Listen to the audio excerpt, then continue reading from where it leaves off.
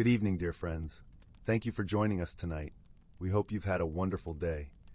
As you settle in, prepare to be wrapped in the warmth of our comforting stories. Relax, let go of the day's cares, and allow yourself to drift into sweet dreams.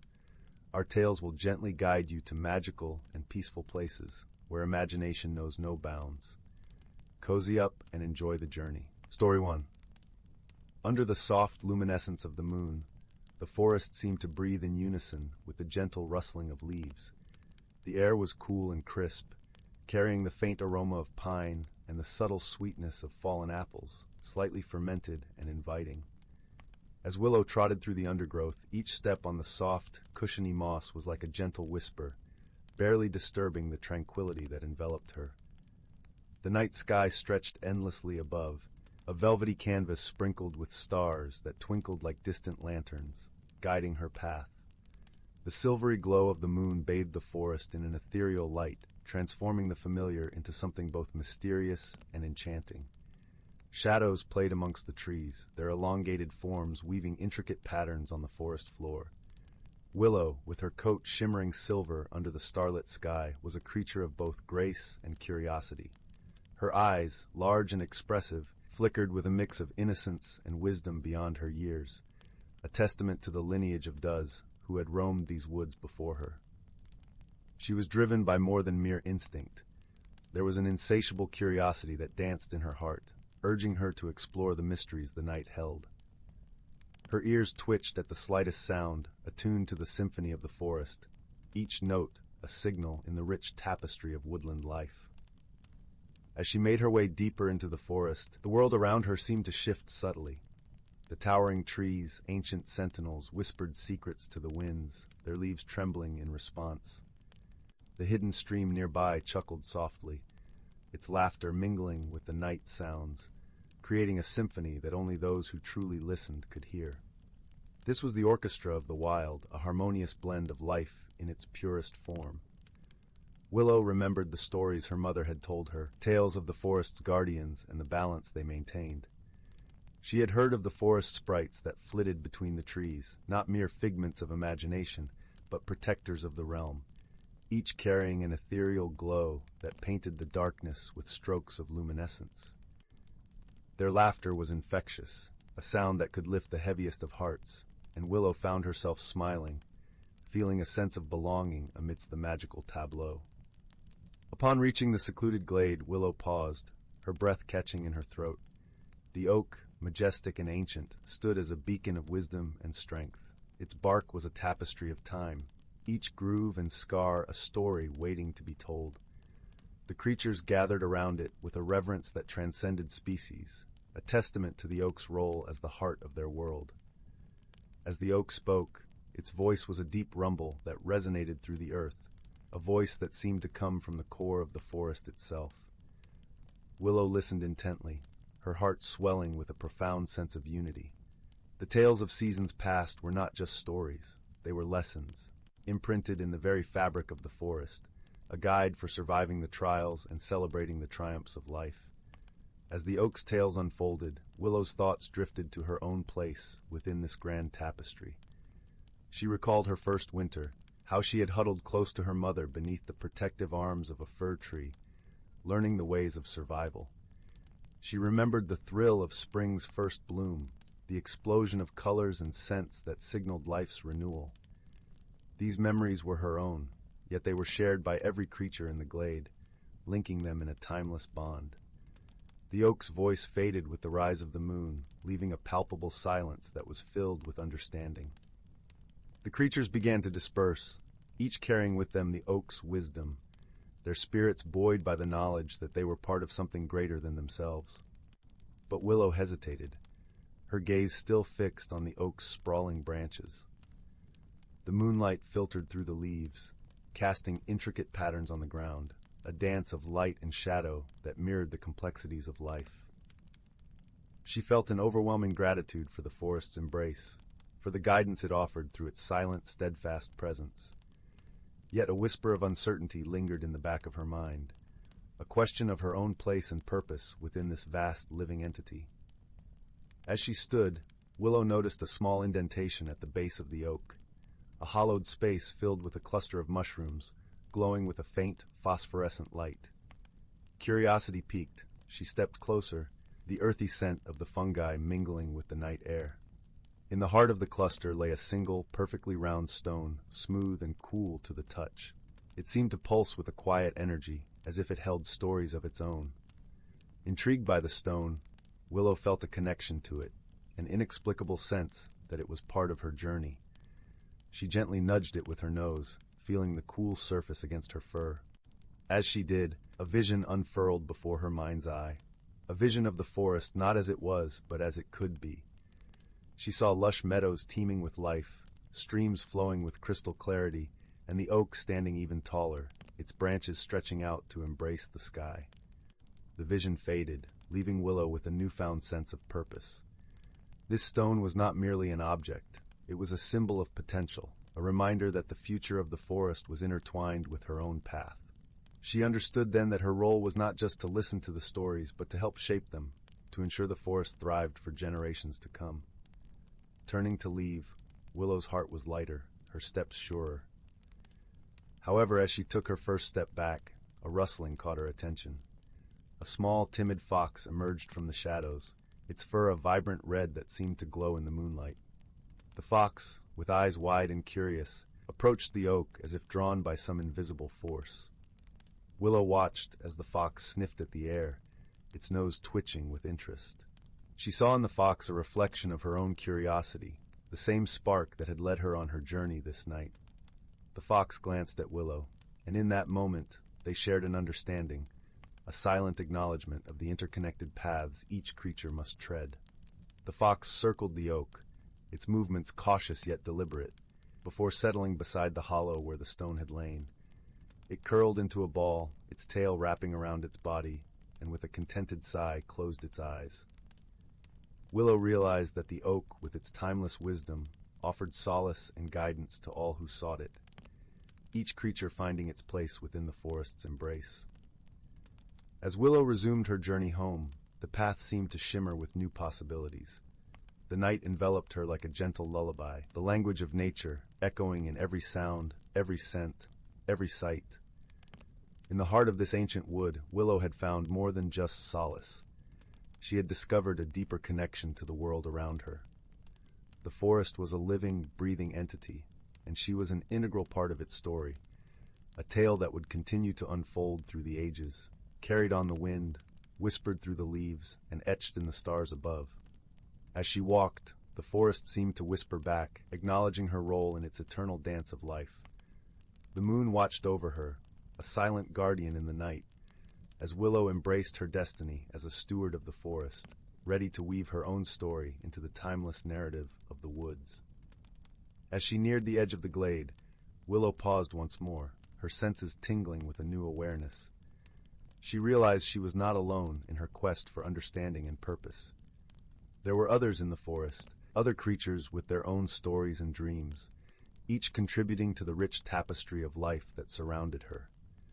The forest, in all its splendor and mystery, was a shared canvas, painted by the lives of those who called it home. In the distance, a soft melody floated through the air, a song carried by the wind. It was the voice of a nightingale, its notes weaving a delicate harmony that seemed to echo the very essence of the forest itself. Willow listened, her heart swelling with a sense of belonging and hope. The nightingale's song was a reminder that every creature, no matter how small, played a vital role in the symphony of life. With renewed determination, Willow set off once more, her steps light and sure. The path ahead was uncertain, but she knew she would not walk it alone. The forest, with its endless wonders and timeless wisdom, would guide her, its stories and secrets unfolding with each step she took. And in her heart she carried the promise of a brighter future, a future she would help create, guided by the lessons of the past and the dreams of those who came before her. The nightingale's song lingered in the air, a testament to the beauty and resilience of the natural world, and as Willow disappeared into the depths of the forest, she knew she was exactly where she was meant to be. Story 2.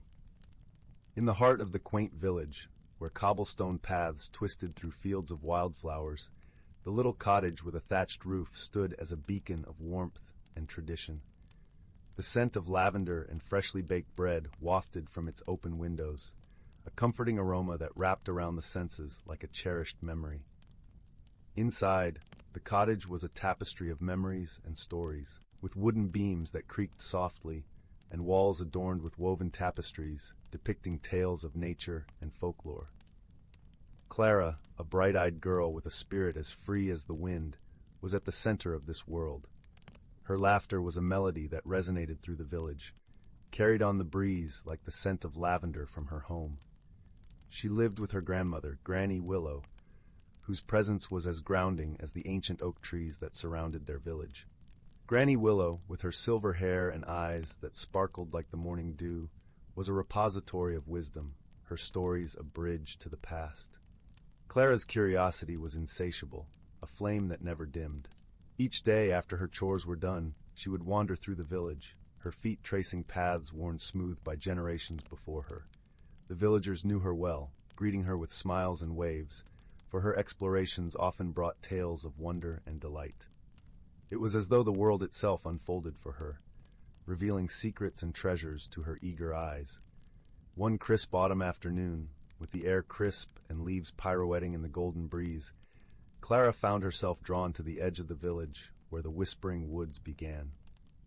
The woods were a place of mystery, their depths a tapestry of shadows and light, where the trees whispered secrets to those who dared to listen. Clara felt a magnetic pull towards them, her footsteps guided by an invisible thread. Near an ancient oak tree, its bark as gnarled and wise as a sage's face, Clara discovered something extraordinary. Nestled among the roots was a small ornate box, its carvings of stars and moons shimmering with an ethereal light. The box seemed to pulse with its own life, a beacon waiting to be discovered. With her heart pounding in her chest, Clara gently opened the box and found within a glass sphere, no larger than a robin's egg, casting soft, rainbow patterns on her hands. The sphere was unlike anything she had ever seen. It hummed with a gentle warmth, its glow soft yet insistent. Instinctively, Clara knew this was no ordinary trinket.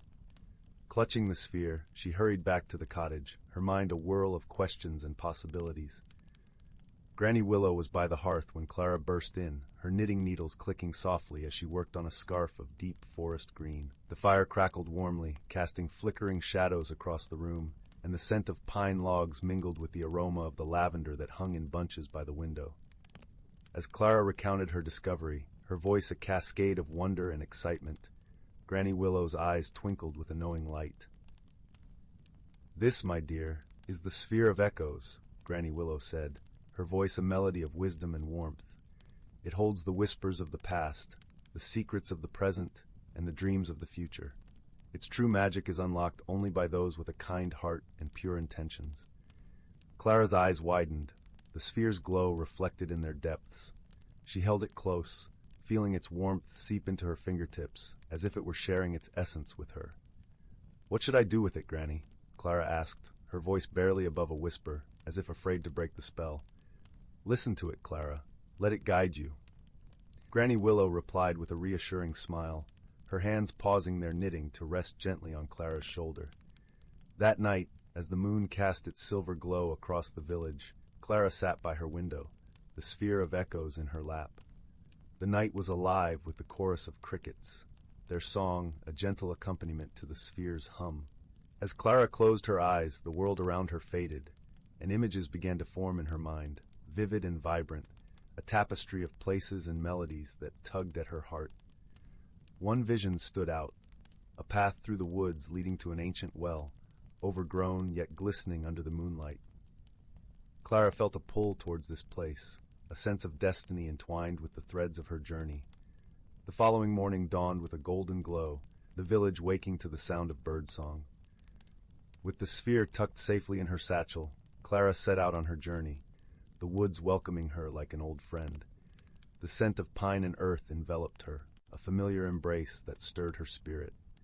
As she ventured deeper into the woods, Clara encountered a host of woodland creatures, each with a story to share. First there was Oliver, the wise old owl perched majestically on a low-hanging branch. His eyes, round and golden as the harvest moon, regarded Clara with a knowing gaze. "Who, young traveler?" he hooted, his voice a soft echo. "I see you carry the sphere of echoes. Listen well, and it shall guide you true." Clara nodded, her heart swelling with gratitude for the owl's counsel. She continued her journey, her footsteps light on the forest floor. Next, she met Pip, a playful squirrel who darted through the underbrush, his bushy tail flicking with delight. Follow me," he chattered, leading Clara to a hidden grove where wild strawberries grew in abundance. Clara thanked Pip with a handful of berries, their sweetness a burst of summer on her tongue, a reminder of the simple joys that life offered. As Clara walked, the sphere grew warmer, its light pulsing gently as if urging her onward. The path opened into a clearing, and there stood the ancient well from her vision, its stones cool and worn smooth by time. Vines draped over its edge, their leaves whispering secrets in the breeze, a symphony of nature's music. Clara approached cautiously, her heart a fluttering bird. She leaned over the well, peering into its depths where the water shimmered like a mirror, reflecting her face alongside the twinkling stars above. Taking a deep breath, she held the sphere above the water, letting it catch the moon's glow. Suddenly, a soft voice echoed up from the well, gentle and melodic, the voice of the sphere of echoes speaking the wisdom of ages. The heart that listens, the mind that sees, finds the truth in unity. Trust in your path, dear one, and you shall discover the light within. Clara pondered these words, letting their meaning weave into her heart like a gentle lullaby. She realized that the journey was not about finding something new, but understanding what was already there. The sphere had shown her the beauty of the world and the kindness that connected all living things, a tapestry of life woven with invisible threads of love and understanding. With newfound clarity, Clara returned home, the journey's lessons shimmering within her like a beacon. Granny Willow awaited her by the fire, her knitting resting in her lap. Clara shared her adventure, each word a thread in the tapestry of her tale. Granny Willow listened, her eyes warm with pride and understanding. "You have found the true magic, Clara," she said softly, her voice a soothing balm. "It lies in the bonds we forge with each other and the world around us." As the fire crackled and the stars twinkled outside, Clara felt a deep sense of peace. She understood now that the sphere of echoes was a gift, not just of magic, but of wisdom and love. And as she drifted off to sleep, the sphere nestled beside her. She knew that wherever life led her, she would carry its light within her heart, guiding her always. The next morning, Clara awoke with a sense of purpose resonating deep within her soul. The sphere of echoes had imparted more than visions. It had awakened a calling. As the village bustled with the morning's life, Clara's mind was set on a new journey. She approached Granny Willow, who was tending to her herb garden, the morning sun casting a golden halo around her. "Granny, I feel there's more to learn and share," Clara started, her voice a mixture of excitement and resolve. "The sphere has shown me that the world is vast and filled with stories waiting to be told." Granny Willow nodded, her eyes reflecting the sky's azure hue. "The world is indeed a tapestry, my child, each thread a life, each life a story. You must weave your own, but always remember where your thread began." Clara hugged her grandmother tightly, the warmth of Granny Willow's embrace a familiar anchor. She knew the journey ahead would be long and filled with challenges, but her heart was steadfast. The villagers gathered at the edge of the village to bid Clara farewell. Their faces were a mosaic of pride and affection, their voices a chorus of encouragement. Clara waved, her spirit buoyed by their support, each step carrying her beyond the familiar into the realm of the unknown. As she ventured into the whispering woods once more, the sphere of echoes nestled securely in her satchel, Clara felt the world's stories whispering on the wind. The scent of wildflowers and earth mingled with the promise of adventure, each breath a new beginning. As Clara moved further from the village, the landscape gradually transformed, the dense woods opening into a vast meadow, painted with blossoms of every conceivable hue. The sky stretched above her, an endless canvas of blue, dotted with drifting clouds that cast their gentle shadows upon the earth. Here, in this tranquil expanse, Clara felt a profound connection not only to the world, but to herself. She sat down amidst the wildflowers, their petals brushing against her skin, and closed her eyes, letting the sphere of echoes rest in her open palms. In the quietude, she began to hear the sphere's gentle hum once more, its vibrations resonating with her heartbeat. The sensation was soothing, a melodic harmony that seemed to align with the rhythm of the universe itself. Clara felt as though she was being embraced by the world, the sphere's warmth spreading through her like sunlight. Suddenly, the meadow around her shimmered and shifted. Clara found herself standing in a grand hall, its walls lined with towering shelves filled with scrolls and books, their spines adorned with intricate designs. A chandelier of crystal and gold hung above, casting prisms of light that danced across the marble floor. This was the Library of Echoes, a place known only in legend, said to hold the wisdom of ages. Clara stepped forward, her footsteps echoing softly in the vast space. Her eyes wandered over the countless scrolls, each one calling to her with the promise of knowledge and adventure. She reached out to touch one, and as her fingers brushed its surface, she was filled with a cascade of images and stories, glimpses of distant lands, ancient civilizations, and the lives of those who had walked the earth long before her time. She realized then the true power of the Sphere of Echoes. It was not just a vessel of magic, but a key to understanding the interconnectedness of all things. The library was a testament to that, a sanctuary where the past, present, and future coexisted, their threads woven into a single tapestry of existence. With newfound reverence, Clara let the sphere guide her through the library, her heart open to the stories it wished to share. She knew that her journey was far from over, that there were still many paths to explore and truths to uncover. But she felt no fear, only a profound sense of belonging and purpose. As she explored the library, Clara discovered a room filled with paintings, each canvas a doorway to a different time or place. She stepped into one depicting a shimmering sea under a vibrant sunset, and found herself on a sandy beach, the waves lapping gently at her feet. The world within the painting was alive, a testament to the sphere's limitless magic. Here, Clara learned the art of storytelling from the sea, its whispers teaching her the ebb and flow of narrative, the way a tale could rise and fall like the tides. When she finally emerged from the library, the meadow welcomed her back with a gentle breeze, the scent of blossoms mingling with the warmth of the sun. Clara held the sphere close, its glow a reminder of the adventures yet to come. And so, dear listener, as Clara's story continues to unfold, may you too find the courage to seek the stories within and around you. Let the echoes of magic guide you through the tapestry of life's adventures, weaving a story that is uniquely yours. Story 3. In a distant corner of the galaxy, where stardust danced like fireflies in the vastness of space, two planets orbited a gentle sun, their paths occasionally crossing in a cosmic ballet. From these worlds came two very different beings, one from the lush, verdant planet of Viridia, and the other from the crystalline, shimmering sphere of Glaciera. From Viridia, a planet known for its towering emerald forests and gentle rivers that sang as they flowed, came a being named Lyra. The air on Viridia was thick with the scent of blooming flora, and the rustling leaves created a symphony that resonated in the soul. Lyra was a creature of the earth, with skin that shimmered like dew-kissed leaves, and eyes that mirrored the deep, tranquil green of her homeland. Her people were known for their wisdom and deep connection to the natural world, understanding the language of every rustling leaf and whispering breeze.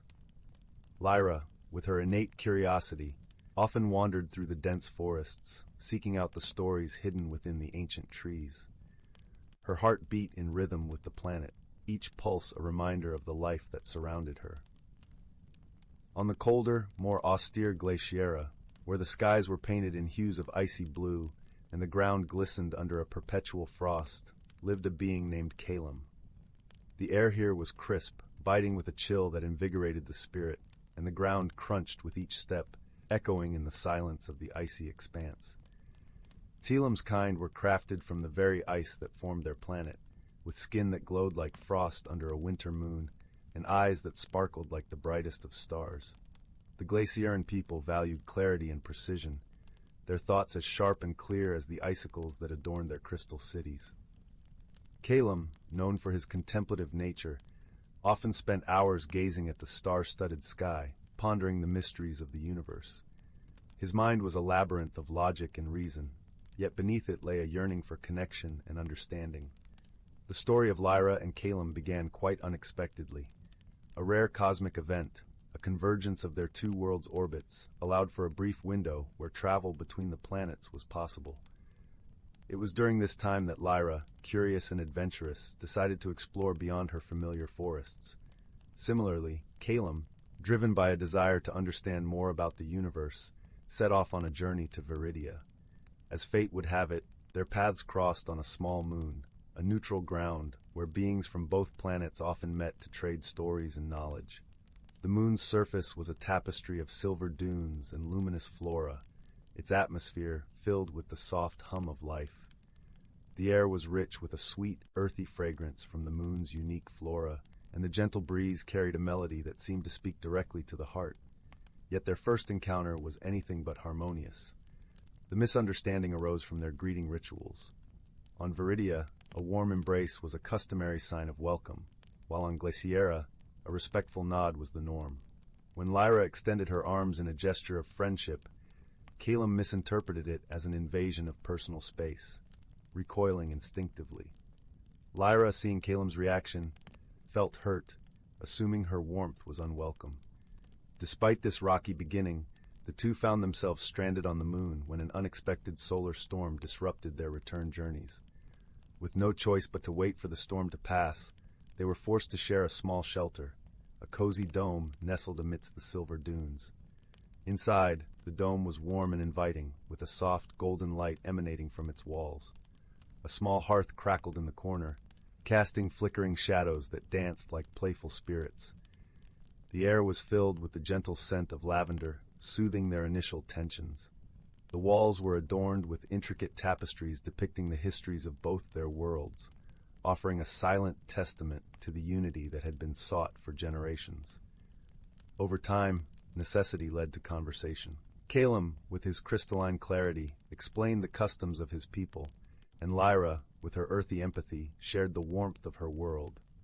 Slowly, they began to understand each other's perspectives, their initial misunderstanding transforming into a bridge of friendship. Their conversations deepened as they shared stories of their worlds. Lyra spoke of the ancient Viridian tales, where the trees whispered secrets of the past and future, tales that made Calum's icy exterior soften with interest. In return, Calum recounted the legends of Glaciera, where the stars were believed to carry the souls of their ancestors, twinkling down with guidance and wisdom. These stories became a balm to their loneliness, weaving a tapestry of connection between them. Their shared challenge came one starry night when the dome's energy began to wane, threatening to leave them in the cold darkness. Calum, with his knowledge of crystalline structures, suggested using the moon's reflective crystals to amplify the remaining energy. Lyra, tapping into her connection with nature, found a way to harness the moon's gentle glow, infusing it into the crystals. Working together, they created a radiant mosaic that not only restored warmth and light to their shelter, but also illuminated the night sky with a breathtaking display of colors. As they admired their handiwork, a profound sense of unity blossomed between them. In the days that followed, Calum and Lyra found joy in each other's company. Calum taught Lyra the beauty of clarity, how to see the world with a crystalline perspective, while Lyra showed Calum the warmth in every living thing, how to listen to the whispers of the universe. Their differences, once a source of confusion, became the foundation of their friendship. They learned that true understanding transcended words, that it was felt in the heart, like the silent music of the stars. While the solar storm raged on, they ventured to explore the moon further. One day they stumbled upon an ancient, weathered obelisk standing solitary amidst the dunes. Its surface was etched with symbols neither of them recognized. Yet, as they studied it together, they noticed how the moonlight revealed hidden carvings, intertwined branches and crystalline patterns, reminiscent of both their worlds. It was a silent testament that their planets had been intertwined long ago, suggesting a shared history that had been forgotten in time. This discovery deepened the bond between Lyra and Calum, offering a tangible link to a past where their worlds were not so distant. It sparked a hope within them that perhaps their encounter was not merely by chance, but a rekindling of an ancient alliance that was meant to be restored. As they pondered the implications of their discovery, they decided to document this newfound history. Using the crystalline fragments and natural pigments from the moon's flora, they created a mural inside their shelter, depicting the intertwining of their worlds. The process was meticulous, each stroke a blend of precision and passion, reflecting the unity they had forged. As they worked side by side, their bonds strengthened, each line and curve a testament to the harmony they had found. When the solar storm finally subsided, allowing them to return to their respective worlds, Lyra and Selim parted with a promise to meet again. Their friendship, forged in the fires of misunderstanding and tempered by cooperation, had taught them that the bonds we form with others are the most precious treasures in the galaxy. As Lyra returned to her verdant home and Selim to his shimmering realm, they carried with them the warmth of their friendship, a light that would guide them in the darkest of times. And though their worlds were distant, their hearts remained close, forever connected by the lessons they had learned together. In the end, Lyra and Calum discovered that the true meaning of friendship was not just in shared experiences or common ground, but in the ability to embrace and celebrate the differences that made each of them unique. It was a warmth that transcended the coldest ice and the deepest forest, a light that could brighten even the darkest corners of the universe. Their story became a legend told across the stars, a reminder of the harmony that can be found when hearts dare to reach across the divide. As time passed, the legend of Lyra and Selim reached far and wide, inspiring a new generation of explorers from Viridia and Glaciera. These young adventurers, driven by the story of the two friends, embarked on their own journeys across the galaxy, seeking to form new bonds and understand the diverse worlds beyond their own. Their journeys brought about a new era of cooperation and understanding between their planets, forever changing the course of their shared history. The legend of Lyra and Calum served as a beacon of hope and unity, a testament to the power of friendship and the enduring strength of love across the stars. Years later, on the anniversary of the cosmic event that brought them together, Lyra and Calum reunited on the same moon. The silver dunes and luminous flora greeted them like old friends, the air carrying the same sweet fragrance that had first brought them together. As they stood before the mural they had created, now weathered but still vibrant, they reflected on their journey and the legacy they had unwittingly set in motion. The galaxy had changed, yet their friendship remained a constant, a reminder that even in the vastness of space, the bonds of the heart could outshine the brightest stars. In the years that followed, both Viridia and Glaciera began to flourish in ways previously unimaginable. The exchange of knowledge and culture between the planets led to innovations that enriched both societies. Lyra's people, inspired by the crystalline architecture of Glaciera, began to incorporate elements of its precision into their own structures, crafting buildings that seemed to grow naturally from the earth, yet glistened with the clarity of the stars. Meanwhile, the Glacieran people, moved by Viridia's deep connection to life, began cultivating gardens of luminous flora within their icy cities, creating enclaves of warmth amidst the chill. Meanwhile, Lyra and Calum became ambassadors of sorts, their story a catalyst for deeper connection. They traveled frequently between the worlds, sharing tales and insights, fostering a spirit of unity and cooperation.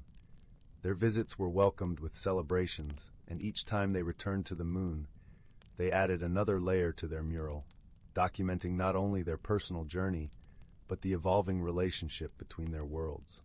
On one such visit, they discovered a new growth of luminous flora near the obelisk, blooming in vibrant hues that neither had seen before. It was a sign, they believed, of the living nature of their bond and the ever-expanding potential of their shared history. Their friendship, once a simple meeting of two souls from distant worlds, had grown into a legacy of hope and unity that spanned the stars.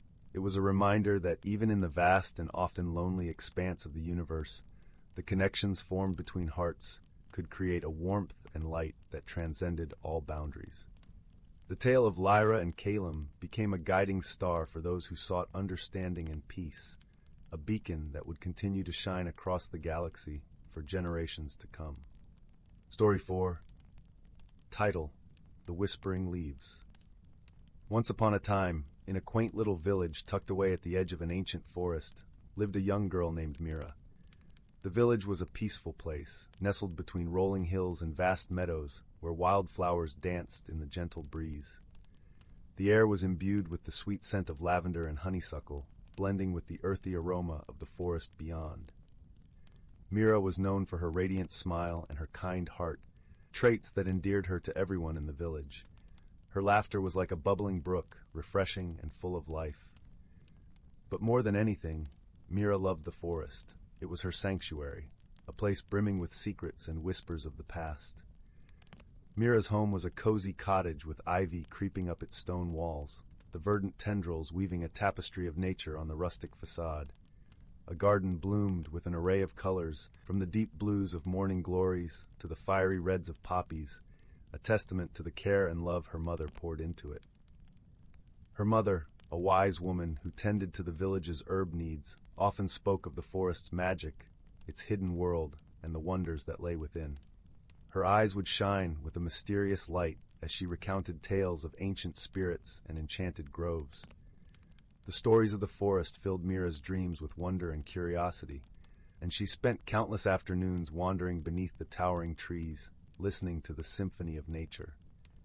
The forest was a living tapestry, woven with the hues of emerald leaves and the scent of pine and earth. Sunlight filtered through the canopy, casting dappled patterns on the forest floor, where tiny creatures scurried about their day. The air was alive with the chirping of crickets and the calls of unseen birds, creating a melody that was both ancient and forever new. Each step Mira took was cushioned by a carpet of moss, and the cool breeze carried with it the distant murmur of a nearby stream. One golden afternoon, as Mira meandered along a familiar path, she stumbled upon something peculiar, a glimmering object nestled amongst the roots of a grand oak, half buried in the soft earth. It was a small, intricately carved box, adorned with symbols that shimmered under the dappled sunlight. The symbols seemed to dance with a life of their own, whispering secrets in a language forgotten by time. The box was unlike anything Mira had ever seen, and she felt a strange pull towards it, as if it was calling her name. With a careful hand, she lifted the box from its resting place and examined it closely. It was warm to the touch, and as she held it, a gentle hum resonated from within, sending a shiver down her spine. Mira's heart raced with excitement and a hint of trepidation. She knew that this was no ordinary box. It was something magical, a piece of the forest's mysterious tapestry. As she pondered over the box, a soft voice drifted through the air. "Open it," the voice whispered, as light as the rustling leaves. Mira glanced around, but saw no one. The voice seemed to come from the forest itself, from the very soul of the trees, as if the wind had found words to speak. Encouraged by the forest's gentle urging, Mira hesitated only a moment longer before lifting the lid. Inside, she found a delicate leaf, golden and shimmering as if kissed by the sun's own rays. Its surface was etched with intricate patterns, glowing with an inner luminescence. As she touched the leaf, a warmth spread through her fingers, and the world around her shifted. Suddenly, Mira was no longer standing on the forest path. She was in a place unlike any she had ever known, a hidden world within the heart of the forest. The trees here were more vibrant, their leaves singing in harmonious whispers. Flowers bloomed in colors she could scarcely name, and streams of crystal-clear water wove through the landscape like ribbons of light. The ground beneath her feet was soft and springy, and the air was filled with the intoxicating fragrance of blooming jasmine. In this enchanted realm, Mira felt a deep sense of belonging, as though she had been here before in dreams long forgotten. The air was filled with the sweet scent of blossoms and the melody of unseen birds. It was a world of magic, untouched by time, and Mira knew that she was meant to be here. As she explored this wondrous place, she met a host of gentle, kind-hearted creatures, woodland beings with eyes that sparkled like stars and laughter that chimed like bells. They moved with a grace that seemed to defy the laws of nature, their presence a testament to the magic that permeated the land. They welcomed Mira with open arms, their warmth enveloping her like a soft blanket on a chilly night. Among them was a creature named Leora, a graceful sprite with wings as delicate as gossamer. Leora's smile was as bright as the morning sun, and her laughter was infectious, a melody that lifted Mira's spirit. She took Mira's hand and led her deeper into the forest, where the trees parted to reveal a hidden glade. In the center of the glade stood an ancient tree, its trunk twisted with age and wisdom. The tree's branches reached towards the sky, and its leaves shimmered with a golden glow, much like the leaf Mira had found in the box. Leora explained that this tree was the heart of the forest, a source of magic and life that connected their world with Mira's. Mira listened, captivated by the story, and felt a sense of awe and reverence for the ancient tree and its secrets. She realized that the leaf she had found was a gift, a key to this hidden world and its wonders, a bridge between her world and this enchanted realm. Leora's tone grew somber as she spoke of a shadow that had crept into their world, a darkness that threatened to dim the light of the forest. The creatures of the forest had lived in harmony for centuries, but now their home was in peril. The shadows twisted the landscape, turning the once vibrant colors to gray, and the melodies of the forest grew faint. Mira's heart ached at the thought of this beautiful world being consumed by darkness. She knew she had to help, to use the gift she had been given to restore the balance and protect the forest. Determined, Mira set out with Leora and her new friends on a journey to find the source of the shadow.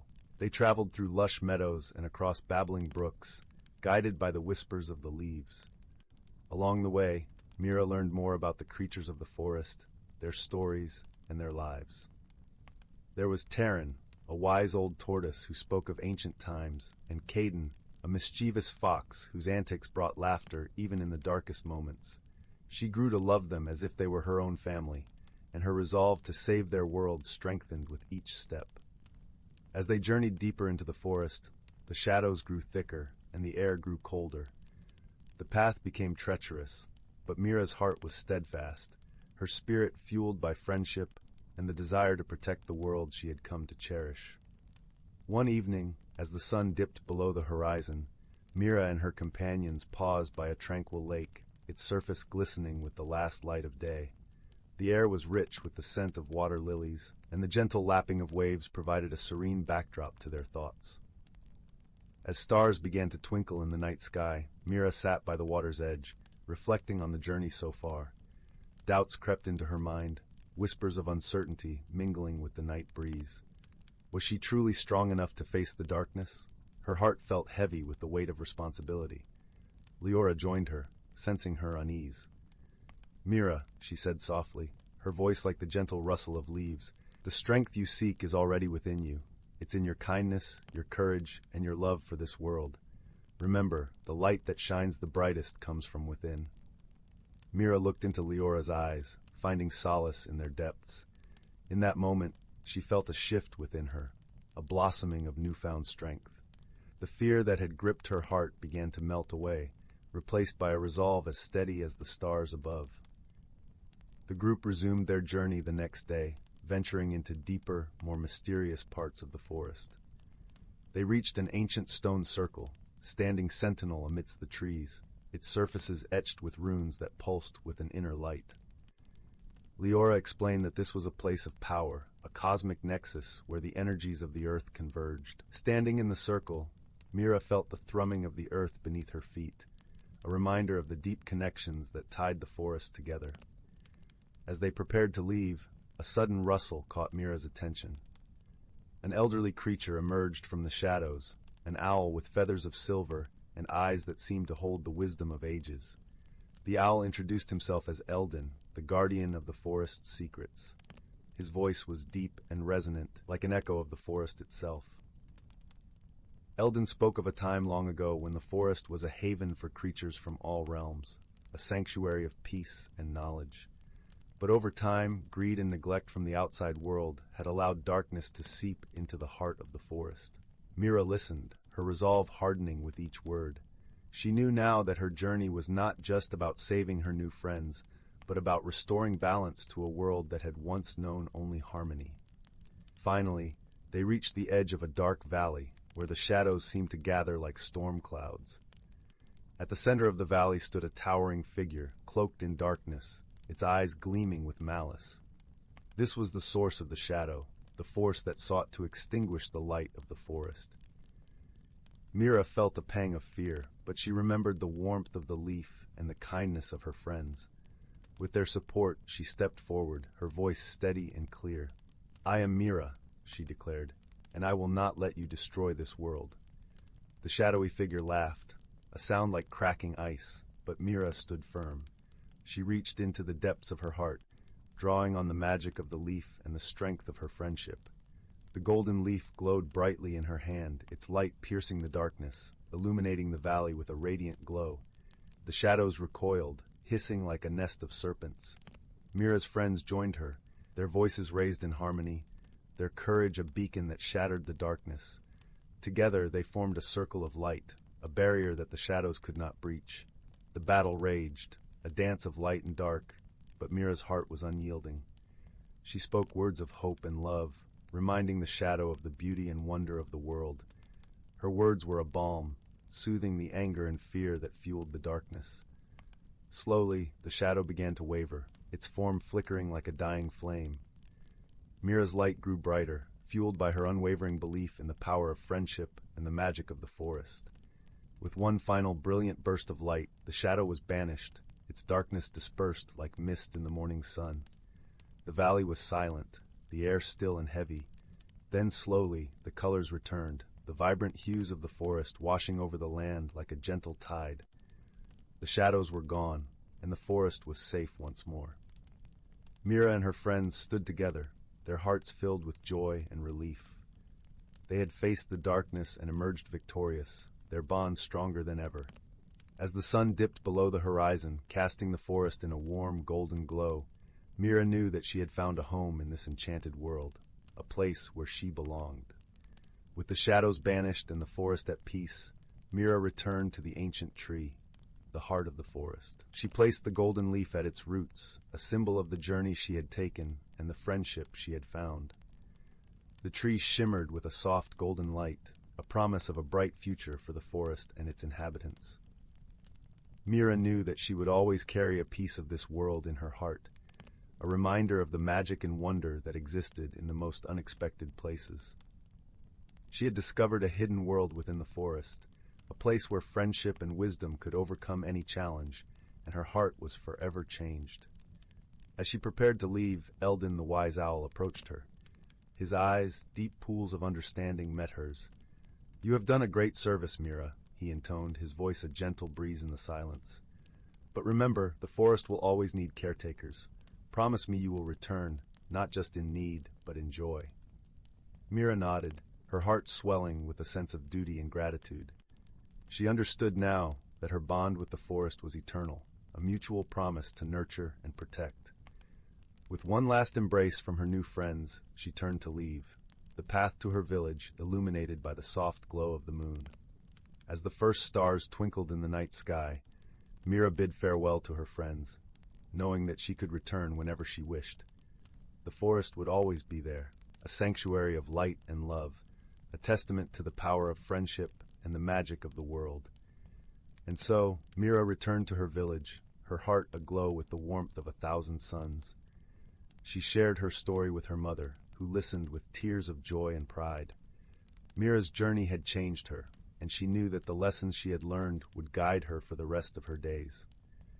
In the days that followed, Mira often found herself gazing toward the forest, a serene smile playing on her lips. She began planting new seeds in her garden, whispering to them stories of the magical world she had visited, believing that they too would carry a touch of that magic into the soil of her village. As Mira lay in her bed that night, she listened to the gentle rustle of the leaves outside her window, a lullaby that lulled her into a peaceful sleep. She dreamed of the forest, of the friends she had made, and the adventures yet to come. And in her dreams, the leaves whispered a promise of magic, of friendship, and of a world where light and love would always prevail. In the quiet of the night, under the watchful gaze of the stars, the village slept, cradled in the arms of the ancient forest. And somewhere, deep within the heart of the woods, the leaves whispered a story of a brave girl named Mira, her journey, and the magic of friendship that had changed the world. And so, The tale of the whispering leaves came to a close, leaving behind a soft, lingering melody, a song of hope, of light, and of a world where dreams come true. Story 5. In the heart of an ancient forest, a place where the whispering leaves told tales older than time, lay a hidden world unseen by human eyes. This was the realm of Sylviana, a lush haven where the secrets of the earth were woven into the fabric of life itself. Here the boundaries between reality and magic were as thin as the morning mist that blanketed the forest floor, every tendril of fog a thread connecting the tangible and the ethereal. As the golden sun dipped below the horizon, painting the sky with hues of lavender and rose, the forest awoke with a gentle symphony. The soft rustle of leaves harmonized with the bubbling brook that meandered through the trees, its waters sparkling like liquid crystal. Fireflies danced in a delicate ballet, their light flickering like tiny stars come down to earth. The scent of pine and earth mingled in the cool air, a fragrance so rich it seemed to tell its own story of growth and decay, of life and renewal. At the heart of this magical forest lived creatures of all kinds, woodland animals, wise old trees, and ethereal beings known as the sylphs. These gentle spirits, guardians of the forest, shimmered like moonbeams and were as old as the earth itself. They glided through the trees with a grace that left no trace, their laughter as light as the breeze that carried it. The trees, towering sentinels of green and gold, stood watch over their realm, their bark etched with the history of countless seasons. One such sylph, named Thalia, was known for her kindness and wisdom. With hair like spun silver and eyes the color of the forest canopy, she was beloved by all. Thalia had a special connection with the creatures of the forest, understanding their whispers and songs. Her presence was a balm to the troubled and a beacon to the lost. She was the keeper of the seasons, and it was her duty to maintain the delicate balance that kept the forest alive. As the first frost of autumn began to lace the leaves with diamonds, Thalia sensed a change in the air. The animals began to gather, their eyes wide with curiosity and concern. A gathering was called, and creatures of all shapes and sizes came to the great oak, a towering tree that had stood for centuries as the heart of the forest. Its gnarled branches stretched across the sky like a protective embrace, its roots deep and unyielding as the wisdom it harbored. Thalia stood before them, her presence calming as the soft rustle of a gentle breeze. "Dear friends," she began, her voice like the tinkling of wind chimes, "I have felt a disturbance in our forest, a shift that threatens the harmony we hold dear." The creatures murmured among themselves, their voices a chorus of concern. A wise old owl, with feathers as soft as twilight, hooted gently, "What can we do, Thalia? How can we help restore balance?" Thalia smiled, her eyes twinkling with gratitude and resolve. "It is the season of autumn, a time of preparation and reflection. We must work together, as we always have, to ensure that the cycle of life continues unbroken." With her guidance, the forest set to work. The squirrels, with their nimble paws, gathered acorns and seeds, preparing for the winter to come. The bears, with their great strength, helped to clear fallen branches, ensuring the paths remained open.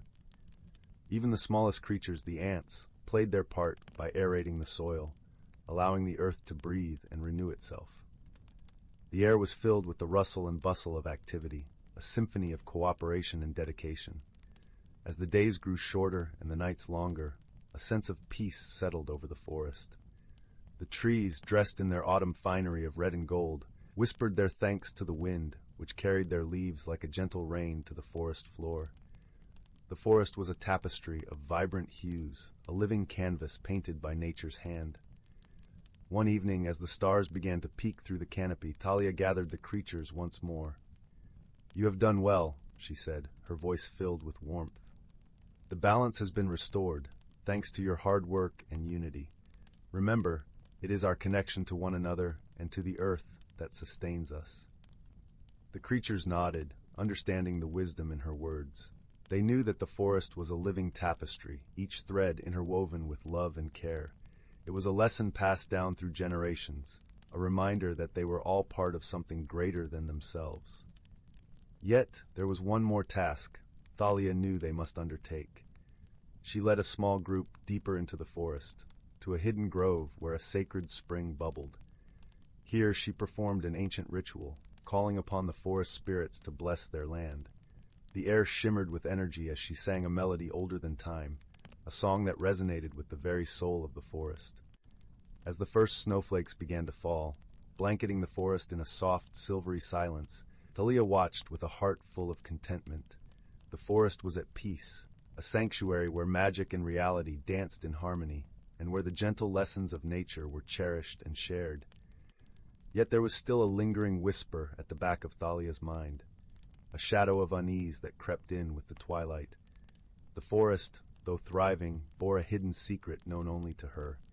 A small grove at the edge of Silviana, where the trees seemed to lean in closer, their branches entwined like fingers holding on to a closely guarded truth. It was here, in the hushed quiet, that the forest's oldest secret lay, a seed of immense power, a relic from the dawn of time, buried deep beneath the gnarled roots of an ancient yew tree. Thalia felt the pull of this secret, the weight of its potential to upend the delicate balance she so fiercely protected.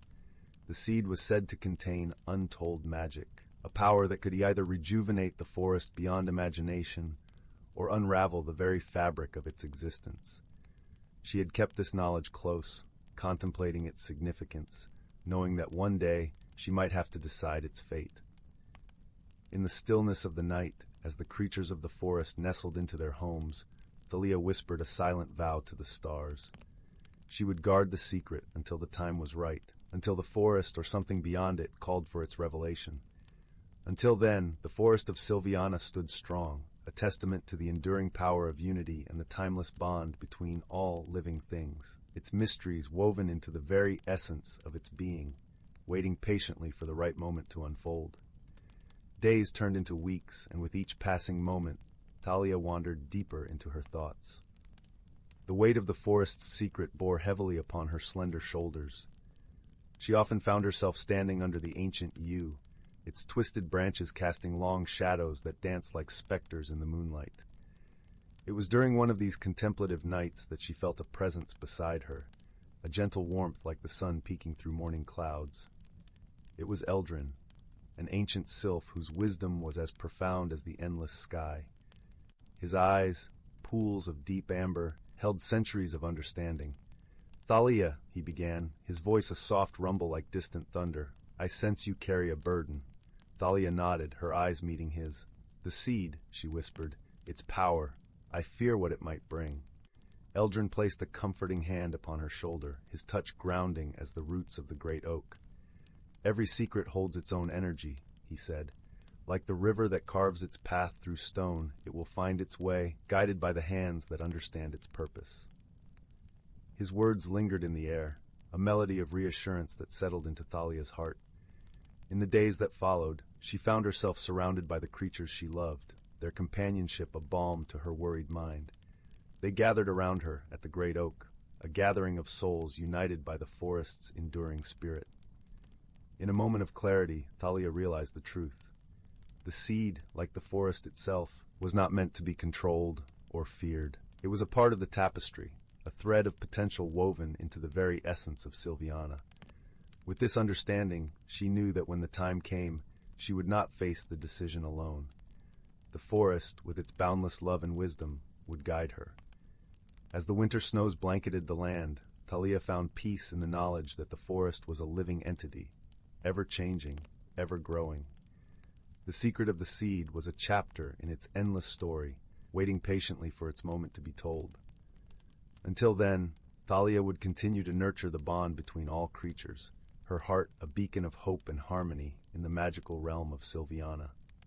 In the quiet moments of dawn, when the world was painted in the soft blush of new beginnings, Thalia stood at the edge of the hidden grove, her thoughts a gentle river of contemplation.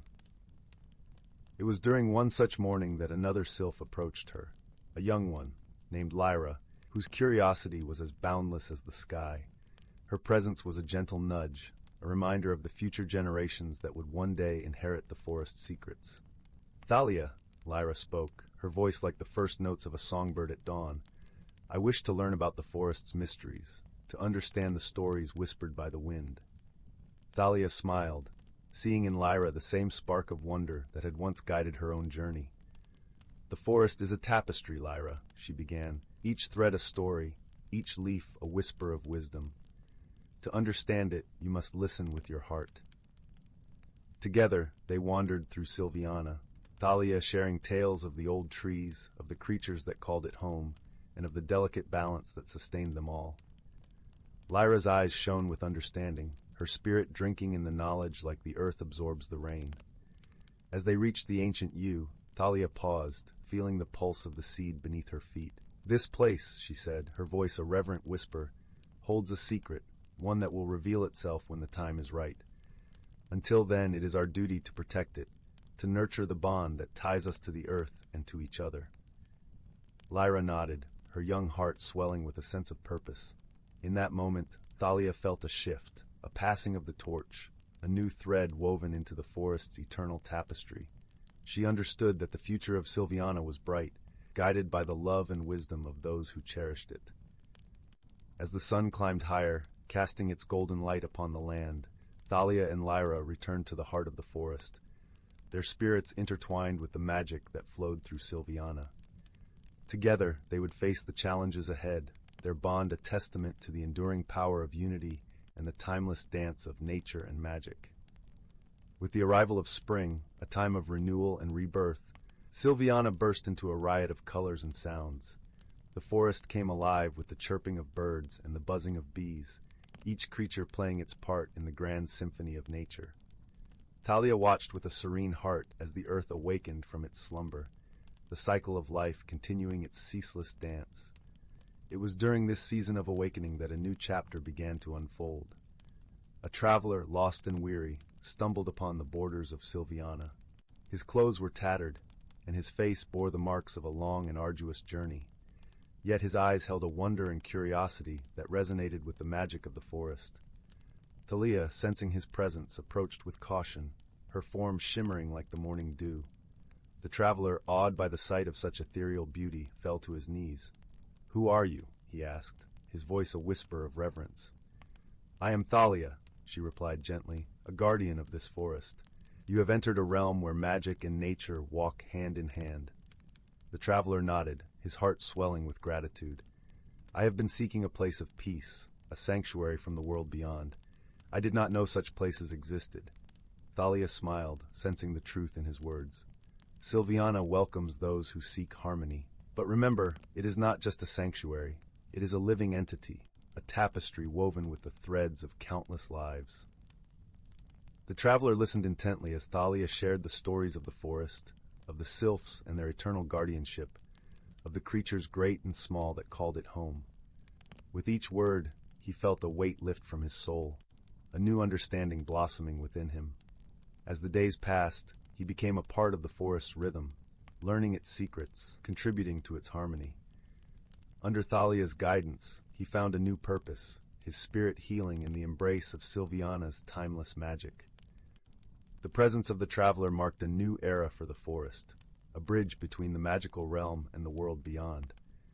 Thalia knew that this connection, this sharing of wisdom and love, was a vital step in the forest's journey. In time, the traveler would return to the world he came from, carrying with him the lessons of Silviana, spreading its message of unity and balance.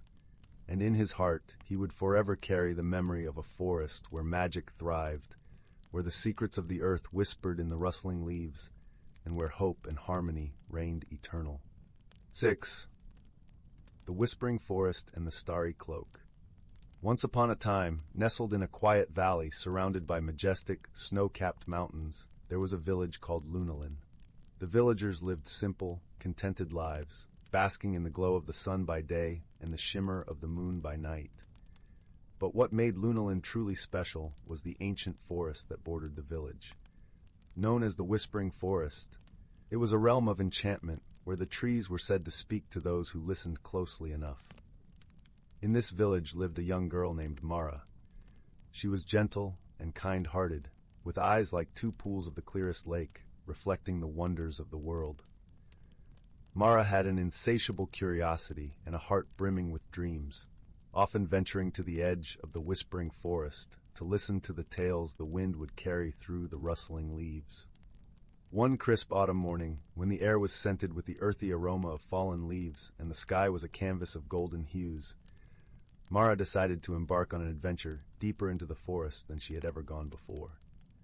She packed a small satchel with some bread, cheese, and a flask of warm tea, and draped her favorite woolen cloak over her shoulders to shield against the cool breeze. As Mara stepped into the forest, she felt a gentle tug at her heart, as if the forest itself was inviting her deeper into its mysteries. The trees stood tall and proud, their canopies forming a tapestry of greens and golds. The path underfoot was soft with moss, and the air was filled with the symphony of birdsong and the whisper of the wind. Mara walked for what felt like hours, until she stumbled upon a glade bathed in a soft silver light. In the center of the glade stood an ancient oak tree, its gnarled branches reaching up to the sky like the arms of a wise old sage. At the base of the tree lay a cloak, unlike any Mara had ever seen. It shimmered with the brilliance of 1,000 stars, and as she picked it up, it felt as if she was holding a piece of the night sky itself.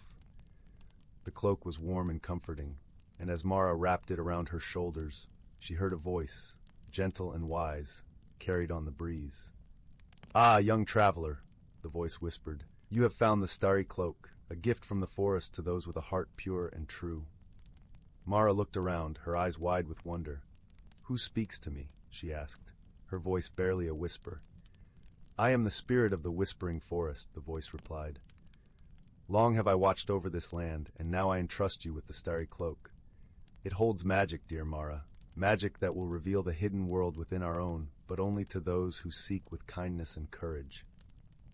With a newfound sense of purpose, Mara thanked the spirit and vowed to use the cloak's magic wisely.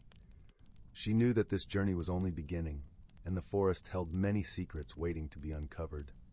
As Mara traveled deeper into the forest, the world around her began to change. The trees seemed alive with a glow of their own, and the air was filled with the soft, tinkling laughter of the woodland creatures.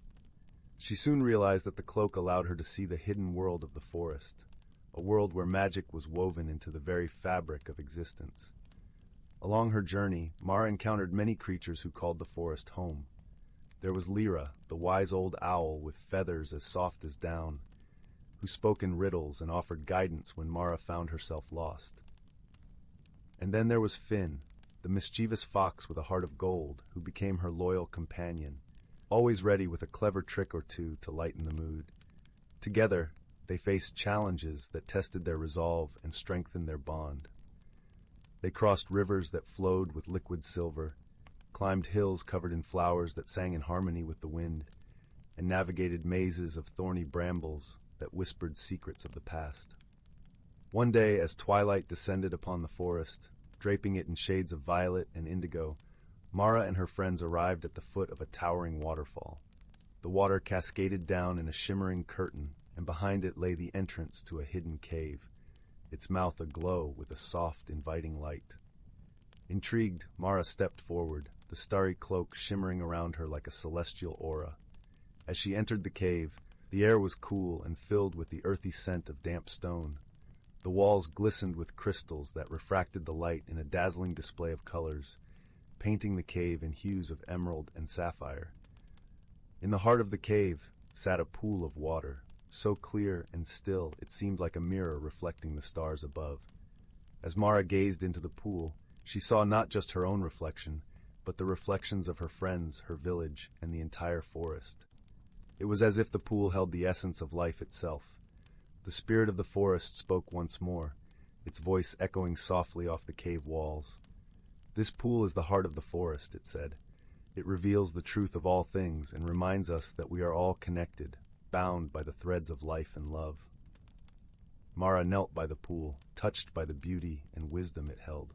She realized that the journey she had embarked upon was not just about discovering the secrets of the forest, but about understanding her own heart and the connections she shared with those around her.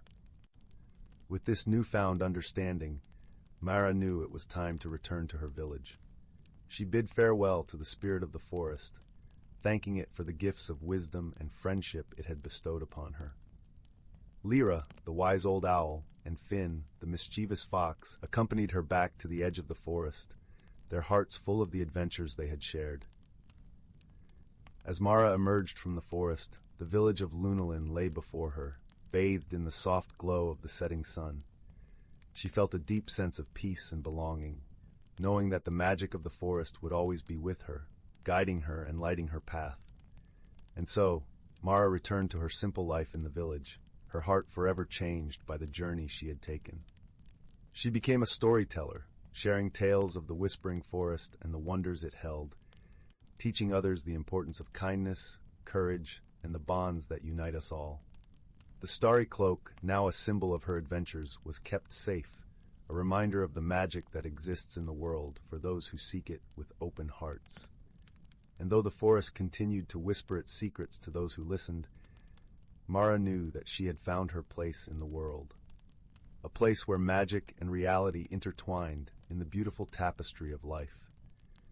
Thus, the story of Mara and the Whispering Forest became a cherished legend in Lunalin, passed down through generations, a testament to the power of friendship, wisdom, and the enduring magic of the world around us. And as the villagers gathered around their fires each night, they would look to the stars and remember the girl who once walked among them, guided by the light of the starry cloak. Story 7.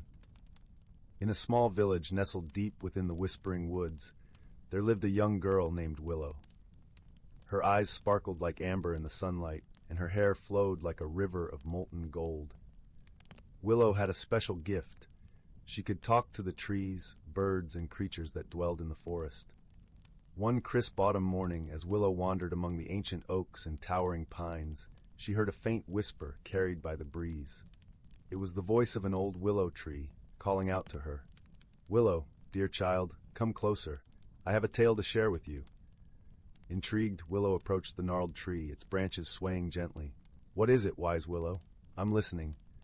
The tree rustled its leaves, and a secret door etched into its trunk creaked open, revealing a hollow space within. Inside this hidden chamber lies a magical object, a luminous acorn that holds the key to a wondrous world. But beware, child, for this journey will test your courage and strength of heart. Willow's eyes widened in awe as she reached inside and retrieved the glowing acorn. It pulsed with a warm golden light, and she could sense the ancient magic pulsing within. Without hesitation, she cradled the acorn in her palms and whispered, "I'm ready."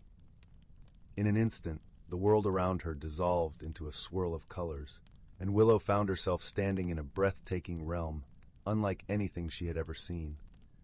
Towering trees adorned with glittering leaves stretched as far as the eye could see, their branches interwoven with ribbons of sparkling light. The air was filled with the sweet, melodic songs of enchanted birds, and a crystal-clear stream wound its way through the vibrant landscape. As Willow wandered deeper into this hidden world, she encountered a curious sight, a group of woodland creatures huddled together, their faces etched with worry. A young rabbit hopped forward, its nose twitching anxiously. "Please, can you help us? Our friend, the wise old owl, has gone missing, and we fear something terrible has happened." Willow knelt down, her heart filled with compassion. "Of course, I'll do whatever I can. Where was the owl last seen?" The rabbit led Willow through the winding paths, deeper into the enchanted forest. Along the way, they encountered a mischievous fox who offered to join their quest, and a brave little mouse who had overheard whispers of the owl's disappearance. As they ventured further, the forest grew denser, and the paths became overgrown and tangled. Suddenly, they stumbled upon a clearing where a magnificent oak tree stood, its branches twisted and gnarled. At the base of the tree, they found the wise old owl, his feathers ruffled and his eyes closed.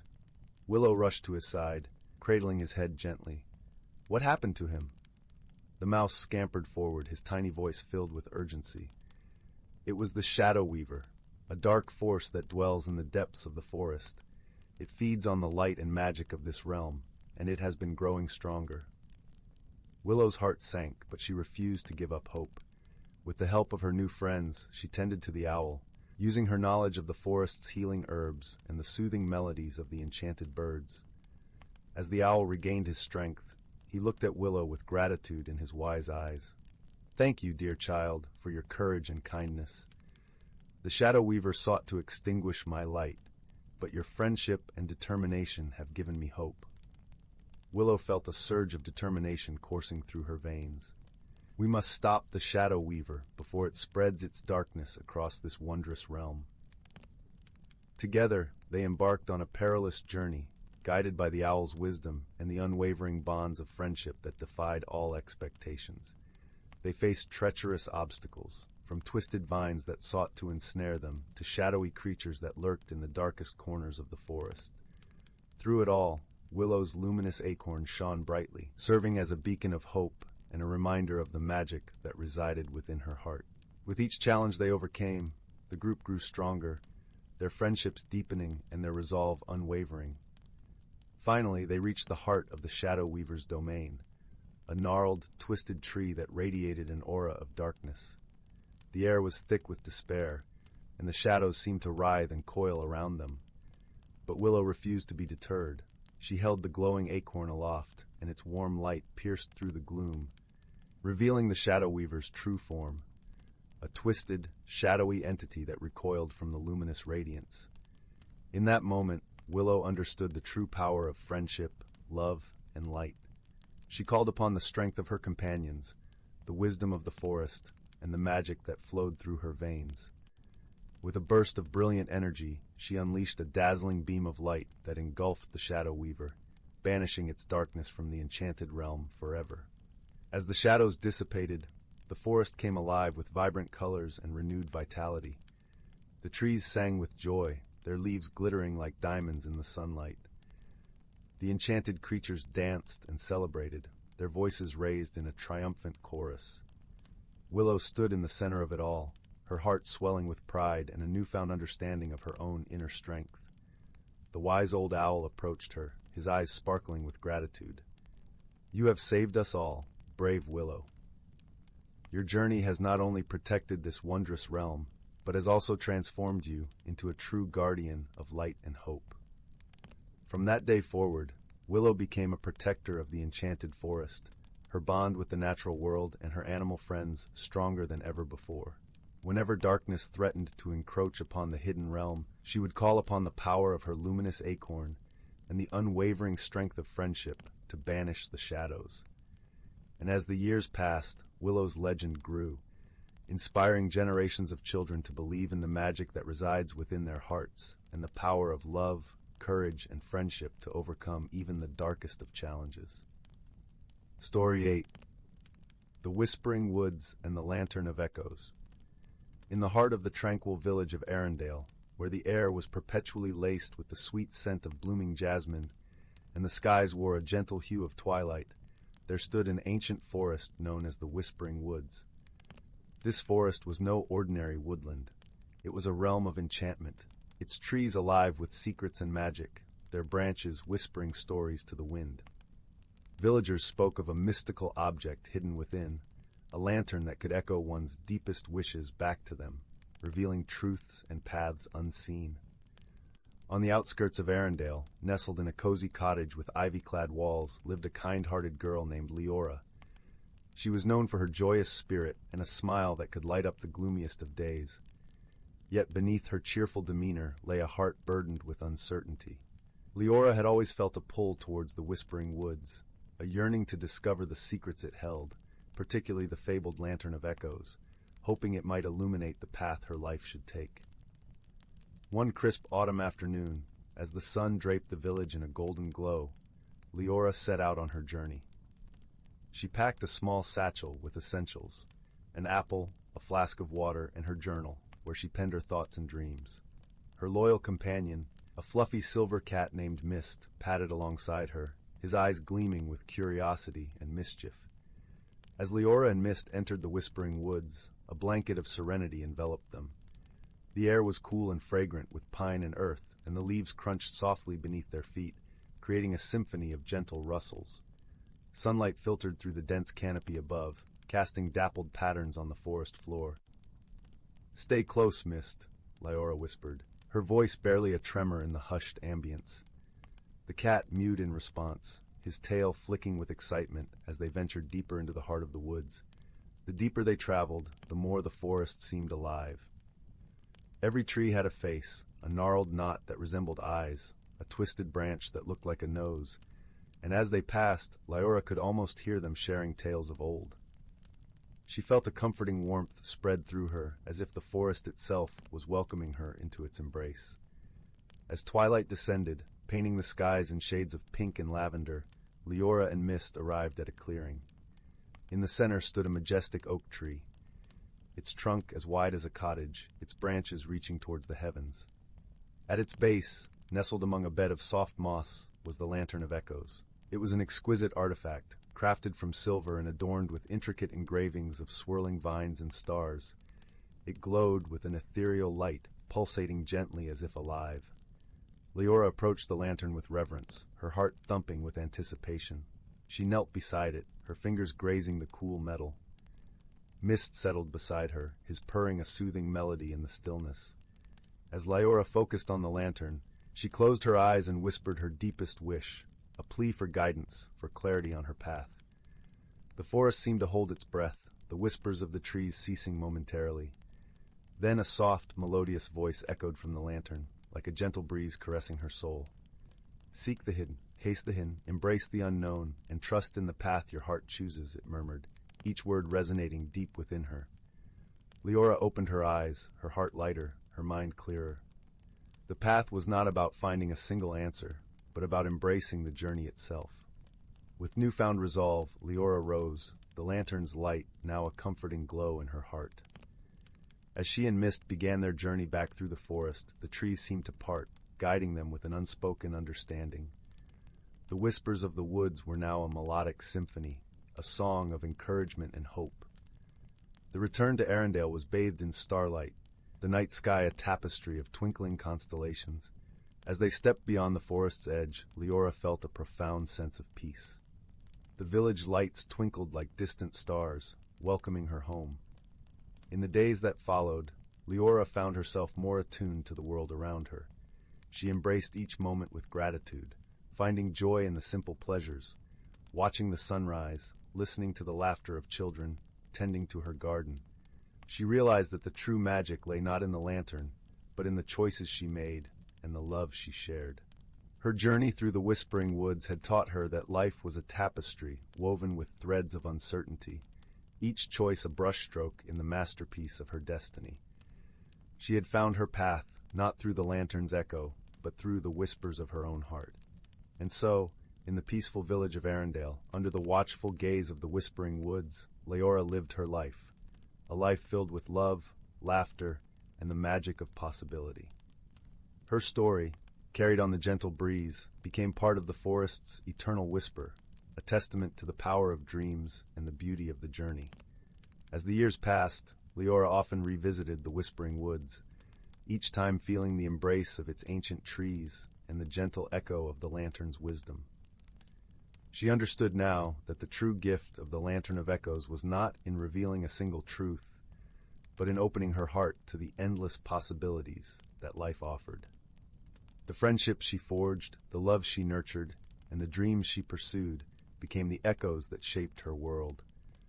Her friendship with Mist deepened, the silver cat becoming her steadfast companion in every adventure. Together, they explored the hidden nooks of Arendelle, uncovering small wonders that others overlooked, a nest of robin's eggs in the spring, a patch of wildflowers that bloomed in unexpected colors, a family of foxes playing in the moonlight. The villagers of Arendelle noticed the change in Lyora. Her presence was a source of comfort and inspiration, her laughter a balm for weary souls. She listened with an open heart, offering words of wisdom that stemmed not from the lantern's echo, but from the wellspring of her own experiences. In her they found a friend who saw the beauty in the world and shared it generously. One crisp winter evening, as snowflakes danced in the air and the village was wrapped in a blanket of white, Lyora received a visitor at her cottage. A young girl named Amara, wide-eyed and curious, stood at her doorstep. She had heard tales of Lyora's journey and sought her guidance. "Is it true?" Amara asked, her voice a whisper of hope.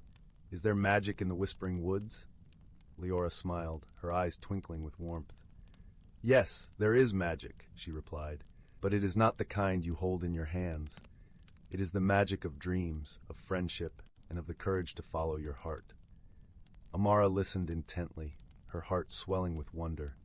She spent the evening by Leora's hearth, listening to stories of the whispering woods, the lantern of echoes, and the adventures that awaited those who dared to dream. As the fire crackled and the shadows danced on the walls, Leora's words wove a tapestry of enchantment, filling the room with a sense of timeless possibility. In the years that followed, Amara became a frequent visitor to Leora's cottage. She learned to see the world through Leora's eyes, finding beauty in the everyday, listening to the whispers of nature, and nurturing the bonds of friendship. Under Leora's gentle guidance, Amara discovered her own path, her own gifts, and her own dreams. As time wove its tapestry, Leora grew older, her hair silver like mist's fur, her steps slower but no less purposeful. She continued to visit the whispering woods, her heart forever intertwined with its magic. In the quiet moments beneath the ancient trees, she would close her eyes and listen, feeling the echoes of her journey resonating through the forest. And so, the story of Leora and the Lantern of Echoes became a cherished tale in the village of Arendelle, a story passed down through generations, inspiring those who heard it to seek their own paths, to embrace the magic of the unknown, and to trust in the whispers of their hearts. In the end, Leora's legacy was not one of grand adventures or legendary deeds, but of simple truths and enduring love.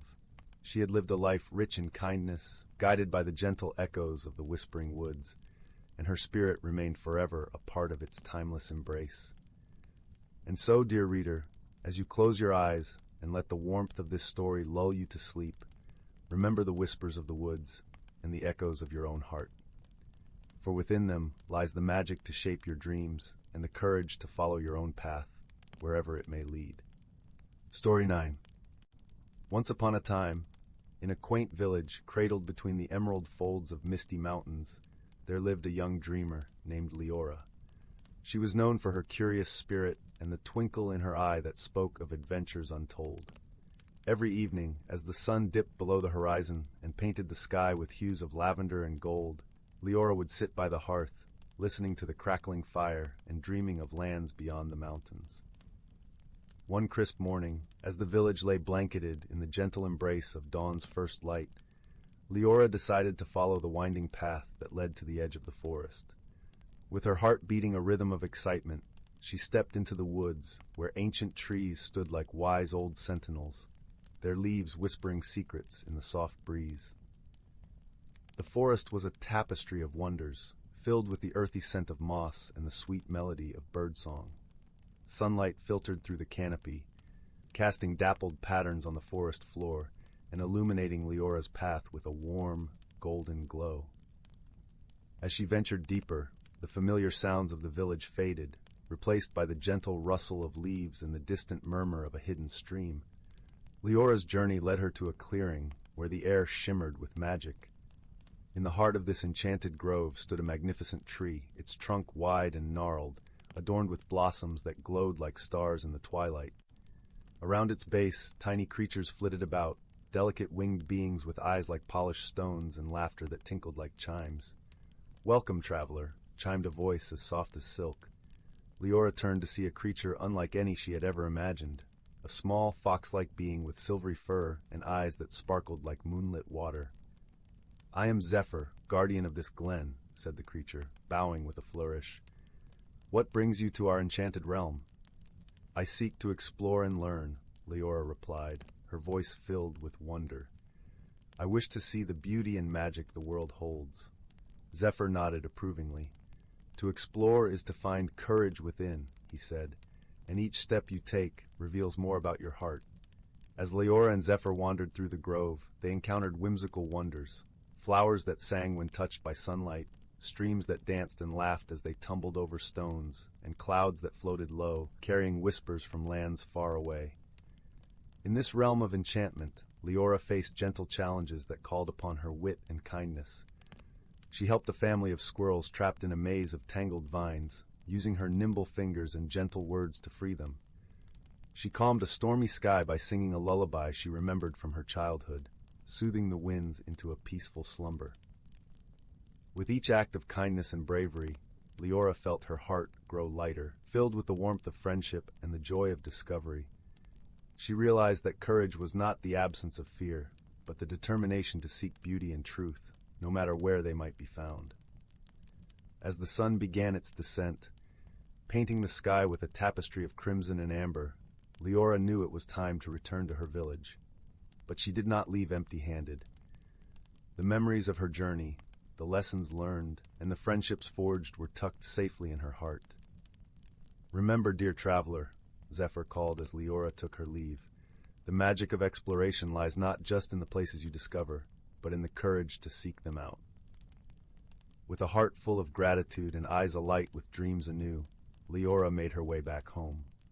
As she stepped into the familiar warmth of her village, the twilight sky began to twinkle with stars, each one a reminder of the wondrous world just beyond the horizon. And so, nestled by the hearth, with the gentle crackle of the fire lulling her to sleep, Leora dreamed of the adventures yet to come, her heart ever open to the magic that awaited in the unknown. Once upon a time, in the heart of a gentle, rolling countryside, there lay a village encircled by emerald forests and crystal-clear streams. This village was known as Willowbrook, named for the graceful willow trees that lined the brook which danced through the center of the town. It was a place where the air was perpetually sweet, with the scent of blooming flowers, and the laughter of children echoed between the quaint thatched cottages like the joyous songs of morning birds. In this idyllic setting lived a young girl named Clara. Clara had a special way of seeing the world that others often missed. Her eyes, wide and curious, seemed to catch the light in a way that made them sparkle like the brook under the midday sun. She was known for her kindness, which radiated from her like sunshine, warming everyone she encountered. Yet, Clara felt a yearning deep within her heart for something more, a longing for adventure beyond the familiar fields and forests of Willowbrook. Clara's favorite place was an ancient oak tree that stood at the edge of the forest. Its gnarled branches stretched out like welcoming arms, and its leaves whispered secrets on the breeze. Beneath its boughs, she would sit for hours, dreaming of far-off lands and magical creatures, her imagination spinning tales as vivid as the wildflowers that dotted the meadows. One afternoon, as the golden rays of the setting sun painted the sky in hues of pink and orange, Clara made her way to the oak tree. Her heart was heavy with the weight of her unfulfilled dreams. As she nestled into her usual spot, she noticed something unusual. There, nestled among the tree's roots, was a small, intricately carved wooden box. It was unlike anything she had ever seen. With delicate filigree adorning its surface, and a soft, inviting glow emanating from within. Curiosity piqued, Clara reached out and gingerly opened the box. Inside, resting on a bed of soft moss, was a shimmering pendant in the shape of a teardrop. It was made of a mysterious blue stone that seemed to pulse with a gentle light, as if imbued with a heartbeat of its own. As Clara held it in her palm, a warmth spread through her, filling her with a sense of peace and possibility. That night, as stars twinkled like 1,000 tiny lanterns in the velvet sky, Clara slipped the pendant around her neck. As she did, a soft, melodious voice filled her mind. "Dear Clara," it whispered, "you have been chosen to embark on a journey of discovery. This pendant will guide you to a hidden world, a place where magic weaves through every leaf and stone. Trust in your heart, and you will find the path." The voice was gentle and reassuring, like a lullaby sung by a mother to her child. Clara's heart fluttered with excitement and a touch of apprehension. She knew that this was the adventure she had been longing for, an opportunity to explore the mysteries of the world beyond Willowbrook. The following morning, Clara awoke with a newfound sense of purpose. She wore the pendant beneath her dress, feeling its comforting weight against her chest. As she wandered the village, she noticed how the pendant seemed to respond to her surroundings, glowing brighter when she drew near the forest. Determined to follow its guidance, Clara set off towards the ancient oak tree, her heart racing with anticipation.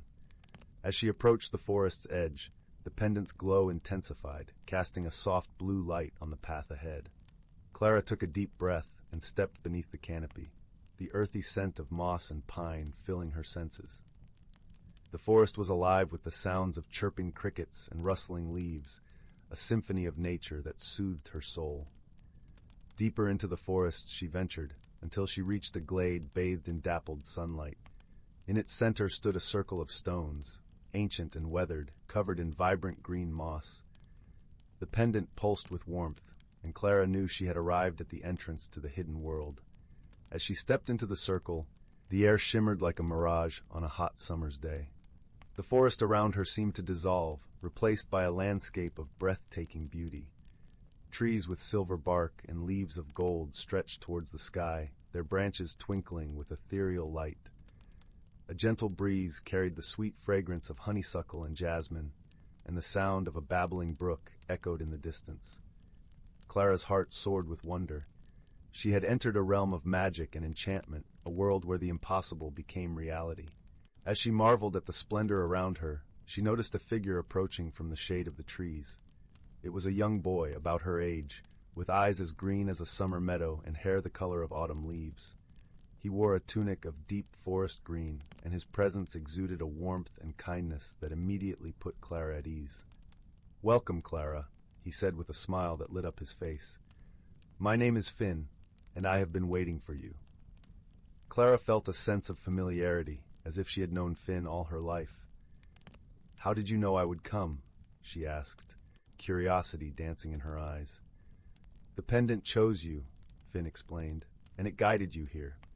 This is a place where magic flows freely, a world hidden from those who do not believe in the wonders of the heart." Together, they walked through the enchanted forest, Finn explaining that he was a guardian of this hidden realm, tasked with preserving its magic and ensuring its secrets were protected. As they explored, Clara was introduced to creatures she had only ever dreamed of: graceful unicorns with manes of stardust, mischievous sprites flitting among the flowers, and wise old owls who spoke in riddles. Days turned into weeks, and Clara spent her time learning about the delicate balance of magic and nature. She discovered that the hidden world was closely tied to the health of her own realm, and that their fates were intertwined. The pendant, Finn revealed, was a symbol of this connection, a reminder that the magic of the hidden world was always present, even if unseen. Through her adventures, Clara grew in wisdom and confidence. She learned to listen to the whispers of the trees, to dance with the rhythm of the wind, and to see the beauty in every creature, great and small. Her heart expanded with love for this magical world and its inhabitants, and she felt a deep sense of belonging. One day, as Clara and Finn sat by a shimmering pool, watching the reflections of the stars dance upon its surface, Finn spoke of a challenge that threatened their world. A shadow had fallen over the hidden realm, a darkness that sought to consume its light. The creatures of the forest were growing weak, and the magic that sustained them was fading. Clara felt a pang of sadness. She had come to love this world and its wonders, and she could not bear the thought of losing it. "What can we do?" she asked, determination burning in her eyes. "We must restore the balance," Finn replied. "The darkness feeds on fear and doubt. We must replace it with hope and love. Only then can the magic be restored." Clara understood the weight of the task before them, but she was not afraid. She had learned that the greatest magic lay within the heart, in the bonds of friendship and the power of belief. Together, she and Finn set out to rally the creatures of the forest, sharing their message of hope and unity. The unicorns, with their gentle wisdom, spread light and joy wherever they roamed. The sprites, with their playful spirits, brought laughter and cheer. The owls, with their ancient knowledge, guided the way with stories of courage and resilience. As the creatures joined together, their combined strength and love began to push back the darkness. The forest was filled with a radiant light, a beacon of hope that shone brightly across the realms. Clara felt the pendant grow warm against her chest, its glow a testament to the power of their unity. In time, the darkness receded, vanquished by the collective spirit of the hidden world. The magic returned, stronger and more vibrant than ever before. The creatures flourished, their songs and dances echoing through the trees in celebration. Clara knew that her journey had come to an end, but her heart was full. She had discovered the true magic of friendship, of love and courage that transcended the boundaries of worlds. As she prepared to return to Willowbrook, Finn presented her with a gift, a small vial of shimmering stardust, a reminder of the magic she had helped to preserve. With a final embrace, Clara stepped back through the circle of stones, the pendant guiding her safely home. As she emerged from the forest, the familiar sights and sounds of Willowbrook welcomed her like a warm embrace. Though her adventure had ended, Clara knew that the magic of the hidden world remained within her. She carried its light in her heart, a beacon of hope and joy that she shared with all she met. And as the years passed, she never forgot the lessons she had learned, nor the friends she had made in that enchanted realm. And so, in the heart of the gentle countryside, the village of Willowbrook thrived, its people living with open hearts and minds, ever mindful of the magic that lay just beyond the edge of the forest. Clara, now wise beyond her years, continued to share her stories, inspiring generations to believe in the wonders of the world around them. For in the end, Clara had learned the greatest lesson of all, that the true magic of life lies not in what we see, but in the love and kindness we share with one another. And with that knowledge she lived happily ever after, her heart forever aglow with the light of the hidden world. Story 11. In the heart of the whispering woods, where the trees seemed to hum a gentle lullaby, and the air was always fragrant with the scent of blooming nightshade, lay the quaint village of Luminara. The village was known for its cobblestone paths that glistened under the silver light of the moon, and its cottages, each with thatched roofs that appeared to wear crowns of morning dew. Luminara was a place where magic was as natural as the wind rustling through the leaves. Here, fireflies danced in intricate patterns, weaving constellations in the night air, and the streams sang a melody that only those who truly listened could hear. It was a place where every resident, from the smallest mouse to the eldest human, lived in harmony with the enchantments around them. One evening, as the sun dipped below the horizon, painting the sky in hues of amber and rose, strange occurrences began to ripple through the village. The lanterns that lined the winding paths, which usually flickered with a warm, inviting glow, began to dim inexplicably. Shadows stretched and swayed in peculiar ways, as if they had a life of their own. In the heart of the village, nestled between two ancient oaks, lived a young girl named Lyra. With hair as dark as a starless night and eyes that sparkled with curiosity, Lyra spent most of her days exploring the hidden nooks and crannies of the whispering woods. She was known for her keen sense of observation and her gentle heart, which endeared her to all the creatures of the forest. As the lanterns continued their puzzling dance, Lyra decided to seek the counsel of Elder Moss, the wise old tortoise who resided by the edge of the crystal lake. Elder Moss was a repository of ancient knowledge, his shell etched with stories of the ages, and he always welcomed those in search of wisdom. Lyra found Elder Moss basking in the soft glow of the moonlight, his eyes closed in peaceful contemplation. "Elder Moss," she began, her voice a whisper carried by the breeze, "the lanterns in the village are behaving strangely. I fear something is amiss." The tortoise opened one eye slowly, a gentle smile spreading across his time-worn face.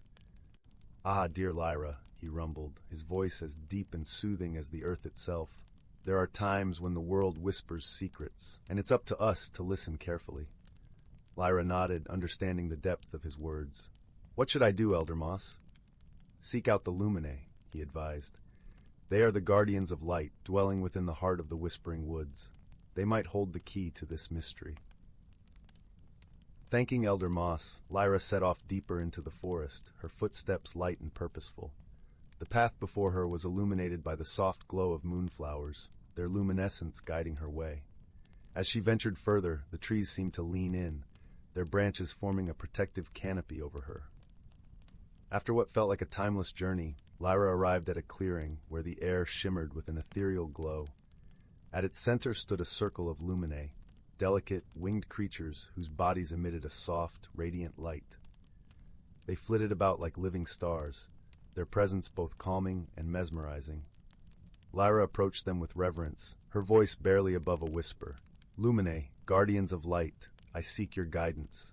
The lanterns in Luminara are dimming, and I fear for our village." The Luminae paused in their dance, their attention focused on the young girl. One of them, with wings that glimmered like the dawn, drifted closer and spoke in a voice that was both musical and kind. "The light you seek is caught in a dream. Darkness has weaved a veil, and only with clarity of heart can it be unveiled." Puzzled yet determined, Lyra pondered the Lumine's words. She realized that the key to solving the mystery lay in understanding what was obscuring the light. She decided to return to the village and observe the lanterns more closely, trusting her instincts to guide her. Back in Luminara, Lyra walked among the dimmed lanterns, her senses attuned to every flicker and shadow. She noticed that the shadows danced more vividly near the village square, where an ancient willow tree stood guard over the cobblestones. Its branches swayed gently, as if whispering secrets of their own. As Lyra approached the willow, she heard a soft rustling, like the sound of 1,000 tiny wings. Intrigued, she leaned in closer and discovered that the tree's hollow was home to a colony of glowing fireflies. It was their luminescence that had been dimming the lanterns, drawn to the soft hum of the willow's song. Realizing that the fireflies were merely seeking a new home, Lyra decided to help them find a place where they could shine without disrupting the village's light. She gently coaxed them from the hollow, leading them back to the clearing where the Lumine dwelled. There, under the watchful eyes of the Lumine, the fireflies settled into the branches of a great ancient oak. Their combined glow illuminated the clearing, creating a breathtaking tapestry of light and shadow. Returning to Luminara, Lyra found the lanterns glowing brightly once more, their warm light casting a comforting glow over the village. The shadows that had seemed so menacing now waltzed gracefully, their mystery unraveled. The villagers marveled at Lyra's ingenuity and kindness, grateful for her wisdom and gentle spirit. As the night deepened and the stars twinkled like 1,000 tiny beacons overhead, the village of Luminara settled into a peaceful slumber, cradled by the soft embrace of the whispering woods. Lyra lay in her cozy bed, her heart light with the knowledge that harmony had been restored. As she drifted into dreams, the Lumine sang a soft lullaby, their voices mingling with the whisper of the trees, weaving a tapestry of peace that enveloped the entire village. And so, under the watchful eye of the moon, Luminara slept, its gentle mystery resolved, its light shining ever brighter in the magical embrace of the night. Story 12. In the heart of the whispering woods, where the trees sang soft lullabies and the moonlight painted silver patterns on the forest floor, there was a village known as Moonhollow. The village was small and snug, with thatched roofs and stone chimneys puffing out curls of smoke that smelled of warm spices and sweet bread. Here, under the twinkling canopy of stars, lived a gentle folk who cherished peace and the gentle rhythm of their days. Among these villagers was a young girl named Clara. Clara had a curious heart and eyes that sparkled with the light of discovery. She loved listening to the stories told by the elder Old Thistle, who knew all the secrets of the forest and its magical inhabitants. Every evening, Clara would sit by Old Thistle's side, wrapped in a woolen shawl, as he shared tales of the forest spirits and the enchanted creatures that dwelt in the woods. One crisp autumn evening, as the air filled with the scent of pine and the gentle rustle of fallen leaves, a strange occurrence began to unsettle the peaceful village of Moonhollow. It started with the disappearance of small, everyday items, buttons, teaspoons, and even Clara's own favorite blue ribbon. The villagers were perplexed, for nothing like this had ever happened before. Clara, with her inquisitive nature, decided to solve the mystery. She set off to find Old Thistle, hoping his wisdom could shed some light on the strange happenings. She found him in his usual spot by the great oak tree, its branches outstretched like a guardian's arms. "Old Thistle," Clara began, her voice a mix of excitement and concern, "things have been disappearing from the village. Do you know what could be causing this?" Old Thistle stroked his long, silvery beard thoughtfully and smiled a knowing smile. "Ah, my dear Clara, the forest is alive with secrets and whispers. Sometimes it is our smallest friends who hold the answers we seek. Perhaps a little adventure through the woods might reveal the truth." Encouraged by his words, Clara decided to explore deeper into the whispering woods. As she walked, the soft crunch of leaves under her feet was accompanied by the gentle hum of the forest. Birds chirped lullabies, and the air was filled with the earthy scent of moss and autumn blooms. As Clara ventured further, she noticed something peculiar. Little trails of sparkling dust twinkled in the air, leading her deeper into the heart of the woods. Intrigued, She followed the shimmering path until she reached a clearing bathed in moonlight. In the center of the clearing stood a tiny, rustic cottage with walls made of intertwined vines and a roof of woven leaves. Curiosity piqued, Clara approached the cottage and knocked gently on the wooden door. It creaked open, revealing a cozy interior where a warm fire crackled merrily in the stone hearth.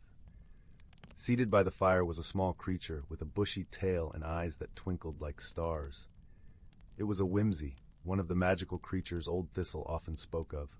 "Welcome, young one," the whimsy greeted in a voice as soft as a whispering breeze.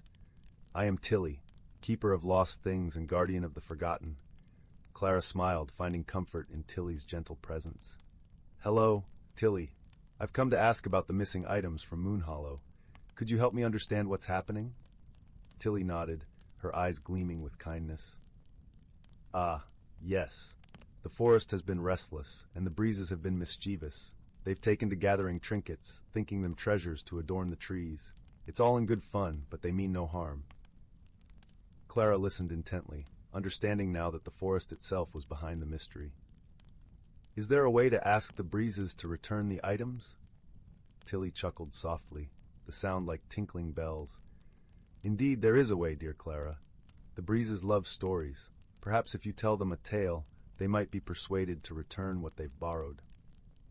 Inspired by Tilly's suggestion, Clara decided to gather the villagers for a storytelling evening in the clearing. As the sun dipped below the horizon, casting a golden glow over the forest, the villagers arrived, bringing blankets and lanterns that flickered with a warm, inviting light. Clara stood at the center of the gathering, her heart full of hope and determination. She began to weave a tale, her words flowing like a gentle stream, painting pictures of kindness, friendship, and the beauty of sharing. The villagers listened, their hearts touched by the magic of the story. As Clara spoke, a gentle breeze began to swirl around the clearing, carrying her words through the trees. The forest seemed to listen, and soon the sparkling dust trails reappeared, leading back to Moonhollow. The villagers watched in awe as the missing items floated gently through the air, returning to their rightful places. The mystery solved, the villagers cheered, their hearts filled with gratitude and wonder. Clara, with Tilly by her side, had reminded them of the power of stories and the magic of understanding. That night, as the villagers returned to their cozy homes, the forest hummed a lullaby of contentment. Clara lay in bed, her heart light and joyful. She knew that the whispering woods held many secrets, but with kindness and curiosity, they could always find their way. And so, under the watchful gaze of the moon, Moonhollow slept peacefully, wrapped in the gentle embrace of the forest and its enchanting mysteries. Story 13. Once upon a time, nestled between the emerald folds of the whispering woods and the azure waves of the tranquil sea, lay the quaint village of Windmere. The village was known for its picturesque cottages with thatched roofs, cobblestone paths lined with blooming lavender, and the warm smiles of its inhabitants who greeted each other with kindness and goodwill. Yet, beyond the picturesque facade, Windmere held a secret, a shimmering, hidden world that few had ever encountered. The story begins with a young girl named Lila, whose heart was as adventurous as her spirit was gentle. Lila lived with her grandmother, a wise old woman known for crafting the most beautiful tapestries in all of Windmere. Her grandmother often spoke of the hidden world, a mystical realm said to be intertwined with their own, visible only to those pure of heart. One crisp autumn evening, as the sun dipped below the horizon, painting the sky in hues of amber and rose, Lila sat by the crackling fireplace, listening to her grandmother's tales. The air was filled with the sweet aroma of honey and cloves from the simmering brew her grandmother had prepared. The room was cozy, with shadows dancing playfully on the walls, and Lila felt a sense of wonder as her grandmother's voice wove stories of the magical world. Once, long ago, her grandmother began, her voice as soothing as the gentle waves lapping at Windmere's shores, there existed a magical compass, hidden deep within the heart of the whispering woods. This compass, my dear, is said to guide the bearer to the hidden world, a place where dreams and reality intertwine. Lila's eyes widened with curiosity. "Have you ever seen it, grandmother?" Her grandmother chuckled softly, the lines on her face crinkling with warmth. "No, little one, But the stories say it reveals itself only to those who seek it with a pure heart and a noble purpose. That night, as Lila lay in her bed, the moonlight casting a silvery glow through her window, she couldn't shake the feeling that the compass was calling to her. Her heart yearned for adventure, and her mind was alive with the possibilities of what lay beyond the familiar woods. The following morning, the air was crisp and invigorating, carrying the promise of new beginnings. Lila, guided by an inner resolve, decided to venture into the whispering woods in search of the magical compass. She packed a small satchel with essentials, freshly baked bread, a flask of water, and a woven blanket from her grandmother. With a final glance at her cottage, she set off into the woods, her heart fluttering with excitement and a touch of apprehension. The Whispering Woods were aptly named, for as Lila walked deeper into the forest, she heard the gentle murmur of leaves rustling in the breeze, as if exchanging secrets. The sunlight filtered through the canopy, creating a dappled pattern on the forest floor. Birds chirped melodiously, their songs echoing like a harmonious symphony. Lila breathed in the earthy scent of moss and pine, feeling a sense of peace envelop her. As she wandered further, the path became less distinct, overgrown with ferns and wildflowers. Yet, Lila pressed on, guided by an instinct she couldn't quite explain. Just as doubt began to creep in, she stumbled upon a small clearing, bathed in a soft, ethereal light. In the center of the clearing, resting upon an ancient stone pedestal, lay the compass. The compass was unlike anything Lila had ever seen. Its surface shimmered like liquid silver, and its needle spun gently, as if aware of her presence. Lila approached it with reverence, her hand trembling slightly as she reached out to touch the cool, metallic surface. The moment her fingers brushed against it, the compass glowed warmly, and the forest around her seemed to come alive with vibrant colors and a soothing melody. Suddenly, a gentle voice resonated in her mind. "Seek with your heart, and the path shall be revealed." Lila closed her eyes, focusing on the warmth radiating from the compass and the voice's gentle guidance. When she opened her eyes again, the world around her had transformed. The Whispering Woods had vanished, replaced by a breathtaking landscape unlike anything she had ever imagined. She found herself standing at the edge of a vast meadow, where the grass swayed like a sea of emerald waves under the golden sunlight. In the distance, majestic mountains towered, their peaks crowned with snow that glistened like diamonds. A river meandered through the meadow, its waters sparkling under the sun's gentle caress. Lila marveled at the beauty that surrounded her, feeling as though she had stepped into a living tapestry of dreams. She knew she had crossed the threshold into the hidden world, a place where magic and wonder coexisted in harmony. As she explored the meadow, she encountered creatures she had only heard of in bedtime tales.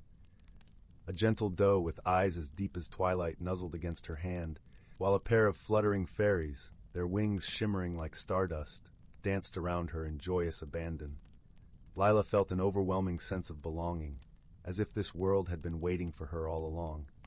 She spent the day wandering the meadow, her heart singing with the joy of discovery and the magic of the hidden world. As the sun began its descent, casting a warm, golden glow over the land, Lila sat by the river's edge, reflecting on her journey. She realized that the hidden world was not just a place of beauty and wonder, but a reflection of the kindness and imagination she held within her heart. It was a world she had always carried with her, waiting to be discovered. With the compass in hand, Lila knew it was time to return to Windmere, to share the magic she had found with her grandmother and the villagers. As she retraced her steps back through the meadow, she felt a profound sense of gratitude for the adventure she had embarked upon and the wisdom she had gained. The hidden world had shown her the power of dreams and the strength of a pure heart, and she knew that these gifts would guide her on all her future journeys. When Lila emerged from the Whispering Woods, the village of Windmere welcomed her with open arms. Her grandmother, her eyes twinkling with pride, embraced her warmly. Lila shared her tale, and the villagers listened with rapt attention, their hearts touched by the magic of her story. In the days that followed, Windmere was filled with a renewed sense of wonder and possibility. The villagers, inspired by Lila's journey, began to see the magic in their everyday lives, in the beauty of the natural world and the kindness of their neighbors.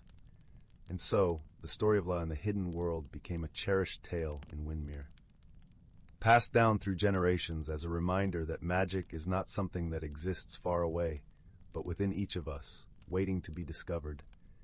And as Leela grew, she never forgot the lessons of the hidden world, carrying its magic in her heart as she continued to explore the wonders of life with kindness, courage, and imagination. And so, under the watchful gaze of the moon and stars, the village of Windmere slumbered in peace, embraced by the enchanting tales of old, knowing that within each of them lay the power to create a world of magic and wonder. Story 14. Title: Whispering Woods and the Silver Bell. Once upon a time, nestled in the gentle embrace of the rolling hills, there lay a quaint village named Willowbrook. This village, with its cobblestone paths and sweetly scented herb gardens, was surrounded by a lush forest known as the Whispering Woods. The villagers had long whispered tales of hidden wonders and magical creatures that dwelt within its leafy depths, though most regarded these as mere fables to entertain children before bed. On the outskirts of Willowbrook, in a cozy little cottage shaded by the boughs of a grand oak tree, lived a young girl named Marigold. She was a spirited soul, with hair the color of autumn leaves and eyes that sparkled like dew on morning grass. Marigold was known in the village for her kindness and the gentle way she cared for all creatures, great and small. One crisp morning, as the first rays of sunlight kissed the earth, Marigold set out on her usual walk through the Whispering Woods.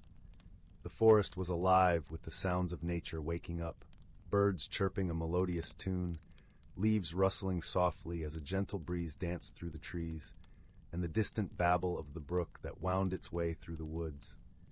Marigold loved this time of day, when the world seemed to be painted in shades of gold and green. As she walked, she hummed a little tune, her heart light and free. Suddenly, something caught her eye, a glint of silver amidst the roots of an ancient willow. Curiosity piqued. Marigold knelt down and brushed away the fallen leaves to reveal a small, intricately crafted silver bell. It was unlike anything she had ever seen, with delicate engravings that shimmered in the dappled sunlight. As she held it in her hand, a warmth spread through her fingertips, and the air around her seemed to hum with an energy that was both soothing and mysterious.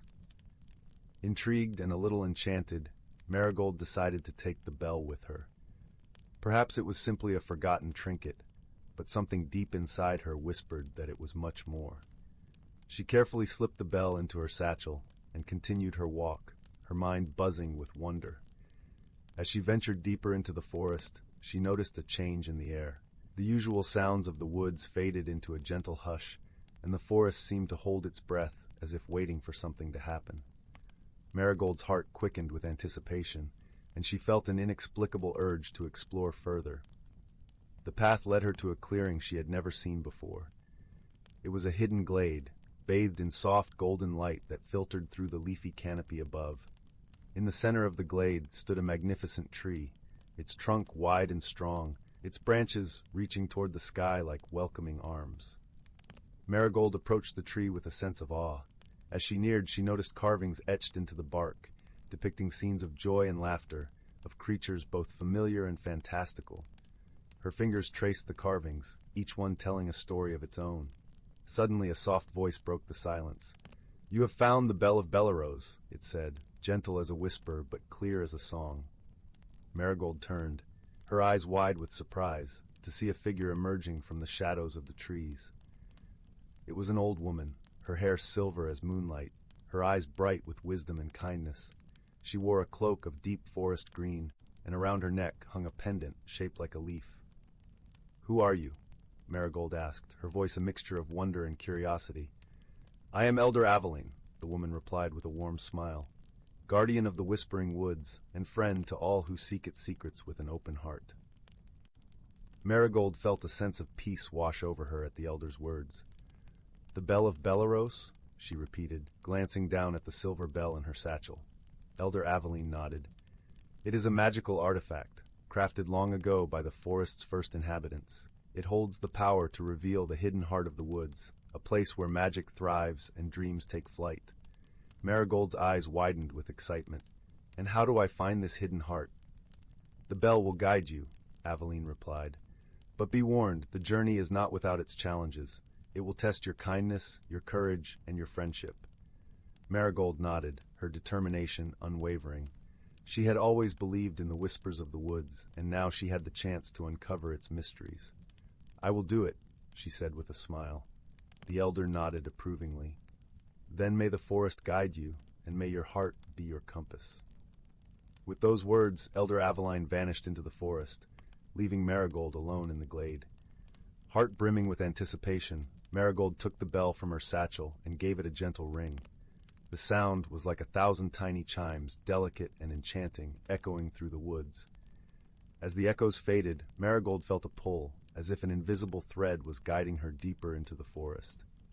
She followed it, her steps light and sure, her heart filled with hope and wonder. The path was not easy. Thorny brambles snagged at her clothes, and shadows danced in the corners of her vision, but Marigold pressed on, her spirit undaunted. She knew that the forest was testing her, and she met each challenge with kindness and perseverance.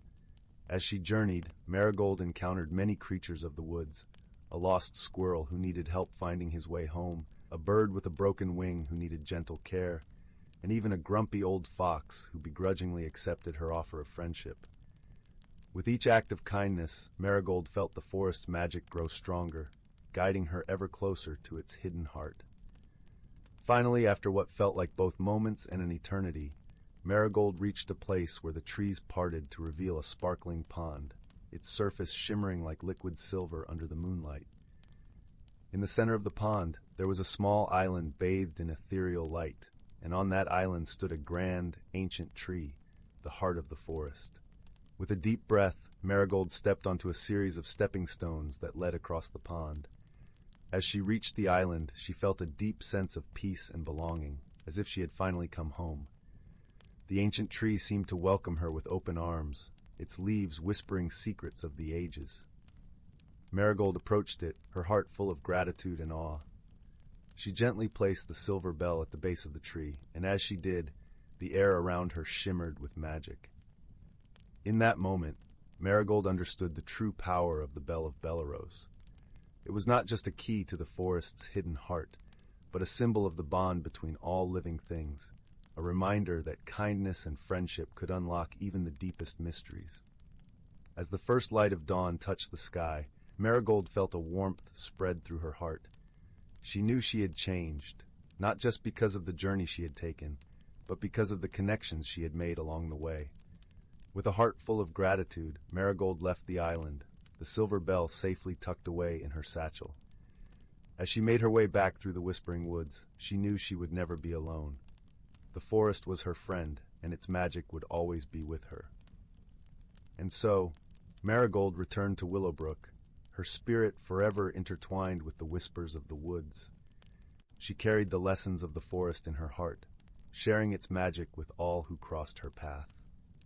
In the days that followed, the village of Willowbrook seemed to glow with a newfound warmth.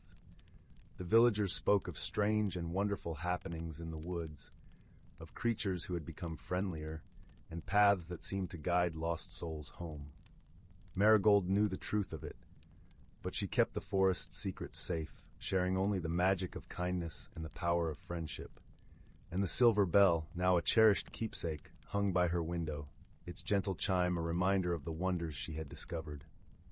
Every now and then, Marigold would return to the whispering woods, her heart open to the whispers of the trees and the laughter of the brook. She would walk the familiar paths, her spirit light and free, knowing that the journey had only just begun. And so, the tale of Marigold and the Whispering Woods became a cherished story in Willowbrook, a reminder that magic is all around us, waiting to be discovered by those with open hearts and kind souls. As the years passed, Marigold grew, her heart ever filled with the joy of discovery and the bond of friendship. She became a beloved figure in the village, known not just for her kindness, but for her unwavering belief in the magic that surrounded them all. And though the forest's secrets remained hidden to many, those who listened closely could hear the whisper of the trees, telling tales of a young girl who had found the heart of the woods and unlocked its magic with the power of love and friendship. In the end, Marigold's journey was more than just a quest to uncover the mysteries of the forest. It was a journey of self-discovery and transformation, a testament to the power of kindness and the strength of the human spirit. And so the Whispering Woods continued to thrive, its magic ever present, its secrets safe in the heart of a young girl who had once followed the call of a silver bell. As the sun set over Willowbrook, casting a golden glow over the village and the forest beyond, Marigold stood at the edge of the woods, her heart full of gratitude and wonder. She knew that the magic of the Whispering Woods would always be with her, a guiding light in the journey of life. And so, the story of Marigold and the Whispering Woods lived on, a timeless tale of friendship, courage, and the enduring magic of the natural world. Story 15. In the small, whispering village of Elmswood, where the cobblestone paths were lined with ancient oaks whose branches danced in the wind, there existed a secret known only to a few. This secret lay hidden beneath the serene waters of Moonlit Lake, a body of water so still and clear it seemed to mirror the sky itself. It was said that beneath its moonlit surface there was a hidden world, a realm where the boundaries between the possible and the impossible blurred, and where magic breathed softly in the air. In this village lived a young girl named Clara. Clara was known for her gentle nature and her curious spirit. Her eyes held the color of the lake at twilight, and her laughter was like the tinkling of chimes in a gentle breeze. She was a friend to every creature, from the smallest squirrel to the wisest owl. But Clara had one dream that set her apart. She longed to discover the hidden world beneath the lake, a place only whispered of in tales passed down through generations. One crisp autumn morning, as the golden leaves fluttered like tiny dancers in the air, Clara made her way to the edge of Moonlit Lake. The village was wrapped in a soft, silvery mist, and the world was quiet, save for the gentle lapping of the water against the shore. Clara knelt beside the lake, her heart full of yearning and wonder. She knew today was special, for she had heard the elders speak of a rare alignment of the stars, a time when the veil between their world and the one beneath the lake was at its thinnest. As Clara gazed into the water, she noticed something peculiar. A ripple spread across the surface, and in its center, a small glowing stone appeared. It was unlike anything she had ever seen, shimmering with an ethereal light that seemed to pulse in time with her heartbeat. With gentle hands, Clara reached into the water and lifted the stone, feeling its warmth spread through her fingertips. Suddenly, the world around her shifted. The mist parted, revealing a path of light leading into the depths of the lake. Without hesitation, Clara stepped forward, her heart steady and sure. She was not afraid, for in her hand she held a piece of magic, a key to the world that lay hidden beneath the surface. As she descended, Clara found herself in a place of wonder. The water around her was filled with a soft, luminescent glow, and the creatures of this world swam alongside her, welcoming her with gentle eyes and playful gestures. Fish with scales like rainbows darted past, while sea turtles glided gracefully, their shells etched with patterns that told stories of old. Clara's heart soared with joy, for she had stepped into a realm where dreams took flight. The path of light led Clara to a grand archway of coral and pearl, beyond which lay a city unlike any she had imagined. Towers of shimmering crystal rose from the lake bed, their spires reaching for the surface above.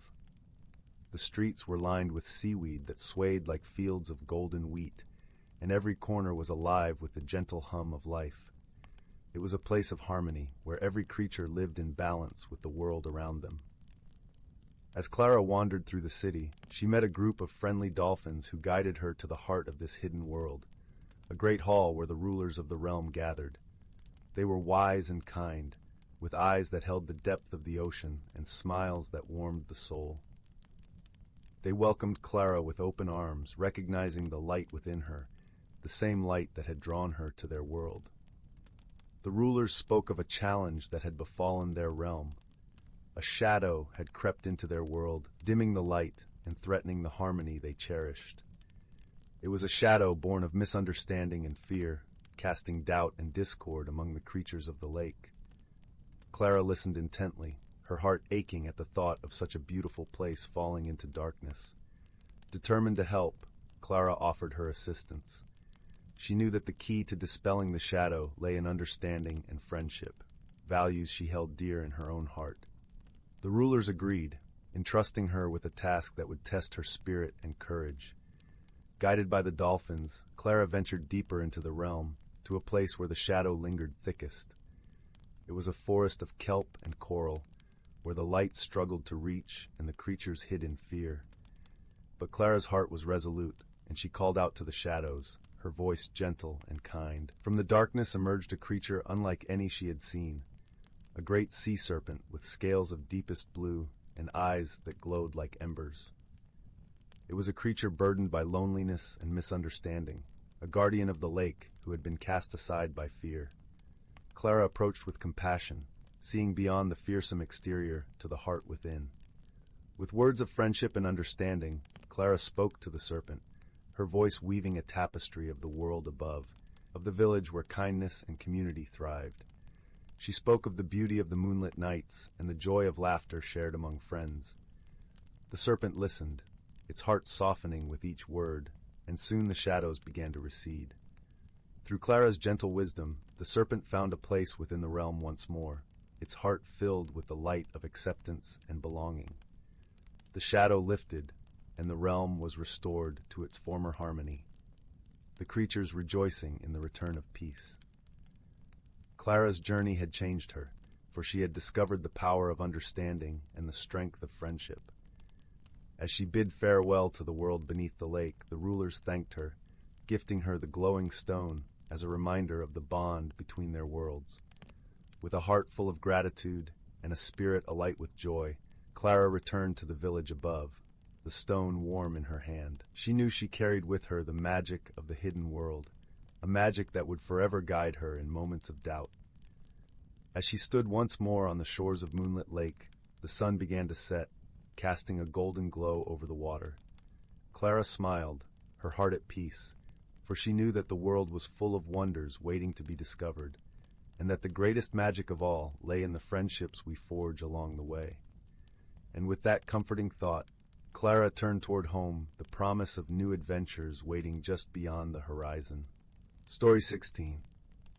In a quaint village nestled at the edge of the whispering woods, where the trees murmured secrets to those who listened closely, lived a young girl named Lyra.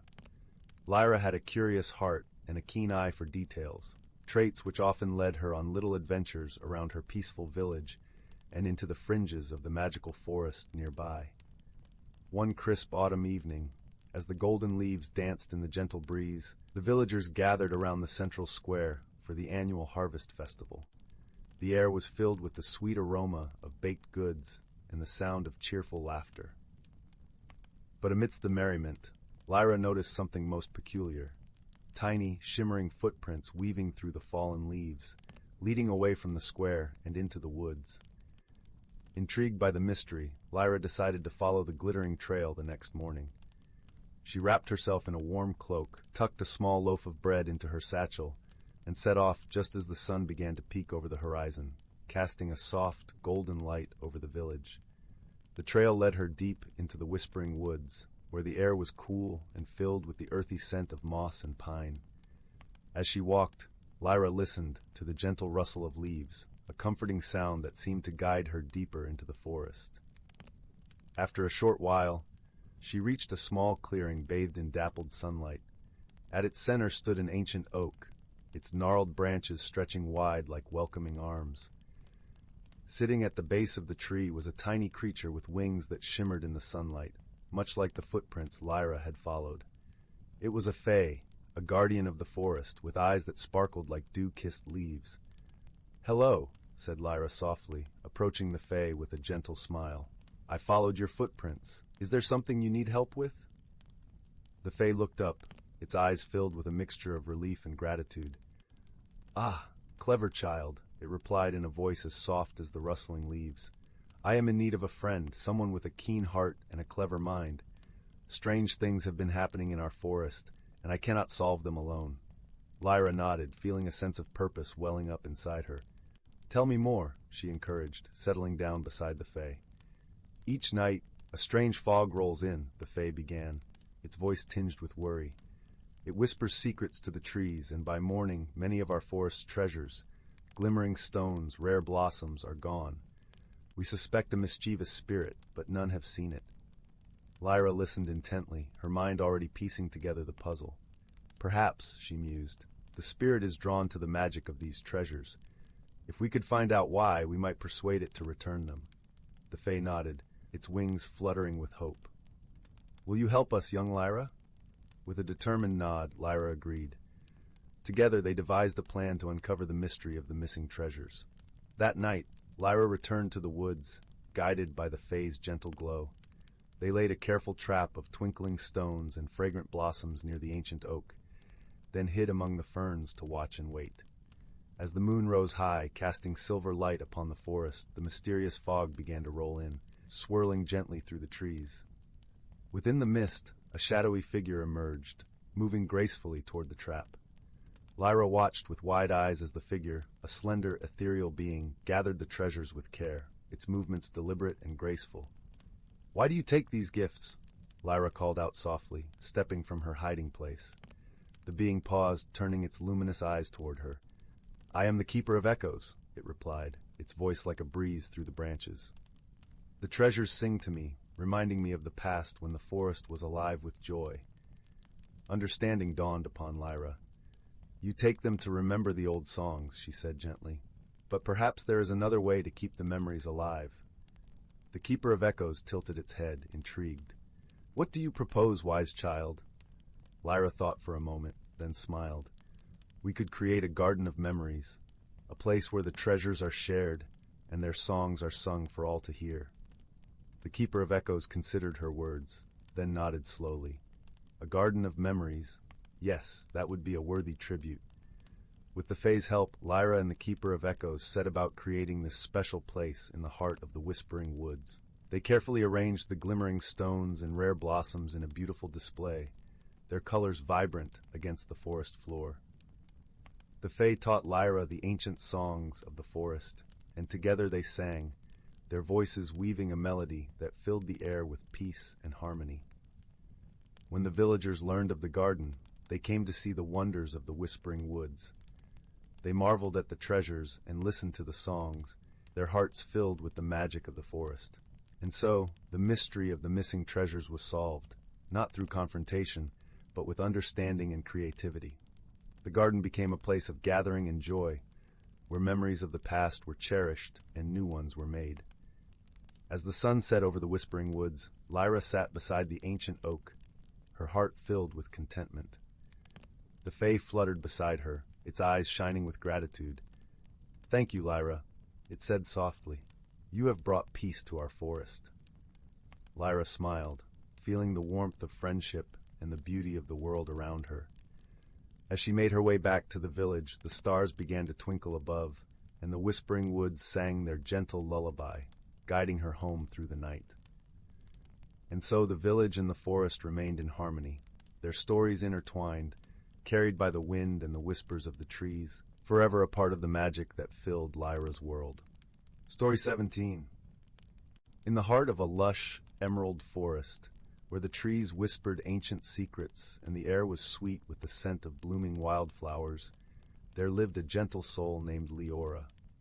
She was a young woman with hair that cascaded like a waterfall of autumn leaves and eyes that sparkled like dew-kissed morning glories. Leora's home was a quaint cottage nestled at the forest's edge, its walls adorned with ivy and its roof covered in a patchwork of moss. For many years, Leora had lived a life of quiet contentment, tending to her garden and listening to the melodies of the woodland creatures. Yet, there was a stirring within her, a gentle yet persistent rustling akin to the breeze through the trees. She felt an unexplainable yearning for change, a longing to grow beyond the safe confines of her familiar world. One crisp morning, as the sun stretched its golden fingers across the forest floor, Leora wandered deeper into the woods than she ever had before. The forest seemed to hum with anticipation, the leaves whispering encouragement to the brave soul venturing into the unknown. As she walked, the scent of pine mingled with the earthy aroma of the forest, creating a tapestry of scents that filled her with both excitement and trepidation. Leora's path led her to a clearing bathed in the soft light of the sun, where a magnificent tree stood. Its trunk was wide and gnarled, its branches reaching skyward as if in perpetual embrace of the heavens. This was no ordinary tree. It was the tree of transformation, a magical being that mirrored the inner growth of those who sought its wisdom. Sitting at the base of the tree was an elderly fox with fur as silver as moonlight and eyes that twinkled with ancient knowledge. This was Elder Vulpin, the wise guardian of the Tree of Transformation. He had guided many a soul through the journey of change, and he could sense Leora's heart was ready to embark on such a journey. "Greetings, young one," Elder Vulpin said in a voice as soothing as a lullaby. "You have ventured far from home. What is it you seek?" Leora hesitated, the words tangled in her heart. "I feel unsettled," she confessed, her voice barely above a whisper. "I long for something more, but I am afraid of what change might bring." Elder Vulpin nodded knowingly, his eyes soft with understanding. Change is a magical force, both daunting and beautiful. It requires courage and trust in oneself.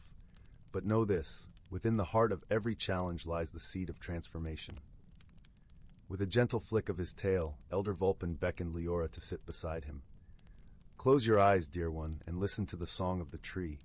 It will guide you on your path." Leora did as she was told, her breath slowing as she attuned to the subtle hum of the tree. The sound was like a lullaby of the forest, weaving through her thoughts and into her very being. As she listened, visions began to dance behind her closed eyelids, visions of herself embracing change with grace and wisdom. Days turned into weeks as Leora returned to the clearing, each visit bringing her deeper understanding of her inner landscape. During these visits, she met other creatures of the forest, each offering their unique wisdom. There was Mira, a sprightly squirrel who taught Leora the value of adaptability and resourcefulness, and Rowan, a gentle deer whose quiet strength and patience became a source of inspiration. With their guidance, Leora learned to face her fears and embrace the unknown with an open heart. She discovered that change was not to be feared, but celebrated as an opportunity for growth and self-discovery. As her confidence blossomed, so too did the magical tree, its branches unfurling with vibrant new leaves, mirroring her inner transformation. One evening, as the sky blushed with the colors of twilight, Leora stood before the Tree of Transformation one last time. She felt a warmth spreading through her chest, a peace that came from knowing she had the strength to embrace whatever lay ahead. Elder Vulpin appeared beside her, his presence as comforting as a familiar melody. "You have grown, dear Leora," he said with a gentle smile. "Your journey has only begun, but you are ready." Leora nodded, gratitude shimmering in her eyes. "Thank you, Elder Vulpin, and thank you to all who have guided me. I am no longer afraid. I am ready to embrace the change my heart seeks." With a final farewell, Leora turned away from the clearing, her steps light and sure as she made her way back through the forest. The path ahead was unknown, but she carried within her a newfound wisdom and a heart open to the magic of transformation. As she reached her cottage, the sun dipped below the horizon, painting the sky in hues of lavender and gold. Leora paused, taking a moment to savor the serenity of the forest around her. The journey of change, she realized, was not about reaching a destination, but embracing the beauty of the path itself. And so, with the forest as her guide and the magic of transformation in her heart, Leora continued her journey, knowing that she was never truly alone. The lessons she had learned, the friends she had made, and the wisdom she had gained would light her way, no matter where the path might lead. And in that knowing, she found peace. Story 18. In the heart of a tranquil valley, where the rolling hills met the edge of an ancient forest, there lay a small village named Willowbrook. The village was known for its quaint charm, surrounded by fields of wildflowers that swayed in the gentle breeze, and the melodious song of the river that wound its way through the land.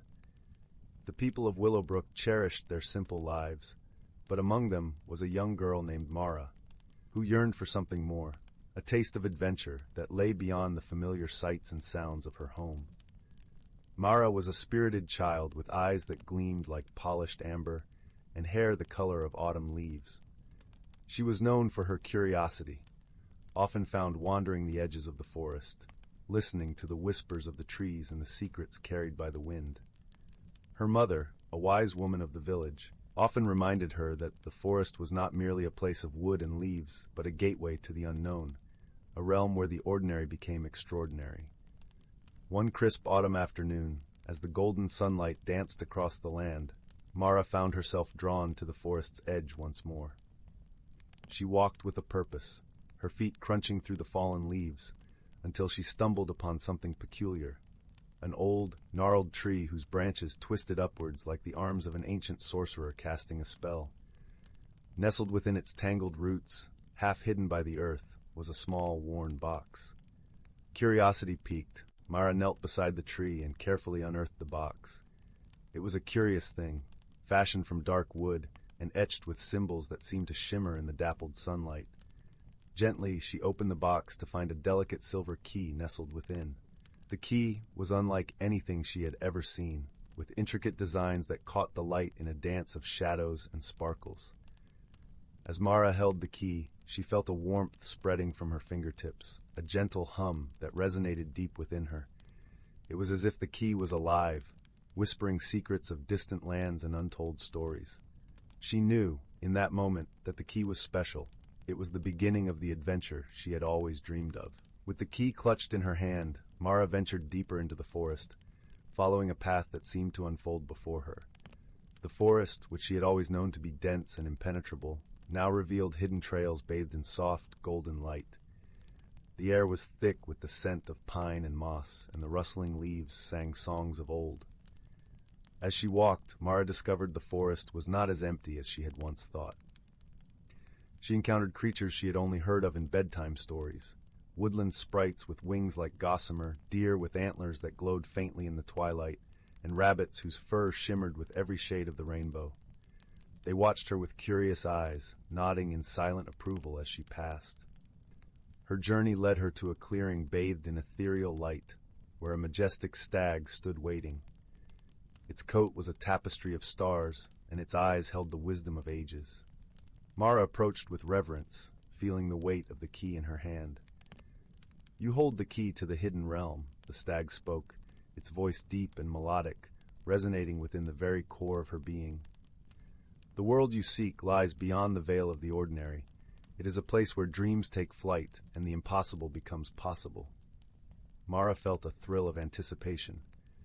"How do I find this hidden realm?" she asked, her voice barely a whisper in the stillness. "The key will guide you," the stag replied, dipping its head toward her. "Follow your heart, and it will lead you to the door that only you can open." With those words, the stag turned and vanished into the forest, leaving Mara alone in the clearing. But she was not afraid. Clutching the key tightly, she closed her eyes and let her heart guide her. She walked until she felt a change in the air, a subtle shift that tingled across her skin like the first breath of dawn. When she opened her eyes, Mara found herself standing before an ancient archway woven from branches and vines. It pulsed with a gentle light, inviting her to step through. Taking a deep breath, she placed the key into the lock that seemed to materialize before her. The air shimmered, and the archway glowed with a radiance that enveloped her. As the door swung open, Mara stepped through into a world of wonder. On the other side, she found herself in a land unlike any she had ever imagined. The sky was a canvas of swirling colors, and the ground was carpeted with flowers that sang when the wind brushed against them. Rivers of crystal-clear water wound through the landscape, reflecting the light of two suns that hung in the sky like twin jewels. Mara marveled at the beauty around her, her heart swelling with joy and awe. But she soon realized that this world was not merely a place of beauty. It was alive, vibrant with magic and mystery. The creatures she encountered were not just animals, but beings of pure enchantment. Winged horses that soared through the skies, trees that whispered tales of ancient times, and a gentle breeze that carried the laughter of unseen friends. As she explored, Mara learned that this hidden realm was not without its challenges. The land was in need of balance, for shadows had begun to creep into its heart. The once glorious garden was wilting, and the creatures of the realm were growing restless. It was said that only a heart pure and true could restore the harmony that had been lost. Determined to help, Mara set out on a quest to find the source of the imbalance. Along the way, she befriended a wise old owl named Oliver, whose feathers were as soft as velvet and whose eyes shimmered with the light of 1,000 stars. Oliver became her guide, sharing stories of the realm and its history. "The balance of this world is delicate," Oliver explained, his voice gentle and soothing. "It is woven from the threads of dreams and hopes. When fear and doubt creep in, the tapestry begins to unravel." Mara listened intently, her heart aching at the thought of such beauty fading away. "How can I help?" she asked, determined to make a difference.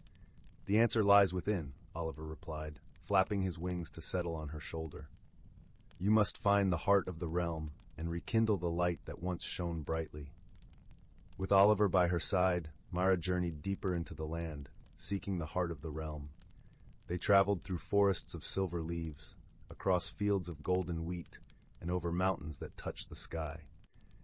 Each step they took was guided by the light of the key, which glowed brighter with every passing day.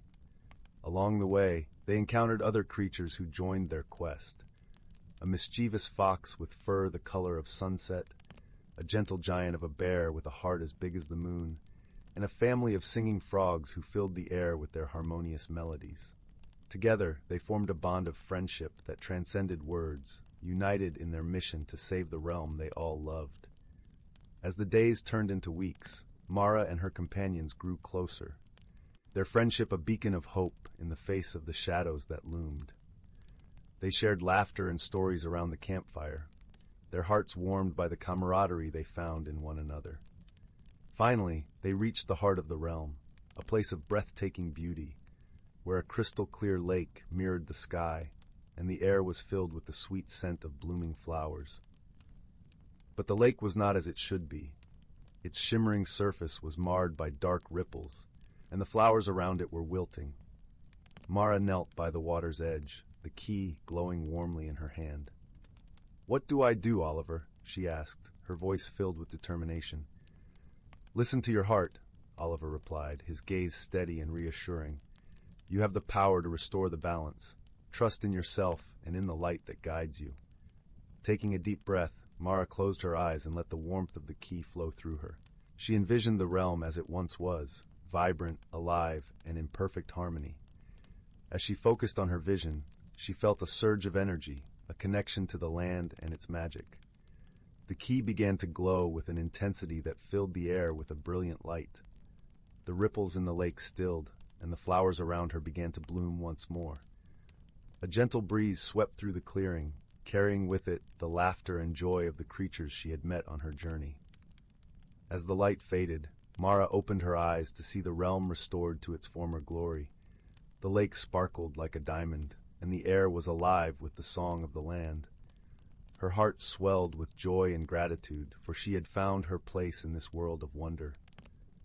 Her journey had changed her, not just in the magic she had discovered, but in the friendships she had forged and the strength she had found within herself. She realized that the adventure she had longed for was not just about discovering new places, but about discovering herself and the power of love and friendship. With her mission complete, Mara knew it was time to return to Willowbrook. But she also knew that the hidden realm would forever be a part of her, a place she could visit whenever she needed a reminder of the magic that lay within her.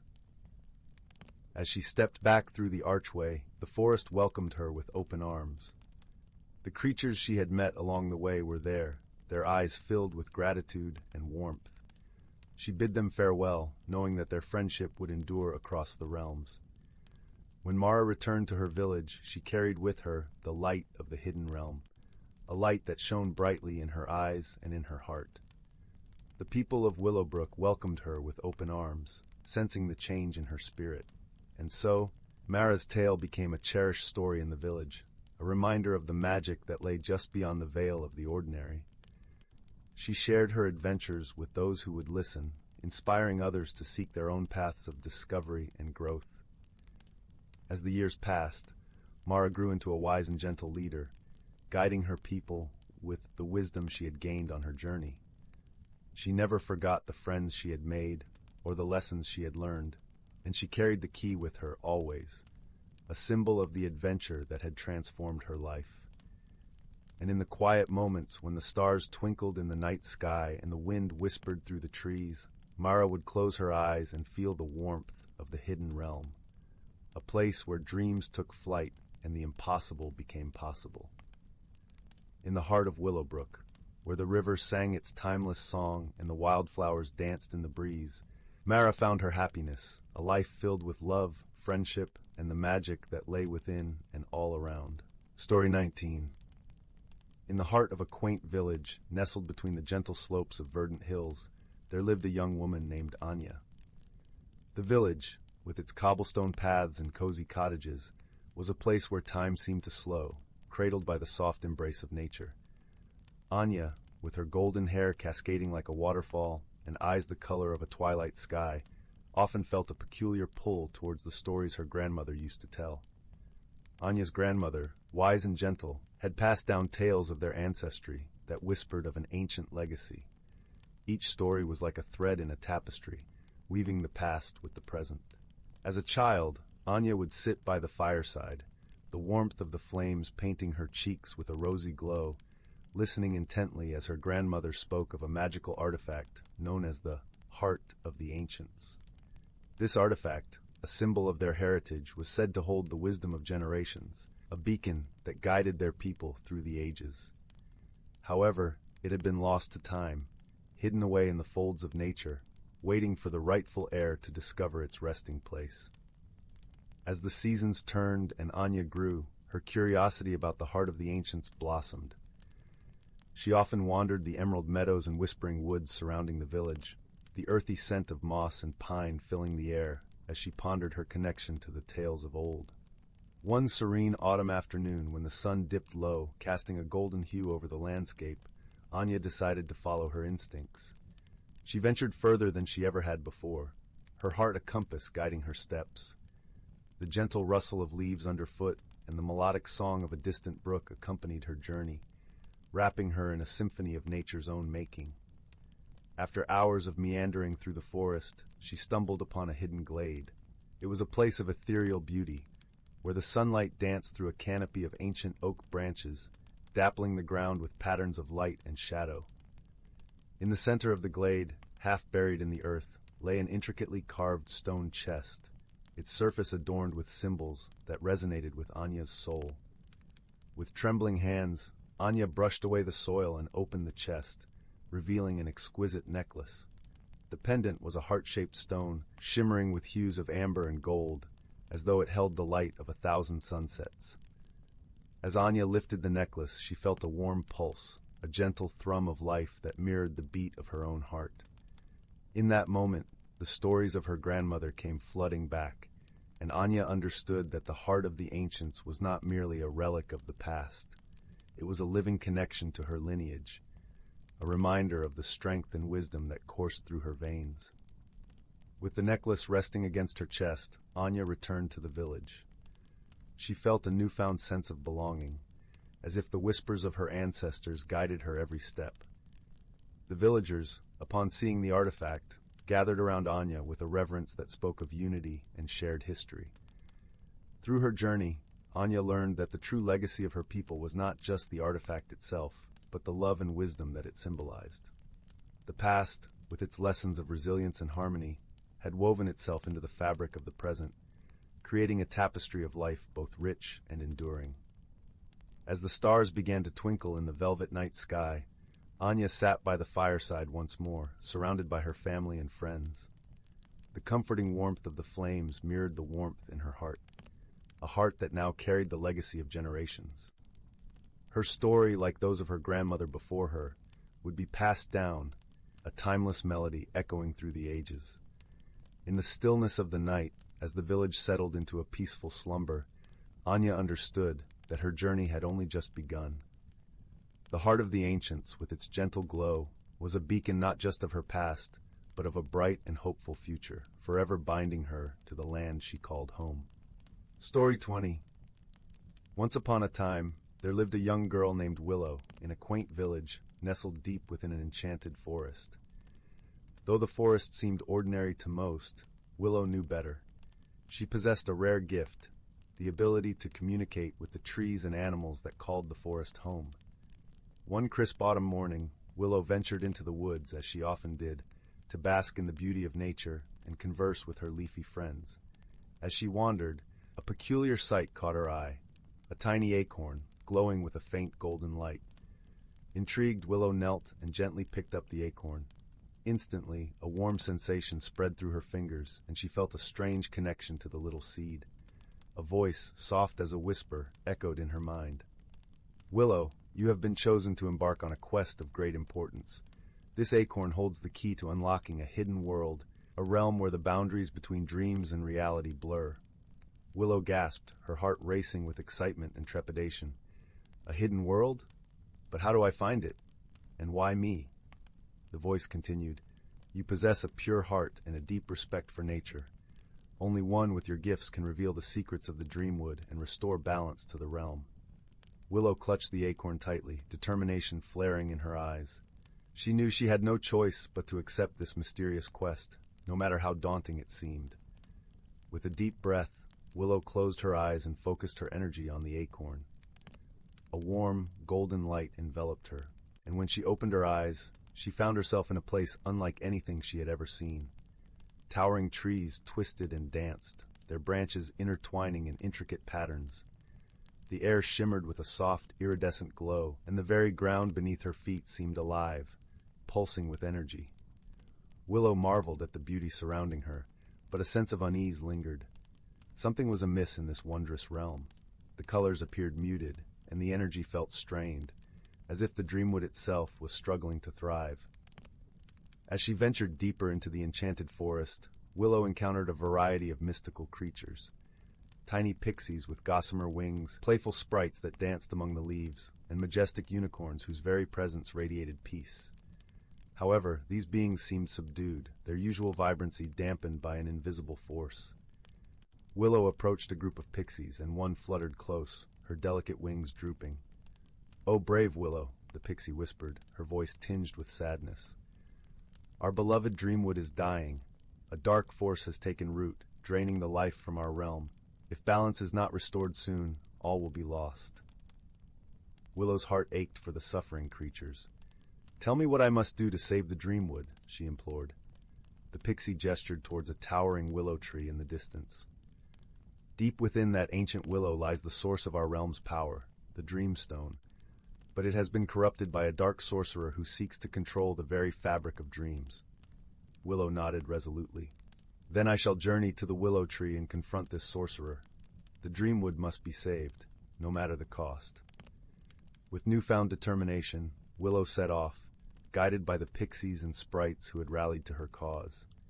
The path was treacherous, winding through twisted brambles and haunting mists that seemed to whisper forgotten secrets.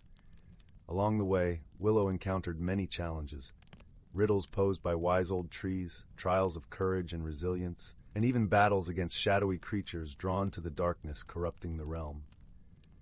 Yet through it all, Willow remained steadfast, her pure heart and connection to nature serving as her greatest strengths. She forged unexpected friendships with the denizens of the Dreamwood, who marveled at her unwavering spirit and determination to restore balance. At last, Willow stood before the ancient willow tree, its gnarled trunk pulsing with a sickly dark energy. Within its hollow center, a sinister figure emerged, the dark sorcerer, his eyes glowing with malevolent power. "So, you are the one chosen to interfere with my plans," he hissed, his voice like shards of ice. "You cannot stop me, child. The Dreamstone will be mine, and with it, I shall control the very dreams of mortals, bending their desires to my will." Willow felt a chill run down her spine, but she refused to back down. "Your ambition has blinded you to the true wonder of this realm," she countered. "Dreams are meant to inspire hope and joy, not fuel darker desires." The sorcerer sneered, hurling bolts of dark energy towards Willow, but her newfound friends rallied around her, forming a protective barrier of light and elemental magic. In that moment, Willow realized the true strength of the Dreamwood, the unbreakable bonds of friendship and unity that transcended even the darkest of shadows. With a fierce determination, she raised the glowing acorn high, channeling the pure energy of nature itself. A brilliant beam of golden light shot forth, piercing the sorcerer's defenses and shattering the corruption that had taken hold of the Dreamstone. The sorcerer howled in rage and disbelief as his dark powers crumbled, and he was banished from the Dreamwood, his evil ambitions thwarted. As the light faded, the realm began to heal. The colors grew vibrant once more, and the air hummed with renewed energy. The creatures of the Dreamwood rejoiced, their spirits lifted by Willow's selfless act of courage. But Willow's journey was not yet complete. As she approached the Dreamstone, now glowing with a pure, radiant light, she felt a profound transformation taking place within her very soul. The voice from the acorn spoke once more. "You have proven yourself worthy, Willow. Your pure heart and unwavering spirit have saved the Dreamwood, and in doing so, you have unlocked a greater power, the ability to shape dreams themselves." Willow gasped in awe as the Dreamstone's energy flowed into her, imbuing her with a newfound connection to the realm of dreams. She knew then that her purpose was to be a guardian, ensuring that dreams remained a source of inspiration and hope for all who visited the Dreamwood. From that day forward, Willow walked among both the waking world and the realm of dreams, her heart forever intertwined with the magic of the Dreamwood. She guided lost souls through their fears and doubts, helping them find solace and strength in the power of their own dreams. And whenever a child drifted off to sleep, filled with wonder and anticipation, Willow was there, weaving tales of courage, friendship, and the boundless potential that lies within the heart of every dreamer. For in the Dreamwood, where reality and imagination converged, Willow had discovered the true magic that resided within herself, the ability to inspire hope, ignite courage, and remind all who crossed her path that dreams have the power to transform lives and shape the very fabric of the world. Story 21.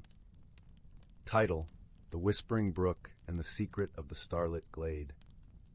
In the quaint village of Willowbrook, nestled between rolling hills and dappled forests, there was a brook that sang.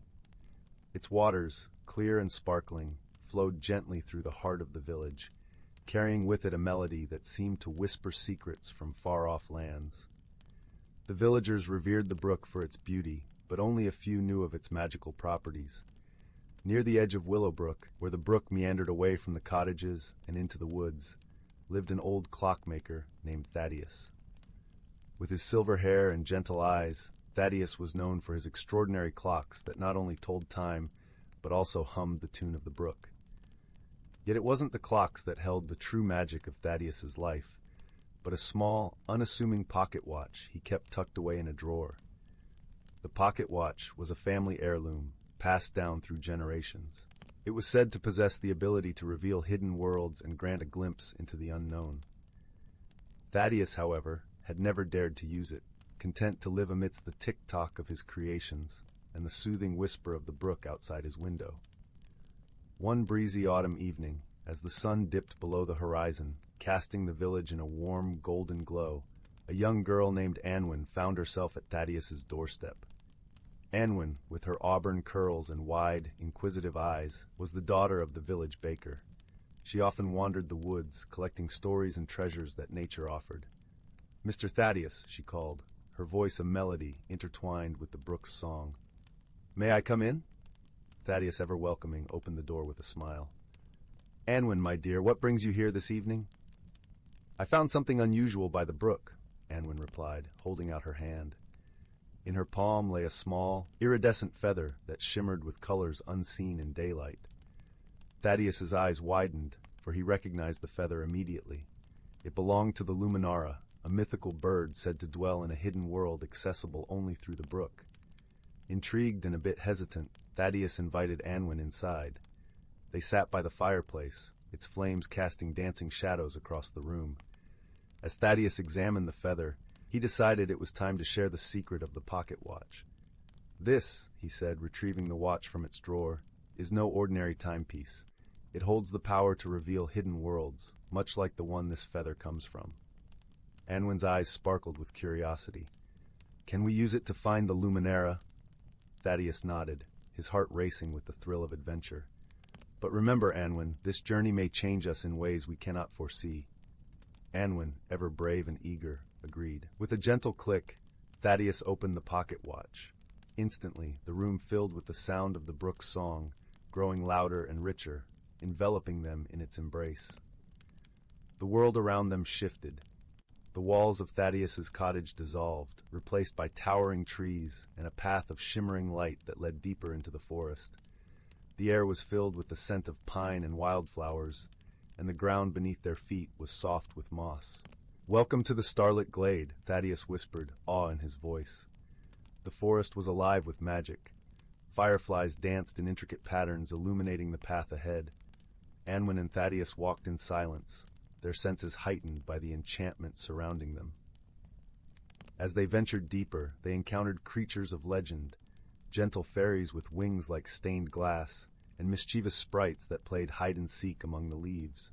Each offered a kind word or a piece of advice, guiding them toward their destination. Finally, they reached a clearing bathed in moonlight. In the center stood the Luminara, its feathers a brilliant cascade of colors that seemed to shift and flow like liquid light. Its song was a symphony of hope and wonder, resonating with the brook's eternal melody. Anwen approached the magnificent bird, her heart brimming with gratitude and awe. Thaddeus watched, his soul touched by the magic of the moment.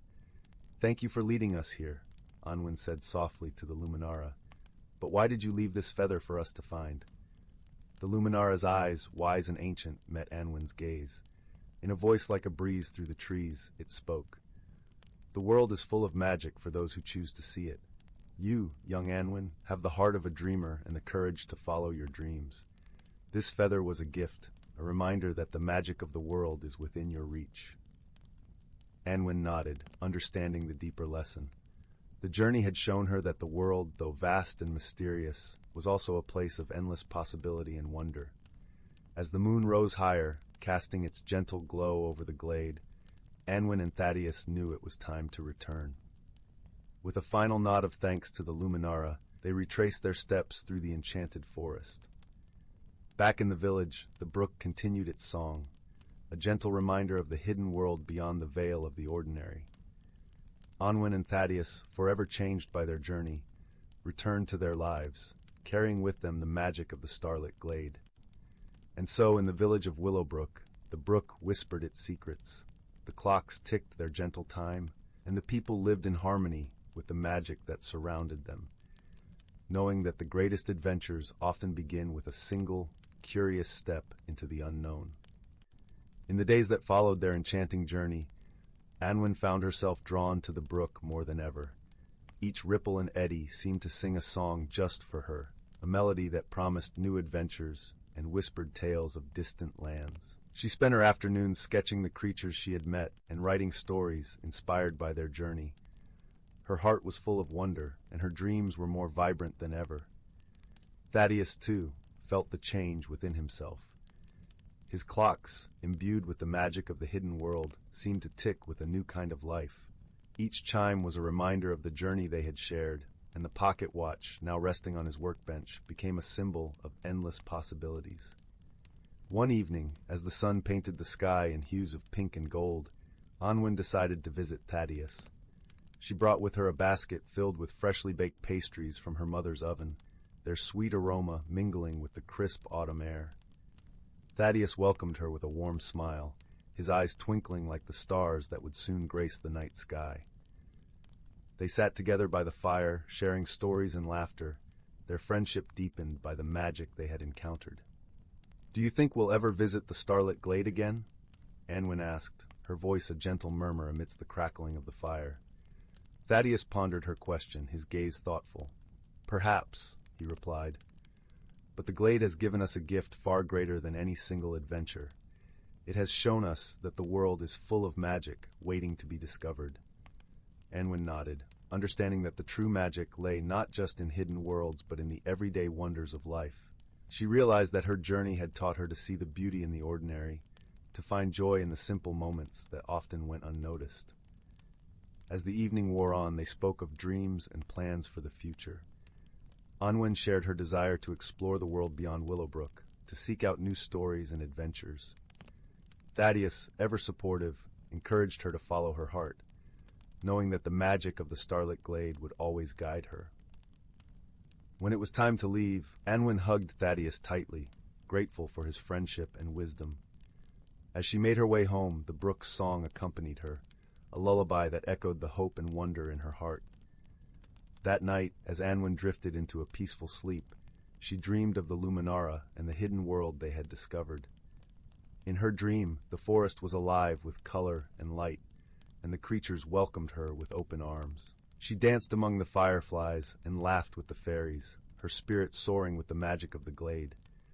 The next morning, Anwen awoke with a sense of purpose and excitement. She knew that her journey was just beginning, and that the world was a canvas waiting to be painted with her dreams. With the brook's song as her guide, and the memory of the starlit glade in her heart, Anwen set forth on her path, ready to embrace the magic of life. Back in the village, the people of Willowbrook continued their daily routines, unaware of the hidden world that lay just beyond their reach. But Anwen and Thaddeus knew that the magic was always there, waiting to reveal itself to those who dared to dream and believe. And so the story of the Whispering Brook and the secret of the starlit glade became a cherished tale, passed down through generations. It reminded the villagers of the power of friendship, the beauty of hidden worlds, and the magic that exists within each of us, if only we choose to see it. In the end, the greatest adventure was not the journey to the hidden world, but the discovery of the magic that lay within Anwen and Thaddeus themselves. Their story, a testament to the power of dreams and the wonder of life, lived on in the hearts of all who heard it, a gentle reminder that the world is full of magic, just waiting to be discovered. As the years passed, Anwen grew into a young woman known for her storytelling and adventurous spirit. Her tales of the hidden world and the Luminara captivated the hearts of all who listened, inspiring them to seek out the magic in their own lives. She traveled beyond Willowbrook, sharing her stories and gathering new ones, her heart ever open to the wonders of the world. Thaddeus, now content in his twilight years, watched with pride as Anwen blossomed. His clocks continued to tick gently in his workshop, each one a testament to the magic he had once glimpsed. The pocket watch remained a cherished keepsake, a reminder of the journey that had changed them both. One day, as Anwen returned to Willowbrook for a visit, she found Thaddeus sitting by the brook, listening to its eternal song. She joined him, their silence a comfortable companionship born of shared memories and unspoken understanding. "Do you still hear the magic in the brook's song?" Anwen asked, her voice soft and full of nostalgia. Thaddeus nodded, his eyes reflecting the wisdom of years. "Always, Anwen, the magic is always there, just beneath the surface." As they sat together, the sun setting in a blaze of color, Anwen realized that the magic of the starlit glade was not just a distant memory, but a living presence in their lives.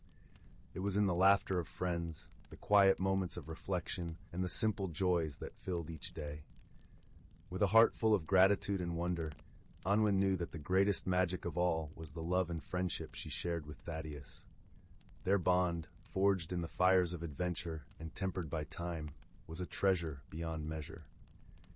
As the stars began to twinkle in the night sky, Anwen and Thaddeus sat by the brook, the warmth of their friendship a beacon of light in the darkness.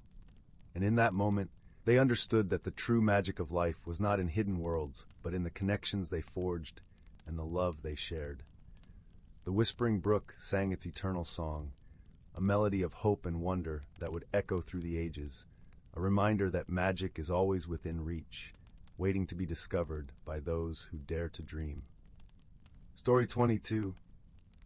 In the heart of an ancient forest, where the canopy of leaves whispered secrets to the wind, and the scent of pine and earth mingled in the cool air, there was a village named Willowmere.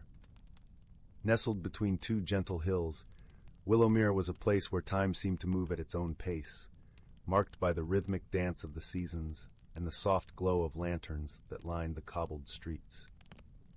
In this village lived a boy named Finn, known for his curious nature and eyes that sparkled with the light of 1,000 stars.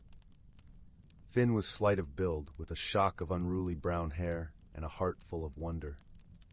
More than anything, Finn loved stories, tales of old that spoke of hidden worlds and magical objects, spun by the elders beside the crackling fires that kept the chill of the night at bay.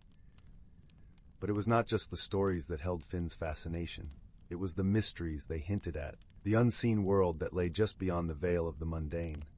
He often found himself wandering the forest paths, his mind painting pictures of fairies and hidden villages, of ancient trees that whispered the secrets of the world. One crisp autumn morning, as the first light of dawn kissed the treetops, Finn set out on one of his many wanderings.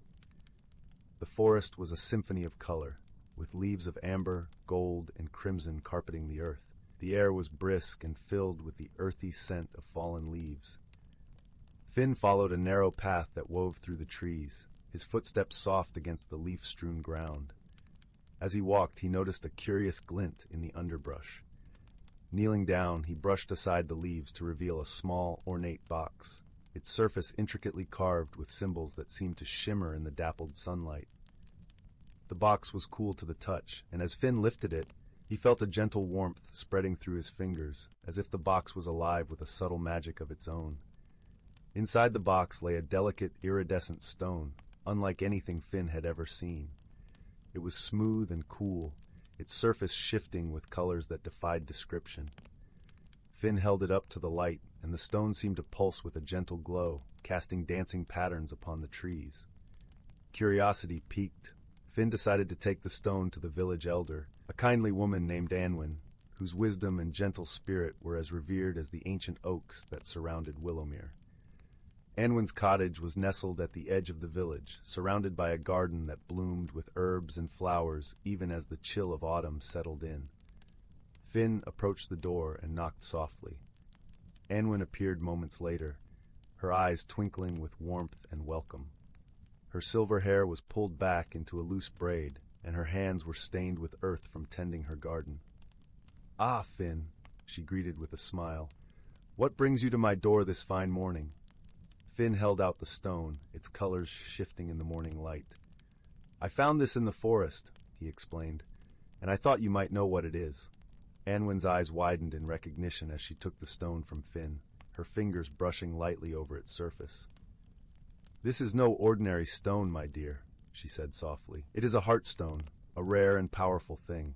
They say it has the ability to reveal hidden truths and open pathways to worlds unseen." Finn's heart leapt with excitement. "What should I do with it?" he asked eagerly. Anwin chuckled, her laughter like the gentle rustle of leaves. "That, my dear Finn, is for you to discover.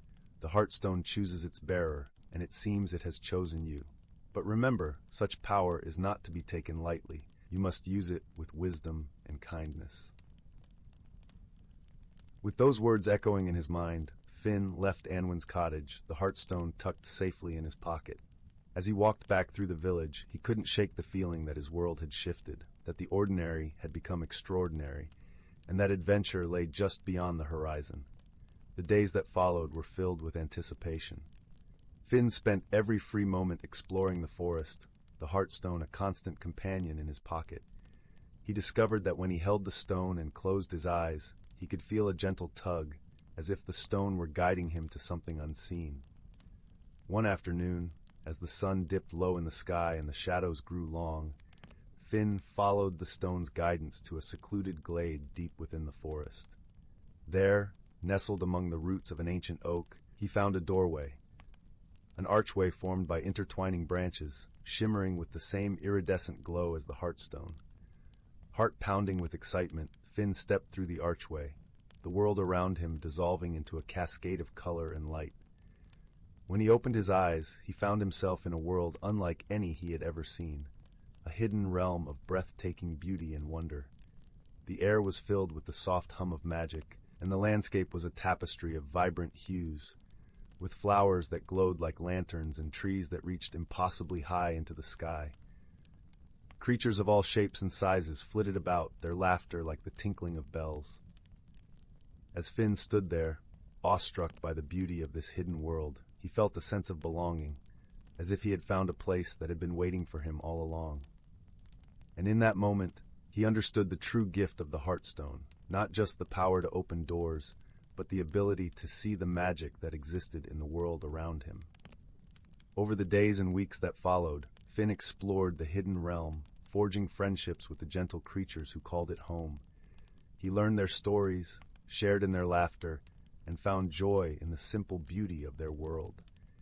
And as the seasons turned and the world above changed, Finn too was transformed. He returned to Willowmere with a heart full of wonder and a spirit touched by the magic of the hidden realm. He carried the lessons of kindness and friendship with him, sharing the stories he had gathered with the people of his village, igniting their imaginations and filling their hearts with hope.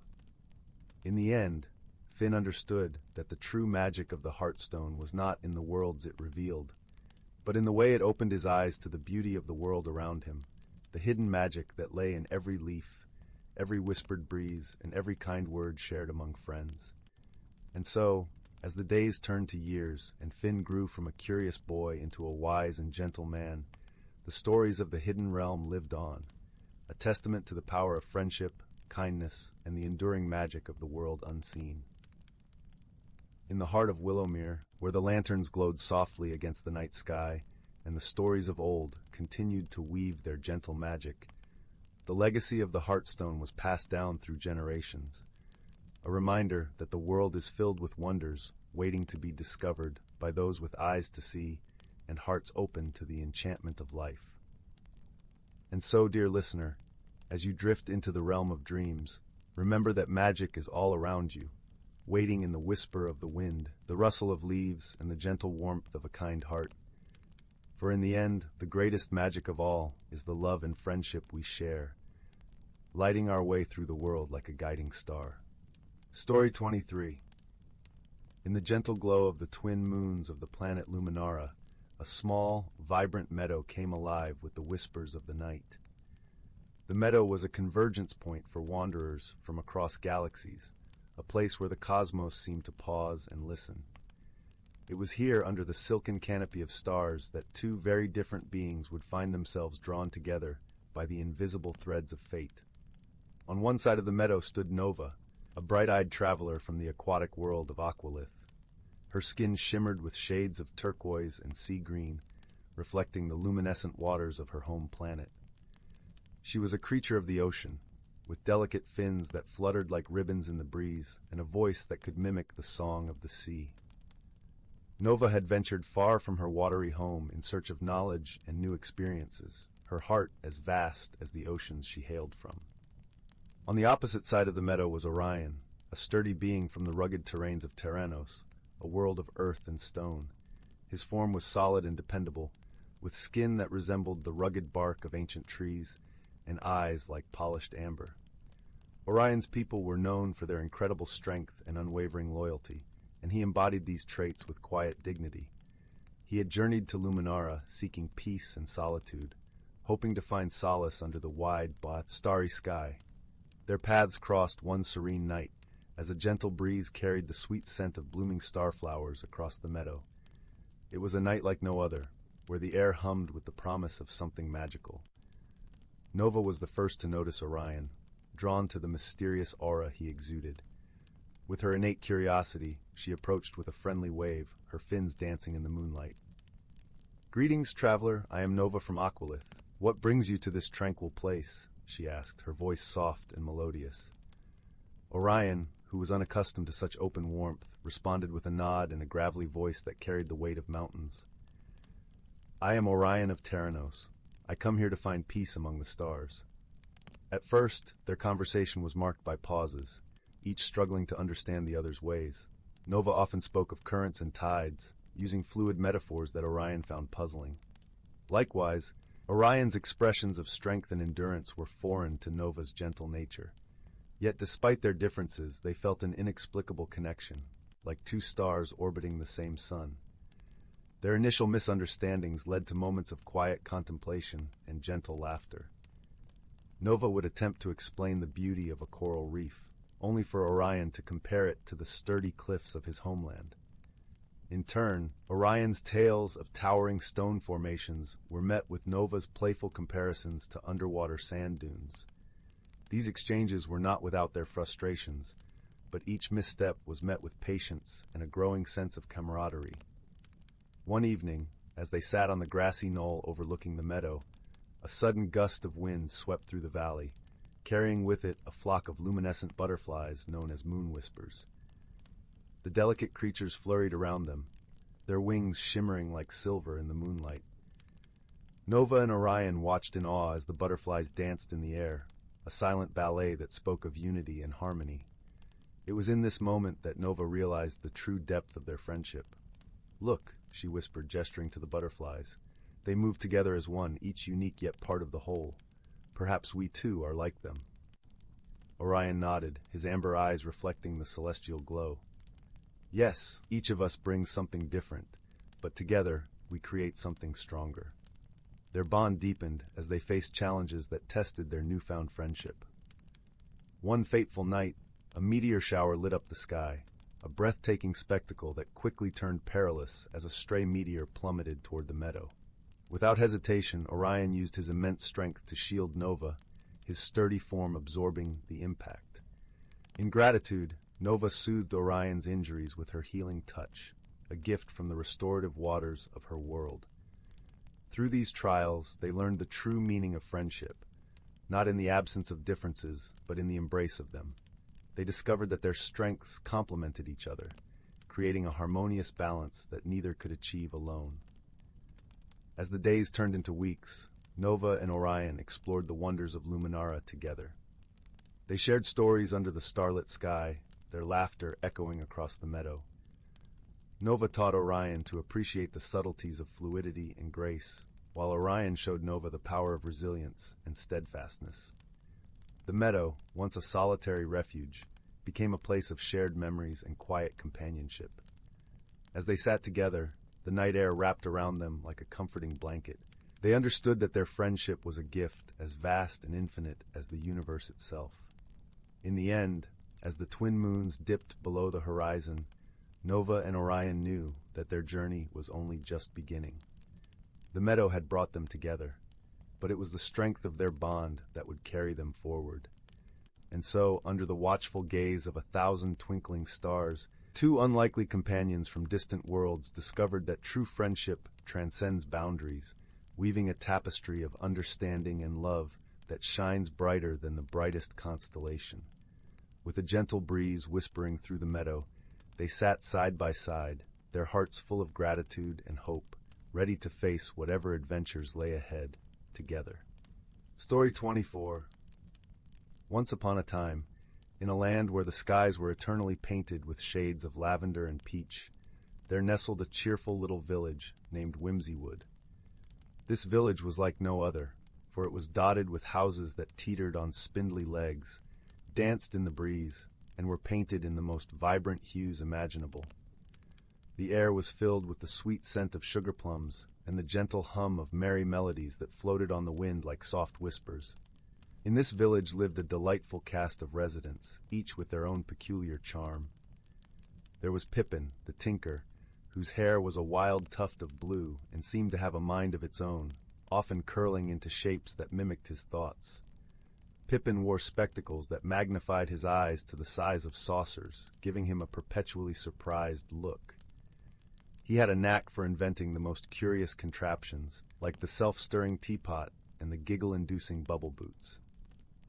Then there was Lila, the baker, whose warm, rosy cheeks and twinkling eyes made everyone feel like they were wrapped in a cozy hug.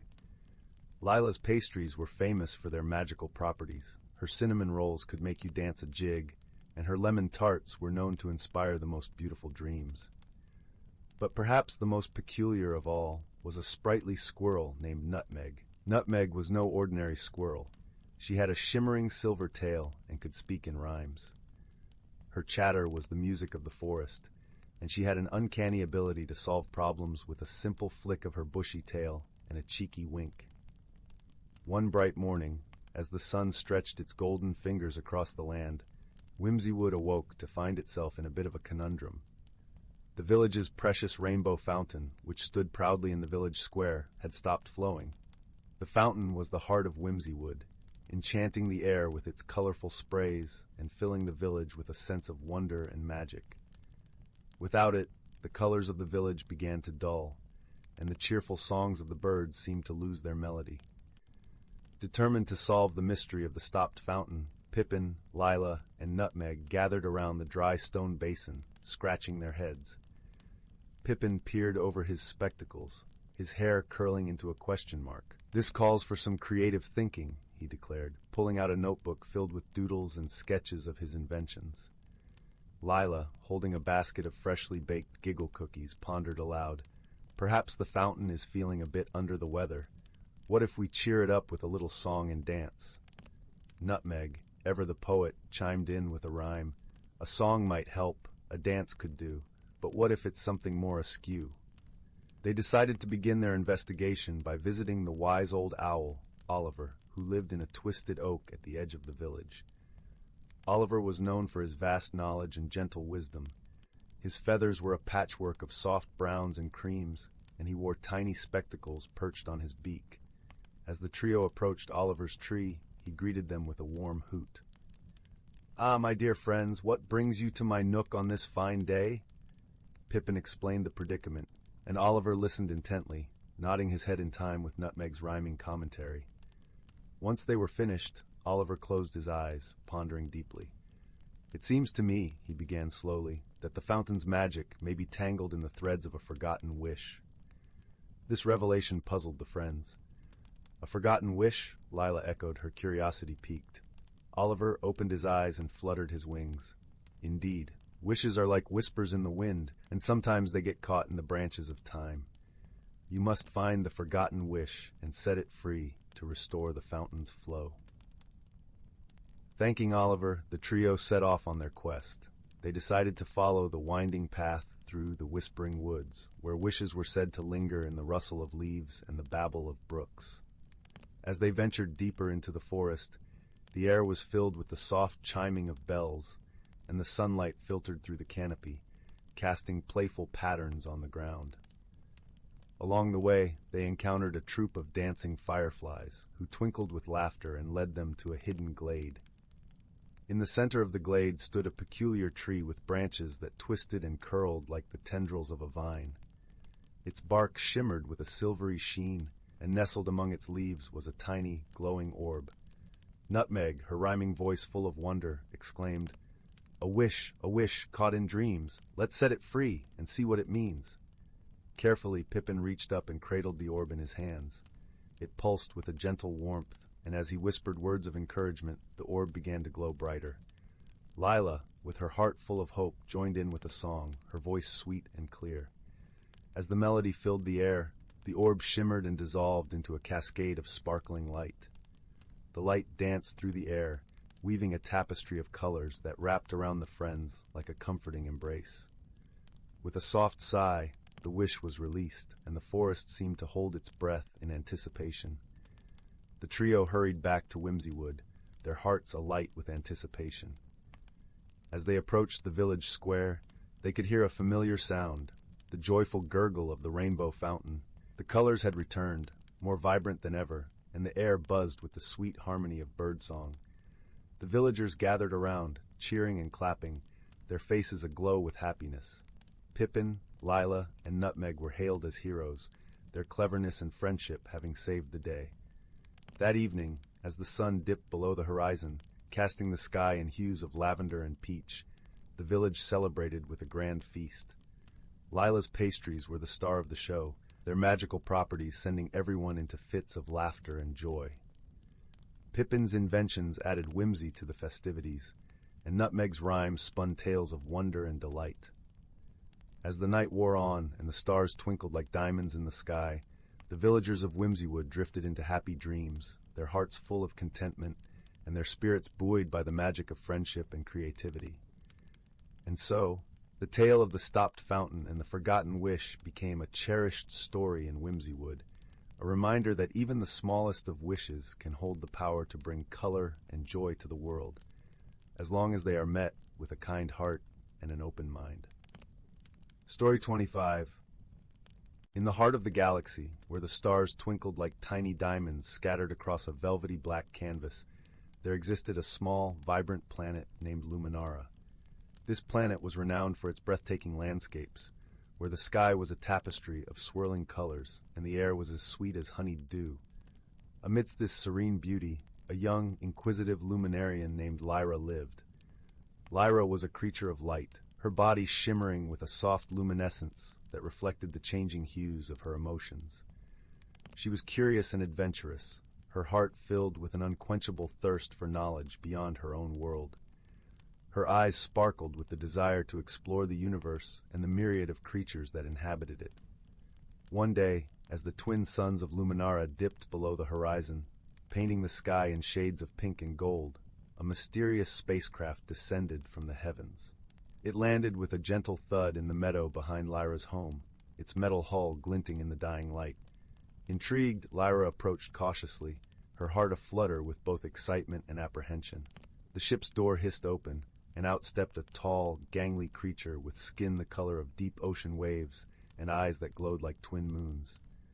This was Zephyr, a traveler from the distant planet of Aquara.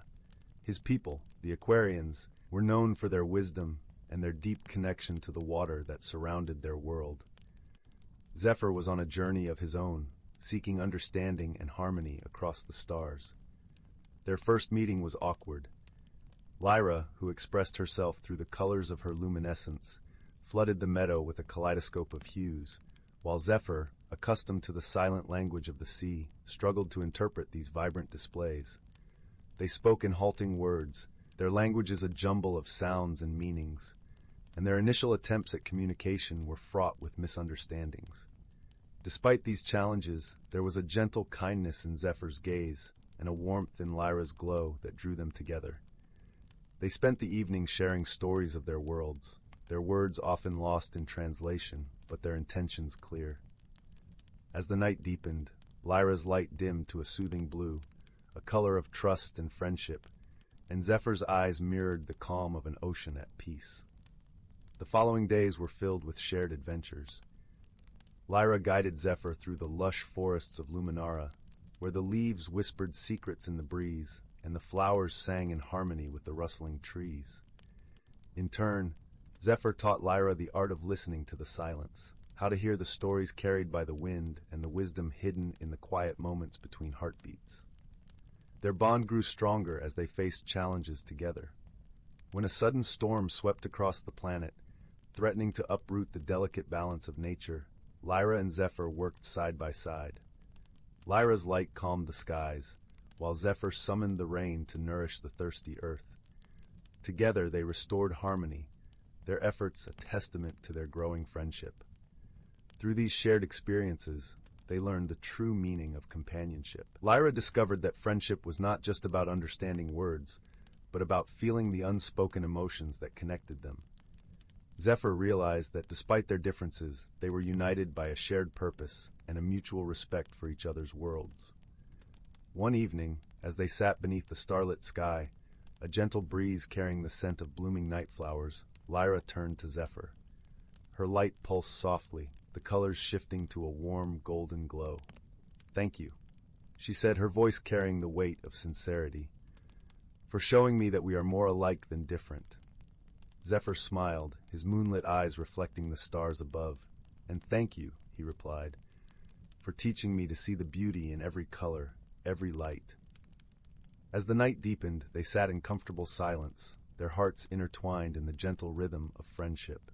And though their journeys would one day lead them back to their own worlds, they knew that the bond they had forged would remain, a shimmering thread of light and water, connecting Luminara and Aquara across the vast expanse of the galaxy. In the quiet of the night, as the stars began to fade with the dawn, Lyra and Zephyr rested under the watchful gaze of the universe, comforted by the knowledge that friendship, like the stars themselves, would always guide them home. Story 26. The Whispering Woods, A Tale of Friendship and Magic. Once upon a time, in a village nestled between rolling hills and lush, whispering woods, there lived a gentle girl named Mira. Her life was woven with threads of simplicity and wonder, as she spent her days helping her grandmother in their little cottage on the edge of the forest. The trees were ancient, their trunks gnarled and wise, their branches stretching towards the sky as if weaving tales of old with their leaves. Mira loved the forest, for it was a place of magic and secrets, where sunlight danced through the canopy, painting patterns of light and shadow on the forest floor. Mira was a kind-hearted soul, with eyes the color of the morning sky and hair as dark as the night. Her laughter was like the tinkling of 1,000 tiny bells, and her heart brimmed with curiosity and warmth. She would often wander into the woods, a place she felt was alive with stories untold. It was during one of these wanderings that Mira discovered something extraordinary, a small, shimmering amulet nestled among the roots of an ancient oak tree. The amulet was unlike anything she had ever seen, its surface smooth and cool to the touch, a swirling mist of colors trapped within. As Mira held it in her palm, she felt a gentle warmth spreading from the amulet, as if it were whispering secrets only she could hear. Intrigued and a little awestruck, Mira slipped the amulet around her neck, feeling a soft pulse, like a heartbeat, against her skin. That evening, as the sun dipped below the horizon, painting the sky in hues of pink and gold, Mira sat by the fireplace with her grandmother. The fire crackled and popped, its warmth enveloping them both in a cozy embrace. Her grandmother, a wise woman with silver hair and eyes like twinkling stars, noticed the amulet glinting in the firelight. "Where did you find such a beautiful thing, my dear?" she asked, her voice gentle and melodic. "In the forest, grandmother," Mira replied, her voice tinged with the excitement of discovery. "It feels magical." Her grandmother nodded knowingly, a soft smile playing on her lips. "The forest holds many secrets, Mira. This amulet is special. It is said that those who wear it can find the hidden paths within the woods, paths that lead to places unseen by ordinary eyes." Mira's heart quickened with excitement and a touch of trepidation. She had always felt the forest was alive with mystery, and now she had a means to explore its hidden depths. That night, as she lay in bed, the amulet's gentle pulse lulled her into a deep, dreamless sleep. The following morning, a gentle mist clung to the ground as Mira ventured into the forest once more, the amulet resting against her chest. As she walked, she noticed something different. The trees seemed to part for her, revealing a narrow, winding path she had never seen before. Her heart fluttered with anticipation as she followed the path, her senses alive with the sounds of birdsong and the earthy scent of moss and pine. The path led her deeper into the forest, where the air was cool and the light dappled, casting ethereal patterns on the path ahead. It was there she met a peculiar creature, a fox with a coat as white as snow and eyes that shone like emeralds. The fox regarded her with an intelligent gaze, and to Mira's astonishment, it spoke. "Greetings, young one," the fox said, its voice like the rustle of leaves in the wind. "You wear the amulet of the Whispering Woods. It is rare for such a treasure to find its way to human hands." Mira, though surprised, felt no fear. Instead, her heart swelled with a sense of kinship with this magical creature. "I found it among the roots of a great oak," she explained, her voice steady and full of wonder. The fox nodded, a gesture that seemed both wise and playful. "The forest has chosen you, Mira. There is much it wishes to share and much it needs from you." With that, the fox turned and began to walk along the path, and Mira followed, her heart filled with curiosity and a newfound sense of purpose. As they journeyed deeper into the woods, the trees seemed to whisper secrets to her, their leaves rustling in a language only the amulet could translate. In the heart of the forest, they came upon a glade bathed in golden sunlight. In the center stood a majestic tree, its branches reaching high into the sky, its bark shimmering with a light of its own. It was here the fox stopped, turning to Mira with a look of solemnity. "This is the heart tree," the fox explained. "It is the source of all magic in the Whispering Woods, but its light is fading, and with it the magic of the forest." Mira's heart ached at the thought. The forest had been her sanctuary, a place of peace and wonder. To see it in peril filled her with a deep sadness. "What can I do to help?" she asked, her voice strong with determination. The fox regarded her with a gentle smile.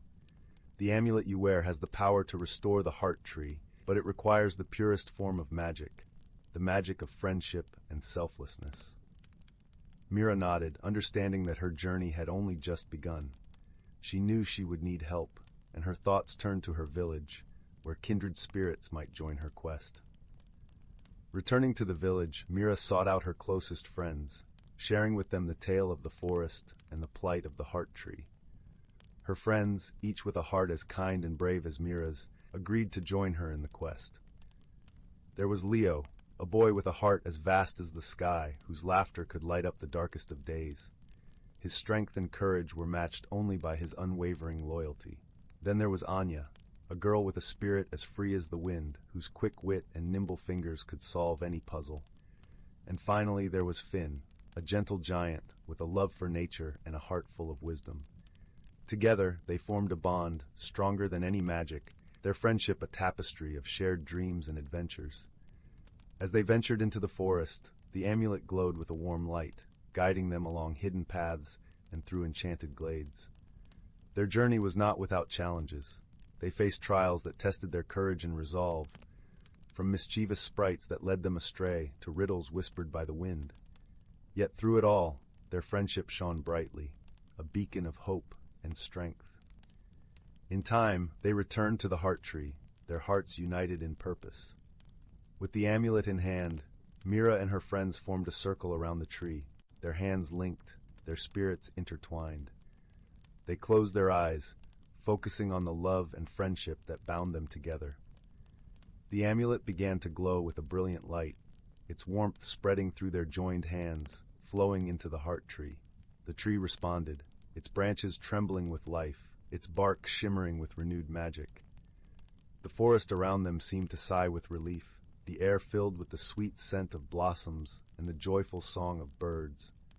As the light from the amulet faded, the heart tree stood tall and strong, its magic restored. The forest was alive with color and sound, a vibrant tapestry of life and wonder. Mira and her friends opened their eyes, their hearts filled with a profound sense of accomplishment and joy. The fox appeared once more, its eyes twinkling with gratitude. "You have done a great deed, young ones. The magic of the forest is safe, thanks to your courage and friendship." Mira and her friends smiled, their hearts light and full of happiness. They knew their journey had changed them, deepening their bond and teaching them the true power of friendship and selflessness. As the sun began to set, casting a warm golden glow over the forest, Mira and her friends made their way back to the village. The amulet, its purpose fulfilled, now rested quietly against Mira's chest, a reminder of the magic they had discovered and the bond they had forged. In the days that followed, the village flourished, its people inspired by the tales of Mira and her friends. The forest remained a place of wonder and magic, a sanctuary for those who sought its secrets, and a testament to the power of friendship. And so, Mira's story became legend, a tale passed down through generations, a reminder that with courage, kindness, and the magic of friendship, anything was possible. And in the quiet moments, when the wind whispered through the trees and the stars twinkled in the night sky, Mira would sit by the fireplace with her grandmother, the amulet glinting softly in the firelight, her heart full of gratitude and wonder for the forest that had given her so much. Thus ends the tale of the Whispering Woods, where magic and friendship intertwined, creating a story that would live on in the hearts of those who believed in the power of love and the magic of the world around them. Story 27. The Whispering Woods. In the gentle embrace of twilight, when the sky wore a cloak of lavender and the first stars began to twinkle like tiny diamonds, nestled a quaint village named Eldergrove. This village, with its cobblestone paths and cottages wrapped in ivy, was cradled by the Whispering Woods, an ancient forest that hummed with secrets and mysteries. Among the villagers lived a young girl named Lily, whose heart was as tender as the petals of the wildflowers she adored. Lily had a peculiar gift that set her apart. She could hear the whispers of the woods. While others merely heard the rustling of leaves or the chirping of crickets, Lily heard stories carried on the wind, tales of old and of magic hidden deep within the forest. Every evening, after the sun dipped below the horizon and the air turned crisp with the promise of night, Lily would sit by her window, listening intently to the murmurs that floated on the breeze. Her heart yearned for adventure and understanding, but her feet remained rooted in the familiar soil of Eldergrove. One evening, as the world was bathed in the silvery glow of the moon, Lily heard a voice clearer than she ever had before. It was a gentle, melodic call, like the tinkling of a brook over smooth stones, beckoning her into the depths of the Whispering Woods. The voice spoke of a hidden realm, a secret world nestled within the heart of the forest, accessible only to those with pure intentions and a brave spirit. Curiosity fluttered within Lily like a bird eager to take flight. She decided that the time had come to leave the comfort of her village and seek out the mysteries that lay beyond. With her heart steady and her spirit light, Lily set out on a journey that would change her life in ways she had never imagined. The path into the woods was illuminated by the soft glow of fireflies, their tiny lights bobbing like lanterns in the darkness. The forest was alive with sounds, the chorus of frogs serenading the night, the distant hoot of an owl, and the rhythmic rustling of the leaves, as if the trees themselves were breathing. Each step Lily took felt like a dance with the forest, a gentle rhythm that guided her deeper into its embrace. As she ventured further, the air began to shimmer with an ethereal glow. The trees, ancient and wise, seemed to lean closer, their branches arching like guardians over her path. And then, as if crossing an invisible threshold, Lily found herself in a place unlike any she had ever seen. The hidden realm was a world woven from dreams and stardust, where the very air seemed to sing with magic. The grass beneath her feet was soft and luminescent, glowing with a gentle blue light. Flowers of every hue imaginable bloomed in abundance, their petals whispering secrets to the wind. In the distance, a crystal-clear stream wound its way through the landscape, its waters sparkling like liquid silver under the moon's gaze. In this enchanted place, Lily felt a sense of belonging, as if she had finally found the missing piece of her heart. But she was not alone.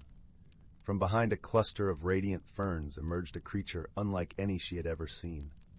It was a small, gentle creature with fur as white as snow and eyes that twinkled with the wisdom of 1,000 stars. Its presence was warm and inviting, like the embrace of a dear friend. "Welcome, Lily," the creature spoke, its voice soft and melodic. "I am Orion, the guardian of this realm." Lily's heart swelled with wonder and gratitude. She bowed her head in respect, feeling an unspoken bond with Orion that transcended words. "Why have you called me here?" Lily asked, her voice barely a whisper in the tranquil night. Orion's eyes sparkled with kindness. "This world is in need of a guardian, someone with a heart pure and true.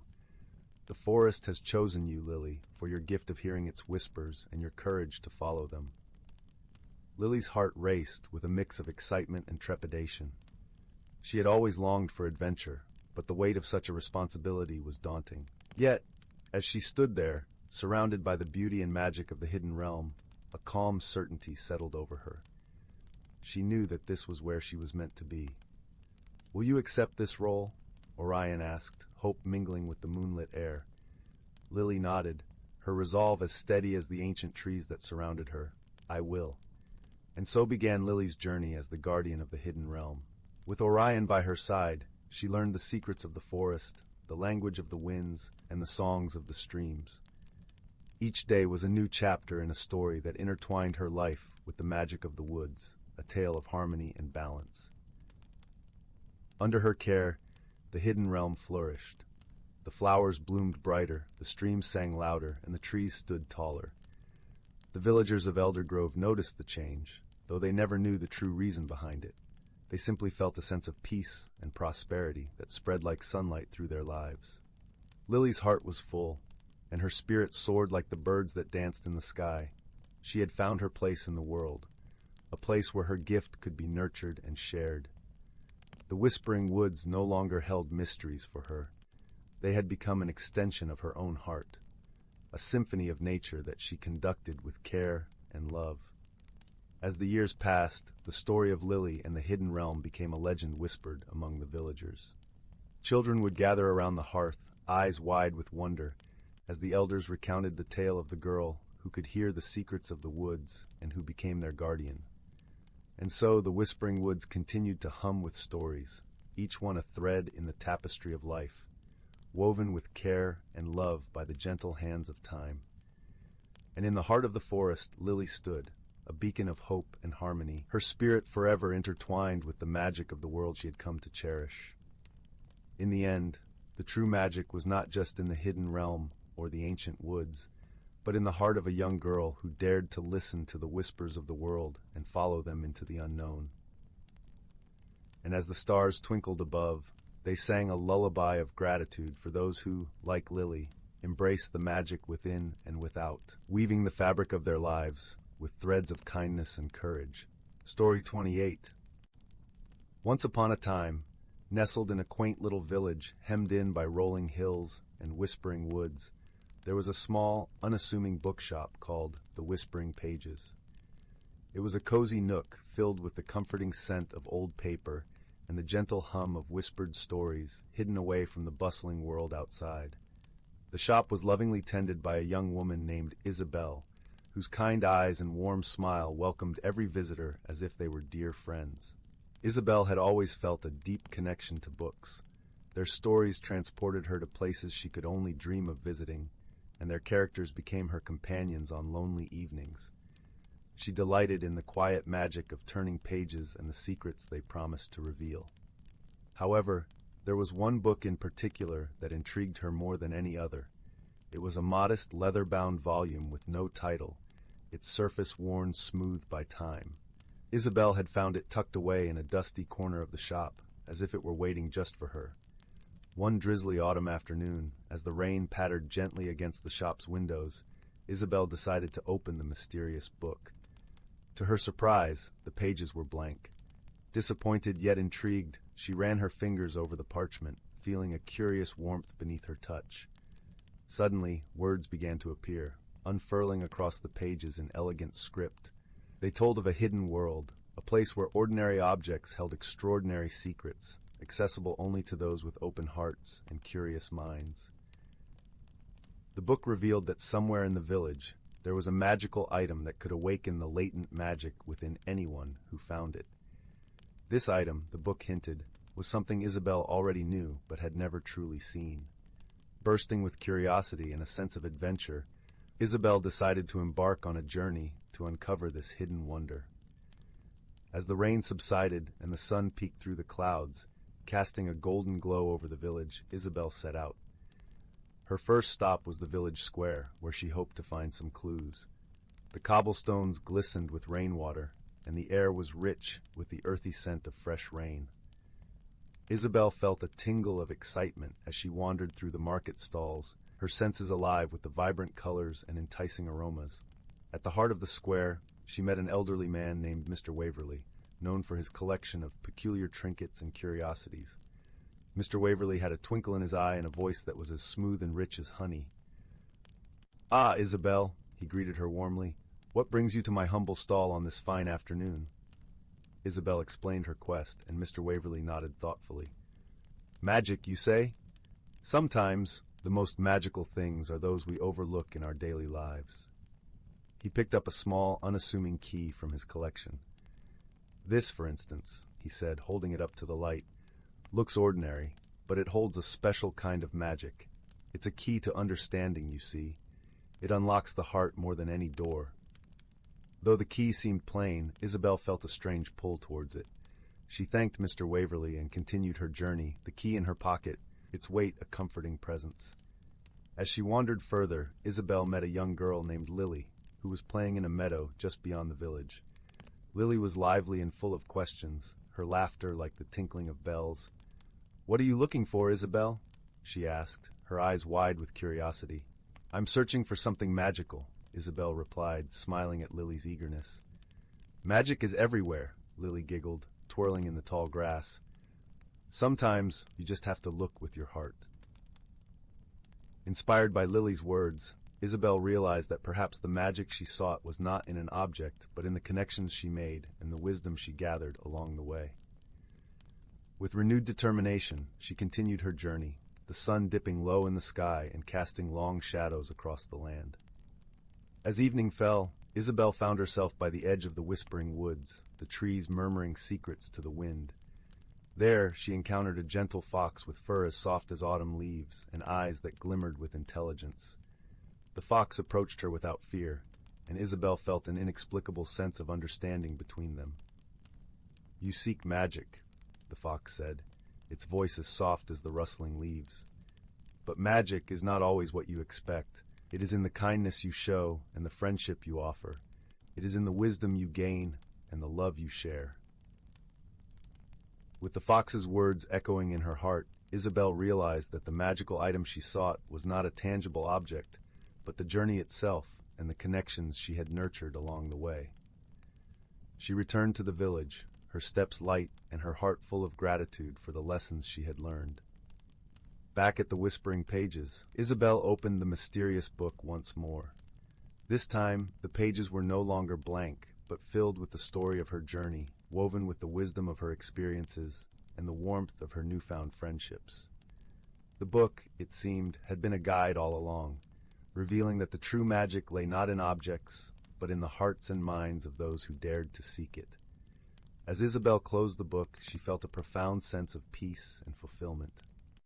She knew that while her journey had ended, the magic of discovery and wonder would forever be a part of her life, guiding her through the pages of her own story. And so, in the cozy glow of her bookshop, surrounded by the comforting whispers of countless tales, Isabel found her own place in the world, a place where magic and reality danced together in perfect harmony. As the stars twinkled in the night sky, she knew that her journey had only just begun, filled with endless possibilities and the promise of new adventures. And with that comforting thought, Isabel settled into her favorite chair by the fireplace, the warmth of the crackling fire wrapping around her like an old familiar friend, as she drifted into a peaceful slumber, her dreams woven with the gentle magic of stories yet to be told. Story 29. In the heart of an ancient forest, where the towering trees formed a cathedral of emerald and gold, there was a hidden glade known only to the creatures who called it home. This was a place where the world seemed to hold its breath, a harmonious sanctuary untouched by the rush of time. Here, the gentle rustling of leaves was a symphony, and the babbling creek a lullaby. The forest was alive with the whispers of nature, a lively tapestry woven with the songs of birds, the chatter of squirrels, and the soft hum of bees. Every creature, from the smallest ant to the grandest stag, played its part in maintaining the delicate balance of this enchanted realm. They lived by the wisdom of their ancestors, passed down through stories and songs, lessons etched into the very fabric of their existence. Among these creatures was a wise old tortoise named Miro, who bore the intricate patterns of the forest on his shell. Miro had seen many seasons come and go, each bringing its own magic and challenges. As the oldest and most respected of the forest's inhabitants, it was Miro's duty to share the ancient knowledge of their world with the younger creatures. One crisp autumn morning, as a golden mist hung low over the forest floor, Miro gathered the young creatures by the edge of the glade. They came eagerly, their eyes wide with curiosity, ready to hear the tales that connected them to the heart of the forest. "Listen closely, my young friends," Miro began, his voice as soothing as the gentle breeze that rustled through the leaves. "The forest thrives on balance, a dance between light and shadow, growth and decay. Each season brings its gifts and challenges, teaching us to adapt and cherish what we have."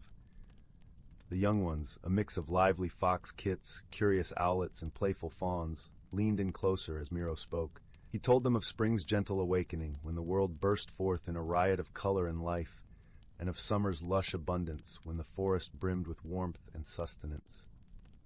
"But it is autumn," Miro continued, "that teaches us the beauty of letting go. As the leaves turn to flames of red and gold, they remind us that change is a natural part of life. It is a time to gather and prepare, to reflect on the cycle that sustains us." As Miro spoke, the creatures could feel the truth of his words in the crisp air that carried the scent of pine and earth. The forest was a living, breathing entity, and they were an integral part of its rhythm. "Winter," Miro said with a twinkle in his wise eyes, "is the season of rest and reflection. Beneath the snow's quiet blanket, life slows down, and we dream of the warmth to come. It is a time to appreciate the quiet beauty of stillness and to find strength in the bonds we share." At that moment, a gentle snow began to fall, dusting the forest with a delicate layer of white. The young creatures marveled at the transformation, their hearts filled with wonder and gratitude for the magic that surrounded them.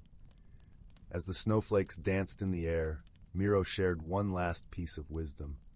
"Remember, dear ones, that we are all connected. The health of the forest depends on each of us doing our part, respecting the land and its gifts, and looking out for one another. With that, the young creatures returned to their families, their spirits alight with the knowledge they had gained. The forest, bathed in the soft glow of twilight, seemed to hum with contentment, a testament to the harmony that reigned within. And so the seasons continued their eternal cycle, each one a chapter in the story of the forest. Through the wisdom of Miro and the love of the creatures who called it home, the ancient forest remained a sanctuary of balance and peace, a place where the magic of nature could be felt in every rustling leaf and every whispering breeze. As the years passed, Miro's stories became legends, passed down to new generations who would listen with wide eyes and open hearts. And though the old tortoise eventually found his own place of rest beneath a canopy of stars, his spirit lingered in every corner of the forest, a gentle reminder of the harmony that bound them all together. In the quiet of the glade, where the seasons painted their timeless dance, the forest sang on. And the creatures, wise and young alike, knew they were part of a story that would never truly end. Story 30. In the tranquil village of Elderglen, tucked away between the whispering woods and gentle hills, there was a legend about a magical locket. This locket, it was said, held the power to reveal a hidden world where dreams and reality danced like old friends. Many believed it was merely a tale spun by the flickering shadows of the hearth on a long winter's night, but there were few who whispered that it was real and could be found by those pure of heart and brave of spirit. Among the villagers, there lived a kind-hearted young girl named Lily. She had hair the color of autumn leaves and a smile that seemed to brighten even the cloudiest of days. Lily was known for her gentle nature and her uncanny ability to befriend even the shyest of creatures. Birds chirped merrily when she passed, and rabbits paused in their nibbling to watch her with trusting eyes. One crisp morning, as the mist slowly lifted from the fields, Lily decided to explore the edge of the forest where the ancient oaks stood tall and wise. The air was filled with the scent of pine and earth, and the sun filtered through the leaves, casting playful patterns on the forest floor. As she wandered deeper into the woods, she stumbled upon something curious, a path that seemed to shimmer ever so slightly, as though it was inviting her to follow. Her heart fluttered with a mixture of excitement and trepidation, but her curiosity won over, and she stepped onto the path. The path led her to a hidden grove where the trees formed a natural archway, their branches entwined like old friends. At the center of the grove lay an old, gnarled tree stump, and upon it rested a locket unlike any Lily had ever seen. It was crafted from silver, with intricate engravings of stars and moons, and it glowed softly in the dappled sunlight. Lily approached the locket with reverence, her fingers tingling with anticipation as she picked it up. As soon as she clasped it around her neck, the air shimmered, and the grove transformed before her eyes. The leaves turned to gold, and the flowers bloomed in colors she had never imagined. In that moment, Lily understood that she had found the legendary locket, and with it, the gateway to the hidden world. She took a deep breath and stepped forward, feeling the magic wash over her like a warm embrace. The hidden world was a place of wonder and beauty. The sky was a deeper blue, the grass a richer green, and the air was filled with the sweet scent of honeysuckle. As she wandered through this enchanted realm, she discovered creatures both familiar and strange. There were deer with antlers adorned with flowers, birds that sang in harmonies that made her heart swell, and tiny creatures who flitted about like living jewels. But the most remarkable discovery was a gentle giant named Fern. Fern was a creature of the forest, with eyes as deep as the ocean and a coat that shimmered like the surface of a tranquil lake. Despite his towering size, there was a kindness in his gaze that put Lily at ease. "Welcome, little one," Fern rumbled, his voice as soft as a summer breeze. "You are the first to find the locket in many years." Lily smiled, feeling a warmth spread through her chest. "Hello, Fern. I'm Lily. This place it's beyond anything I could have imagined." Fern nodded, his eyes twinkling with wisdom. "This world is a reflection of the dreams and hopes of those who seek it with an open heart. It is a place of friendship and discovery." As the days turned into weeks, Lily and Fern explored the wonders of the hidden world together. They wandered through fields of flowers that sang in the wind, climbed mountains that touched the sky and swam in lakes that mirrored the stars. With each adventure, Lily's heart grew lighter and her spirit soared. But not all was peaceful in the hidden world. A shadow loomed at the edges, a darkness that threatened to encroach upon the light. It was a shadow born of fear and doubt, and it whispered insidious lies that could turn even the kindest heart cold. One day, as they rested by a sparkling stream, Fern spoke of the shadow. "It is the embodiment of our fears, Lily. It feeds on loneliness and despair, but it can be defeated by friendship and hope." Lily listened intently, her mind racing. "How can we fight it, Fern? How can we protect this beautiful world?" Fern gazed at her with a gentle smile. "The shadow cannot withstand the light of friendship. If we stand together, if we believe in the goodness within us, we can drive it away." Moved by his words, Lily decided that she would not let the shadow take hold. She and Fern gathered the creatures of the hidden world, rallying them with words of courage and hope. They shared stories of kindness, acts of bravery, and the power of friendship. As the shadow crept closer, the creatures of the hidden world joined hands, forming a circle of light and love around the grove where Lily had first found the locket. Their hearts beat as one, their spirits united in a song of hope that resonated through the air. The shadow paused, its dark tendrils hesitating at the edge of the light. It writhed and twisted, trying to find a way through, but the bond of friendship was too strong. With a final anguished cry, the shadow dissolved into nothingness, leaving only the gentle rustling of leaves in its wake. Lily and Fern embraced, their hearts filled with joy and relief. The hidden world had been saved, and its beauty would endure for generations to come. The creatures rejoiced, their songs filling the air with a melody of triumph and love. As the sun set, painting the sky with hues of pink and gold, Lily knew it was time to return to her own world. She bid farewell to her friends, promising to return whenever the locket called to her. With a heavy heart but a spirit renewed, Lily stepped back through the archway, the magic of the hidden world lingering like a gentle breeze. As she emerged from the forest, she felt the weight of the locket against her chest, a comforting reminder of the adventure and the friendships she had found.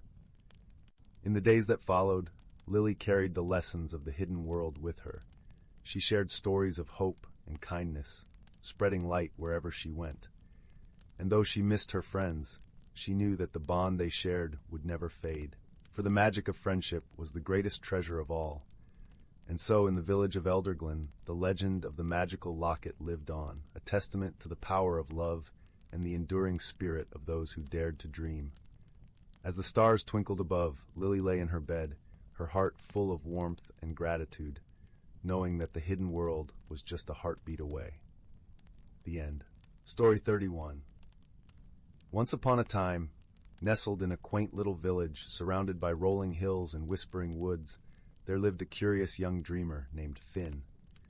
Finn had a heart as open as the sky, and a mind filled with tales of wonder and mystery. Every evening, as the golden sun dipped below the horizon, Finn's thoughts wandered to the edge of the known world, where an ancient forest lay cloaked in mist and secrets. One particularly gentle twilight, when the air was sweet with the scent of blooming jasmine and the sky wore a gown of pink and lavender, Finn felt an irresistible pull towards the mysterious forest. With a light shawl draped over their shoulders and a small satchel filled with the essentials, an apple, a notebook, and a lucky stone, Finn set off, guided by the soft glow of the rising moon. The path to the forest wound through fields of swaying wildflowers, their petals brushing against Finn's fingertips like whispers of encouragement. As Finn approached the forest's edge, an enchanting melody drifted on the breeze, a song sung by the leaves themselves. The trees stood tall and ancient, their bark etched with silver runes that shimmered in the moonlight. With a heart full of wonder, Finn stepped into the forest. The air was cool and fragrant, filled with the earthy scent of moss and the distant trickle of a hidden stream. It felt as though the forest was alive, cradling Finn in its gentle embrace. As they walked deeper, the world around them began to change, each step revealing something new and magical. In a sun-dappled clearing, Finn encountered their first surprise. A family of luminescent fireflies danced in intricate patterns, their tiny lights weaving through the air like living stars. They circled around Finn, illuminating the way forward with a warm, welcoming glow. Finn laughed, the sound ringing through the trees like a bell, and followed the firefly's playful flight deeper into the forest. The path led to a crystal-clear pond, its surface smooth as glass and reflecting the sky above. As Finn knelt to take a sip of the cool, refreshing water, they noticed a peculiar sight. A small turtle, with a shell adorned in patterns of swirling blues and greens, blinked up at them with wise, twinkling eyes. The turtle spoke in a voice as soft as rain. "Welcome, traveler. The forest is glad to have you. Seek what you may, but remember, the journey itself holds the treasure." Intrigued by the turtle's words, Finn continued on, feeling a newfound courage blooming within. The forest grew denser, the path winding through towering ferns and beneath branches heavy with dew. Every so often the trees would part to reveal breathtaking vistas. A cascade of flowers in every hue, a hidden waterfall singing a song of its own, or a grove where the ground was carpeted with velvety moss. As the night deepened, Finn came across a peculiar archway formed by two entwined trees. Beyond it lay a grove bathed in soft, ethereal light. Here, Finn met the most wondrous creature of all, a gentle, shimmering stag with antlers that glowed like moonbeams. The stag bowed its head in greeting, its eyes filled with kindness and ancient wisdom. "Brave one," the stag spoke, its voice a soothing melody. "You have ventured far and wide through this enchanted realm, seeking the unknown. But remember, it is your courage and open heart that light the path." Feeling both humbled and invigorated, Finn realized that the exploration of the forest had mirrored the journey within themselves. Each encounter, each step, had revealed not only the wonders of the world, but also the strength and curiosity that lay within their own heart. With the first light of dawn peeking through the trees, Finn knew it was time to return to the village. The forest seemed to hum with approval, the leaves rustling a gentle farewell. As they retraced their steps, Finn carried with them the lessons of the night, the courage to explore, the beauty of the unknown, and the warmth of newfound wisdom. When Finn emerged from the forest, the village greeted them with the soft glow of morning. As they walked home, they felt a deep sense of peace and fulfillment, knowing that the world was vast and full of magic, and that they were a part of it all. And so, under the watchful eyes of the rising sun, Finn returned to the embrace of their little village, their heart forever touched by the wonders of the forest and the gentle creatures who had guided them on their journey. From that day on, Finn carried with them the quiet assurance that every path they walked held its own adventure, and that courage and curiosity would always lead them home. Story 32. Once upon a time, in a cozy little cottage nestled deep in an enchanted forest, there lived a young girl named Willow. She was a curious child with a heart full of wonder and a mind always searching for adventure. Little did she know, her ordinary life was about to take an extraordinary turn. One crisp autumn morning, Willow's grandmother called her into the kitchen. With a twinkle in her eye, she presented Willow with an old tarnished teapot. "This is no ordinary teapot, my dear," she said. "It has been passed down through generations, and it holds a very special secret." Willow's eyes widened with curiosity as her grandmother handed her the teapot. "Whenever you feel lost or uncertain, simply hold this teapot close and whisper your deepest wish. Its magic will guide you to where you need to be." At first, Willow wasn't sure if she believed in such fanciful tales, but as the days passed, she found herself drawn to the teapot's enigmatic charm. One evening, as she sat by the crackling fire, she clutched the teapot close and whispered, "I wish to embark on a grand adventure." To her amazement, the teapot began to tremble in her hands, and a warm golden glow emanated from its spout. Before she knew it, Willow found herself transported to a vast, enchanted meadow, where the grass swayed like waves on an emerald sea. As she marveled at her surroundings, Willow heard a friendly voice call out, "Welcome, young adventurer." She turned to see a wise old oak tree standing tall and proud, its branches adorned with twinkling lights. "I am Oakley, guardian of this realm, and I have been expecting you." Oakley introduced Willow to his companions, a playful rabbit named Thumper, who could speak every language known to nature, and a magnificent owl named Athena, whose keen eyes could see into the depths of any mystery. Together, they embarked on a journey through the wondrous meadow, encountering challenges and delights at every turn. They puzzled over riddles posed by mischievous sprites, danced with graceful fairies in moonlit glades, and marveled at the breathtaking beauty of glittering waterfalls and secret glades. Yet, their greatest challenge came when they encountered a dark, foreboding forest, where ominous shadows lurked. Thumper's ears twitched nervously, and Athena's feathers ruffled with concern. "This is the tangled wood," Oakley warned. "Many have become lost within its twisting paths, never to find their way out again." Willow felt a flutter of fear in her heart, but she knew she had to press on.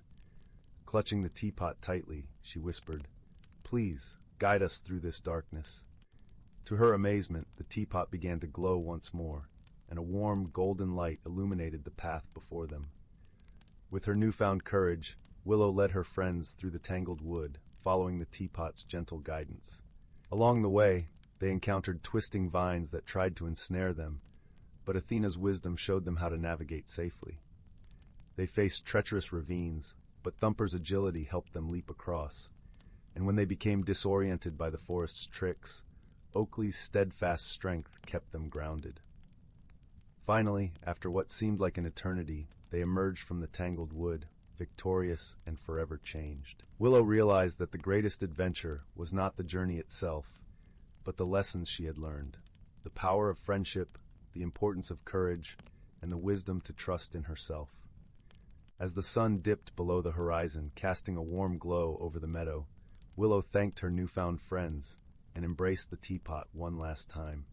In a swirl of golden light, she found herself back in her cozy cottage, her heart overflowing with gratitude and wonder.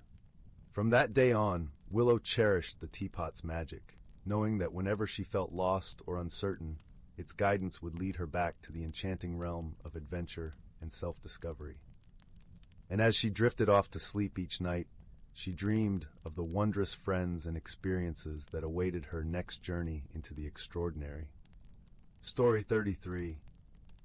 In a land where dreams danced on the breeze and laughter sparkled like stars, nestled a quaint little village named Whimsyhollow.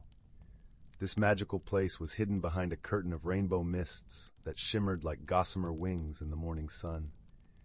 Here, cottages with thatched roofs were painted in vibrant hues, and cobblestone paths wove through gardens that sang with the colors of every flower imaginable. The air was always sweet with the scent of honey and wild berries, and the sky seemed to giggle with the flutter of butterfly wings. Among the kind-hearted folk of Whimsyhollow was a peculiar fellow named Pippin Thistledown. Pippin was known for his wild, curly hair that looked like a tumble of autumn leaves, and his ever-present patchwork coat, which he claimed was stitched with threads of laughter. His bright, twinkling eyes were always on the lookout for a good-natured prank, or a chance to make someone smile. Pippin had a special knack for coaxing music from the most unlikely of instruments, from teapots to tree stumps. One golden afternoon, as the sun dipped low and painted the skies with hues of pink and lavender, Pippin sat cross-legged by the village fountain, playing a merry tune on his enchanted flute. The fountain, a whimsical creation of twisting vines and sparkling stones, gurgled cheerfully in response. As Pippin played, a curious crowd of villagers gathered, drawn by the joyful notes that danced through the air like fireflies. However, amidst the merriment, a curious phenomenon began to unfold. The fountain, which usually bubbled with crystal-clear water, started to flow with something altogether different: bubbles. These weren't ordinary bubbles, mind you. They were iridescent and floated lazily around the square, each one reflecting tiny rainbows. But as enchanting as they were, the bubbles had a mischievous nature. They began to tickle the noses of passers-by, causing fits of giggles and squeals of surprise. It wasn't long before the village elder, a wise woman named Mother Hazel, appeared. She was a diminutive figure with a crown of silver hair and eyes like warm pools of wisdom. Her voice, soft yet firm, carried a melody of its own. "Pippin, my dear," she chuckled, "it seems your music has awakened a bit of magic we haven't seen in quite some time." Pippin scratched his head, grinning sheepishly. "I suppose my flute got a little carried away, Mother Hazel. But these bubbles are quite amusing, aren't they?" Mother Hazel's eyes twinkled with understanding. "Indeed they are. However, we must find a way to guide this magic back to its intended flow, lest the entire village be overtaken by giggles and tickles. Pippin nodded, his mind already whirring with ideas. He knew that the fountain's magic was rooted in the heart of Whimsy Hollow, and if anyone could help him unravel the mystery, it was his dear friend, Tilly Trinket, the village's resident tinkerer. Tilly's workshop was a wonderland of gadgets and gizmos, all clinking and whirring in a delightful symphony. Her hair was a wild explosion of curls, often adorned with bits of ribbon and the odd gear or two. Her nimble fingers could craft anything from a flying teacup to a clockwork dragonfly. When Pippin arrived, Tilly was busy polishing a pair of spectacles that could supposedly see through dreams. "Ah, Pippin!" she exclaimed with a bright smile. "What brings you to my corner of chaos today?" Pippin recounted the tale of the bubble fountain, and Tilly's eyes sparkled with intrigue. "A bubble mystery, you say? How delightful. Let's see what we can concoct." Together they set about mixing potions and tinkering with magical contraptions. Tilly suggested they use her Dreamweaver net, an invention woven from moonbeams and spider silk, to catch the bubbles and listen to their whispers. As they worked, the workshop filled with the scent of lavender and vanilla, and the air hummed with anticipation. When they finally captured a particularly cheeky bubble, it revealed its secret in a tinkling voice. The fountain's laughter is trapped in a loop, a spell of joy that must be unlooped. Pippin and Tilly exchanged a glance, their minds racing with possibilities. "We need to create a counter-melody," Tilly suggested, "to harmonize with the fountain's laughter and set it free." And so the duo embarked on a musical adventure. Pippin played his flute, and Tilly joined in with a tinkling music box, creating a melody that danced like sunlight on a babbling brook. The village gathered once more, drawn by the enchanting sounds, and as the melody reached its crescendo, the fountain's magic responded. The bubbles began to shimmer and pop in a dazzling display of light, each one releasing a gentle peal of laughter that resonated with the villagers' hearts. The fountain's water returned to its crystal clarity, and the village square was filled with a sense of peace and merriment. Mother Hazel, watching from the sidelines, clapped her hands in delight. "Well done, Pippin and Tilly. You've reminded us that magic, like laughter, is best shared and cherished." And so, Whimsy Hollow returned to its gentle rhythm, with Pippin's flute and Tilly's inventions adding to the everyday symphony of joy. The villagers carried the lesson in their hearts, that sometimes the simplest of melodies can solve the most magical of problems, and that true friendship is the greatest magic of all. As the stars twinkled above, the village drifted into a peaceful slumber, cradled by the gentle lullaby of the night. Story 34. In the heart of an ancient forest, where the sunlight trickled through a canopy of leaves like 1,000 liquid gold streams, there lay a world unseen by most. Here the trees whispered to each other in the gentle language of rustling leaves, and the earth sang soft songs through the babbling of brooks and the sighing of the wind. The forest was home to creatures both ordinary and extraordinary. There were the wise old owls with feathers like soft gray clouds and eyes that gleamed like amber lanterns in the night. Beneath the towering trees, rabbits darted through the underbrush, their fur as soft as the moss they nestled in. High above, in the branches that reached for the stars, squirrels with bushy tails scampered and chattered, their eyes sparkling with mischief and curiosity. But among them lived creatures of a more magical sort, hidden from human sight. Tiny fey folk with wings like stained glass flitted about, tending to the flowers and streams. Their laughter was like the tinkling of distant wind chimes, carried on the breeze to those who listened closely enough. And then there were the wise entlings, ancient tree spirits with bark-like skin and eyes that held the memory of centuries. They moved slowly, like the steady march of time itself, nurturing the forest with their deep-rooted wisdom. In this enchanted place, a delicate balance was maintained, a harmony orchestrated by the rhythm of the seasons. The creatures knew this balance was sacred, and it was their duty to preserve it. Each had a role to play, each season a symphony of change and continuity. As autumn unfurled its tapestry of crimson and gold, a gentle creature named Lyra, a young fox with fur as red as the setting sun, took her first steps into understanding this balance. Her mother, wise and gentle, had always told her stories of the forest's magic and the importance of harmony. Now, it was Lyra's turn to learn. One crisp morning, as the dew clung to the grass like diamonds, Lyra set out on her own. The forest was alive with the rustling of leaves and the scent of earth and pine. She padded softly over the fallen leaves, feeling the cool breeze ruffle her fur.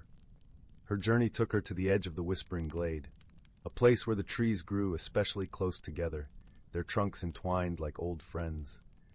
In the heart of the glade, a gentle stream wound its way over smooth stones, its waters clear and cool. Here, Lyra found the entling known as alder, his form rooted deeply into the earth, his branches swaying with the whispers of the wind. His eyes, deep and wise, regarded Lyra with a kindness that warmed her like the first light of dawn. "Young Lyra," Alder greeted, his voice like the rustle of leaves in a gentle wind. "What brings you to the heart of the forest this fine autumn day?" Lyra sat by the stream, watching the water dance over the stones. "I wish to learn, Elder Alder," she replied, her voice a soft murmur. "My mother spoke of the balance we must keep, but I wish to understand it truly." Alder nodded, the leaves of his branches trembling with approval. "The balance is a dance, young one. Each creature, each tree, and each breath of wind plays a part. It is a gift we must cherish and protect."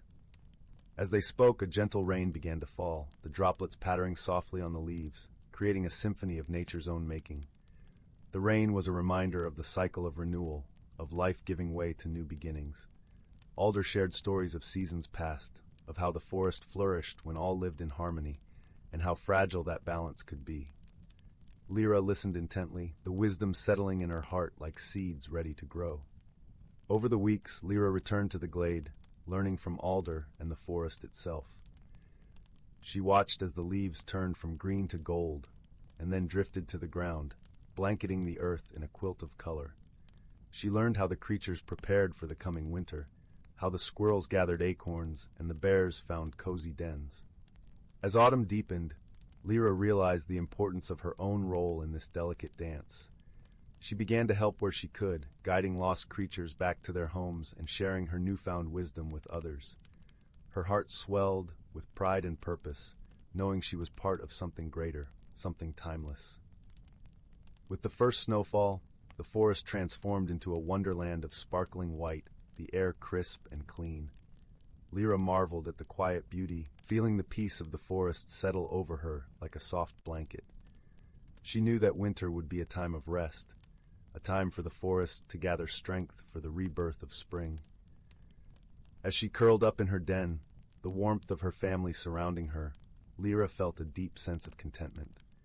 She understood now that the forest was not just a place to live, but a community, a family bound together by the threads of nature's tapestry. In the quiet of the night, as the snow fell gently outside, Lyra closed her eyes, her heart full of gratitude and love. She knew that come spring, she would continue to play her part, to nurture and protect the harmony of the forest. And with that thought, she drifted into a peaceful sleep, the dreams of the forest her constant companion. Thus, the seasons turned, each bringing its own magic and wonder, and in the heart of the ancient forest, the balance endured, a testament to the wisdom and friendship of all who called it home. Story 35. Once upon a time, in the quiet village of Meadowbrook, where the air was sweet with the scent of blooming lavender and the gentle hum of bees filled the afternoon breeze, lived a young girl named Lila. Lila had a heart as open as the sky, and eyes that sparkled with curiosity like the stars on a clear night. Her favorite place in the world was her grandmother's attic, a treasure trove of forgotten wonders and dusty memories. One golden afternoon, as the sun dipped low on the horizon, casting a warm glow over the village, Lila decided to explore the attic once more. She climbed the creaky wooden ladder, her small feet light as feathers on the rungs, and pushed open the hatch. A soft cloud of dust danced in the beams of light that streamed through the tiny window, illuminating the room like a constellation. As Lila wandered through the attic, her fingers brushed over old trunks and faded photographs, each whispering stories of the past. Her gaze fell upon a peculiar box tucked away in the corner, its wood polished and dark, unlike anything else in the room. Intrigued, Lila knelt before it, and lifted the lid carefully. Inside the box lay a simple, unassuming magnifying glass. Its handle was smooth, made of a wood that seemed to glow warmly under her touch. The glass itself was clear and bright, reflecting her eyes back at her with an unusual clarity. Lila picked it up, feeling a strange sense of companionship with this newfound object.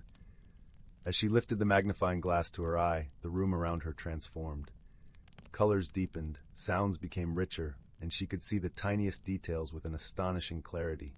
The patterns on the moth-eaten rug at her feet danced like a kaleidoscope, and the ticking of the old clock became a symphony.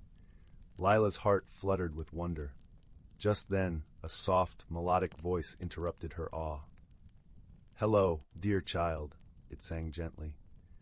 Startled, Lila turned to see a small, luminous creature perched on the windowsill.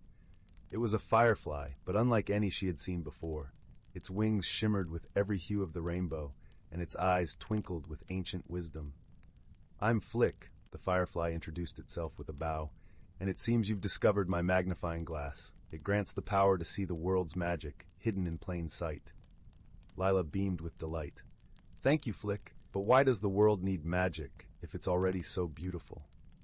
Flick chuckled softly, a sound like tinkling chimes. "Ah, but magic is merely the unseen threads that weave beauty into the fabric of our world, and sometimes we need a little help to notice them." With Flick as her guide, Lila embarked on a journey through Meadowbrook, seeing her familiar village in wondrous new ways. The trees whispered secrets as the wind rustled through their leaves, and the river sang songs of distant lands as it babbled over stones.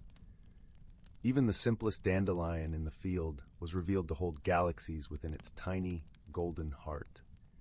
As they wandered, Lila and Flick encountered many of the village's inhabitants. There was Mr. Tuttle, the kindly old librarian with a voice as soft as a summer breeze, who had once been a sailor and told tales of the stars guiding him home. There was Mrs. Wren, the baker, whose laughter was as warm and inviting as the bread she baked every morning. But it was a shy little boy named Oliver, whom they found sitting alone by the duck pond, that captured Lila's heart. Oliver was known for being quiet, often misunderstood by the other children. Lila, with her newfound vision, saw a gentle soul within him, his heart bright with kindness and imagination. "Hello, Oliver," Lila called softly, approaching him with Flick glowing beside her. "Would you like to see something magical?" Oliver looked up, his eyes wide with surprise and a hint of hope. Lila handed him the magnifying glass, and as he gazed through it, his face lit up with awe. The ducks on the pond quacked with a melody that only he could hear, and the ripples on the water painted pictures that danced and swirled. "It's beautiful," Oliver murmured, his voice filled with wonder. Lila smiled, sitting beside him. "The world is full of magic, Oliver. Sometimes we just need a little help to see it."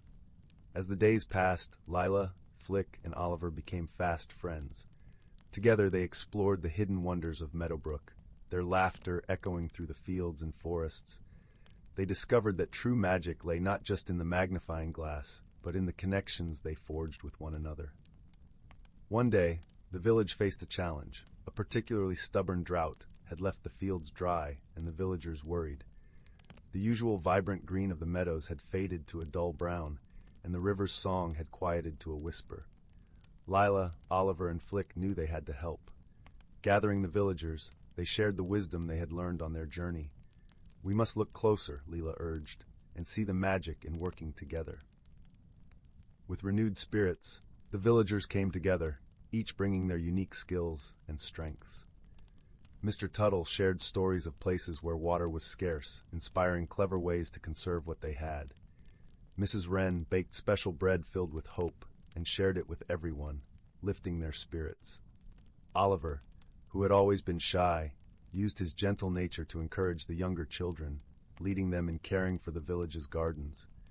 The plants seemed to respond to his kindness, their leaves perking up as if listening to his whispers. As they worked together, something miraculous happened. A gentle rain began to fall, a soft, nurturing rain that soaked into the parched earth. The villagers rejoiced, their hearts swelling with gratitude and wonder. The fields blossomed once more, and the river sang a joyful tune as it meandered through the village. As the sun set over Meadowbrook, casting a warm, golden glow over the rejuvenated land, Lila, Oliver, and Flick sat together by the duck pond. The magnifying glass lay between them, a testament to the magic they had discovered not just in the world, but within themselves and each other. "Thank you, Flick," Lila said, her voice filled with warmth, "for helping us see the magic." Flick hovered above them, its wings shimmering in the twilight. "The magic was always there, dear friends. You just needed to open your hearts to it." And so, in the village of Meadowbrook, the magic continued to thrive, carried in the hearts of those who had learned to see the world anew. Lila, Oliver, and their friends knew that the greatest magic of all was the love and friendship they shared, a magic that would light their way through any darkness. As the stars twinkled above, the villagers drifted to sleep, their dreams filled with the wonders of the day, knowing that with open hearts and open eyes, they could always find magic in their world. And so, in the gentle embrace of the night, the village rested, wrapped in a blanket of peace and contentment. Story 36. In the star-speckled reaches of the Andromeda sector, where nebulae bloomed like celestial gardens, there lay a small, unassuming planet named Luminara. It was a world of gentle winds and whispering leaves, where the air carried the sweet scent of blooming stardust flowers, and the light of 3 moons bathed the landscape in hues of silver and violet. On this tranquil planet lived a young Lumiran named Serene. Serene was a creature of light and warmth, her skin shimmering like liquid gold under the sun, and her eyes reflecting the gentle glow of her world's celestial bodies. She was known among her kind for her kind heart and insatiable curiosity about the universe beyond her peaceful home. One day, while traversing the lush meadows that bordered the crystal lake, Serene encountered a peculiar sight. There, resting by the water's edge, was a small spacecraft, its metallic surface glinting in the moonlight, and beside it sat a figure unlike any Serene had ever seen. The figure was a Koran, a species from the distant planet of Gore. He had a sturdy stone-like exterior, his skin a mosaic of grays and blues, and his eyes were like polished onyx, mysterious and deep. His name was Theros, and he was an explorer who had wandered far from his home, seeking knowledge and adventure. Theros had crash-landed on Luminara due to a malfunction in his ship's navigation system. As he sat inspecting the damage, he noticed Serene approaching, her form glowing softly in the dim light. At first, they regarded each other with mutual curiosity and wariness, for they were beings from worlds apart, bound by nothing more than the chance encounter on the shores of the crystal lake. "Hello," Serene called, her voice as gentle as the breeze that rustled the leaves. "Are you in need of help?" Theros hesitated, for the Koran were known for their stoicism and independence. Yet there was something in Serene's gaze, a warmth and sincerity, that eased his guarded nature. "I am," he admitted, his voice resonating like distant thunder. "My ship is damaged, and I am far from home." With a nod, Serene approached, her light casting a soft glow over the scene. "Perhaps I can assist you. We Lumirans have a way with light and energy." As they worked together, Serene using her innate abilities to mend the ship's energy conduits, they began to share stories of their worlds. Serene spoke of the ethereal beauty of Luminara, its serene landscapes and harmonious life. Theros, in turn, described the rugged majesty of Gore, where mountains touched the sky and rivers carved deep canyons through the earth. Their conversations were not without misunderstandings. Theros, accustomed to the directness of his people, sometimes misinterpreted Serene's gentle suggestions as indecision. Meanwhile, Serene found Theros' stoic demeanor puzzling, often wondering if he was displeased or merely contemplative.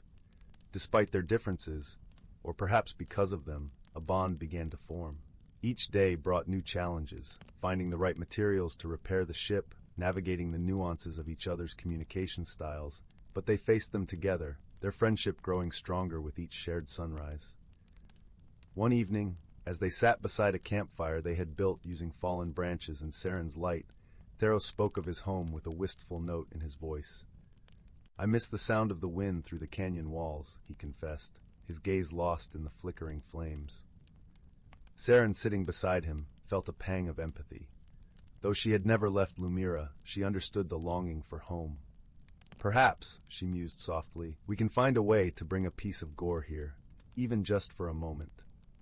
With that, she focused her energy, weaving the luminescent threads of her world to create a shimmering illusion, a vision of Gore's Grand Canyons bathed in the light of its twin suns. Theros watched in awe, the familiar landscape unfolding before him, and for the first time he smiled, a broad, genuine smile that softened his stony visage. "Thank you, Serene," he said, his voice carrying the weight of gratitude.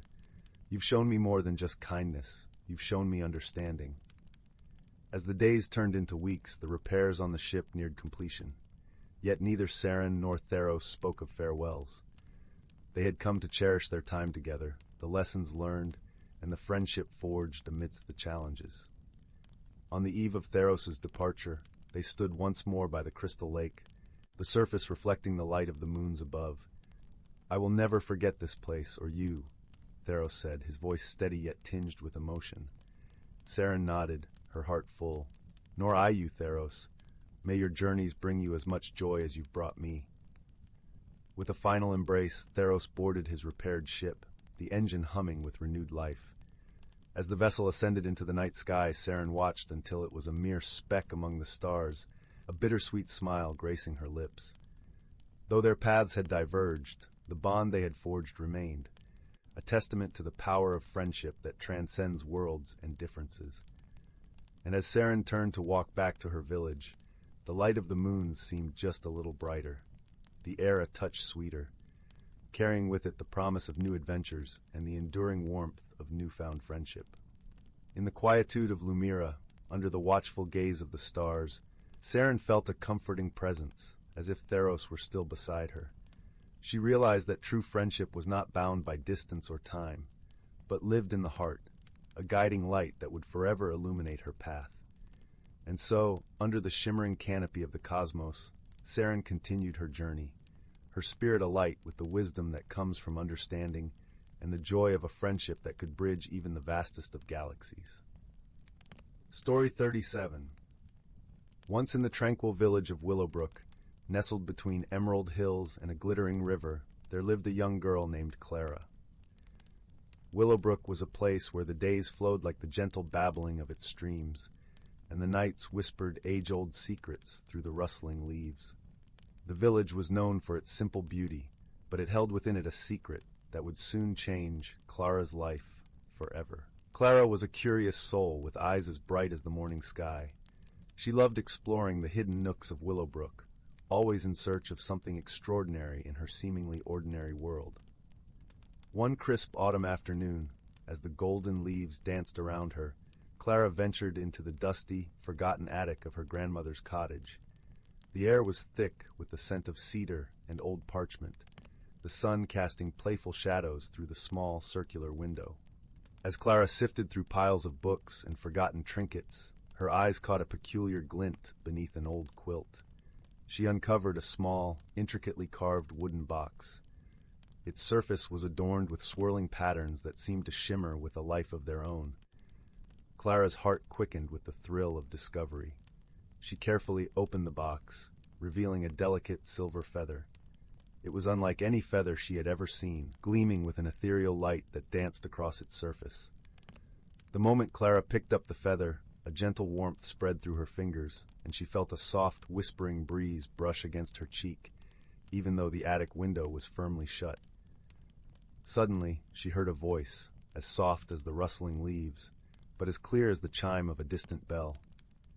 "You have found the feather of windsong," it said. "It holds the power to listen to the heart of the wind and understand its stories." Clara's heart fluttered with excitement and a touch of disbelief. She had discovered a magical item, an extraordinary secret hidden in her ordinary world. With the feather of windsong in hand, Clara embarked on a journey, not just through the winding paths of Willowbrook, but also within herself, seeking to uncover the stories the wind had to tell. Her first encounter was with a gentle breeze that swept through the village square, carrying with it the scent of fresh bread from the baker's shop and the laughter of children playing. As Clara listened with the feather in her hand, the breeze spoke to her of the village's kindness, of friendships formed over shared loaves and the joy of simple pleasures. Encouraged by this newfound ability, Clara ventured further. She climbed to the top of the Whispering Hill, where the wind was known to sing the loudest. There she met a playful gust that danced around her, lifting her hair and filling her ears with its merry song.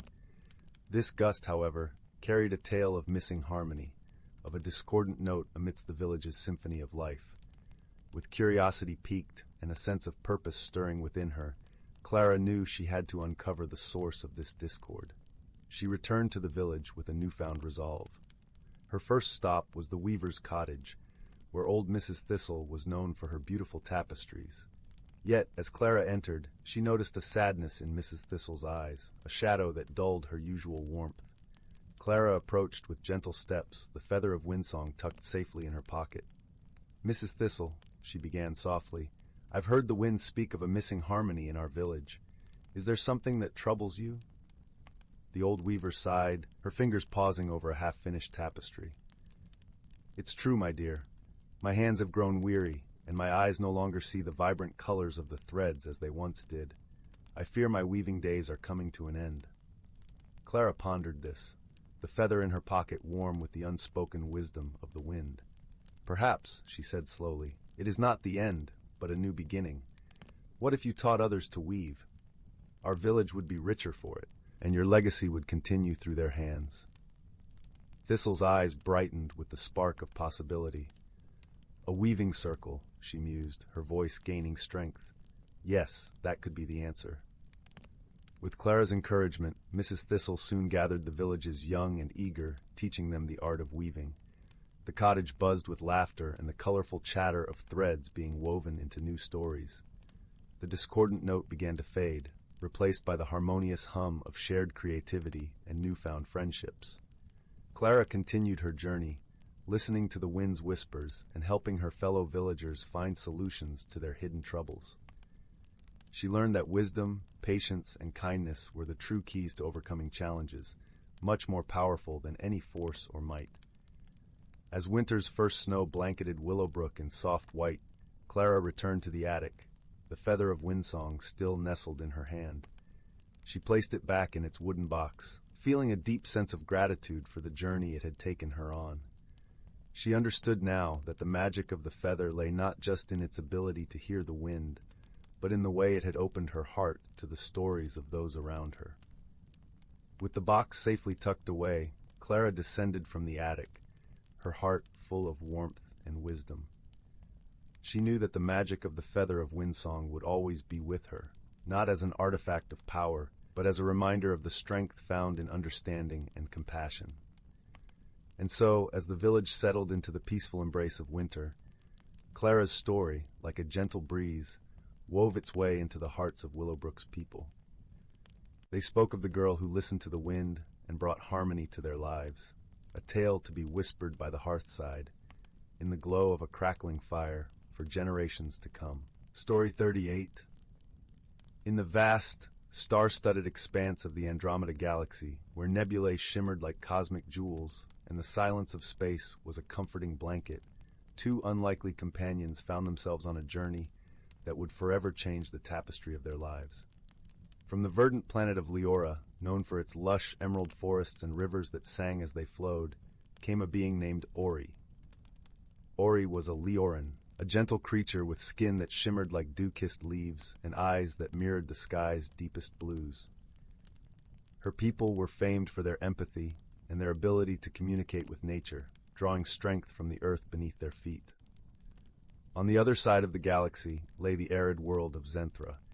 Its landscapes were a stark contrast to Leora, with crimson sands stretching endlessly under a blazing sun.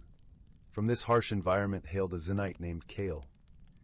Zenites were sturdy, their skin as tough as the rocks that littered their land, and their eyes burned with the intensity of stars. They were known for their resilience and fierce independence. Ari and Kale first crossed paths on a neutral trading station, a bustling hub where beings from countless worlds mingled. Ari was there to study the diverse plant life that traders brought from across the cosmos, while Kale sought parts for a broken-down spacecraft, a relic from Zenthra's past. Their introduction was anything but smooth.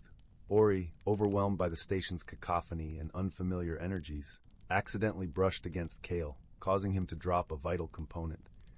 The Zenite's initial reaction was one of irritation, his fiery temper flaring momentarily. Ori, in turn, was startled by his intensity, retreating with an apologetic murmur. But the universe has a way of weaving destinies together. Later that evening, as Ori wandered through the station, seeking a quiet corner to meditate and recharge, she found Kale struggling with his ship's repairs. The component he dropped had shattered, leaving him unable to complete his journey back to Zenthra. Ori hesitated, her heart urging her to help, but her mind wary of another misunderstanding. Yet, her innate compassion won over, and she approached Kale with a gentle offer of assistance. "Perhaps I can help," she suggested, her voice soft as the whispers of the Leoran forests. Kale, still frustrated but recognizing the sincerity in her eyes, nodded. Together, they scoured the station for a replacement part. As they searched, Ori shared stories of Leora, painting vivid pictures of its serene beauty, while Kale spoke of Zenthra's stark yet majestic landscapes. In those shared moments, amidst the clamor of the station, they began to see beyond their differences. Ori learned to appreciate the Zenite's strength and determination, while Kale saw the quiet power in Ori's kindness and patience. Their quest for the elusive component led them to a dimly lit market stall run by an eccentric merchant with a penchant for riddles. The merchant agreed to part with the desired item only if they could solve his puzzle.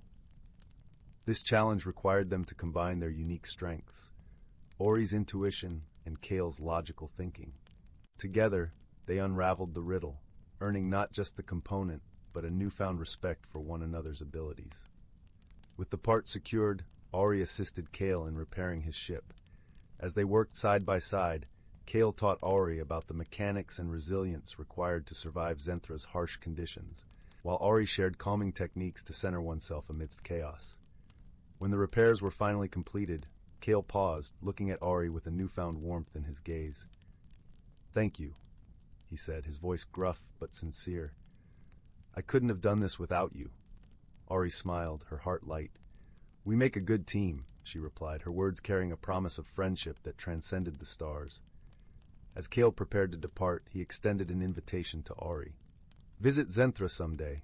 I'd like to show you my home." Ori nodded, her eyes shining with the promise of future adventures. "And you must come to Leora. You'd like it there." With a final exchange of farewells, Kale's ship lifted into the cosmos, a streak of light in the vast darkness. Ori watched until it disappeared, her heart full with the knowledge that she had gained not just a friend, but an understanding that went deeper than words. In the quiet that followed, Ori reflected on their journey. She had learned that true friendship was not about the places one came from, but the paths traveled together. It was about seeing the world through another's eyes and finding strength in each other's differences. And so, in the vastness of the galaxy, where stars whispered secrets and planets spun in their endless dance, Ori and Kale's friendship shone brightly, a beacon of warmth and understanding that would guide them through whatever adventures lay ahead. Story 39. Under a sky adorned with a sprinkle of stars, nestled within the gentle embrace of rolling hills and murmuring streams, lay the village of Willow's End. This quaint village was wrapped in a cloak of mystery and tranquility, where whispers of ancient tales danced through the leaves of the towering willow trees that guarded its borders. In the heart of this serene setting was a cozy cottage with a thatched roof, from whose chimney a thin wisp of smoke curled into the evening air. Inside, a warm fire crackled on the hearth, casting a gentle glow across the room. In this cottage lived a kind-hearted girl named Lila. Lila possessed an uncommon sparkle in her eyes, the sort that hinted at secret wonders and untold stories. Her auburn hair tumbled in waves down her back, resembling the fiery autumn leaves that rustled outside her window. Her days were filled with helping her grandmother tend to the garden, where vibrant flowers bloomed with colors that seemed to whisper their own tales to those who cared to listen. But as night descended, Lila would often find herself drawn to the edge of the village, where the Whispering Grove awaited. The Whispering Grove was a verdant thicket of ancient trees, their boughs heavy with secrets and shadows. It was said that the grove was enchanted, home to creatures unseen by most eyes, and it was here that Lila felt most alive. She would sit beneath the broad canopy of leaves, listening to the gentle rustle that seemed to carry the voices of old friends. On this particular night, the grove was bathed in a soft silver glow, the moonlight filtering through the branches in delicate beams that danced like spirits across the forest floor. As Lila settled against the trunk of a grand old oak, she reached into her pocket and pulled out a small, shimmering stone. It was no ordinary stone, but a gift from her grandmother, who had once been a keeper of secrets herself. The stone was smooth and cool to the touch, with a luminescent quality that seemed to pulse gently with its own inner light. Her grandmother had called it the heart of the grove, a magical object that allowed the bearer to hear the true language of the forest. Gently clutching the stone, Lila closed her eyes and focused on the sounds around her. The grove began to hum with life, the rustling leaves transforming into a symphony of whispers.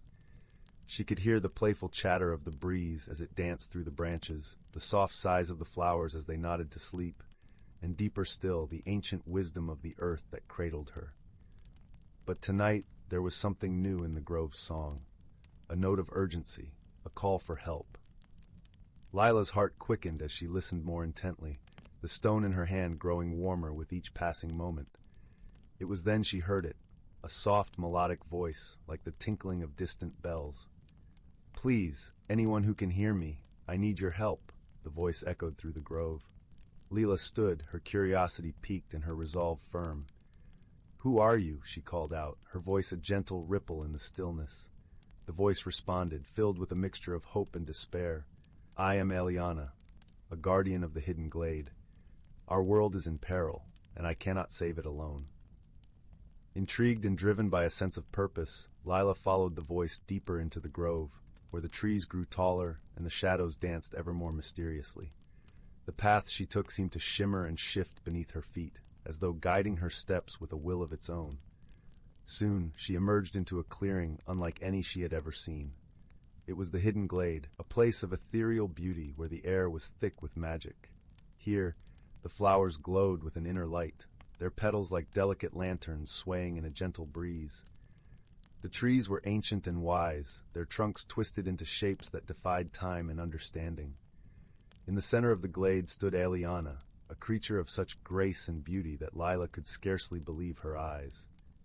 Eliana was a fae of the forest, her skin a soft, iridescent green that shimmered in the moonlight.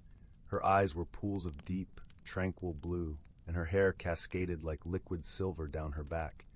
She wore a gown woven from the finest threads of the forest, a tapestry of leaves and flowers that seemed to change with every movement.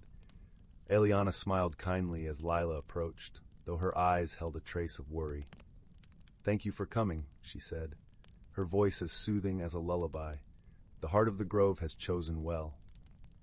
Lila bowed her head respectfully, her heart swelling with a mix of awe and determination. "How can I help you, Eliana?" The fae gestured to the glade around them. "This world is hidden from most, a sanctuary for the creatures of the forest, but a shadow has fallen across it, a darkness that threatens to consume us all. Our magic is fading, and soon the hidden glade will be lost forever." Eliana's words were tinged with sadness, and Lila felt a deep empathy for the plight of this magical world. "What can we do to stop it?" she asked, her voice steady and resolute. "There is a way," Eliana replied, hope flickering in her eyes. "A journey that must be taken, a trial to be faced. You must seek the echoing caverns where the source of shadows dwells. It is there that you will find the key to restoring our world." Lila nodded, her resolve firm. She had always felt a connection to the forest, a bond that transcended the ordinary. She knew this was her calling, a journey that would change her in ways she could not yet comprehend. Eliana placed a gentle hand on Lila's shoulder, her touch as light as a feather. "You will not be alone," she said, her voice a balm to Lila's spirit. "The creatures of the forest will aid you, for they too wish to see the glade restored." With a final nod, Lila turned and began her journey, the heart of the grove glowing warmly in her hand. As she ventured deeper into the forest, she felt the presence of unseen friends around her, guiding her steps and offering silent encouragement. The path to the echoing caverns was fraught with challenges, but Lila faced each with courage and wisdom. She climbed steep hills, crossed babbling brooks, and navigated through dense thickets where the light barely penetrated. Yet, even in the darkest moments, she felt the comforting presence of the heart of the grove, its gentle pulse, a reminder that she was never truly alone. Along the way, Lila encountered creatures of extraordinary beauty and kindness. A mischievous sprite with wings like gossamer helped her find her way through a maze of thorny brambles, while a wise old owl perched on a branch offering counsel in riddles that revealed profound truths. Each encounter enriched Lila's journey, teaching her lessons of friendship, trust, and the strength found in unity. As Lila pressed on, she began to feel a change within herself. The trials she faced, the friendships she forged, all worked to transform her spirit. She became attuned to the delicate balance of the forest, her heart beating in rhythm with the pulse of the earth. She learned to see with more than her eyes, to listen with more than her ears, and to feel with more than her heart. Finally, Lila reached the mouth of the echoing caverns, a yawning chasm that seemed to stretch into the very heart of the earth. The air was cool and damp, and a sense of foreboding hung heavy in the shadows. Yet Lila's resolve did not waver, and she stepped forward, the heart of the grove lighting her way. The caverns were a labyrinth of twisting tunnels and echoing chambers, each step resonating with the whispers of the past. Lila moved with purpose, her senses heightened by the magic that thrummed through the very stones. Deeper and deeper she ventured, until at last she came upon a great chamber where the source of shadows awaited. It was a being of darkness, a swirling mass of shadows that seemed to consume the light. Yet in its core, Lila sensed a flicker of something else, a longing, a desire for something it could not name. She approached with caution, her heart steady and her mind clear. "You are the source of shadows," Lila said, her voice echoing softly in the vast chamber. "You hold the key to restoring the hidden glade." The shadows swirled, a voice emerging from their depths, dark yet tinged with sorrow. "I am the darkness that consumes the light, the shadow that hides the truth. Yet I too am bound by the magic of the forest, and I yearn for the light I cannot possess." Lila's heart ached for the creature, understanding its struggle in a way that transcended words. She held up the heart of the grove, its light casting a gentle glow across the chamber. "You are not alone," she said, her voice gentle and kind. "The light you seek is within you, waiting to be set free." The shadows trembled, the voice wavering with uncertainty. "How can that be, when all I have known is darkness?" Lila stepped closer, her gaze unwavering. "The light and the shadow are two sides of the same coin. One cannot exist without the other, and together they create balance. Embrace the light within you, and you will find the peace you seek." For a moment, all was still. Then slowly, the shadows began to shift, the darkness receding as a soft glow emerged from within. The chamber filled with a warm, golden light, and the source of shadows transformed before Lila's eyes. It was no longer a creature of darkness, but a being of light and shadow, a harmonious blend of both. With a sigh of relief, the creature spoke once more, its voice now a gentle harmony. "Thank you, brave one. You have shown me the path to balance, and in doing so, you have saved the hidden glade." As the light filled the caverns, Lila felt a wave of warmth and gratitude wash over her. She had completed her journey, not only restoring the glade, but also finding her own inner strength and wisdom. When Lila returned to the hidden glade, she was greeted by the joyous songs of the forest, the creatures celebrating their newfound harmony. Eliana stood waiting, her eyes filled with gratitude and pride. "You have done what many thought impossible," Eliana said, her voice ringing with sincerity. "You have restored the balance and saved our world." Lila smiled, her heart full of joy and contentment. "I could not have done it alone," she replied, thinking of the friends she had made along the way, both seen and unseen. The hidden glade was more vibrant than ever, its magic pulsing with renewed life. Lila stayed a while, basking in the beauty of the world she had helped to save. The lessons she had learned were forever etched in her heart, guiding her in all that she did. When it was time to return to Willow's End, Lila knew she would never truly leave the hidden glade. It was a part of her now, a source of strength and inspiration that would remain with her always. As she walked through the whispering grove, the trees seemed to bow their heads in gratitude, their whispers a gentle lullaby that accompanied her home. The heart of the grove lay warm against her chest, a reminder of the magic that lay within all things, waiting to be discovered by those with the courage to seek it. And so, Lila returned to her cottage, where the fire crackled warmly on the hearth and the stars twinkled softly overhead. She had embarked on a journey that had changed her forever, teaching her the true power of friendship, balance, and the light that shines within even the deepest shadows.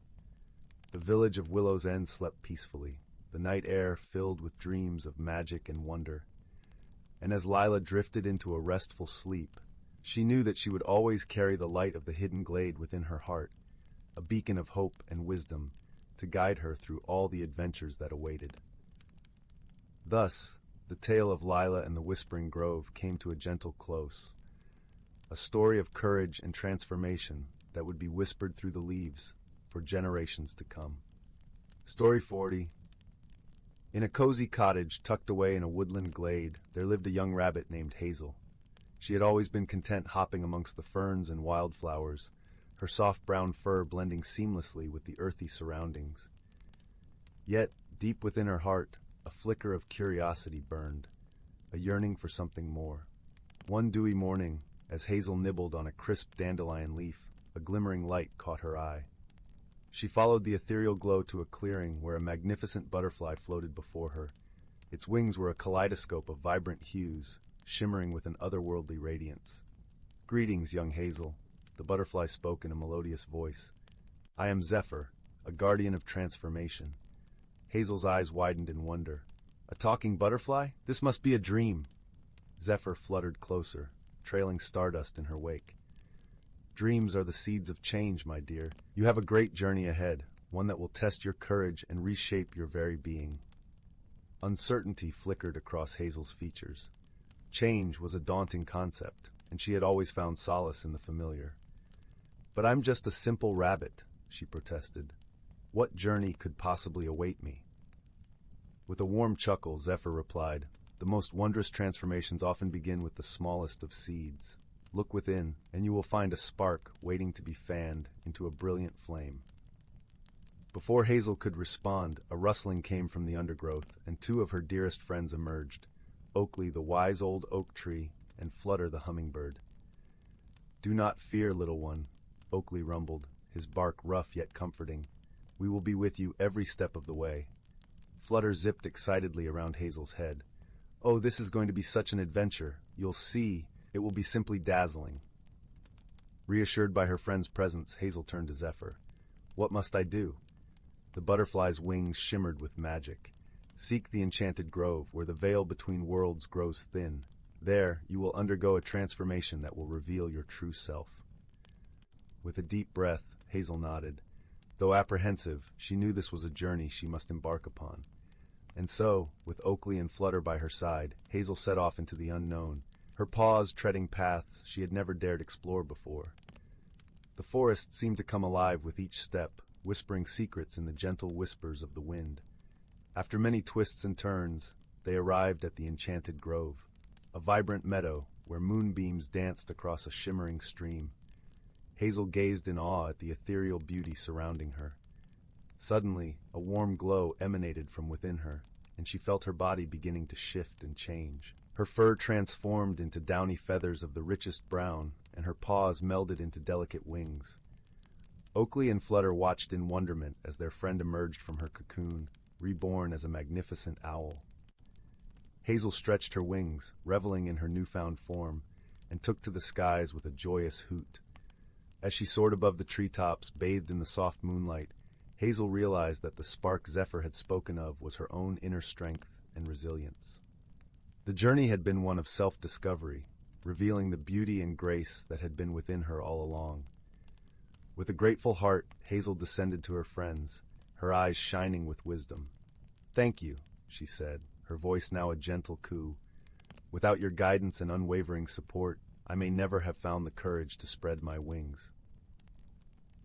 Oakley and Flutter beamed with pride, for they knew that their friend had blossomed into her truest, most radiant self. From that day forth, Hazel took to the night skies, her keen eyes ever watchful for those in need of guidance. And whenever a fellow creature felt lost or uncertain, she would share the lessons she had learned. That change, though daunting, can be an opportunity for growth and transformation. and that true beauty lies not in physical form, but in the courage to embrace one's authentic self. Story 41.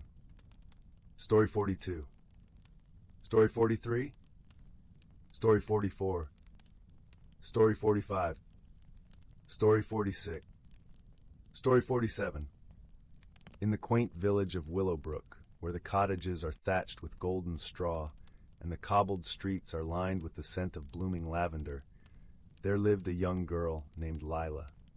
Her eyes sparkled with the curiosity of 1,000 questions, and her heart was as warm as the hearth that crackled in her home each evening. Lila lived with her grandmother, a wise woman whose stories of the world beyond their village were as captivating as the stars that blanketed the night sky. One crisp autumn morning, Lila set out to explore the edges of the great willow forest, a place where whispers of magic were said to dance among the trees. The forest was alive with the colors of fall, leaves of amber and scarlet twirling gently to the earth, creating a soft carpet beneath her feet. The air was crisp and carried the earthy aroma of pine and moss, mingling with the distant hint of wood smoke. As Lila wandered deeper into the forest, she stumbled upon a peculiar object half buried in the leaves.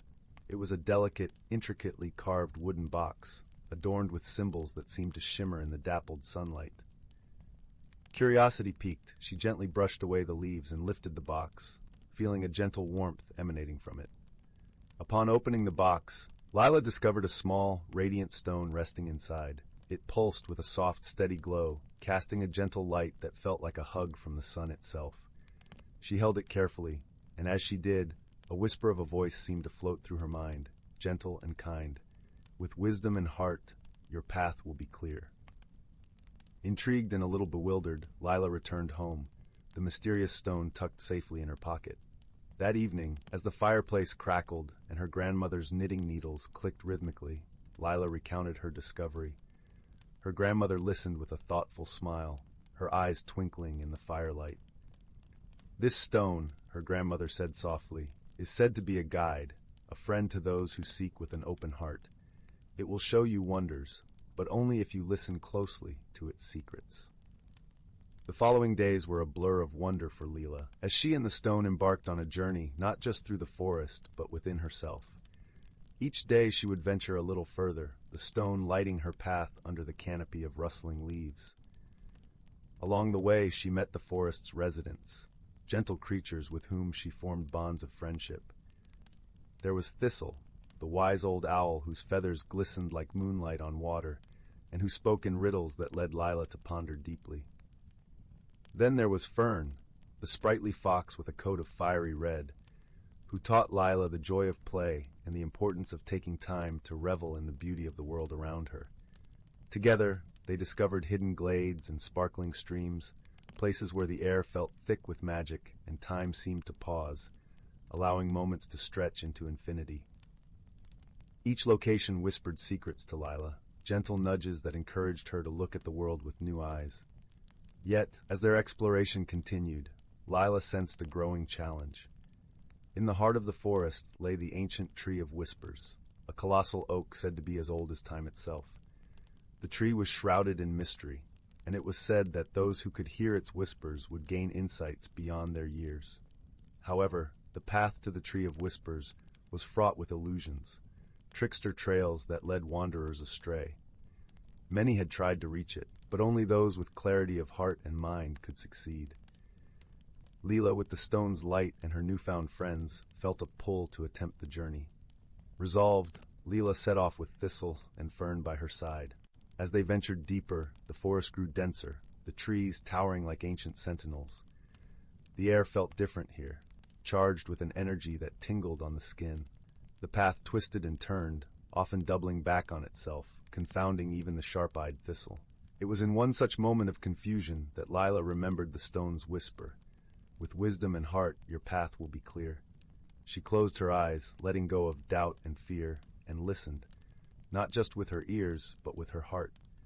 The gentle hum of the stone began to resonate, and she felt a shift, a subtle realignment of her senses. Opening her eyes, the path before her seemed to shimmer, revealing a trail bathed in a soft, inviting glow. Trusting in the stone and the guidance of her friends, Lila led the way, each step taken with mindful purpose. As they neared the Tree of Whispers, the air grew still, the forest holding its breath in anticipation.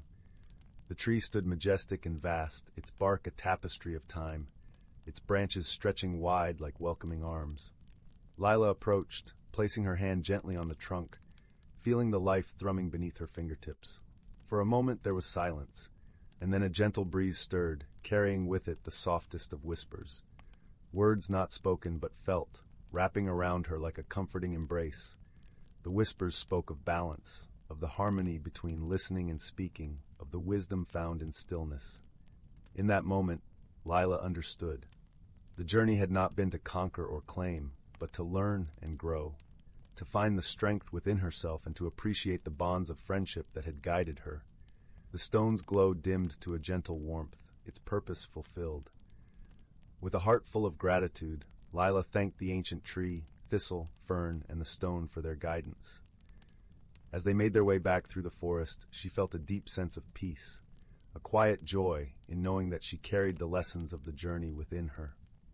Upon returning to Willowbrook, Lila shared her tales with her grandmother, who listened with pride and love. The stone was placed on the mantelpiece above the hearth, a reminder of the journey and the wonders of the world, both seen and unseen.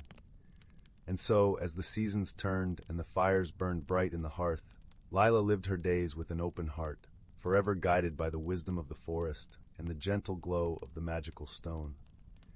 And every night, as she drifted to sleep beneath the watchful gaze of the stars, she knew that the world was filled with magic, just waiting to be discovered. Story 48. Story 49.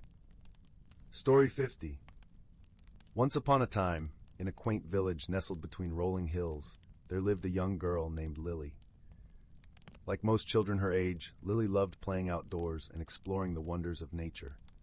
One crisp autumn afternoon, while chasing a kaleidoscope of falling leaves, she stumbled upon a peculiar sight. Beneath a towering oak tree lay a tarnished metal box, half buried in the earth. Curiosity piqued, Lily knelt and began brushing away the soil, revealing an ornate pattern etched into the lid. As her small fingers traced the intricate design, something extraordinary happened. The box began to glow with a warm, golden light. Startled yet entranced, Lily watched as the light pulsed in rhythm with her heartbeat. She instinctively knew this was no ordinary box. It held a magic unlike anything she had ever encountered. Just then, a rustling in the nearby bushes caught her attention. Out hopped a sprightly rabbit with eyes that twinkled like starlight. "Greetings, young one," the rabbit spoke, its voice soft and melodic. "I am Sage, guardian of the luminous box. You have awakened an ancient power." Lily's eyes widened in wonder. "A talking rabbit? But how is this possible?" Sage chuckled. "In this world, anything is possible for those with open hearts and curious minds. The luminous box has chosen you as its new keeper, a role of great responsibility." As if on cue, a wise old owl swooped down from the branches above. "Fear not, little one," the owl hooted. "We shall guide you on this journey. I am Athena, keeper of knowledge." And so began Lily's extraordinary adventure. With Sage and Athena as her companions, she learned that the luminous box held the power to illuminate the truths hidden within all living things. Its magic could reveal the innermost thoughts, fears, and desires of anyone who gazed into its radiant depths. However, with such power came a great challenge, using it wisely and with compassion. For the box's light could be a beacon of understanding or a harsh glare that exposed too much. As they traversed meadows and forests, Lily and her friends encountered many who sought the box's power for selfish gain. A greedy merchant wished to use it to discover the secrets of his competitors. A bitter recluse hoped to expose the flaws of those who had wronged him. In each instance, Sage and Athena gently guided Lily towards a path of empathy and kindness. They taught her that true wisdom came not from exploiting others' vulnerabilities, but from embracing them with open hearts. One day, they came upon a village engulfed in turmoil. Neighbors had turned against one another, fueled by mistrust and suspicion. Lily knew the luminous box could reveal the truth behind their conflicts, but she also understood the risk of causing further harm. With Sage and Athena's counsel, she decided to approach the villagers not with the box's power, but with a listening ear and a compassionate spirit. One by one, she heard their stories, their fears, and their hopes. As the villagers opened up, they began to recognize the common threads that bound them together. The petty grievances that had once seemed insurmountable faded, replaced by a newfound understanding and desire for reconciliation. In that moment, Lily realized the true magic of the luminous box. It had illuminated not the secrets of others, but the depths of her own heart. She had learned that wisdom often lies not in revealing truths, but in creating an environment where truths can be shared freely and without judgment. From that day forward, Lily carried the luminous box not as a tool of revelation, but as a reminder of the power of empathy, compassion, and open-hearted listening. She continued her journey, sharing its gentle light with those in need of understanding and acceptance. And whenever the weight of her responsibility felt overwhelming, Sage and Athena were there to remind her that the greatest magic of all was the ability to touch the hearts of others with kindness and wisdom. As the evening sun dipped below the horizon, painting the sky in hues of amber and rose, Lily would often sit beneath the old oak tree, recounting her adventures to the fireflies that danced among the branches. And in their twinkling lights she saw the warm glow of the luminous box, a testament to the extraordinary magic that can be found in the most ordinary of places, if only one has the courage to look with an open heart. Story 51. In a quaint village nestled between rolling hills and whispering woods, there lay a place where magic wound itself into the very fabric of everyday life. This was the village of Willowbrook, a realm where the sun painted the sky with hues of gold and pink each evening, and the stars blinked like 1,000 tiny lanterns in the velvet night. Willowbrook was known for its peculiar charm and gentle enchantments, but lately it had become the stage for a puzzling mystery that left even the wisest of villagers scratching their heads. Strange occurrences had begun to unfold, candles flickering without a breeze, teapots whistling tunes without a flame, and gentle chimes sounding from the old oak tree by the square, though no one was there to ring them. Among the kind-hearted inhabitants of Willowbrook was a young girl named Lila. She had eyes the color of the morning sky and a heart as warm as freshly baked bread. Lila loved the village and its quirky magic, but the recent oddities piqued her curiosity. Determined to uncover the source of the strange happenings, she set out with her faithful companion, a wise old tabby cat named Oliver, whose whiskers twitched with an air of knowing far beyond his years. As dusk painted the sky in lavender hues, Lila and Oliver began their investigation. They wandered through the cobblestone streets, where lanterns flickered with a soft glow, casting playful shadows on the walls of quaint cottages. The air was filled with the scent of honeysuckle and the distant sound of a babbling brook. Their first stop was the bakery, where the sweet aroma of cinnamon buns greeted them warmly. Mrs. Pumpernickel, the baker, was kneading dough with a smile as wide as a crescent moon. "Ah, Lila, dear, come to solve our little mystery, have you?" She chuckled, wiping flour from her hands. "Yes, Mrs. Pumpernickel," Lila replied, her voice a gentle melody. "We've noticed the odd happenings and thought perhaps we might find some clues." Mrs. Pumpernickel leaned closer, her eyes twinkling like the stars. "Well, I've noticed the bread rising faster than usual, almost as if it has a mind of its own. Perhaps it's the work of the mischievous brownies." Brownies were small, magical creatures known for their playful antics and love of baked goods. Lila nodded thoughtfully. "We'll keep that in mind. Thank you, Mrs. Pumpernickel." With Oliver padding silently by her side, Lila continued to the village square, where the ancient oak tree stood. Its leaves rustled softly, whispering secrets only the wind could hear. As they approached, a gentle chime echoed through the air, though the tree's branches were still. Intrigued, Lila looked up and spotted a tiny, shimmering figure perched among the leaves. It was a sprite, its wings glistening like dewdrops in the morning sun. "Hello there," Lila called softly, her voice filled with wonder. The sprite fluttered down, landing gracefully on Lila's outstretched hand. "Greetings, child of Willowbrook," it chimed, its voice like the tinkling of distant bells. "I am Sylvan, guardian of this tree. What brings you to my realm?" "We seek to understand the strange occurrences in our village," Lila explained gently. Do you perhaps know what might be causing them? Sylvan's wings fluttered with delight. Ah, the magic of Willowbrook has been mischievous of late.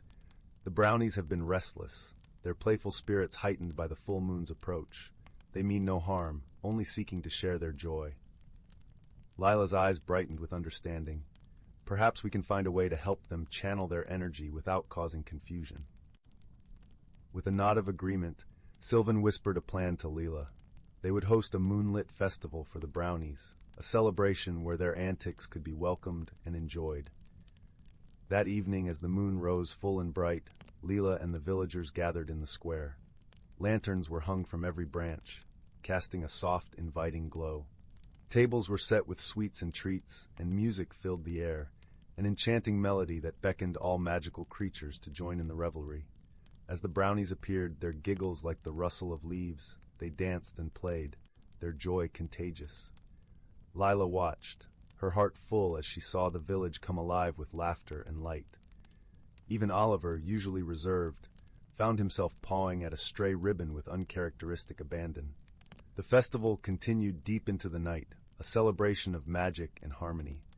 As the first light of dawn painted the horizon, the brownies thanked the villagers with a gentle breeze that wrapped them in warmth and contentment. With the mystery resolved and balance restored, Lila returned home, her heart as light as the morning mist. As she drifted into a peaceful slumber, she knew that in Willowbrook, where magic and kindness intertwined, there would always be a place for wonder and friendship.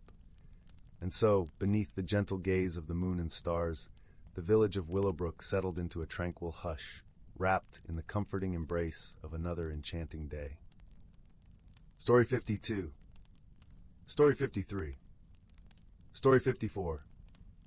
Story 55. Story 56. Story 50. In the heart of the tranquil vale of Luminara, where the air always carried a hint of lavender and the streams sang lullabies, lay the quaint village of Mosswood. The villagers often spoke of how the sun seemed to linger a little longer over their fields, painting the skies in hues of golden honey as it set each evening. Nestled between whispering woods and rolling meadows, Mosswood was a place where magical creatures and humans lived harmoniously, sharing tales and laughter by the fireside. One gentle spring evening, as the village was basking in the soft glow of twilight, something peculiar began to unfold. Each night for a fortnight, faint chimes echoed through the village, as if 1,000 tiny bells were ringing in the distance. The sound was soothing, yet its source remained a mystery.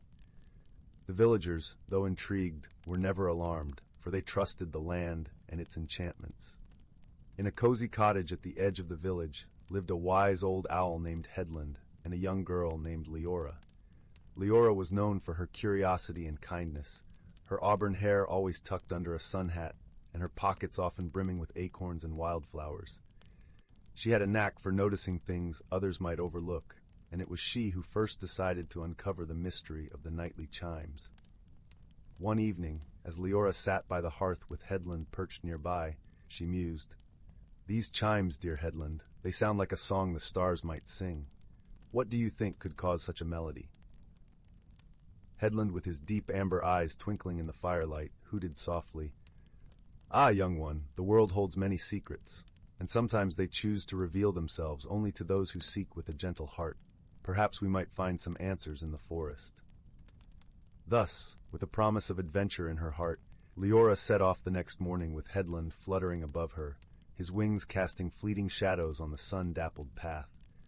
The forest welcomed them with open arms, the tall trees whispering secrets through rustling leaves, the ground carpeted with soft moss that cushioned their steps. As they ventured deeper, the chimes grew clearer, guiding them like a silken thread through the tapestry of the woods. They soon came upon an ancient oak, its branches stretching proudly towards the sky, and at its base they found a peculiar gathering. A cluster of fireflies danced in the air, their glow weaving patterns of light, and in their midst a small gathering of woodland creatures sat in rapt attention. Rabbits, squirrels, and even a few curious foxes watched as a patch of violets seemed to sway to the rhythm of the chimes, a gentle breeze carrying the sound. "Look, Headland," Leora whispered, her eyes wide with wonder. "The flowers are singing." Headland nodded sagely. Indeed, it appears the violets hold the secret to this melody. But how and why, I wonder? As if in response to his musings, a delicate figure emerged from within the circle of violets. It was a sprite, her wings shimmering like dew-kissed cobwebs in the morning sun. She smiled warmly at Leora and Headland, her voice a soft melody of its own. Greetings, seekers of mysteries. I am Lyra, guardian of the violets. The chimes you hear are a gift from the flowers to the forest, a lullaby to welcome the season of renewal. Leora, captivated by the gentle beauty of the sprite, asked, "But why now, dear Lyra? What has changed?" Lyra's eyes twinkled with the wisdom of ages. As the world awakens from winter's embrace, the violets have chosen this year to share their song with the village, a reminder of the harmony that binds us all. Yet there is more to this tale. A wise creature has foretold of a special star descending upon Mosswood, and the flowers wish to guide it safely home. Intrigued by this revelation, Leora pondered the meaning of a descending star. A star, you say? How do we guide it, and what does it seek? The star, Lyra explained, is a spirit of kindness and joy, seeking a place where its light can be most cherished. The violet's song will guide it, but the star needs a beacon, a heart pure and open, willing to show it the way. Leora felt a warmth blossoming within her, understanding that perhaps she was meant to be that beacon. She looked at Headland, who nodded in encouragement. Lyra, I would be honored to help guide the star. With that, Lyra presented Leora with a delicate bracelet woven from violet petals and enchanted threads. Wear this, dear Leora. It will help you connect with the star and lead it to its new home. As night fell, Leora and Headland returned to the village, where the chimes seemed to sing with a newfound clarity. Standing under the starlit sky, Leora felt a gentle tug at her heart, a connection she could neither see nor touch, but that felt as real as the earth beneath her feet. Suddenly, from the heavens, a soft light began to descend, weaving its way through the tapestry of stars, drawn to the village like a moth to a flame. The villagers gathered, eyes wide with awe as the light approached, its glow embracing each corner of Mosswood with a warmth that rivaled the sun. Leora, her heart alight with the connection to the star, stepped forward. The star, a shimmering orb of light and joy, hovered before her, its presence a gentle caress against her skin. With a graceful nod, Leora led the star through the village, the chimes guiding them both, until they reached the ancient oak. The star settled among the violets, its light mingling with the glow of the fireflies. The chimes reached a crescendo, a symphony of gratitude and harmony, before gently fading into the night. The villagers, touched by the gentle magic of the evening, returned to their homes with hearts full of wonder and peace. Leora, her task complete, felt a deep sense of fulfillment as she and Headland made their way back to their cottage. As they settled by the hearth, Headland hooted softly, "You have done a great deed, Leora. The star has found its home, and the village its harmony." Leora smiled, her heart aglow with the warmth of friendship and purpose. "It was the violets and their song, dear Headland. They remind us that sometimes the answers to our mysteries lie in the most unexpected places." And so, as the fire crackled gently and the moon watched over Mosswood, Leora and Headland drifted into a peaceful slumber, cradled by the knowledge that the world was just a little bit brighter, thanks to the magic of friendship and the song of the violets. Story 58. Story 59. Story 60. Once upon a time, in a cozy little village nestled among rolling hills, there lived a young girl named Willow. Her days were filled with simple joys, chasing butterflies through sun-dappled meadows, listening to the gentle babbling of the nearby stream, and curling up by the fire with her favorite storybook. One crisp autumn morning, Willow woke to find a curious object on her nightstand, a small, intricately carved wooden box. Puzzled, she turned it over in her hands, admiring the intricate patterns etched into its surface. As her fingers traced the delicate grooves, something extraordinary happened. The box began to glow with a warm, golden light. Willow gasped in wonder as the lid opened, revealing a single feather resting within. It was no ordinary feather, however. Its radiant colors seemed to shimmer and dance before her eyes. Entranced, she reached out to touch it, and in that moment, a wave of energy washed over her. Suddenly, Willow found herself transported to a world unlike anything she had ever seen before. Towering trees of vibrant hues stretched toward a sky painted in dazzling shades of amber and crimson. Strange, enchanting creatures scampered through the undergrowth, their laughter like tinkling bells carried on the breeze. As Willow marveled at her newfound surroundings, a gentle voice called out to her, "Welcome, dear child, to the realm of wonders." Turning, she found herself face to face with a kindly old oak tree, its branches stretching wide and its trunk etched with ancient runes.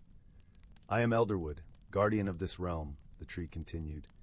"The feather you found is a key, unlocking the door to a world of magic and adventure, but it is also a test, for only those with pure hearts and open minds can truly embrace its wonders."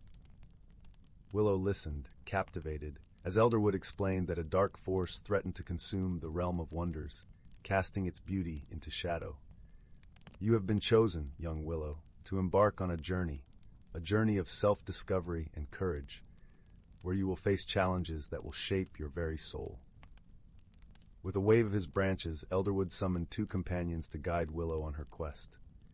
First appeared Zephyr, a mischievous breeze spirit with an infectious giggle and a penchant for playful pranks. Then came Ember, a wise and gentle salamander, whose flickering flames cast a warm, comforting glow. Together, the trio set off into the heart of the realm of wonders, venturing through landscapes that seemed to shift and swirl with every passing moment. They traversed crystal-clear rivers that sang with the voices of 1,000 tiny fish, and climbed towering peaks wreathed in clouds of multicolored mist. Along the way, they encountered wondrous beings, chattering pixies who wove gossamer tapestries from moonbeams, and lumbering stone giants whose rumbling footsteps shook the very earth. Each new encounter brought with it a lesson, a whisper of wisdom imparted by the realm itself. Yet their journey was not without its trials. Dark shadows lurked in forgotten corners, jealous of the light and beauty that thrived in the realm of wonders. Time and again, Willow and her companions found themselves faced with challenges that tested their resolve and their hearts. In one particularly dire moment, they found themselves trapped in a maze of twisting, thorny vines that seemed to shift and contort with malicious intent. As Willow's fear threatened to overwhelm her, Ember's gentle flames illuminated a path forward, not by burning through the obstacles, but by coaxing the vines themselves to bloom with vibrant, fragrant flowers. It was then that Willow realized the true power of the realm of wonders, a power rooted not in brute force, but in kindness, patience, and understanding. With each challenge they faced, she grew stronger, her heart opening wider to the wonders that surrounded her. At last, after what seemed like an eternity of adventure, Willow and her companions stood before the source of the darkness that threatened the realm, a great, shadowy entity that fed on fear and doubt. But Willow was no longer the timid girl who had first stumbled into this magical world. Drawing upon all she had learned, she reached out with her heart, offering compassion and empathy to the entity. And in that moment, the darkness began to recede, transforming into a shimmering aurora of light and hope. As the realm of wonders was restored to its former glory, Elderwood's voice echoed through the land, filled with pride and gratitude. "Well done, young Willow. You have proven yourself worthy of the wonders that surround us, and in doing so have discovered the greatest wonder of all, the boundless strength and resilience of your own heart." With a final embrace for Zephyr and Ember, Willow found herself back in her own cozy room, the feather clutched tightly in her hand. But she knew that the magic of the realm of wonders would forever be a part of her, a guiding light in the years to come.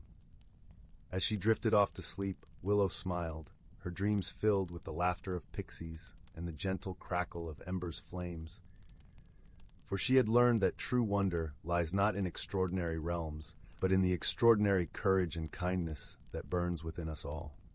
61. Story 62. Story 63. Story 64. Story 65. Story 66. Story 67. Story 68. Story 69. In a hidden glen of the ancient forest, where towering trees stood like sentinels and gentle streams whispered their timeless songs, the creatures of the woodland lived in a delicate balance. Among the tall oaks and whispering willows, a tapestry of life thrived. woven together by the seasons and the gentle hands of time. Here the air was crisp with the scent of pine and earth, and the sun filtered softly through the canopy, casting dappled patterns on the forest floor. In this magical place, where the line between reality and enchantment blurred like the morning mist, lived a wise old tortoise named Bertram. Bertram was known throughout the forest for his gentle nature and profound wisdom, passed down from generation to generation. His shell, a mosaic of greens and browns, was like a living map of the forest, etched with the stories of ages past.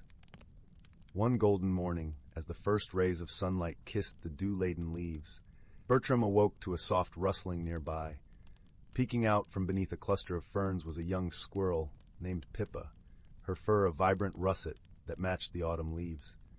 Pippa was curious and spirited, always eager to learn from the world around her. "Good morning, Bertram," Pippa chirped, her eyes bright with wonder. "I heard the wind singing a different tune last night. Do you know what it means?" Bertram smiled, his eyes twinkling with the reflections of the forest. "Ah, Pippa, the wind carries the wisdom of the seasons," he replied in his soothing, gravelly voice. "When it whispers, it tells of changes to come, of balance and harmony that must be maintained." Intrigued, Pippa settled beside Bertram, her fluffy tail curling around her paws. "Tell me more," she urged, eager to soak in the knowledge like sunlight. "The forest is a living tapestry," Bertram began, "and each creature, each leaf, and each breeze plays its part. The wind you heard is the herald of winter, reminding us of the time to prepare, to gather, and to reflect." As Bertram spoke, the forest around them seemed to come alive with the essence of his words. The leaves rustled softly, adding their own gentle chorus to his tale. Pippa listened intently, her heart beating in rhythm with the world around her. "Long ago," Bertram continued, "there was a time when the balance of the forest was threatened. The river ran dry, and the trees wilted under an unrelenting sun. It was through the wisdom of the elders and the unity of the creatures that harmony was restored." Pippa's eyes widened in awe. "How did they do it?" she asked, her voice barely a whisper. "They listened to the forest," Bertram replied, his voice like a warm embrace. "They learned to understand its needs and to care for it as it cared for them. The secret lies in the harmony of give and take, in nurturing the land that nurtures us." As the morning sun climbed higher, casting a gentle warmth over the glen, Pippa felt a deep sense of peace settling within her. She looked around, seeing the forest with new eyes, each tree and creature a vital part of the whole. Bertram watched her with a gentle smile, knowing that the seeds of wisdom had taken root. "Remember, little one," he said, "the forest is our home, and we are its guardians.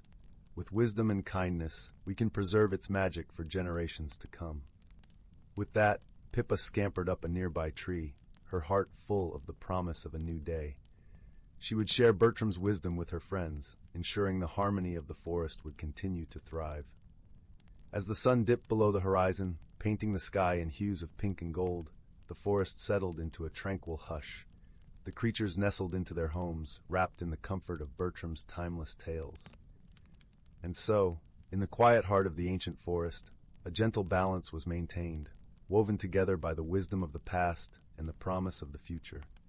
The trees stood tall, the streams sang softly, and the wind carried with it the enduring harmony of a world at peace. Story 70? Story 71.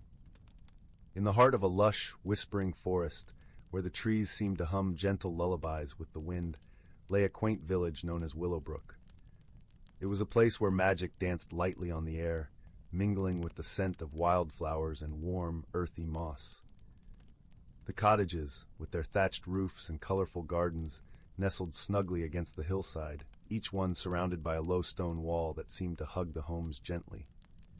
In this serene village lived a thoughtful young girl named Clara. She had a keen eye and a curious heart, always noticing the little things others might miss. Her days were filled with adventures and discoveries, but lately something peculiar had been happening. Each morning the villagers awoke to find their garden gates mysteriously open, tools scattered about, and sometimes even small trinkets missing. The villagers were puzzled but not alarmed, for they knew their village was a safe and gentle place. Still, they were curious, and so they turned to Clara, hoping she might unravel the mystery.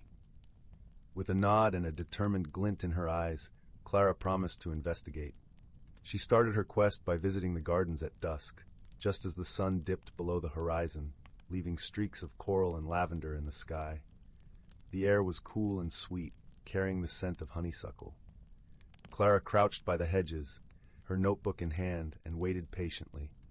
As the moon rose, casting silver beams across the village, Clara noticed something unusual. From the corner of her eye, she saw a soft glow weaving through the gardens. It wasn't the light of fireflies which flickered gently above her, but something more deliberate. She followed it quietly, her footsteps muffled by the soft grass. To her surprise, Clara discovered a small group of creatures, no taller than her knee, with shimmering wings and bright, curious eyes. They were busy at work, tending to the gardens with care, though their methods were a bit chaotic. Clara watched as they rearranged stones, polished leaves with tiny cloths, and gathered forgotten trinkets into neat piles. "Hello there," Clara called softly, not wanting to startle them. The creatures paused, their wings fluttering like the pages of a book caught in a breeze, and then they turned to face her. "We mean no harm," one of them spoke, its voice like the tinkling of a bell. "We are the Glimmerfolk, caretakers of the night." Clara smiled warmly, her heart filling with understanding.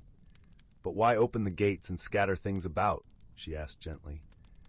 The Glimmerfolk exchanged glances, their eyes twinkling in the moonlight. "We were trying to help," explained another, its voice soft and melodic. "But we did not understand the ways of your village. We thought the tools were to be used, and the gates should breathe with the gardens." Clara chuckled softly, touched by their sincerity. "Your intentions are kind," she assured them, "but perhaps we can learn from each other. I could show you how we tend our gardens, and you can teach me the ways of the night." And so began a delightful exchange of knowledge. Each evening, as the stars blossomed in the sky, Clara and the Glimmerfolk worked together. The creatures taught Clara about the secret language of plants and the songs of the earth, while Clara explained the villagers' ways, showing them how to care for the gardens in harmony with the day. As the days passed, the mystery of the open gates was resolved, and the village thrived with newfound magic. The Glimmerfolk, now understanding the balance between night and day, helped the gardens flourish in ways the villagers had never imagined. Flowers bloomed with vibrant colors, and the air was filled with a melody of nature's own making. The villagers, grateful for Clara's wisdom and the Glimmerfolk's friendship, held a small celebration under the twinkling stars. There was laughter and joy, a gentle reminder that misunderstandings could be mended with kindness and cooperation. And so, under the watchful gaze of the moon, Willowbrook continued to be a place where magic and harmony danced hand in hand, a cozy haven where mysteries were welcomed as friends and solved with the warmth of understanding. As Clara lay in bed that night, her heart full of contentment, she knew that the world was a little brighter and a little more magical, thanks to the friends she had found. And as she drifted into dreams, the village slept peacefully, cradled in the gentle arms of the forest, where the trees sang their lullabies to the stars above. Story 72. Story 73. Story 74. Story 75. In the heart of an ancient forest, where the air was laced with the whisper of leaves and the ground softened by centuries of fallen needles, there lay a glen known only to the creatures of the wood. This place was a mosaic of emerald ferns and moss-covered stones, where beams of sunlight pierced through the canopy like golden threads embroidering the earth. Here the boundaries between reality and magic blurred, and the hidden lives of the forest's denizens unfolded in harmony with the turning of the seasons. At the edge of this glen, nestled beneath the protective arms of a towering oak, lived a wise old tortoise named Thistle. His shell was a tapestry of forest hues, etched with the lines of countless years and stories told by the rustling leaves. Thistle was known among the creatures not only for his gentle nature, but also for his deep understanding of the forest's rhythms, a knowledge passed down through generations of tortoises who had lived in this ancient woodland. One crisp autumn morning, as the air tingled with the promise of change and the scent of earth and fallen leaves, Thistle awoke to the soft patter of rain on his shell. The raindrops were gentle, like a lullaby, and they danced upon the leaves with a soothing rhythm. He emerged slowly from his leafy burrow and took in the scene before him, a world cloaked in mist, where the vibrant colors of autumn leaves shimmered like jewels through the silvery veil. As he ambled towards the glen's center, Thistle noticed a gathering of his friends beneath the wide boughs of the oak. There was Bramble, the clever fox with eyes as bright as amber, Lark, the lively squirrel with a tail as fluffy as a cloud, and Willow, the gentle deer whose grace seemed to blend seamlessly with the forest itself. They were engaged in a lively discussion, their voices mingling with the sound of the rain. "Good morning, Thistle," called Bramble, flicking his bushy tail in greeting. "We've been discussing the changes the forest has seen this past season." "Indeed," added Lark, bounding over with a nut clutched in her tiny paws. "The air feels different, and the trees seem to whisper secrets we can't quite hear." Willow nodded, her large, dark eyes reflecting the soft light. "There is a balance to maintain, and we feel it shifting," she said gently. Thistle listened carefully, his wise old eyes narrowing thoughtfully. He understood that the magical phenomena of the forest were closely tied to the seasons and the weather. Each season brought its own challenges and transformations, and it was crucial to maintain harmony among the creatures and their surroundings. "Let us walk together," Thistle suggested, his voice like the low rumble of distant thunder, "and see what the forest wishes to tell us." The friends set off, moving through the glen with a quiet reverence for the world around them. The ground was a patchwork quilt of damp leaves, their colors vivid against the dark, wet earth. The air was filled with the song of raindrops, and the scent of pine mingled with the earthy aroma of the forest floor. As they walked, Thistle spoke of the wisdom passed down through his kin. "The forest thrives when all its parts work in harmony," he explained. "The trees share their secrets with the wind, the rain nourishes the earth, and the creatures play their roles in the dance of life." Bramble nodded, his ears perked attentively. "But what can we do if the balance is disturbed?" he asked, his voice edged with concern. Thistle paused beside a small stream that wound through the underbrush like a silver ribbon. "We must listen," he replied. "The forest has its own language, and it speaks to those who are willing to hear.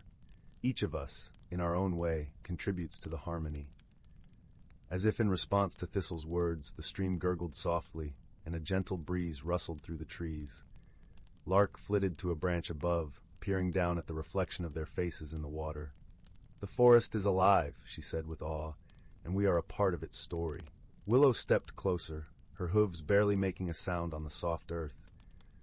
"Perhaps the change we feel is a part of its growth," she mused, "a new chapter in its ancient tale." Together they continued their journey, the rain easing into a fine mist that hung in the air like a delicate veil. The forest was a tapestry of sound and color, each element interwoven with the next in a seamless dance of life. As they walked, Thistle shared stories of the seasons, of the spring's vibrant renewal, the summer's lush abundance, the autumn's vibrant decay, and the winter's quiet dormancy. With each story, the friends felt a deeper connection to the forest and to one another.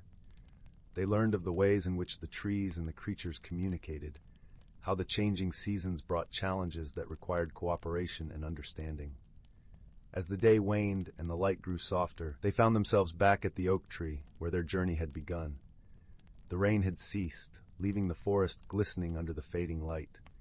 It was a scene of serene beauty, where every leaf and stone seemed to hum with life. "Thank you, Thistle," Bramble said, his voice warm with gratitude. "Your stories have helped us see the forest in a new light."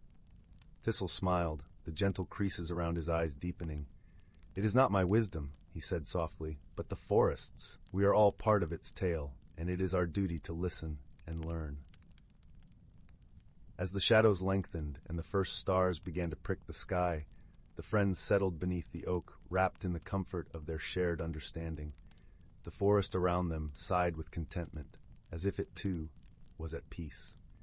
In the quiet of the evening, as the world softened into twilight, Thistle and his friends felt the balance restored, a reminder of the gentle power of harmony and the enduring wisdom of the natural world.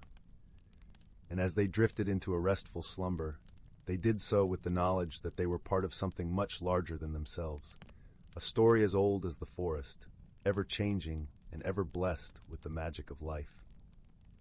Story 76. In a quaint village nestled between rolling hills and shimmering streams, lived a young girl named Anwen. The village was a place where time seemed to stand still, with cobblestone paths winding through fields of lavender and cottages that wore ivy like a cozy shawl. The air was perpetually perfumed with the scent of wildflowers, and the gentle hum of bees served as a constant lullaby. Anwen was a curious soul with eyes like pools of warm amber, always reflecting the wonder she found in the world around her. She lived with her grandmother, Ira, in a small cottage that stood at the edge of the village, where the forest began its symphony of rustling leaves and birdsong. Ira was a storyteller, her tales as vibrant and colorful as the quilts she sewed during the quiet evenings. One day, as the sun dipped below the horizon, painting the sky in hues of pink and gold, Anwen sat by the flickering fireplace, listening to her grandmother recount stories of their ancestors. Ira spoke of a time when the people of their lineage were known as the Keepers of the Light, protectors of an ancient legacy that had been passed down through generations. Once, Ira began, her voice soft as the firelight danced in her eyes, our ancestors were entrusted with a sacred artifact, a luminous stone that held the power of unity and wisdom. It was said that the stone glowed when the people of the village were united in purpose and love. Anwen's heart swelled with a desire to learn more about this mysterious stone. What happened to it? She asked, her voice barely above a whisper, as if speaking too loudly might chase the story away. Ira sighed, a sound like the wind through autumn leaves. Many years ago, during a time of discord, the stone's light faded and it was lost. Some say it still lies hidden within the forest, waiting for someone with a pure heart to find it and restore its glow. That night, as Anwen lay in her bed, the story lingered in her mind like a sweet melody. She decided that she would venture into the forest to seek the lost stone, feeling a strange pull towards this piece of her heritage. The following morning, a gentle mist wrapped the village in a silvery embrace. Anwen set out at dawn, her grandmother's stories guiding her steps as she entered the forest. The path was carpeted with fallen leaves, their crispness a soft rustle beneath her feet. Sunlight filtered through the canopy, casting dappled patterns on the forest floor, and the air was filled with the earthy scent of moss and pine. As she wandered deeper into the woods, Anwen felt a sense of belonging she had never known. The trees whispered secrets in the wind, and the brook bubbled with laughter, as if welcoming her into their ancient fold. Her heart beat in time with the forest, and she knew she was not alone. After hours of searching, Anwen came upon a clearing surrounded by ancient oaks, their gnarled branches forming a protective circle. In the center of the clearing lay a small mound of stones, covered in moss and wildflowers. Something shimmered faintly beneath the earth, catching the light as she approached. With gentle hands, she uncovered the stones, revealing a luminous rock that seemed to pulse with a gentle inner glow. The stone was warm to the touch, and as she held it, Anwen felt a wave of peace wash over her. It was as if the stone sang a song only her heart could hear, a song of unity, love, and the strength that comes from togetherness. Returning to the village, Anwen felt a newfound connection to her home and her people. The stone's glow brightened with each step, and by the time she reached her grandmother's cottage, it shone with a light that seemed to come from the stars themselves. Era met her at the door, her eyes brimming with tears of joy. "You found it," she whispered, embracing Anwen tightly. "You've restored the light, my dear." Word spread quickly through the village, and soon everyone gathered around the stone, their hearts lightened by its gentle radiance. The people celebrated not just the return of the artifact, but the unity it represented. Under the starlit sky, they shared stories and laughter, their voices weaving a tapestry of love and kinship. As the village drifted into a peaceful slumber, Anwen lay in her bed once more, the stone resting on her bedside table, its glow a comforting beacon in the night.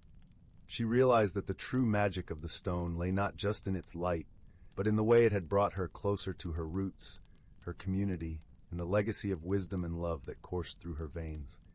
And so, In the heart of the village, beneath the watchful eyes of the ancient oaks, the stone continued to glow, a symbol of the enduring power of unity, the wisdom of the past illuminating the path to a brighter future. With a contented sigh, Anwen closed her eyes, letting the warmth of the story, the glow of the stone, and the love of her people lull her into a restful sleep, dreaming of the adventures yet to come. Story 77. Story 78. Story 79. In the heart of an ancient forest, where towering trees whispered secrets to the skies and streams danced over smooth stones, lay a world hidden from the hurried eyes of humankind. Here, in the gentle embrace of nature, the creatures of the forest lived in harmonious balance, guided by the rhythms of the earth and the wisdom passed down through countless generations. The forest was alive with the gentle symphony of life. The air was rich with the scent of pine needles and moss, while the ground was cushioned by soft layers of fallen leaves that crunched lightly underfoot. Sunlight filtered through the thick canopy, casting dappled patterns on the forest floor and lending a golden glow to the world beneath. It was spring, the season of renewal, when the earth awakened from its winter slumber. The forest creatures were busy with the tasks of the season. Birds flitted from branch to branch, their songs weaving a melodious tapestry through the air. Squirrels chattered merrily as they gathered nuts, their bushy tails flicking with excitement. And in the sheltered glades, the deer moved gracefully, their eyes soft and watchful. Among these creatures lived an old, wise tortoise named Elder Mossback. His shell was a tapestry of lichen and moss, and his eyes held the depth of centuries. Elder Mossback was known far and wide for his stories, which he shared beneath the ancient oak that stood at the heart of the forest. Creatures of all kinds would gather there, drawn by his gentle voice and the warmth of his tales.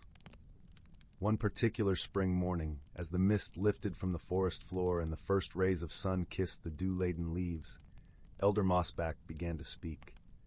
The animals gathered around, their eyes wide with anticipation. Once, in a time long forgotten, the forest was threatened by a great imbalance. He began, his voice a soothing rumble that seemed to resonate with the very earth itself. The seasons had forgotten their dance, and winter lingered too long, casting a chill over the land. A shiver ran through the assembled creatures, for they knew the importance of the season's dance, each one flowing into the next, bringing with it the changes that nurtured life. In those days, continued Elder Mossback, there lived a young fox named Fern. She was clever and kind-hearted, with a coat as red as the autumn leaves and eyes that sparkled like the stars. Fern had always been a curious soul, eager to learn the secrets of the forest and her inhabitants. The animals leaned in closer, captivated by the tale of Fern, who was known to them as a figure of legend. Fern was troubled by the endless winter, Elder Mossback said, his voice dropping to a conspiratorial whisper. She saw the hardship it brought to her friends, the struggle for food and warmth. Determined to help, she sought the wisdom of the ancient beings who dwelled in the forest's hidden places. The forest seemed to hold its breath as Elder Mossback spoke of Fern's journey. She traveled to the heart of the forest, where the trees grew so tall and thick that they whispered only to the sky.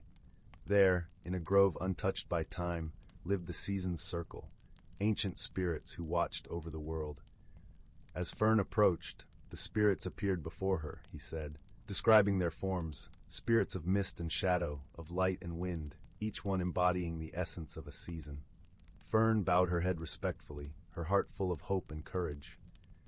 The spirits listened as Fern spoke of the forest's plight, her voice steady and sincere. Winter, represented by a figure draped in frost and snow, stepped forward. We did not realize our dance had faltered, Winter said, his voice like the soft crunch of snow underfoot. We have become lost in our own rhythms. Fern, with her gentle wisdom, proposed a solution. Perhaps, she suggested, if you each share your gifts with us, the forest can remind you of your dance. The spirits considered her words, and slowly they nodded in agreement. Thus, a pact was made. Spring brought forth a rain of blossoms, new life unfurling in vibrant hues. Summer followed with warm breezes and sunlight that kissed the earth. Autumn painted the world in gold and crimson, while winter, now mindful of his place, brought the gentle hush of snow. Through Fern's courage and kindness, Elder Mossback concluded, the seasons found their balance once more, and the forest thrived in harmony. The creatures around Elder Mossback nodded, their hearts warmed by the tale. They understood the lesson woven into the story, the importance of balance, of listening and understanding, and the power of a single kind heart to make a difference. As the sun dipped below the horizon, casting a soft twilight over the forest, the animals slowly dispersed, each carrying a piece of the story with them. Elder Mossback watched them go, a gentle smile on his ancient face. In the heart of the forest, beneath the watchful eyes of the stars, life continued its timeless dance, guided by the wisdom of the past and the promise of the future. And so, the forest remained a sanctuary of harmony and peace, where the whispers of old stories lingered like a gentle breeze, reminding all who listened of the beauty of balance and the magic of the natural world. Story 80. Story 81. Once upon a dusky eve, in the quaint village of Willow Tree, strange happenings began to unfold. The townsfolk, who usually spent their evenings gathered around crackling hearths swapping tales, found their firesides mysteriously extinguished one by one. Young Rowan, an inquisitive lass with sparkling eyes, was the first to notice this oddity. As she gazed out her window that night, she saw the cheery glow of firelight winking out in house after house. The next morning, Rowan set out to investigate, her worn boots crunching through the fresh snowfall. She knocked on the door of her dear friend Hazel, a kindly elder renowned for her wisdom.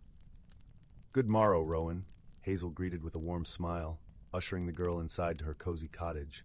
"What brings you out on such a frosty day?" Rowan explained the bizarre occurrence, and Hazel's brow furrowed in thought. "How peculiar. Let me consult my magical companions. They may have insight we lack." With a wave of her gnarled oak staff, Hazel summoned her faithful friends, a sprightly pixie named Glow, a wise old gnome named Mosscap, and a radiant fairy called Lumina. "Our fires too have been snuffed," Glow lamented, her gossamer wings drooping, "and our lanterns sputter and fade." "A strange chill seems to have settled over the land," rumbled Mosscap, stroking his long beard, "almost as if the very light itself is being drained away." Lumina floated closer, her golden tresses shimmering. "I sense a dark presence lurking in the shadows of the bird oak grove. Perhaps the answer lies there." Hazel nodded solemnly. "Then to the grove we must venture. Stay close, my friends, and keep your wits about you." With Rowan in tow, the unlikely band made their way through the silent, snow-hushed forest. An unnatural gloom hung in the air, the shadows seeming to pool and writhe. Rowan shivered, drawing her cloak tighter. At last, they reached the twisted boughs of the ancient bird oak. A faint, sickly miasma seeped from a crevice in the trunk. Mosscap inspected it closely, his wise eyes narrowing. "Aha! I've found the source of the darkness," he proclaimed. "A penumbra sprite, a mischievous creature that feeds on light itself. It must have taken root within this oak." "But how do we banish it?" Rowan asked anxiously. "Surely such a being of shadow will not yield easily." Lumina's radiant form brightened with determination. "Leave that to me, young one.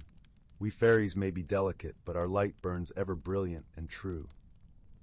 With those words she drifted forward and hovered before the crevice. Drawing a deep breath, Lumina began to glow with a warm, golden aura. The radiance intensified until it shone like a tiny sun, banishing every wisp of darkness from the ancient oak's hollows. A piercing shriek rent the air as the penumbra sprite was driven out, recoiling from the purifying light. It writhed and contorted, finally dissipating like a puff of oily smoke on the winter breeze. As the last of the shadows melted away, Rowan felt warmth and cheer return to the forest. In windows all across Willow Tree, flickering firelight began to glow once more. That night, the village square bustled with joyous celebration. Townsfolk gathered around great bonfires, singing songs of gratitude for the return of light, and sharing tales of Rowan's bravery long into the wee hours. And whenever the embers danced and shadows stretched long across the snowy ground, Rowan would smile and remember the wise friends who had helped banish the darkness from their cherished home. Story 82. Story 83. Story 84. Story 85. Story 86. Story 87. The Whispering Woods and the Enchanted Lantern.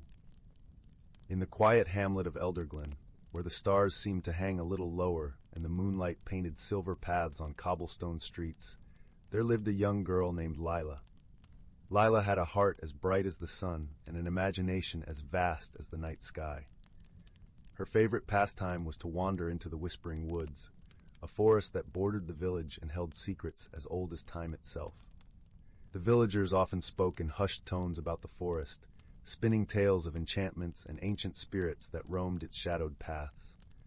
Despite these whispered warnings, Lila felt an irresistible pull towards the woods, a curiosity that bubbled within her like a brook in spring. One crisp autumn evening, as the sky blushed with the colors of sunset, Lila set out towards the woods, her steps light with anticipation. The air was cool, and the ground beneath her feet was a tapestry of rustling leaves, their colors a medley of gold, crimson, and amber. As she entered the forest, a gentle breeze greeted her, carrying with it the scent of pine and earth, whispering secrets that only the trees could know. Lila walked deeper into the woods, where the trees grew taller and their branches intertwined like old friends sharing stories. She marveled at the way the sunlight danced through the canopy, casting playful shadows on the forest floor. Every rustle of leaves seemed to be a greeting, every chirp of a bird a song just for her. It was here, in the heart of the Whispering Woods, that Lila stumbled upon something extraordinary. Nestled among the roots of an ancient oak was a lantern unlike any she had ever seen. It was crafted from silver and adorned with delicate filigree, its glass panels shimmering with an iridescent glow. As Lila approached, the lantern flickered to life, casting a warm, golden light that filled the clearing. Curious and unafraid, Lila reached out and touched the lantern. To her astonishment, it felt warm and pulsed gently beneath her fingertips, as if it were alive with some kind of magic. Her heart skipped a beat, and a shiver of excitement ran through her. She lifted the lantern from its resting place, feeling its weight settle comfortably in her hands. Suddenly, a soft voice echoed through the clearing as if carried on the breeze. "Welcome, Keeper of the Light," it said, its tone gentle and ancient. Lila looked around, wide-eyed but strangely calm. She saw no one, yet the voice seemed to come from everywhere and nowhere all at once. "Who are you?" Lila asked, her voice barely a whisper. "I am the spirit of the Whispering Woods," the voice replied.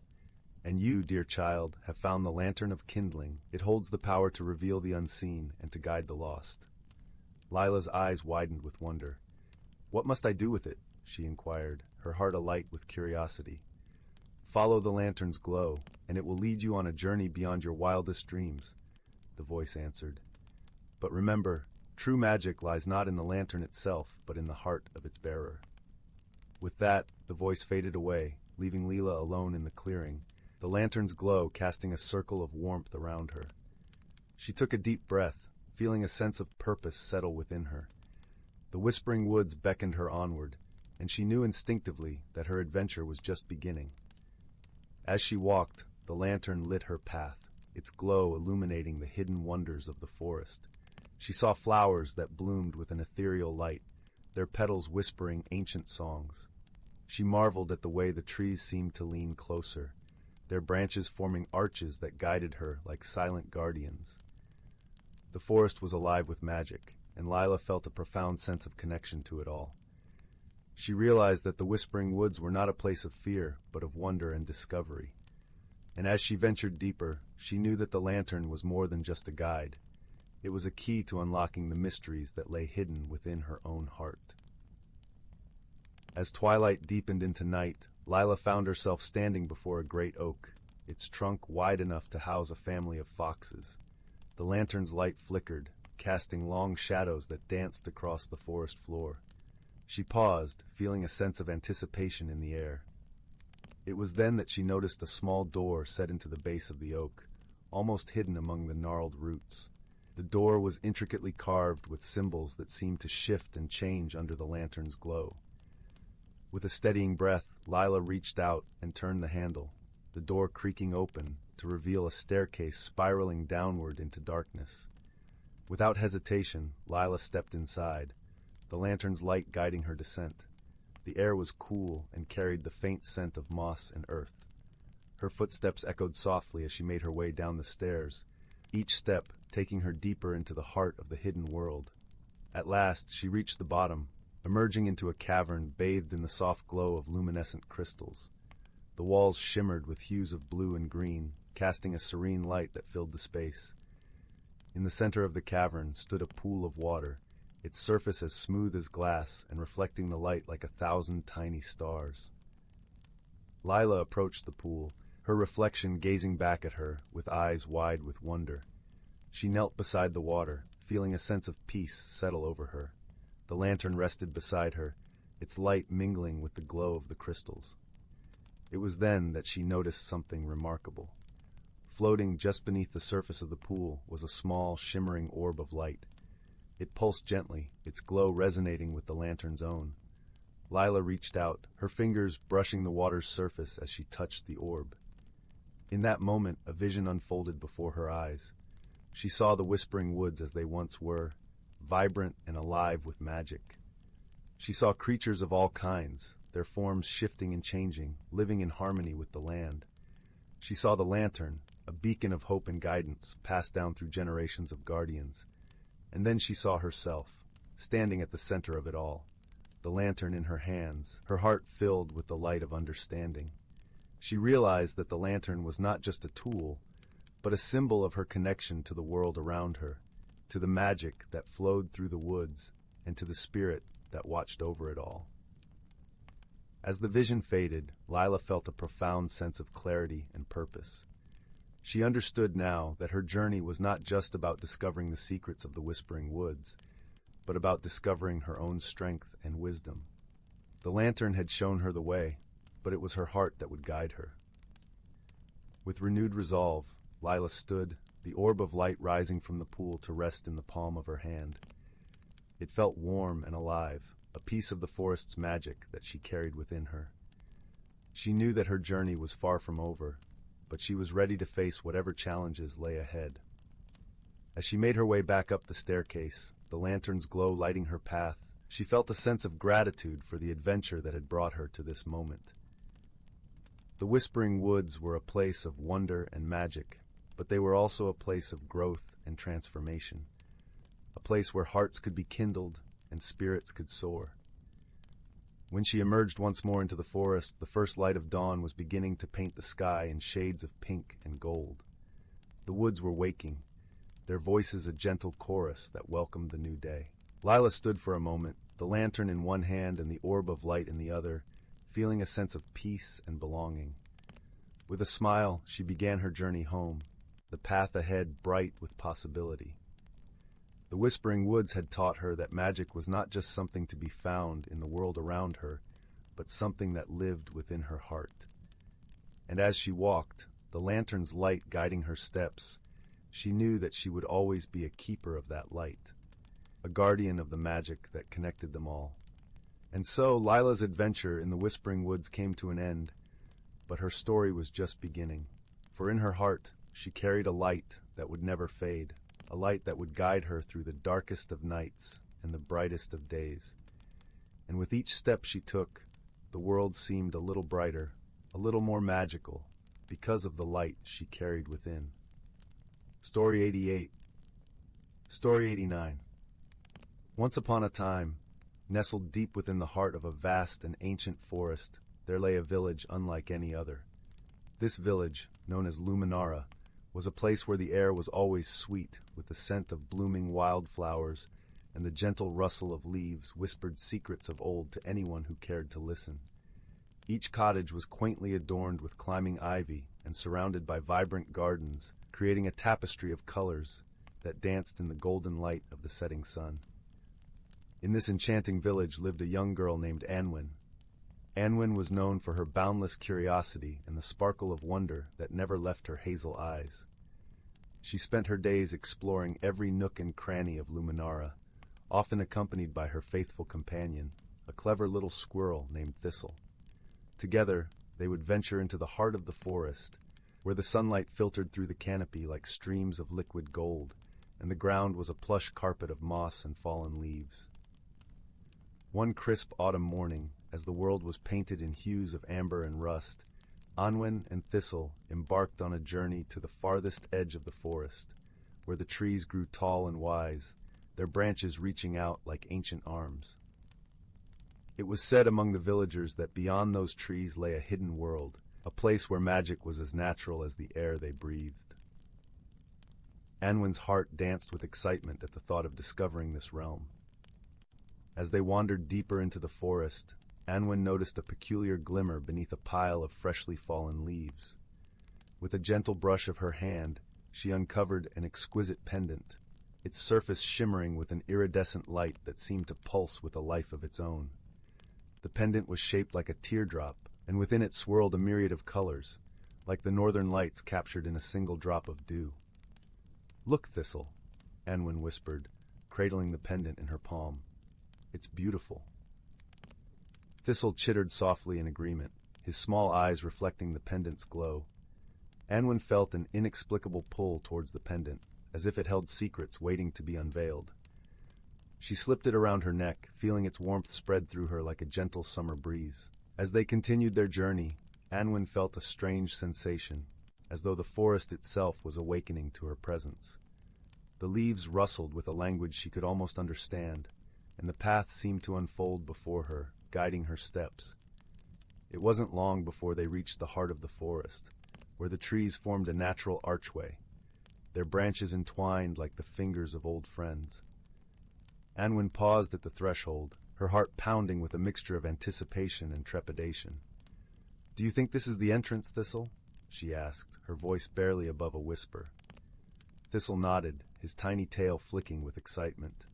Together, they stepped through the archway and into a world that defied all imagination. Beyond the archway lay a realm of breathtaking beauty, where the air was filled with the sweet melody of birdsong and the faint tinkling of unseen bells. The sky was a tapestry of swirling colors, painting the world in a perpetual twilight that shimmered with magic.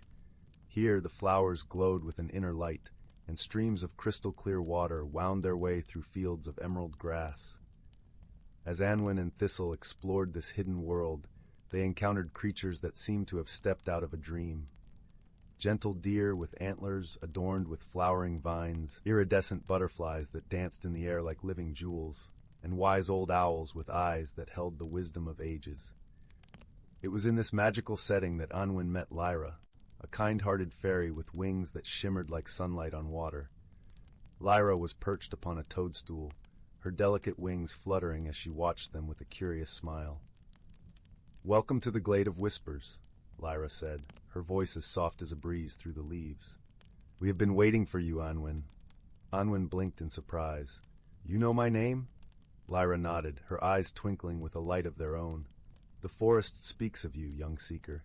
It senses your heart's desire to understand its mysteries." Anwen felt a warmth spread through her chest at Lyra's words. "I've always felt drawn to the forest," she admitted. "It's like it holds secrets just waiting to be discovered." Lyra's smile widened. "Indeed it does, and you, Anwen, have found the pendant of verity, a magical object that reveals the truth within all things." Anwen glanced down at the pendant, its colors swirling with a gentle luminescence. "What do you mean by reveals the truth?" "The pendant of verity has the power to see beyond appearances," Lyra explained, her voice like the soft rustle of leaves in the wind. "It can unveil the true nature of things, allowing you to understand the world and yourself more deeply." Anwen's heart leapt with curiosity. "How do I use it?" "By listening," Lyra replied simply. "Listen with your heart, and the pendant will guide you." Encouraged by Lyra's gentle wisdom, Anwen placed her hand over the pendant and closed her eyes, focusing on the rhythmic pulse of its light. As she listened, she felt a shift within herself, as if a door had opened to a deeper understanding. In the days that followed, Anwen and Thistle explored the Glade of Whispers, discovering its many wonders and mysteries. With each new encounter, Anwen learned to see beyond the surface, to understand the heart of the creatures and the forest itself. She discovered that the world was a tapestry of interconnected lives, each thread woven with care and purpose. Through her journey, Anwen formed a bond with Lyra, and together they shared stories and laughter beneath the starlit sky. Lyra taught Anwen the language of the forest, the songs of the wind, and the secrets of the streams. In return, Anwen shared tales of her village, of the people she loved, and the beauty of the world beyond the forest. One evening, as the twilight deepened into a velvety night, Lyra revealed to Anwen a hidden grove within the glade. There, the trees formed a circle around a shimmering pool of water, its surface reflecting the stars like 1,000 tiny lanterns. "This is the pool of reflection," Lyra said, her voice a soft song. "It holds the memories of the forest, the stories of those who have come before. With the pendant of verity, you can glimpse these memories and learn from them." Anwen knelt beside the pool, her heart filled with a mixture of awe and reverence. She leaned over the water, and as she gazed into its depths, the pendant began to glow with a gentle light. Images danced across the surface, scenes of joy and sorrow, of friendship and courage. Through the memories, Anwen saw the stories of those who had walked the forest paths before her.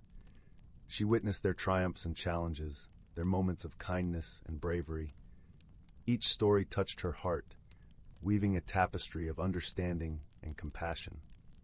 As the final image faded, Anwen felt a profound sense of connection to the world around her. She realized that her journey was not just about discovering the magic of the forest, but about understanding the magic within herself. With this newfound wisdom, Anwen returned to Luminara, her heart forever changed by the wonders of the hidden world. She shared her experiences with the villagers, inspiring them to look beyond the surface and see the beauty and truth in all things. As the seasons turned, Anwen continued to visit the Glade of Whispers, her bond with the forest and its inhabitants growing ever stronger. The pendant remained a cherished reminder of her journey, a symbol of the wisdom she had gained and the magic that lived within her heart. And so, under the watchful gaze of the ancient trees and the twinkling stars, Anwen's story became a part of the forest's tapestry, a tale of friendship, discovery, and the transformative power of seeing the world with eyes of wonder and a heart of truth. As the years passed, Anwen's once youthful curiosity matured into a profound wisdom that was respected and cherished by the villagers of Luminara. She became known as the Story Keeper, for her ability to weave the tales of the forest into lessons that taught love, empathy, and understanding. The children of the village would gather at her feet by the warm glow of the hearth, eyes wide with wonder as she recounted the stories of her adventures in the Glade of Whispers.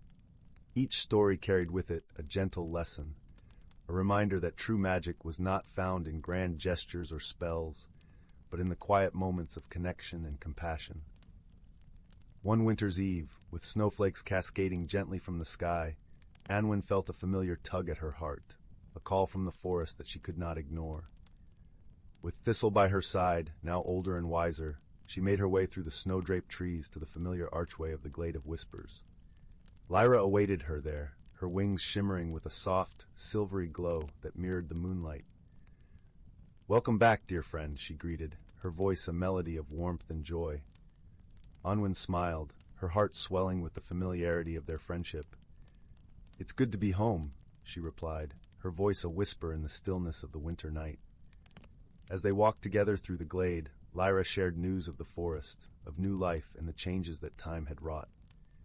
Anwen listened with a heart full of gratitude, her love for this hidden world as strong as ever.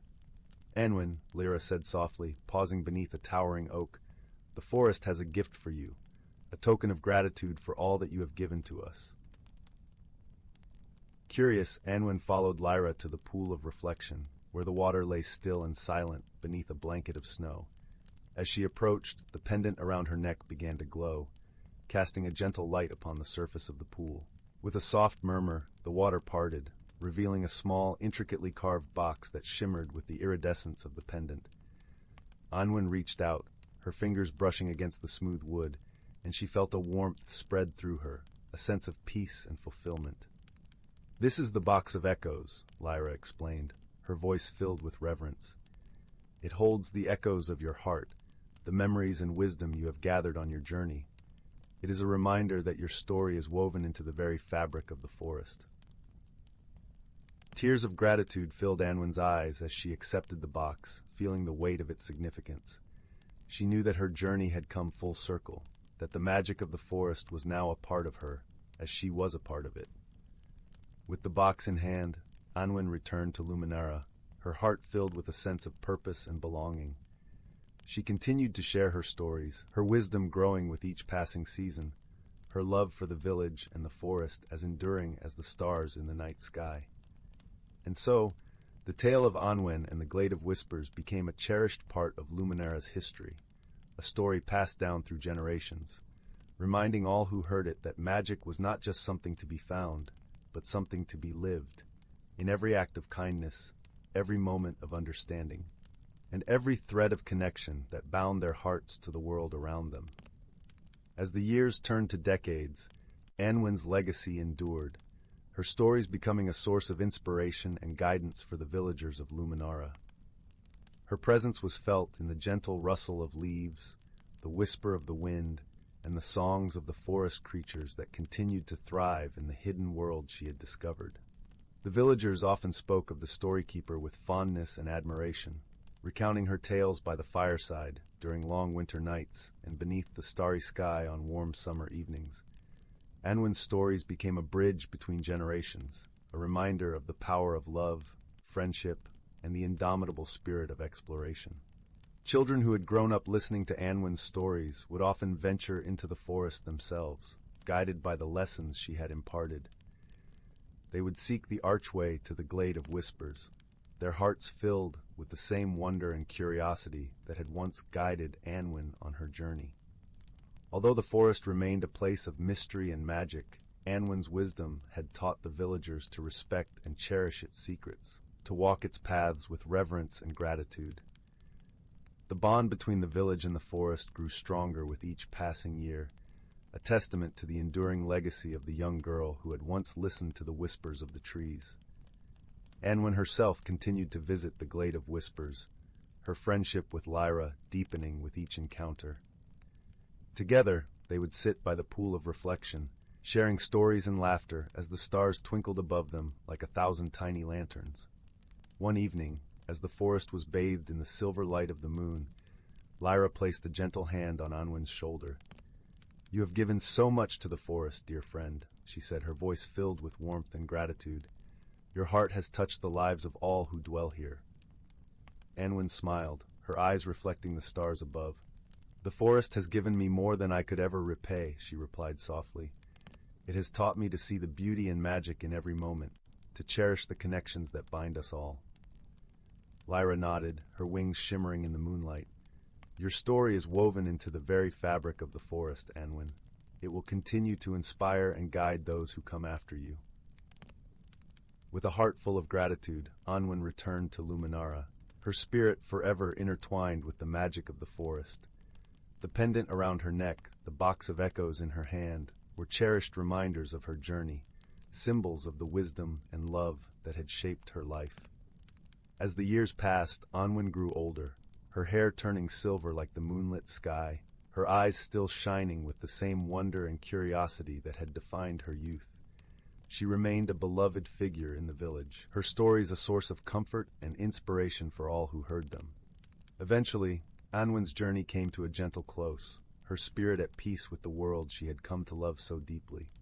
Her passing was marked by a quiet reverence, a celebration of a life well lived, a story well told.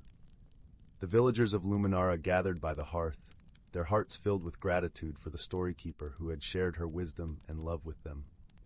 They spoke of Anwen's legacy, of the magic and beauty she had brought into their lives, and the lessons she had imparted. As the years turned to centuries, Anwen's story continued to be told, a timeless tale of friendship, discovery, and the transformative power of seeing the world with eyes of wonder and a heart of truth. And somewhere deep within the heart of the ancient forest, the Glade of Whispers remained, a hidden world where magic was as natural as the air they breathed, a place where the spirit of Anwen lived on, in the gentle rustle of leaves, the whisper of the wind, and the songs of the forest creatures that continued to thrive in its embrace. Story 90. In the soft twilight of a universe filled with countless stars, there existed a peculiar planet known as Lumina, a place aglow with a warm, perpetual twilight. The sky was a tapestry of swirling purples and golds, and the air carried a gentle, sweet aroma akin to blooming lilacs. Lumina was known for its luminous flora and gentle creatures, but it was also a world where paths often crossed in unexpected ways. On one such evening, when the sky shimmered with the brilliance of 1,000 tiny moons, two travelers found themselves in a serendipitous meeting. The first was a young being named Zephyr, hailing from the airy plains of Arion, a planet where the winds sang songs of old and every creature was gifted with wings. Zephyr's feathers were a soft azure, and his eyes sparkled with curiosity and wonder. His heart longed for adventure, to see beyond the horizon of his windswept home. The second was a wanderer named Mira, from the oceanic depths of Nereida, a world where the seas glowed with bioluminescent life. Mira's skin shimmered like the surface of the sea under a full moon. Her hair danced like seaweed in a gentle current, and her eyes held the depths of the ocean's mysteries. She had ventured beyond her watery domain in search of stories and the secrets of the stars. Their meeting was not a planned one. Zephyr had been gliding through the skies of Lumina, entranced by its beauty, when a sudden gust of unfamiliar wind threw him off course. He landed, rather ungracefully, in a clearing where Mira was setting up camp for the night. Startled by the sound, Mira turned, her eyes widening at the sight of the winged newcomer tangled in a thicket of luminous vines. "Oh dear," Mira exclaimed softly, her voice like the gentle lapping of waves. "Are you all right?"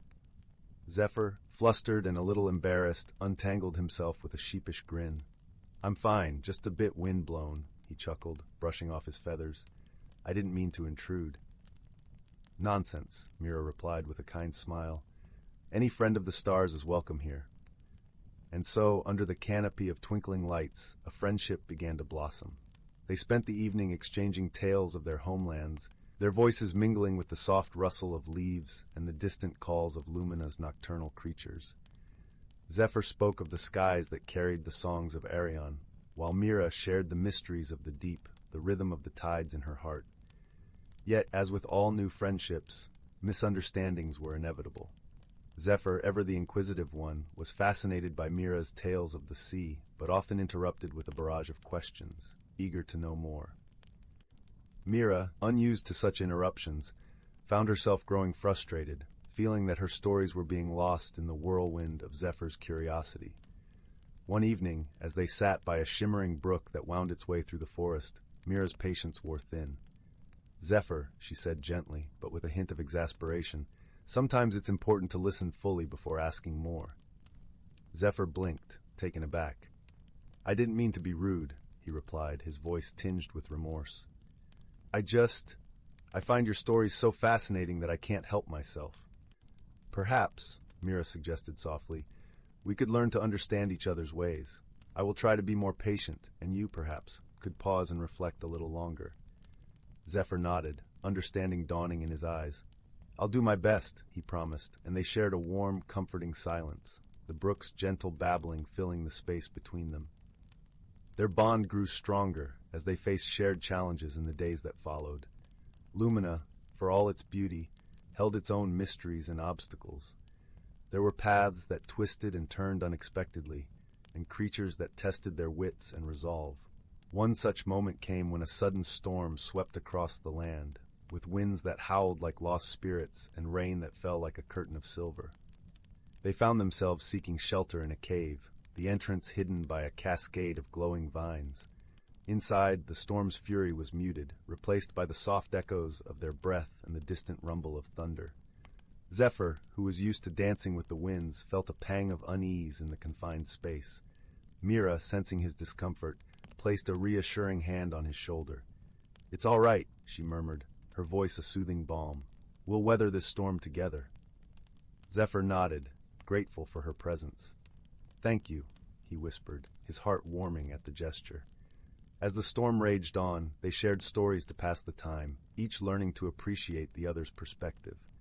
Zephyr listened more intently, finding joy in the rhythm of Mira's words, while Mira found herself swept up in Zephyr's enthusiasm, his questions now a welcome part of their conversations. When the storm finally passed, they emerged from the cave to find the world washed anew, the air crisp and fragrant. They laughed together, feeling a renewed sense of camaraderie, their friendship strengthened by the trials they had faced. Their journey continued, with each day bringing new wonders and lessons. They learned to navigate the challenges of Lumina, drawing strength from each other, their bond a testament to the power of understanding and support. One evening, as they sat atop a hill, watching the stars dance in the sky, Mira turned to Zephyr. "I've always believed the stars tell stories," she mused softly, her gaze drifting across the celestial tapestry. Zephyr nodded, his heart full. "And I've learned that sometimes the best stories are shared," he replied, his words carrying the warmth of their friendship. In that moment, beneath the vast expanse of the universe, they understood the true meaning of companionship, a shared journey, filled with laughter, understanding, and the gentle support that only true friends can offer. As the night deepened, they wrapped themselves in the comforting embrace of their newfound friendship, knowing that, no matter where their paths might lead, they would always carry the light of this connection within their hearts.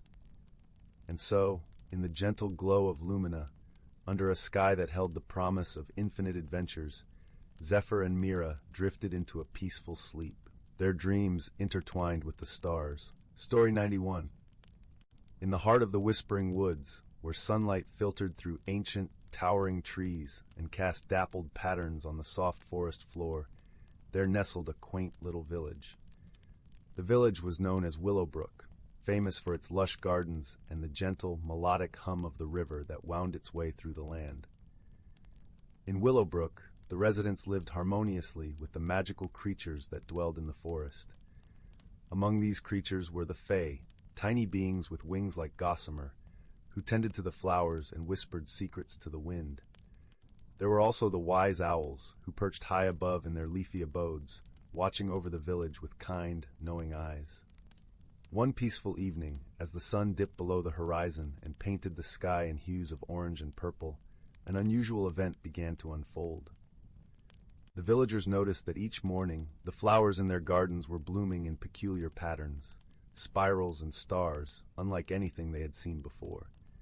The villagers were puzzled, for these flowers seemed to change their formations overnight, as if by some unseen hand. Among the villagers was a gentle-hearted girl named Leora. Her curiosity was as boundless as the forest itself, and she had a knack for noticing the smallest details. Leora loved the mysteries of the woods and often spent her days exploring its hidden paths and listening to the stories told by the forest creatures. Determined to uncover the mystery of the changing flowers, Leora set out one misty morning, her heart full of excitement. She wandered through the village, her senses alive with the scent of fresh earth and the sound of leaves whispering in the breeze. As she approached the edge of the village, she was greeted by the soft, musical laughter of the Fae, who flitted around her like a shower of glittering rain. "Good morning, Leora," sang a Fae with wings that shimmered like pearls. "What brings you to the woods today?" "Good morning, dear friends," Leora replied with a smile. "I'm hoping to solve the mystery of the enchanted flowers. Have you seen anything unusual in the forest?" The Fae exchanged knowing glances, their eyes twinkling with mischief and delight. "Perhaps you should speak with Elderwise," suggested another Fae, her voice as gentle as a lullaby. "He knows many things and might have the answers you seek." Eager to visit Elderwise, the wise old owl, Leora thanked the Fae and made her way deeper into the forest. The air was cool and fragrant with the scent of pine and wildflowers, and as she walked, the ground beneath her feet felt like a soft, comforting carpet of moss. Elderwise's home was a grand, ancient oak tree, its bark gnarled and wise, and its branches spreading wide like welcoming arms. Leora approached the tree with reverence and called up into the leafy heights. "Elderwise, wise owl of the forest, may I speak with you?" From high above, a gentle hoot echoed through the branches, followed by the soft rustling of feathers. Elderwise descended gracefully, his eyes as deep and mysterious as the night sky fixed kindly upon her. "Ah, young Leora," he said, his voice a warm, resonant melody. "What brings you to my tree this fine day?" Leora explained the strange occurrences in the village gardens, her voice filled with wonder and a touch of concern. Elderwise listened intently, nodding his head with understanding. "Ah, the flowers," he mused, his gaze turning thoughtful. "I have heard whispers of a playful spirit who roams the woods at night. This spirit, known as the petal weaver, delights in creating beauty in the most unexpected ways." Leora's eyes widened with intrigue. "The petal weaver? How fascinating. But why would this spirit visit our village? Elderwise chuckled softly, a sound like the rustling of autumn leaves. The petal weaver is drawn to places where love and harmony dwell. Your village, with its kind hearts and gentle ways, is a beacon to such a spirit. Perhaps it seeks to share its joy with you all. Leora nodded, her heart swelling with warmth at the thought. Thank you, Elderwise. I shall share this with the villagers. Perhaps we can find a way to welcome the petal weaver. With a grateful heart, Leora made her way back to the village, her mind alive with ideas. As evening fell and the stars began to twinkle in the clear night sky, the villagers gathered in the square, eager to hear what she had discovered. Leora shared Elderwise's wisdom, her voice soft and soothing as she spoke. The petal weaver means us no harm. It seeks to share its joy and art with us. I believe if we welcome it with open hearts, we might come to understand its ways. The villagers nodded, their faces alight with understanding and acceptance. That night, they decided to leave small gifts of appreciation in their gardens, tiny lanterns, delicate ribbons, and fragrant herbs, hoping to show the petal weaver their gratitude. As the moon cast its gentle glow over Willowbrook, the petal weaver appeared, unseen by human eyes, but sensed in the gentle rustling of petals and the soft shimmer of moonlight on the flowers. It saw the villagers' gifts and felt their warmth and gratitude. The next morning, the village awoke to a wondrous sight. Each garden was a tapestry of breathtaking beauty, with flowers arranged in patterns that spoke of joy and friendship. The air was filled with a sense of magic and peace, and the villagers knew their hearts had made a new friend.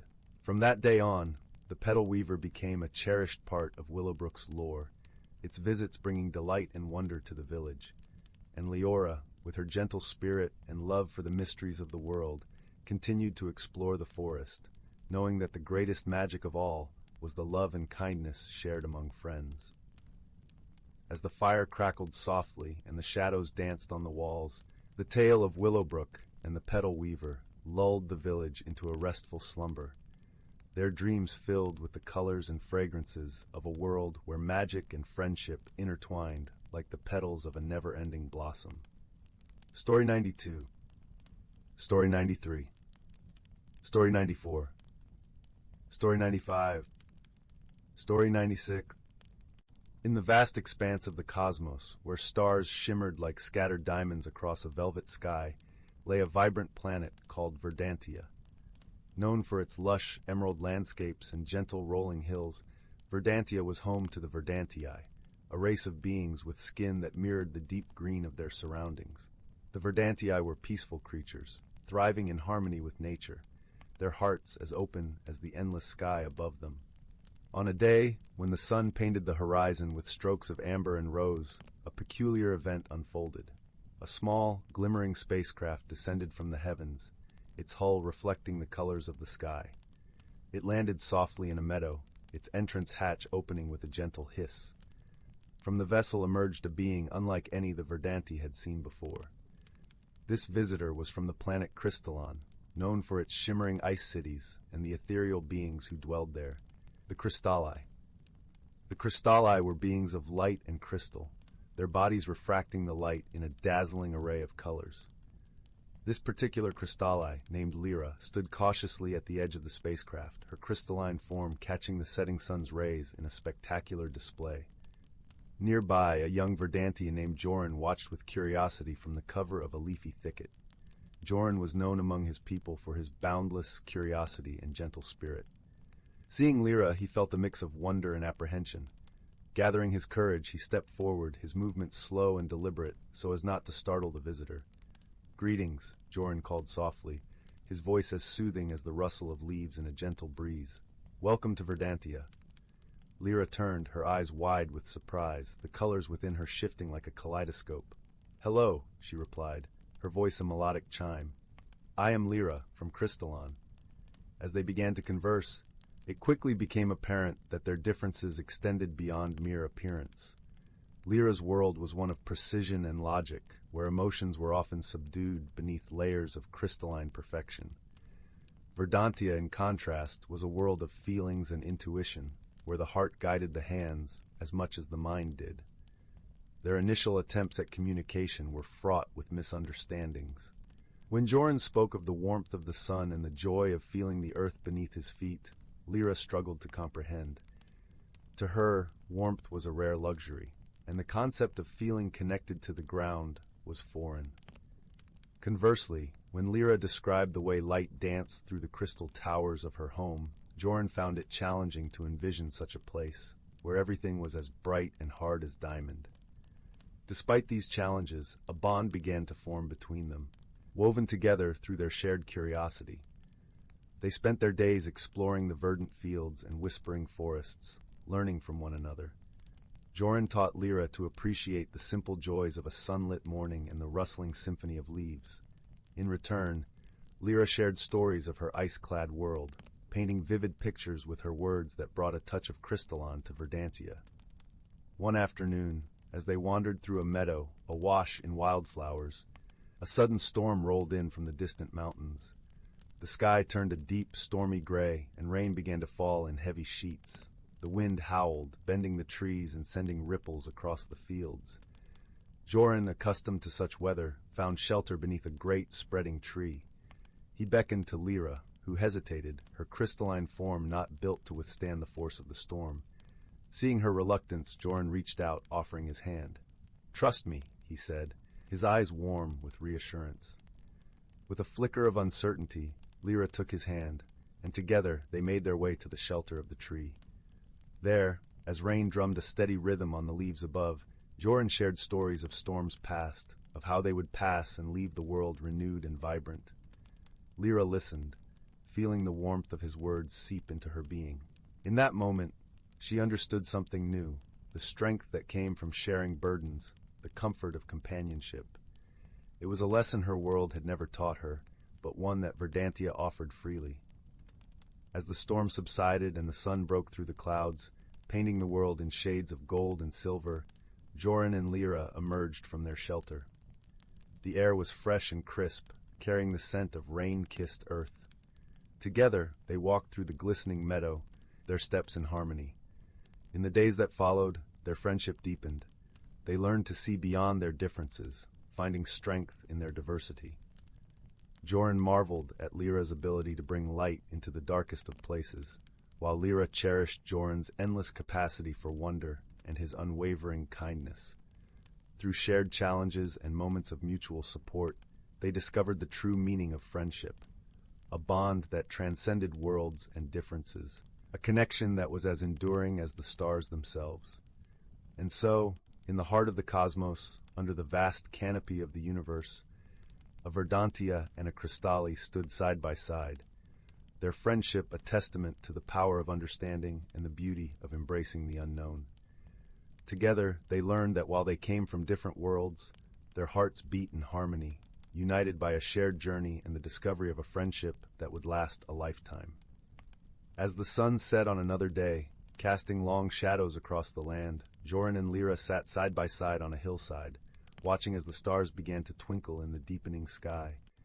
The air was crisp and cool, carrying the faint scent of blooming night flowers.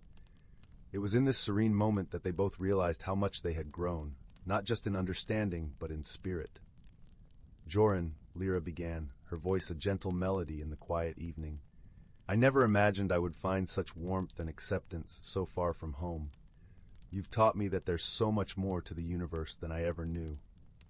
Joran smiled, his eyes reflecting the starlight.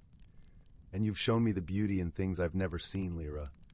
Our worlds may be different, but our hearts are not." They sat in companionable silence for a while, watching the stars dance across the sky. It was a silence filled with unspoken words and shared understanding, a testament to the bond they had forged. In time, Lyra knew she would have to return to Crystalline. Her people would be waiting, eager to hear tales of her journey. But she also knew that part of her heart would remain on Verdantia, among the gentle hills and the friends she had found.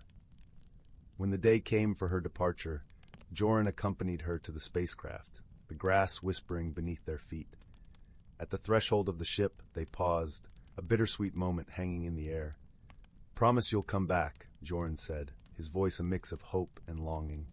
Lyra nodded, her eyes bright with emotion. "I will, Joran, and until then, I'll carry the warmth of Verdantia with me. With a final embrace, Lyra stepped into the ship, the hatch closing behind her with a soft hum. As the spacecraft lifted into the sky, Joran watched, his heart full of gratitude for the friendship that had enriched his life. And so, beneath the endless stars, a promise was made, a promise of return, of continued friendship, and of the enduring bond between two unlikely companions from different worlds. As the spacecraft disappeared into the heavens, Joran knew that no matter the distance, their friendship would remain a guiding light, as constant and as brilliant as the stars above. For in the vast tapestry of the universe, there are no strangers, only friends yet to be met, and journeys yet to be shared. And it was this understanding that would lead Lyra and Joran back to one another, time and time again, across the stars and through the ages. Story 97. Story 98. Story 99. In the heart of the whispering woods, where the trees seemed to hum soft lullabies, and the ground was carpeted with a tapestry of moss and wildflowers, there lay a quaint little village called Moonhaven. This village, nestled under the gentle glow of a perpetually twinkling sky, was a place where magic flowed as naturally as the babbling brook that wound its way through the center of town. Moonhaven was known for its serene beauty and the warmth of its community. It was a place where the houses were made of smooth, rounded stones, with thatched roofs that looked like they had sprouted from the earth itself. Each window glowed with the soft light of candles, and the air was always scented with the comforting aromas of freshly baked bread and blooming lavender. One crisp autumn evening, as the golden leaves danced gently down from the trees, a peculiar event began to unfold. The village's beloved clock tower, which stood proudly in the village square for generations, had started to chime at odd hours. Instead of its usual melody marking the passage of time, it now played a strange, lilting tune that no one recognized. This curious phenomenon puzzled the villagers, for the clock tower was enchanted to ensure it kept perfect time and harmony with the natural world. The villagers gathered in small groups, whispering under the glow of the street lamps, their breath visible in the cool evening air. Among the villagers was a young girl named Leela, known for her keen sense of curiosity and her love for solving puzzles. Leela lived with her grandmother, Eleonora, in a cozy cottage at the edge of the woods. Eleonora was a wise and gentle soul, whose knowledge of the old ways and stories of the forest was unparalleled. After the clock tower's melody drifted through the night once more, Lila turned to her grandmother with eyes wide with wonder. "Grandmother, what do you think could be making the clock tower chime so strangely?" Eleonora smiled softly, her eyes twinkling with the light of 1,000 stories. "Ah, my dear, the world is full of mysteries, each waiting patiently for the right heart to uncover them. Perhaps it is time you seek the counsel of the forest's guardians." Encouraged by her grandmother's words, Lila set out the next morning, her heart light with excitement. She followed the winding path through the woods, where the sunlight filtered through the leaves like streams of golden syrup. The forest was alive with the sounds of rustling leaves and the distant call of birds. Lila soon arrived at the ancient oak tree known as the Heartwood. This tree was the oldest in the forest, its trunk wide enough to hide an entire family behind. It was said to be the dwelling of the forest's guardians, the elder tree sprites, who were wise creatures of gentle magic and deep understanding. As Lila approached, she noticed faintly glowing figures emerging from the bark of the tree. They were the elder tree sprites, their tiny forms shimmering with an ethereal light. Their eyes, like polished stones, watched her with curiosity and kindness. "Greetings, young Lila," they chorused in voices as soft as the rustle of leaves. "What brings you to the Heartwood today?" Lila curtsied politely, a gesture she had learned from her grandmother. "Wise sprites, the clock tower in our village has been playing a strange melody at odd hours, and we cannot understand why. I seek your guidance to unravel this mystery." The sprites exchanged thoughtful glances, their forms flickering like candle flames. "The clock tower's melody is the song of the wind harp," they explained.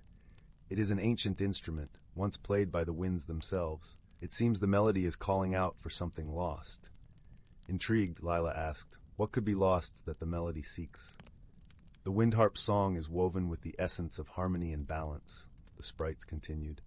Perhaps it seeks the return of something that has tipped the scales. Thanking the sprites for their wisdom, Lila made her way back to Moonhaven, her mind alight with possibilities. As she walked, she pondered what might be missing from their village that could upset such a delicate balance. Upon her return, Lila went to visit the clockmaker, a gentle old man named Mr. Thistle. His workshop was a treasure trove of gears and cogs, where the air was filled with the comforting tick-tock of timepieces. "Mr. Thistle," Lila began, "have you noticed anything unusual about the clock tower lately?" The clockmaker nodded, his expression thoughtful. "Indeed, young Lila, the clock's song is different, as if it sings of longing." "Do you recall anything that changed before the melody began?" Lila inquired. Mr. Thistle scratched his head, his brow furrowed with concentration. "Now that you mention it, a few weeks ago, a little bird's nest was found empty beneath the clock tower. The nest had been there for years, but the birds have vanished." Lila's eyes widened with realization. Perhaps the birds are what the wind harp song is calling for. They are part of the harmony that needs restoring. With newfound determination, Lila set out to find the missing birds. She followed the path that led deeper into the woods, listening closely for any sign of their song. The forest, with its tapestry of sounds, seemed to guide her steps. As she wandered, she came upon a clearing bathed in dappled sunlight. There, perched on the branches of a young maple tree, were the missing birds, their feathers shimmering like jewels in the sunlight. They chirped a sweet, melodious tune that seemed to echo the clock tower's strange melody. Lila approached gently, speaking softly to the birds. "Oh, little ones, the village misses your song. Won't you return to the clock tower and bring back the harmony?" The birds, understanding her gentle plea, fluttered their wings in agreement.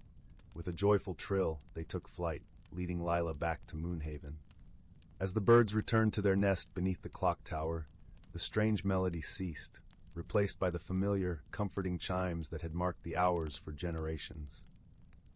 The villagers gathered to watch in awe as the birds settled in, their presence restoring the balance that had been missing. That evening, as the stars twinkled like diamonds in the sky, the village celebrated the return of their feathered friends. Lila, her heart full of contentment, sat by the fire with her grandmother, recounting her adventure. "You see, my dear," Eleonora said, wrapping an arm around Lila's shoulders, "sometimes the answers we seek are found by simply listening to the world around us. Balance and harmony are treasures worth nurturing." As the fire crackled softly and the night wrapped the village in its gentle embrace, Moonhaven drifted into a peaceful slumber, its harmony restored. And in the heart of the whispering woods, the clock tower stood tall, its melody a testament to the power of friendship and the wisdom of listening to the whispers of the world. In the heart of a lush, emerald forest where the trees whispered secrets to the wind and the streams sang gentle lullabies, there lived a young woman named Leora. Leora was as much a part of the forest as the ancient oaks and the babbling brooks, but lately she felt an uneasy stirring within her soul. Change was afoot, and it both intrigued and frightened her. Leora had always cherished her simple life, tending to her garden of wildflowers and herbs, and communing with the woodland creatures. Yet, a restlessness had taken root, a yearning for something more that she couldn't quite define. Each evening, as she sat by the flickering firelight in her cozy cottage, she pondered the source of her unease. One crisp autumn day, when the leaves blazed in shades of amber and gold, Leora set out on a walk to clear her mind. She wandered deeper into the forest than she had ever dared before, her feet guided by an unseen force. The air was rich with the scent of pine and earth, and the sunlight filtered through the canopy in golden shafts, painting the forest floor in a dappled dance. As she walked, Leora stumbled upon an ancient gnarled oak tree, its bark twisted with age and wisdom. Nestled within its roots was a shimmering pool of water, reflecting the sky like a mirror. Drawn to its ethereal beauty, Leora knelt beside it and peered into its depths. Instead of her reflection, she saw a vision of herself, but older, wiser, aglow with an inner light she had never known.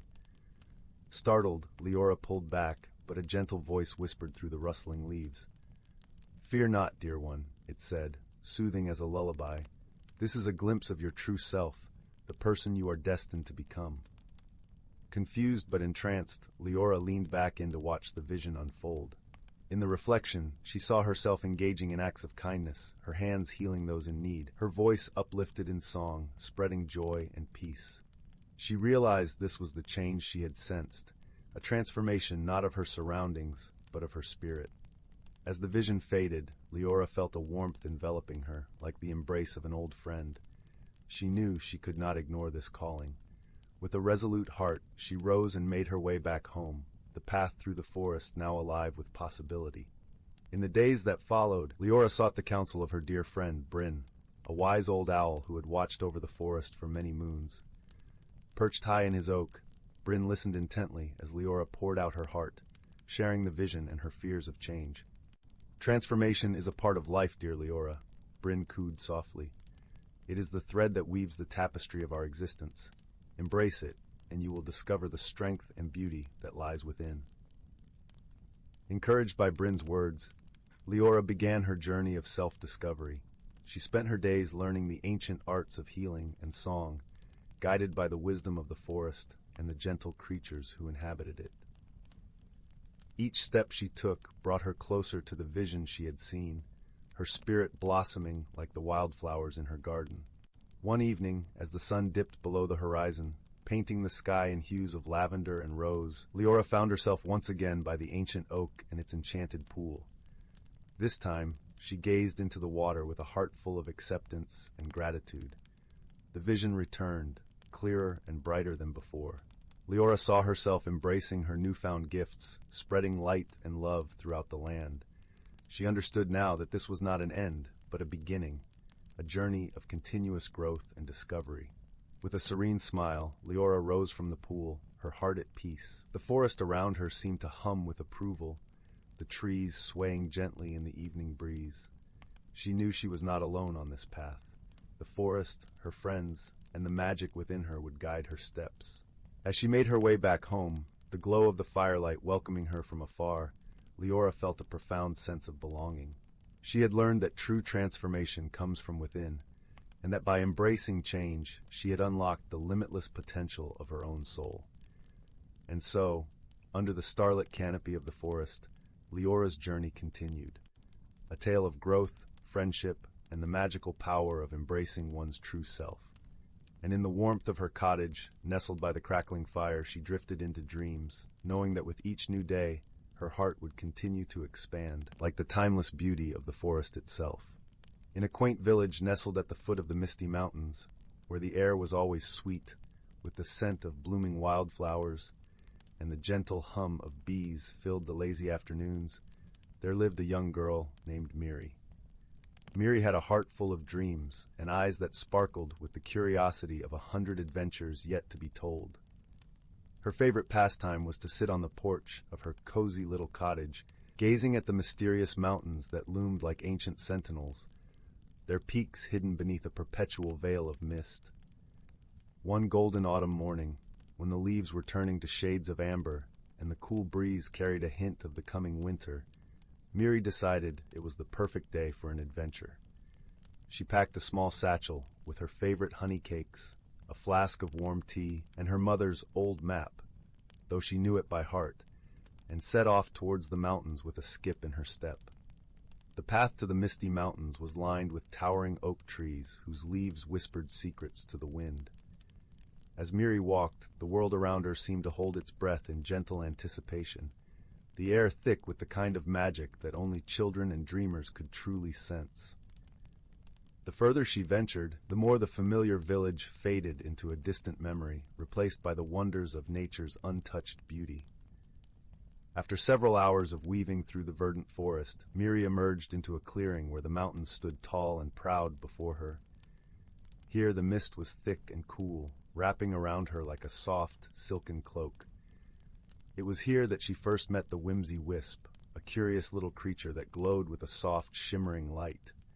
It fluttered around Miri, trailing sparkles in the air like a comet tail, its laughter like the tinkling of tiny bells. "Hello there," Miri greeted, her voice gentle and welcoming. "Are you a guardian of these mountains?" The whimsy wisp giggled, swirling around her with delight. I am a friend to explorers like you, it chimed, its voice as light as the breeze.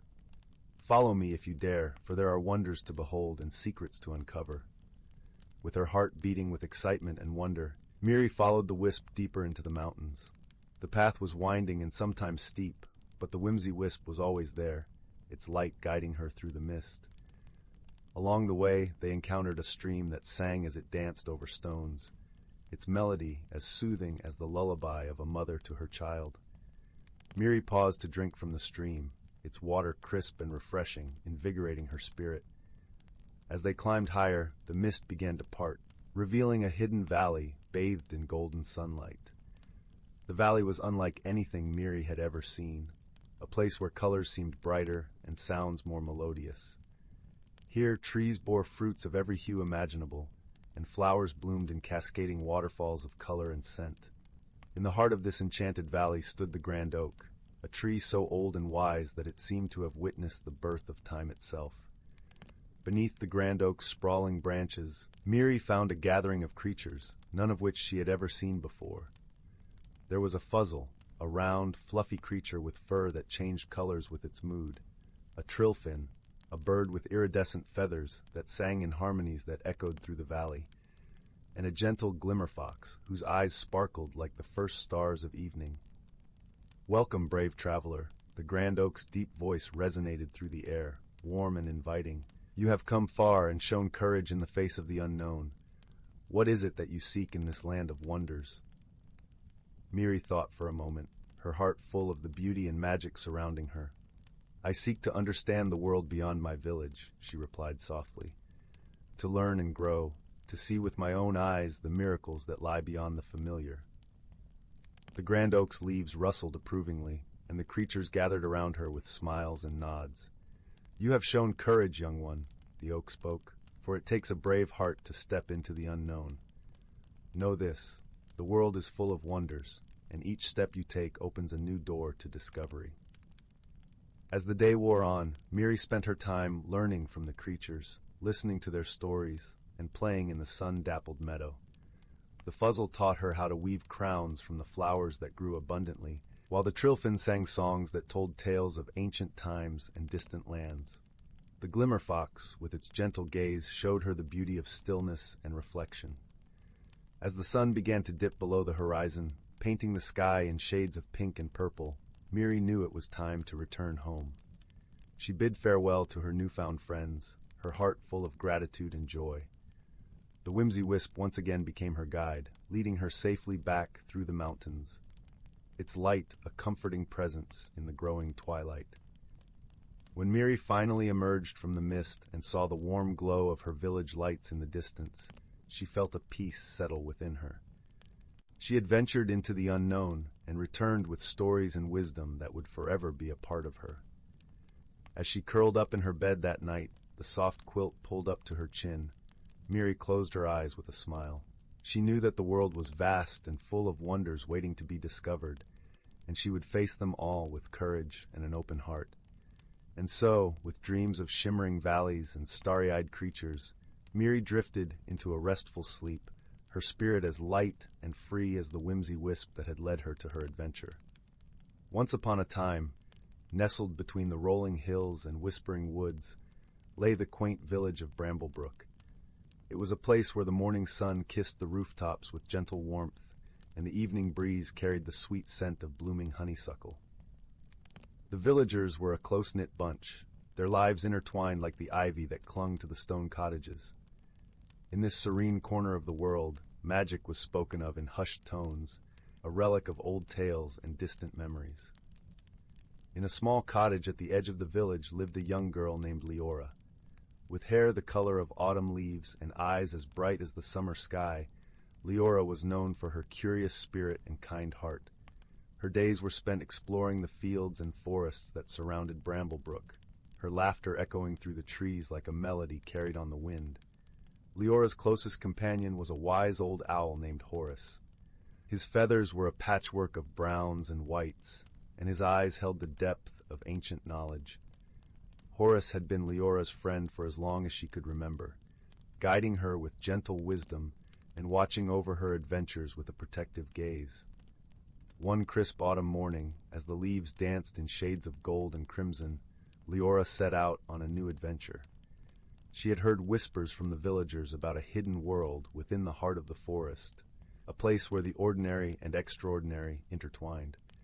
The stories spoke of a magical glade, a sanctuary for creatures unseen and wonders untold. With Horace perched on her shoulder, Leora followed the winding path into the woods. The forest was alive with the symphony of chirping crickets and rustling leaves, a lullaby that soothed the soul. Sunlight filtered through the canopy, casting dappled patterns on the forest floor as they ventured deeper into the woodland realm. As they journeyed, Leora noticed something peculiar. A faint glow seemed to emanate from beneath the moss-covered roots of an ancient oak tree. Intrigued, she knelt down, brushing aside the leaves and twigs to reveal a small, ornate box. It was crafted from polished wood, inlaid with delicate silver filigree that shimmered in the dappled light. "What do you suppose this is, Horace?" Leora wondered aloud, her fingers tracing the intricate patterns on the box. Horace tilted his head thoughtfully. "It appears to be a relic of the old magic, Leora. Handle it with care, for such objects often carry both wonder and responsibility." With a gentle touch, Leora opened the box. Inside, nestled on a bed of soft velvet, lay an exquisite amulet. It was a pendant of silver and sapphire, glowing with a soft, ethereal light. As she held it in her hand, a warmth spread through her as if the amulet recognized her touch. "It's beautiful," Leora marveled, slipping the chain around her neck. The moment the amulet settled against her heart, the forest around her seemed to shift.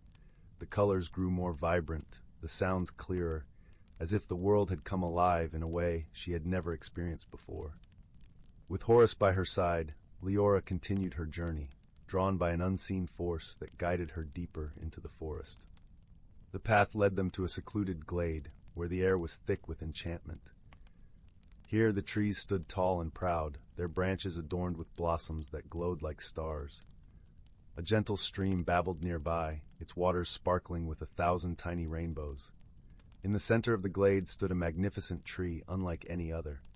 Its trunk was wide and gnarled, its bark a tapestry of twisting vines and emerald moss. From its branches hung clusters of luminescent fruits, each one pulsating with a soft, inviting light. As Leora approached the tree, a soft voice echoed through the glade, warm and welcoming. "Welcome, Leora, guardian of the amulet. You are in the realm of the Whispering Woods, a sanctuary for all that is magical and true." Startled, Leora looked around, searching for the source of the voice. "Who's there?" she called, her curiosity tinged with awe. "I am the spirit of the woods," the voice replied, gentle as a summer breeze. "I have watched over this land for centuries, preserving the balance between the seen and unseen." Leora felt a sense of peace wash over her, the presence of the spirit comforting and reassuring. "Why have I been brought here?" she asked, her voice barely a whisper. "The amulet chose you, dear child," the spirit explained. "It seeks a heart pure of intent, one who can see beyond the veil of the ordinary. You possess the ability to bring harmony between our worlds." As the spirit spoke, Leora felt the weight of responsibility settle upon her shoulders. Yet it was not a burden, but a promise of purpose and belonging. "What must I do?" she asked, determination in her voice. "There is a storm brewing, one that threatens to disrupt the balance of our worlds," the spirit warned. "An ancient feud between the creatures of the forest has awakened, and only through understanding and unity can peace be restored." Leora nodded, her resolve unwavering. "I will do whatever it takes to help," she vowed, her hand clutching the amulet. Horace hooted softly in agreement, his wings ruffling with anticipation. With the guidance of the spirit, Leora set out to mend the rift that threatened the Whispering Woods. Her first task was to speak with the dryads, the tree spirits who guarded the forest. Their home was in a grove of silver birch trees, where the air was thick with the scent of earth and rain.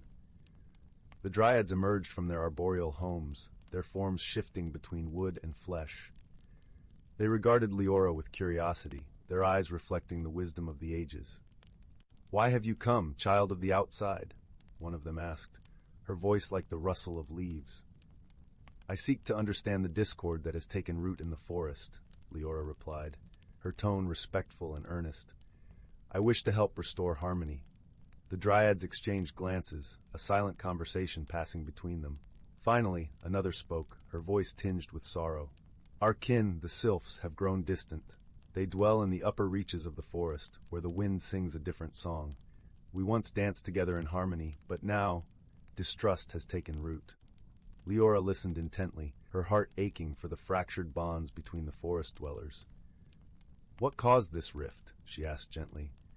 It began with the loss of the Heartstone, the first dryad explained.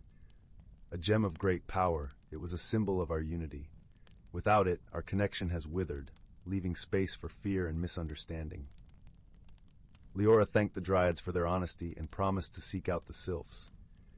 As she and Horus continued their journey, she pondered the wisdom in the dryad's words. She understood that the Heartstone was more than a mere object. It was a representation of the unity and trust that bound the forest together. The path to the sylphs' domain was steep and winding, leading them to the treetops where the air was crisp and the sky stretched wide.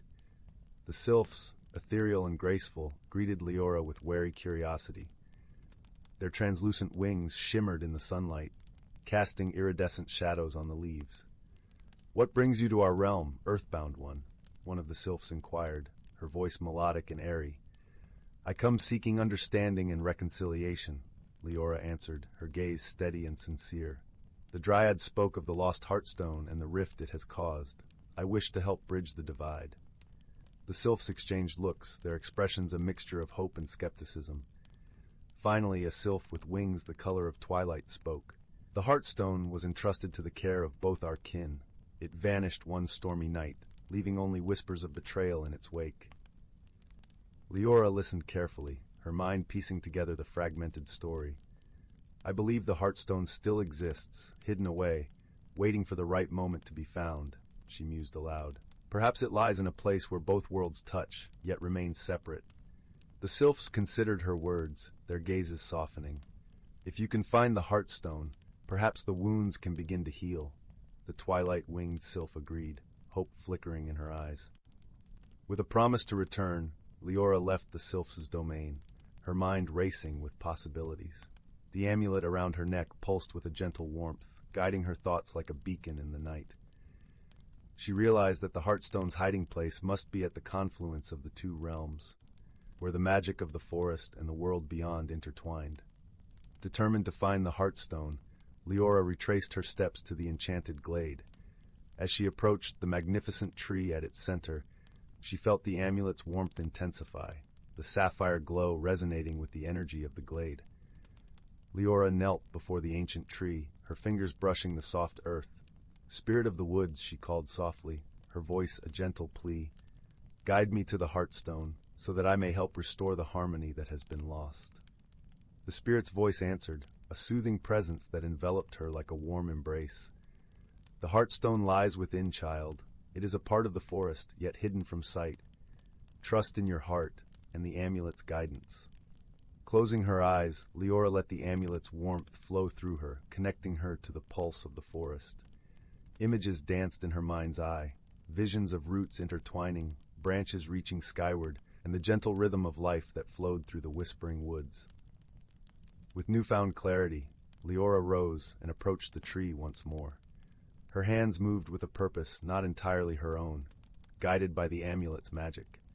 She reached into a hollow within the tree's trunk, her fingers brushing against something cool and smooth. When she withdrew her hand, she held the Heartstone. It was a gem of unparalleled beauty, its surface swirling with colors that mirrored the forest's vibrant hues. As she held it aloft, the glade seemed to breathe a sigh of relief, the air shimmering with renewed energy. With the Heartstone in her possession, Leora returned to the dryads and sylphs, her heart filled with hope and determination. She gathered them in the glade, where the spirit of the woods watched over them with a gentle presence. Holding the Heartstone high, Leora addressed the gathered spirits, her voice carrying the weight of the forest's ancient wisdom. "This is a new beginning, a chance to mend what was broken and rebuild the bonds of trust and friendship." The dryads and sylphs regarded the Heartstone with reverence, its light reflecting in their eyes. Slowly, tentatively, they began to approach one another, their hands reaching out in gestures of reconciliation. As they joined hands, the Heartstone blazed with a brilliant light, its magic weaving through the forest like a gentle breeze. Leora watched as the bonds of friendship and unity were reformed, a tapestry of harmony that enveloped the whispering woods. In that moment, Leora understood the true power of the amulet and the heartstone. It was not the objects themselves, but the connections they represented, the trust, understanding, and love that bound the creatures of the forest together. With the rift healed and harmony restored, Leora bid farewell to the dryads and sylphs, her heart light with the knowledge that she had played a part in preserving the magic of the whispering woods. Horus flapped his wings in approval, his eyes twinkling with pride. As they made their way back to Bramblebrook, Leora felt a deep sense of peace. The village was bathed in the warm glow of twilight, the stars beginning to twinkle in the vast sky above. She knew that the magic of the forest would always be a part of her, a reminder of the power of friendship and understanding. That night, as Leora lay in her cozy bed, the amulet resting on her bedside table, she drifted into a peaceful sleep. Her dreams were filled with visions of the whispering woods, the gentle rustle of leaves, and the soft, comforting presence of the spirit. And so, the story of Leora and the Whispering Woods became a cherished tale in the village of Bramblebrook, a reminder that even in the simplest of places, magic could be found in the hearts of those who believed in the power of friendship and the beauty of the world around them. In the vast tapestry of the universe, where stars twinkled like scattered diamonds against the velvet backdrop of space, there existed a small, unassuming galaxy known as Arcadia. Within this galaxy, nestled on the azure planet of Luminara, life flourished in harmonious abundance. Luminara was a world of glowing crystal forests and shimmering lakes, where the gentle hum of nature's melody played an eternal symphony. In a quaint village near the luminous lake, there lived a young Lumina named Lycia. Lycia's kind heart and curious spirit were as radiant as the light she emitted. Her people, the Luminars, were beings of light, ethereal and graceful, their emotions visible in the brilliant hues of their glow. For Lycia, each day was a new opportunity to explore the wonders of her world, and her light danced with a joyful golden hue. One quiet evening, as the twin moons of Luminara rose high, casting a silvery glow over the landscape, Lycia decided to wander further than she ever had before, drawn by a mysterious pull from the heavens. As she ventured deeper into the uncharted crystal forest, she felt an unfamiliar tingle in the air, a sensation akin to the gentle whisper of a distant star. Meanwhile, on the neighboring planet of Zendale, a place of rugged mountains and vast, shadowed caves, lived a creature named Tarvin. Tarvin belonged to the Zarn, a species known for their sturdy, earthen forms and the deep, resonant tones of their voices.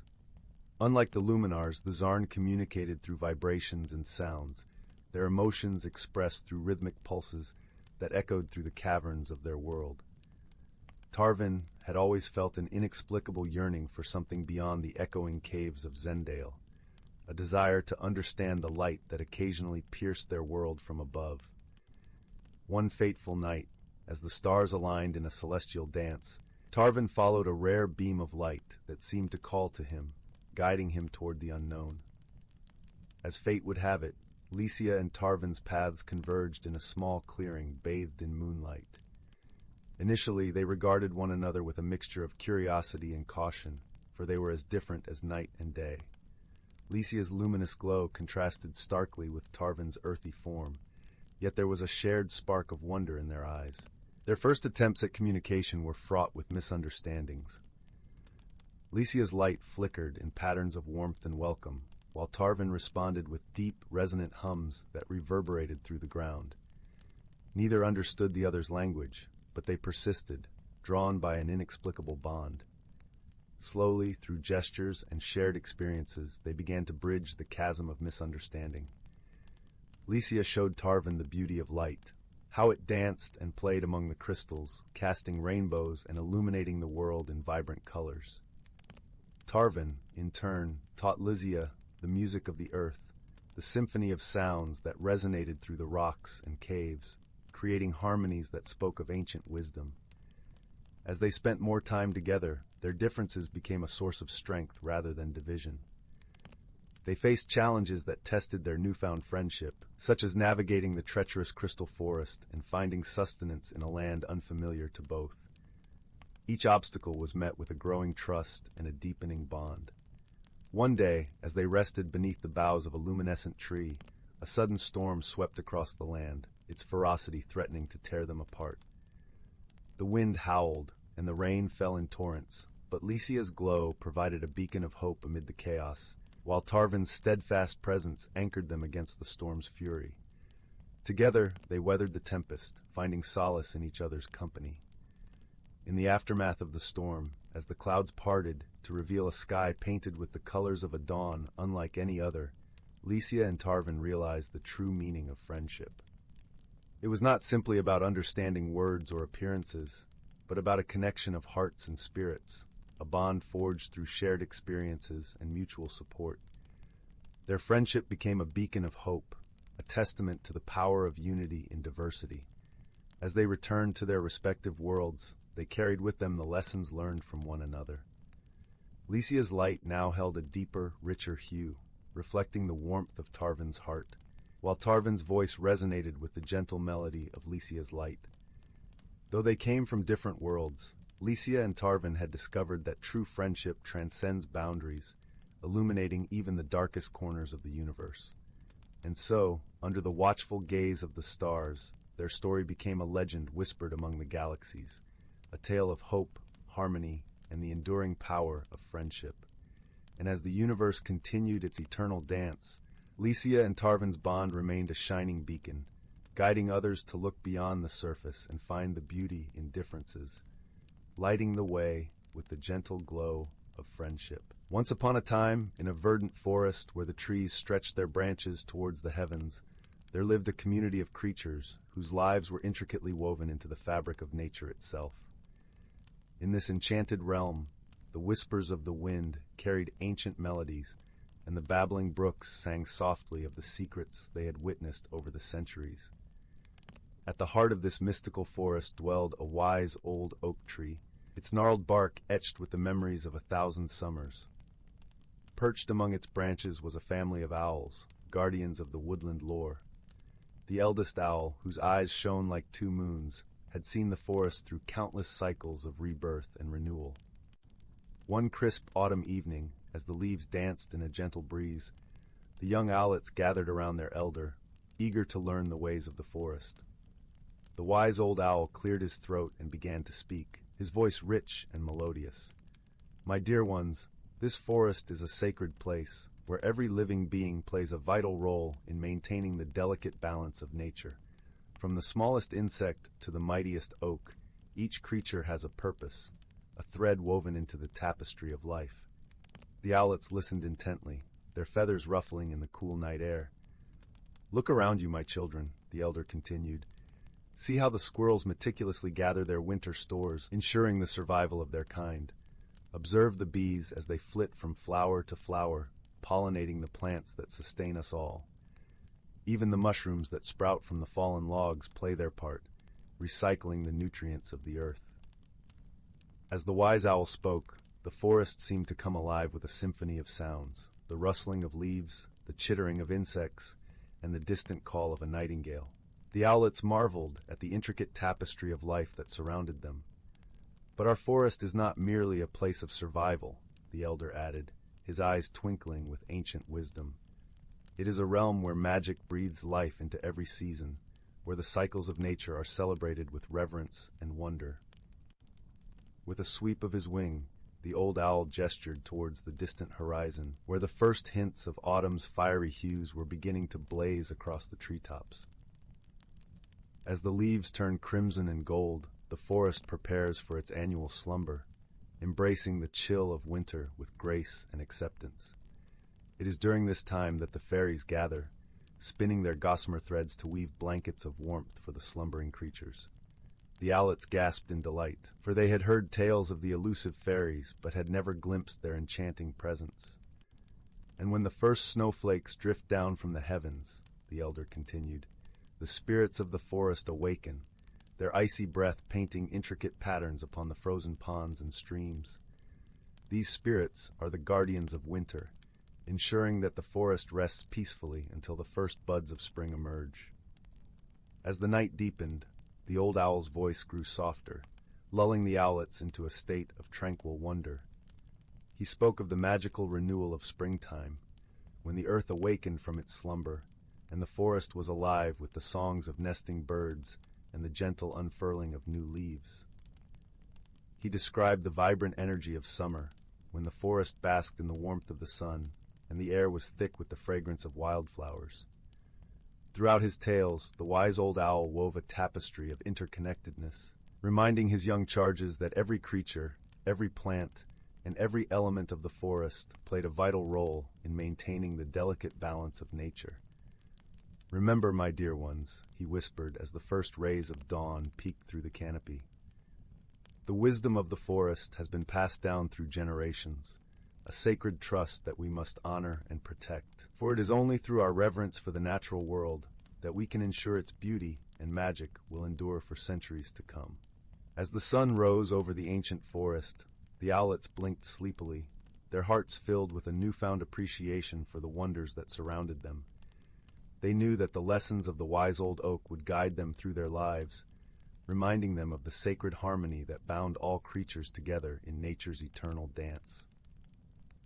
In the heart of the whispering woods, where the trees sang softly to the rhythm of the wind and the ground was carpeted with a thick, velvety layer of moss, lay the tranquil village of Willowbrook. The village was known for its charming cottages, each with unique, colorful shutters and gardens spilling over with vibrant flowers.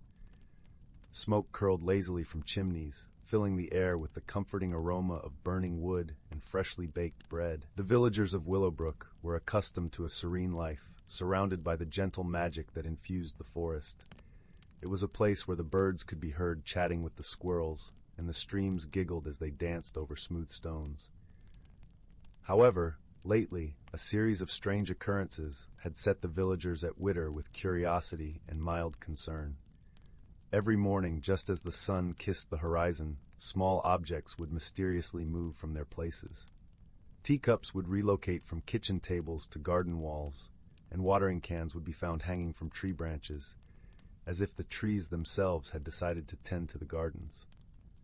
Though these happenings were harmless, they had puzzled the villagers, who were keen on understanding the playful mischief. Among the villagers was a young girl named Lila, known for her inquisitive nature and gentle heart.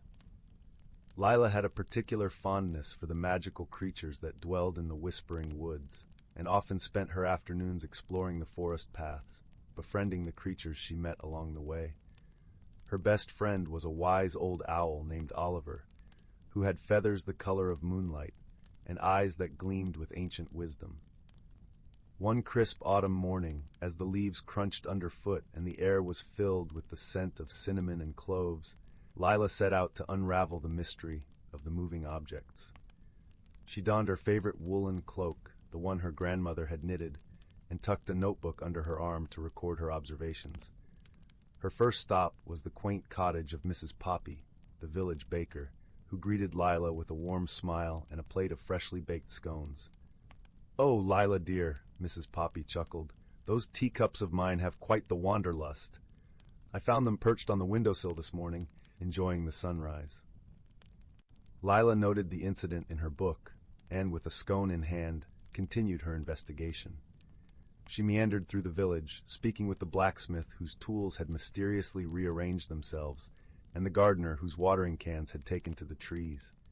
As she walked, Lila listened closely to the whispers of the forest, for she knew that the woods held secrets and stories untold. The rustle of leaves and the babble of brooks were like a melody, guiding her deeper into the heart of the forest where the oldest magic lay. It was here, in a clearing bathed in dappled sunlight, that Lila found Oliver perched on a low branch. The owl blinked thoughtfully as Lila approached, her curiosity evident in her bright eyes. "Hello, Oliver," Lila greeted, giving a small bow. "I seek your wisdom in solving a curious puzzle. The objects in our village have taken to wandering in the night, and I wonder if the forest knows why." Oliver ruffled his feathers, considering the question.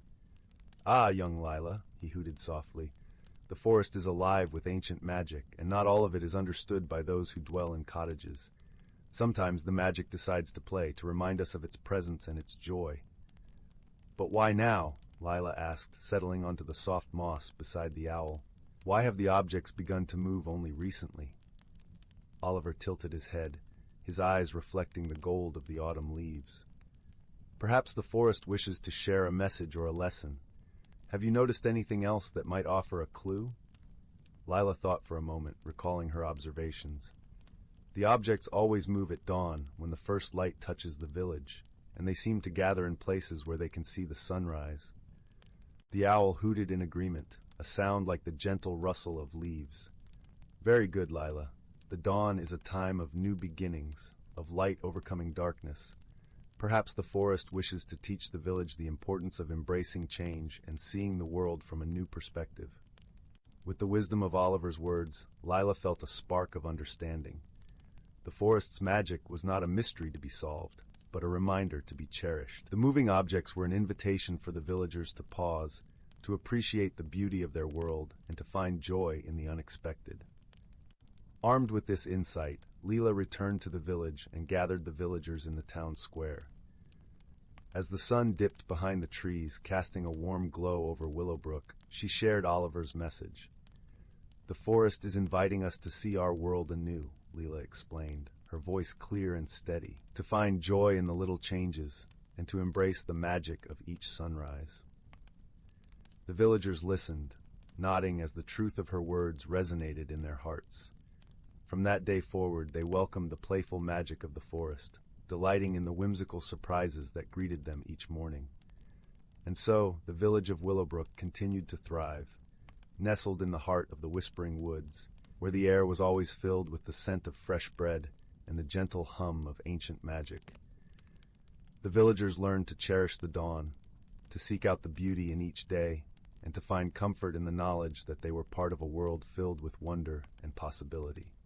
As for Lila, she continued her explorations, guided by the wisdom of her friend Oliver, and the understanding that sometimes the greatest mysteries are those that invite us to open our hearts and see the world through eyes of wonder. And each night, as the stars twinkled overhead and the forest whispered its lullabies, Willowbrook slumbered in peace, comforted by the magic that cradled them all.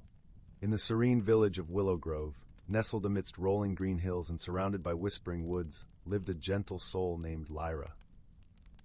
Lyra was known for her caring heart and love for nature, yet she often felt a whisper of unease deep within her, a longing for something she couldn't quite name. This feeling was like a tiny pebble in her shoe, persistent and urging her to change, though she feared the unknown. Lyra lived in a quaint, ivy-covered cottage at the edge of the forest. Her days were filled with the simple joys of tending her vibrant garden and listening to the melodies of the wind as it danced through the leaves. The villagers adored her for her kindness and often sought her wisdom, but Lyra secretly wondered if she was missing out on a greater adventure. One crisp autumn morning, as the golden sunlight poured through the canopy of trees, Lyra decided to wander deeper into the forest than ever before. She followed the path as it wound like a playful ribbon through the woods, the air rich with the scent of pine and earth. It was there she met a creature unlike any she had ever seen, a small, shimmering dragon named Finn. Finn was a curious and cheerful dragon, his scales glistening with a spectrum of colors that shifted and changed like the sky at sunset. He had been watching Lyra for a while, drawn to her gentle spirit and sensing her inner turmoil. With a voice as soft as a summer breeze, he greeted her. "Greetings, dear Lyra. I am Finn, a guardian of these woods. I sense you are seeking something, perhaps even without knowing what it is." At first, Lyra was startled by the dragon's presence, but his warm eyes and gentle demeanor quickly set her at ease. "I don't know," she admitted, her voice barely louder than a whisper. "I feel as though there's something more I should be doing, something I should become, but I don't know what it is." Finn nodded knowingly. Change can be daunting, but it is through change that we grow. Perhaps a journey of discovery is what you need. And with those words, Finn promised to accompany Lyra on a magical journey, one where she would learn not only about the world, but also about herself. Their journey began that very day. Finn led Lyra through hidden paths and enchanted glens, where the sunlight filtered through the leaves like golden rain. They visited the ancient oak with a trunk wide enough to hold secrets 1,000 years old, where Finn introduced her to the wise owls who nested there. The owls shared stories of the forest's history, tales of resilience and change, teaching Lyra the importance of embracing the unknown. As days turned into weeks, Lyra found herself growing more comfortable with the idea of change. Each new experience was like a brushstroke on the canvas of her life, adding depth and color. She learned from the playful brook that danced over stones, whispering secrets of adaptation and flow. She marveled at the caterpillars transforming into butterflies, their delicate wings a testament to the beauty of transformation. Throughout their travels, Lyra was never alone. Finn was a constant companion, always there to offer encouragement and wisdom. He taught her to see the magic in everyday moments, from the way the stars twinkled like diamonds in the night sky to the way the morning dew coated the world in a shimmering veil. One day, as they rested by a serene lake under the silver glow of the moon, Lyra turned to Finn, her voice brimming with newfound understanding. "I've learned so much, yet I feel there's still more within me waiting to grow." Finn smiled, his scales reflecting the moonlight like 1,000 tiny mirrors. "You've discovered that growth is a journey, not a destination. You've learned to trust in the process, to embrace the changes that come your way." With Finn's guidance, Lyra realized that the unease she once felt was not a burden but a gift, a call to explore, to learn, to grow. She understood that change was not something to fear, but something to welcome, for it brought with it the promise of new beginnings and endless possibilities. As their journey came to a close, Lyra returned to Willow Grove, her heart full of peace and her spirit alight with the knowledge she had gained. The village welcomed her back with open arms, and she shared her experiences with them, inspiring others to embark on their own journeys of self-discovery. Lyra's garden flourished more than ever, a testament to her inner growth. Each bloom told a story of courage and transformation, a reminder of the beauty that lies in embracing change. And though Finn returned to his home in the forest, his presence lingered in Lyra's heart, a gentle reminder of the magic of friendship and the power of personal growth. Under the starlit sky, Lyra sat by her garden, feeling the warm embrace of the universe. She had found what she was seeking, not something outside of herself, but the courage to grow, to change, and to become the best version of who she was meant to be. And so, with a heart full of gratitude and a soul full of peace, she drifted into a restful sleep, her dreams guided by the gentle whispers of the forest and the shimmering presence of her dear friend, Finn. In the heart of the whispering woods, where the trees wore robes of emerald leaves and the air was sweet with the scent of wildflowers, there lay the quaint village of Moonhollow. Each evening, as the sky unfurled its velvet blanket studded with shimmering stars, the village would settle into a serene hush. But lately, a series of peculiar occurrences had unsettled the quiet folk of Moonhollow. It began with the silver bell in the clock tower, a beloved fixture that had marked the passage of time for generations. One crisp autumn morning, the bell failed to chime. Instead, it emitted a soft, musical hum that lingered in the air. The villagers gathered beneath the tower, scratching their heads and pondering the mystery. At the heart of the village lived Mira, a kind-hearted young girl with eyes as bright as the moonlit sky and a mind as sharp as the north wind. Mira adored puzzles and mysteries, and this curious turn of events tugged at her heart like a gentle breeze pulling at a kite. Determined to uncover the truth, she set out with her faithful companion, a small, wise owl named Pippin, who perched on her shoulder, his feathers as soft as silk. Their first stop was to visit old Tomlin, the village clockmaker, whose workshop was a treasure trove of ticking clocks and gleaming gears. The gentle chime of tiny bells greeted them as they entered.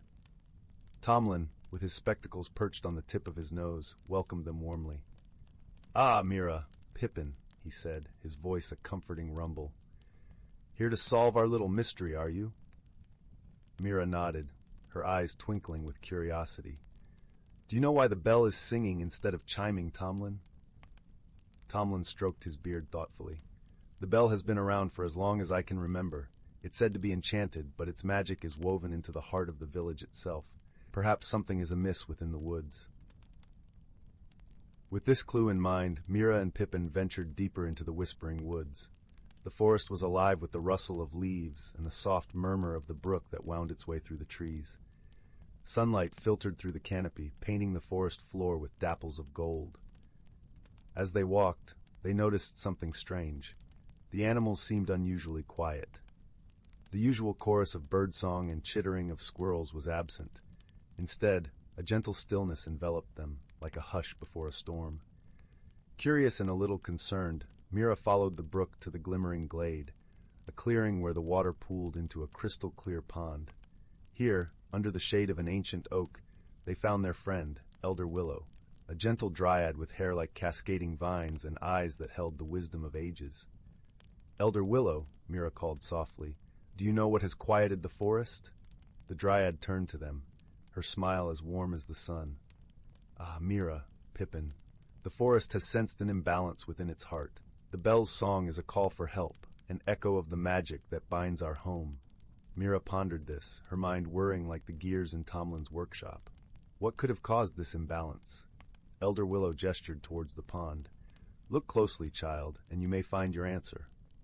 Mira knelt by the pond, her reflection mingling with the stars that danced upon its surface. As she peered into the depths, she saw something glinting beneath the water, a tiny, ornate key, intricately carved and shimmering with a faint glow. Pippin, ever observant, fluttered down to inspect it. A key in the pond? What could it unlock? Gently Mira retrieved the key, feeling its cool weight in her palm. It seemed to hum with a soft, magical energy. "Perhaps this is the key to our mystery," she mused. Returning to the village, Mira and Pippin made their way to the clock tower. The villagers had gathered once more, their expressions a mix of curiosity and hope. Mira held the key aloft, announcing her discovery. Tomlin stepped forward, inspecting the key with a craftsman's eye. "This key matches the music box in the clock tower," he said, eyes widening with realization. "I had forgotten about it. It was crafted to maintain harmony within the bell." With Tomlin's guidance, Mira climbed the winding stairs of the clock tower. The air was cool and filled with the scent of aged wood. At the top, nestled among the gears and cogs, was an ornate music box, its surface etched with swirling patterns of stars and moons. Carefully, Mira inserted the key into the music box. As she turned it, the box began to play a melody so sweet and pure, it seemed to fill every corner of the village. The bell joined in, its voice now resonating with perfect clarity, a harmonious counterpart to the music. As the final notes faded into the evening air, a gentle breeze swept through the village, rustling the leaves and carrying with it a sense of peace. The animals of the forest began to stir, their songs weaving once more into the fabric of the woods. Mira descended the tower, greeted by the smiling faces of her fellow villagers. Elder Willow, who had come to witness the resolution, nodded approvingly. "Balance has been restored, thanks to your keen mind and kind heart, Mira." The villagers celebrated with a small feast beneath the stars, sharing stories and laughter.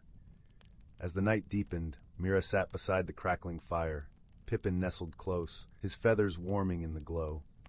"Thank you, Pippin," Mira whispered, her voice soft with gratitude. "We solved the mystery together." Pippin hooted softly, a sound like a lullaby. "It was your heart that led the way, Mira." And so, with the mystery of the singing bell resolved, peace returned to Moonshadow Hollow. The village nestled once more into the embrace of the whispering woods, where magic and harmony danced hand in hand, and every night ended with the comforting chime of the silver bell. In a corner of the galaxy where stardust painted the skies with hues of lavender and gold, there existed a quaint little planet named Luminara. This planet was home to the lumens, gentle beings who glowed softly in the dark, their light a beacon of warmth and kindness. They thrived in harmony, living amidst forests of shimmering crystal trees and lakes that reflected the swirling galaxies above.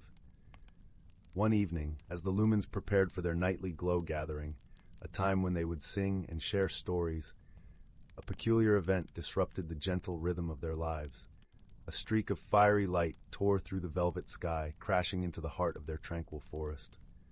The lumens, curious and concerned, gathered around the smoking crater that had formed amidst the crystal trees. From the crater emerged a creature unlike any they had ever seen. It was a mechanical being, a construct of metal and wires, with eyes that flickered like tiny screens. It was a Arzon, a species known across the cosmos for their technological prowess and analytical minds.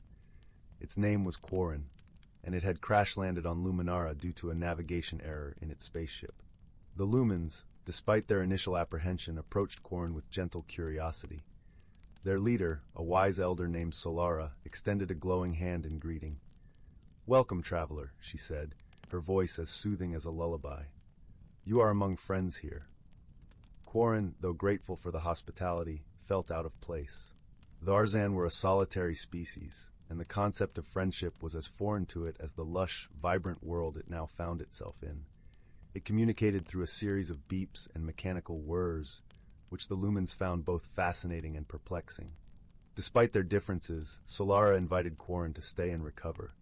The Lumens, in their gentle way, offered their help in repairing its ship.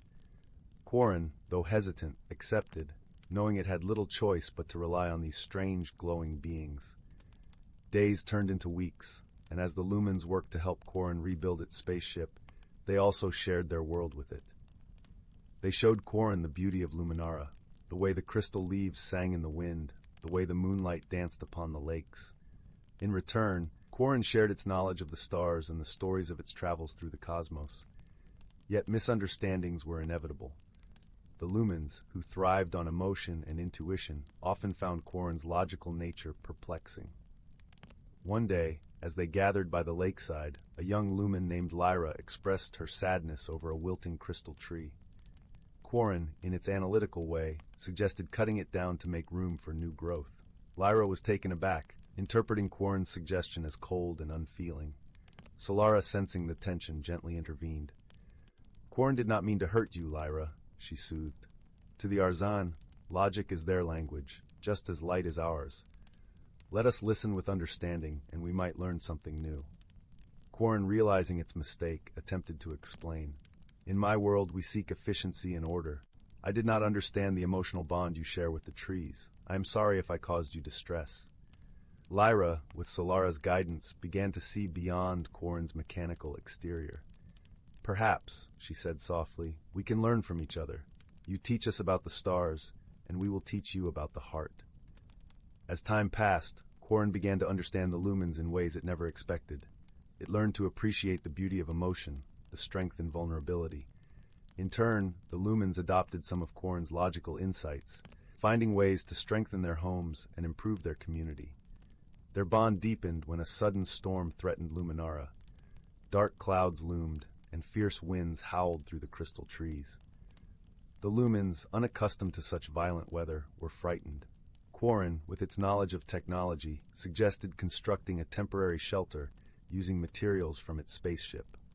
Together, Lumens and Arzan worked side by side, their efforts a testament to their growing friendship. Quarren's careful calculations ensured the shelter was strong, while the Lumens infused it with their light, creating a space of warmth and safety. As the storm raged outside, they huddled together, sharing stories and laughter, their fears dissipating in the glow of their companionship. Quarren, feeling a strange warmth in its circuits, realized it had found something it never knew it was missing, a sense of belonging. When the storm finally passed, leaving the air crisp and clean, Quarren's ship was finally ready. The Lumens gathered to bid farewell, their hearts heavy yet full of gratitude for the lessons learned and the bonds forged. Before departing, Quarren addressed the Lumens, its voice filled with newfound emotion. "I came to your planet as a stranger, and I leave as a friend. You have taught me the beauty of connection, the power of understanding. For that, I am eternally grateful." Solara smiled, her light brighter than ever. "And you have shown us the stars, Quarren. May your journey be safe, and may you carry our light with you wherever you go."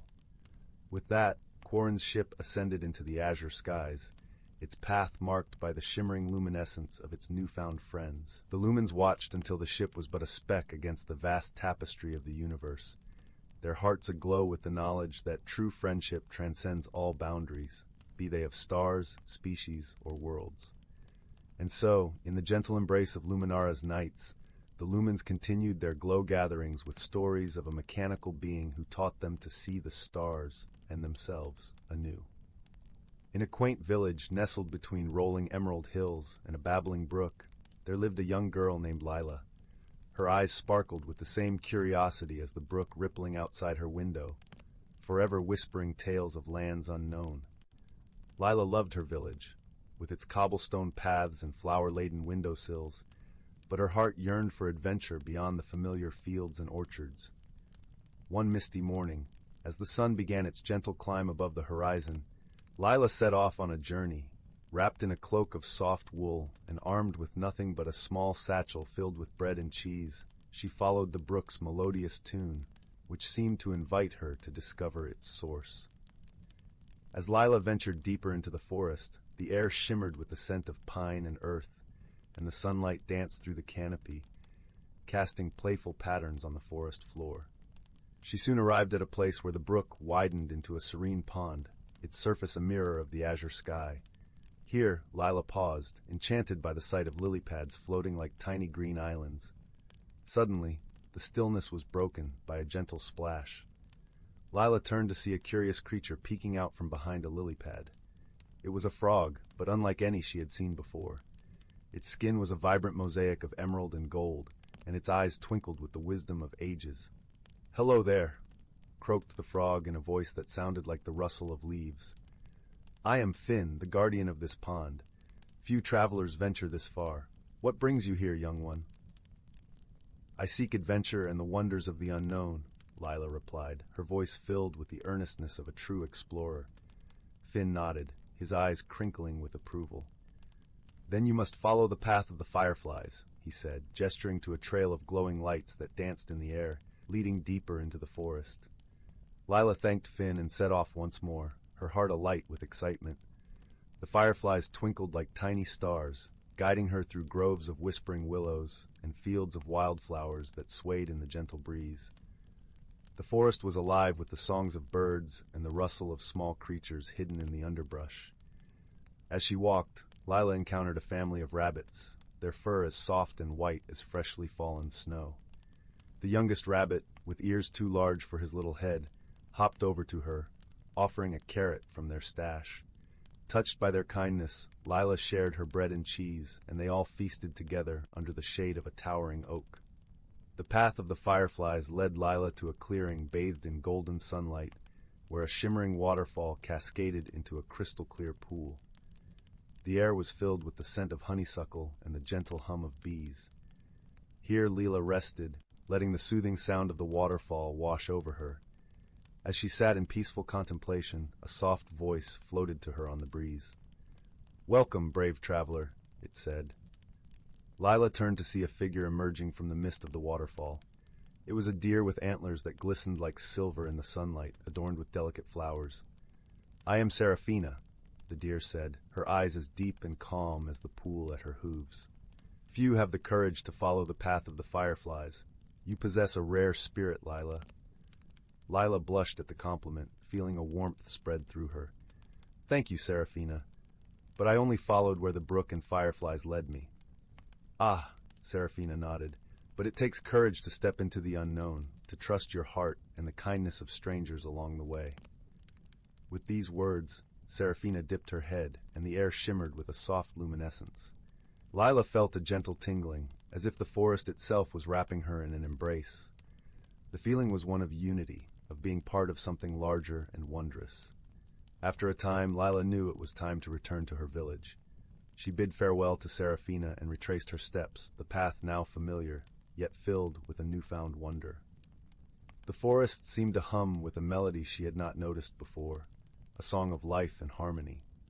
When Lila finally emerged from the forest, the sun was setting, painting the sky in hues of pink and gold.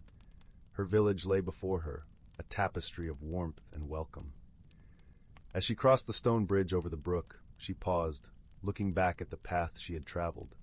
In her heart, she carried the magic of the forest, the kindness of its creatures, and the courage she had discovered within herself. That night, as Lila lay in her cozy bed, the whisper of the brook lulled her to sleep. She dreamed of fireflies and waterfalls, of silver-antlered deer and emerald frogs. Her adventure had taught her that the world was full of wonders, waiting just beyond the horizon, and that sometimes the greatest journey was the one that led back home, with eyes opened anew to the beauty all around. And so, with a heart full of courage and dreams as bright as the stars, Lila's adventures continued. Each day a new story waiting to unfold, each night a gentle reminder that the world is a place of endless magic and possibility. Once upon a time, in a forest as old as the mountains themselves, a world of wonder unfolded with each changing season.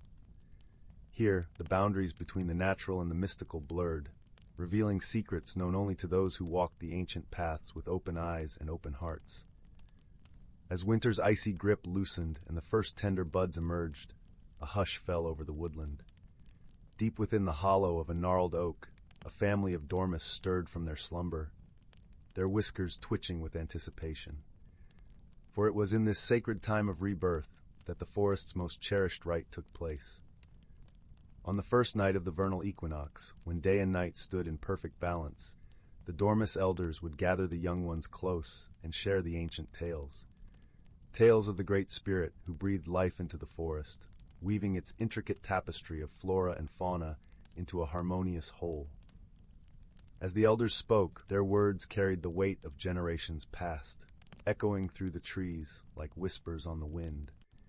They told of the delicate dance between all living things, each playing its part in maintaining the balance that sustained the forest's vibrant beauty. The young dormice listened raptly, their eyes wide with wonder, as the elders described the magic that flowed through the woodland's veins. How the first spring rain carried the rejuvenating essence of renewal, nourishing the earth and coaxing forth a symphony of new life. They learned of the dryads, graceful tree spirits who tended the ancient boughs, their laughter like tinkling bells as they danced among the budding leaves, and of the sprites who rode the gentle breezes, trailing stardust in their wake, whispering secrets to those who knew how to listen. As the seasons turned, each brought its own enchantments. In summer, when the forest basked in the golden warmth of endless days, the elders told of the playful nymphs who frolicked in sun-dappled glades, their joyous laughter echoing through the canopy. They spoke of the wise old oak who stood as a guardian, its roots delving deep into the earth, drawing strength from the ancient stones below, and of the hidden groves where otherworldly creatures gathered on moonlit nights to dance and sing, their voices weaving intricate melodies that stirred the very soul. When autumn's vibrant cloak adorned the trees, the elders wove tales of the mighty stag who led his herd through the rustling leaves, his antlers a crown of majesty. They told of the crones who tended the sacred fires, their gnarled hands deftly coaxing forth the glowing embers that would nurture the forest through the long, cold nights ahead. And as winter's crystalline embrace descended once more, the elders would speak of the great bear who slumbered in his den, dreaming of the spring to come, of the silent sentinels who kept vigil over the frozen landscape, their boughs laden with pristine snow, awaiting the cycle's renewal. Through it all, the young dormice learned that the forest's true magic lay not in any singular wonder, but in the intricate tapestry that bound all life together. They understood that each creature, cata plant, cata stone and stream played its part in maintaining the delicate equilibrium that had endured for eons. And so, as the ancient tales concluded and the first pale rays of dawn filtered through the canopy, the dormice elders would smile knowingly. For they knew that the wisdom they had imparted would echo through the generations to come, ensuring that the forest's secrets would never be forgotten, and its magic would endure forever. In a quaint village nestled at the edge of the whispering woods, where the trees hummed soft lullabies and the air was sweet with the scent of blooming honeysuckle, there lived a young girl named Lila. Lila had chestnut curls that bounced as she walked, and eyes like polished amber, always alight with curiosity. Her home was a snug little cottage with a thatched roof, surrounded by a garden that danced with wildflowers. Every evening, as the sun dipped below the horizon and painted the sky with hues of lavender and rose, Lila would sit by the fire with her grandmother, a wise woman renowned throughout the village for her knowledge of herbs and lore. The hearth crackled warmly, casting a golden glow over the room, where shadows played gently on the walls. One particular evening, as Lila and her grandmother were preparing to settle down with steaming mugs of chamomile tea A soft but persistent tapping echoed through the room. It seemed to be coming from the window, which overlooked the garden now blanketed in twilight's embrace. Curious, Lila padded over to the window and pulled back the lace curtain. To her astonishment, she found a small, peculiar creature perched on the windowsill. It was a moonbeam sprite, its delicate wings shimmering faintly in the dim light.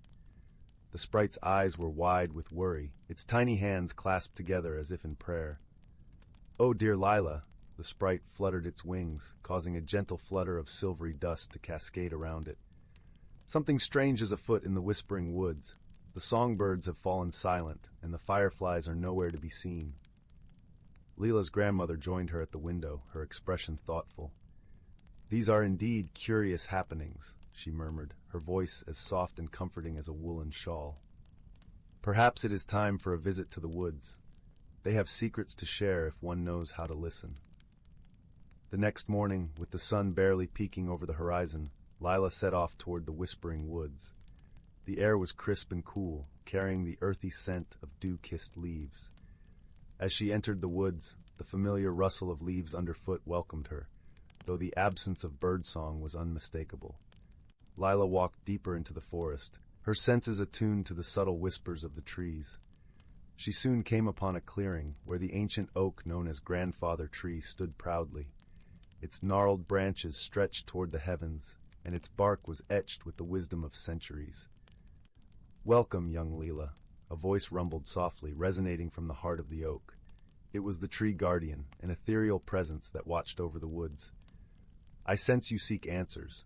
Lila nodded, her voice barely more than a whisper. "The forest feels different. Can you tell me what has happened?" The tree guardian seemed to sigh, a gentle breeze rustling through its leaves. "There is a disturbance in the balance. The nightshade, a mischievous creature, has been playing tricks, drawing the magic away from the woods." Lila listened carefully, her mind already turning with possibilities. "How might we restore the balance?" she asked. The tree guardian's response was a soft rustle. "The nightshade is drawn to its reflection. You must craft a mirror of moonlight to capture its attention and coax it back into harmony." Thanking the tree guardian, Lila set about gathering what she needed. She collected a handful of silvery dew from the petals of moonflowers and a shard of smooth, reflective riverstone. With these, she fashioned a small mirror, its surface gleaming with a pale luminescence. As twilight descended, painting the woods in shades of blue and silver, Lila returned to the clearing. There, she placed the mirror upon a bed of moss, right where the moon's light would touch it. Then she waited, her heart steady and calm. Before long, a shadow flitted across the clearing, a dark, wispy shape that darted about with an impish energy. It was the nightshade, drawn irresistibly to the mirror's glow. The creature paused, entranced by its own reflection. Its antics momentarily ceased. With gentle words woven of kindness and understanding, Lila spoke to the nightshade. She explained how its playful tricks had unbalanced the magic of the woods, and how harmony could be restored if it chose to return to its rightful place among the shadows. The nightshade listened, its form shimmering as if considering her words. Finally, with a playful wink, it vanished into the night, leaving behind a trail of sparkling dust.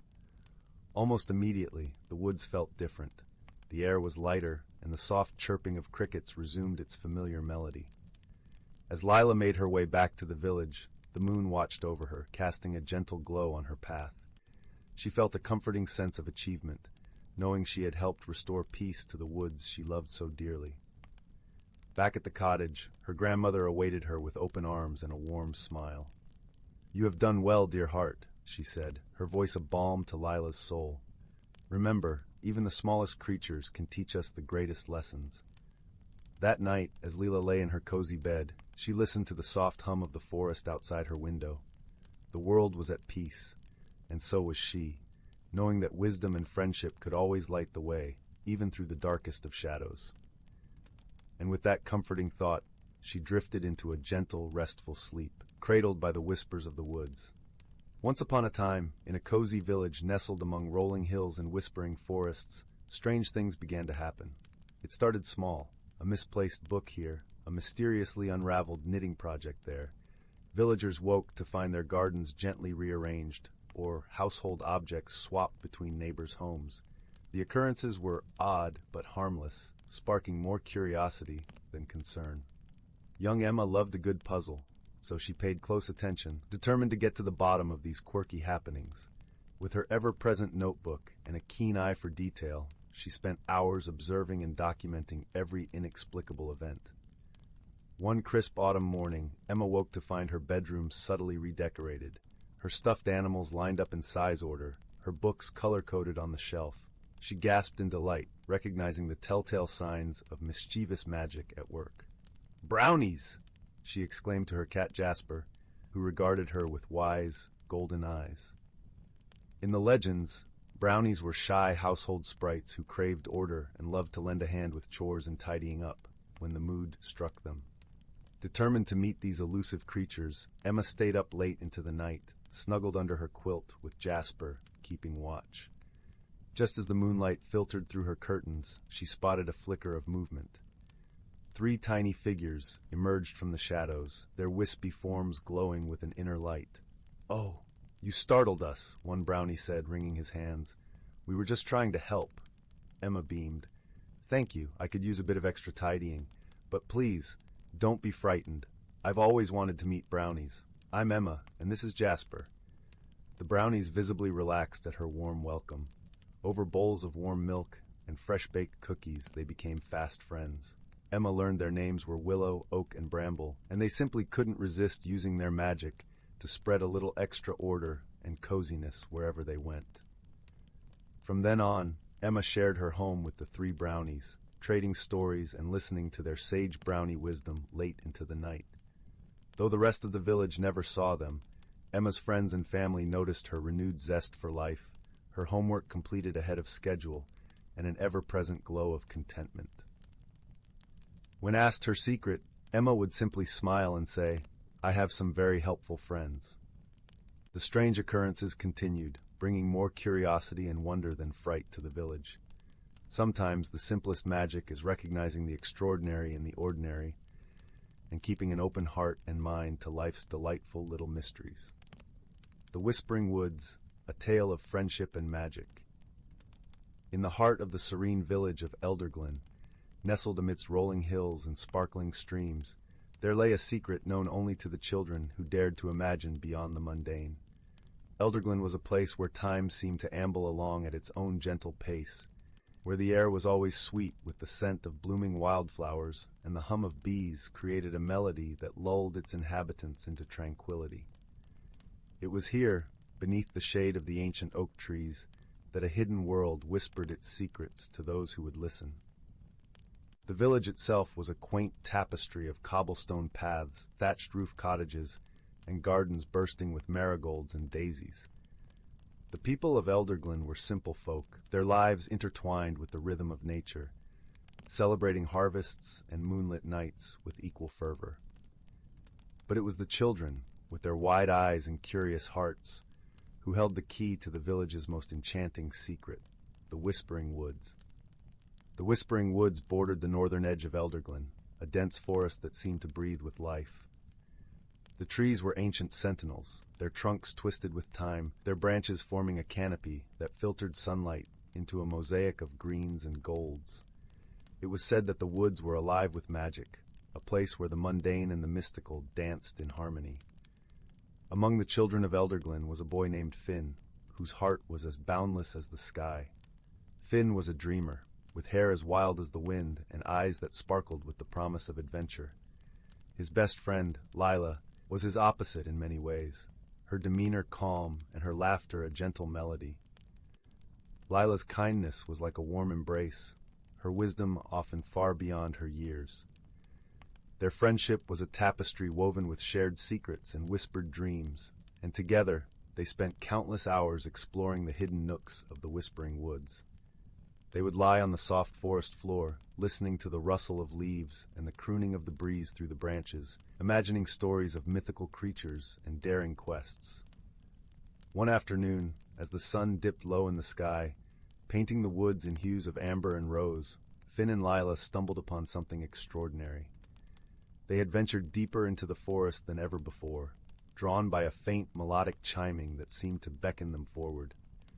As they pushed through a thicket of ferns, they found themselves in a small clearing, bathed in the soft glow of twilight. In the center of the clearing stood an ancient stone archway, its surface etched with intricate runes that glimmered faintly in the fading light.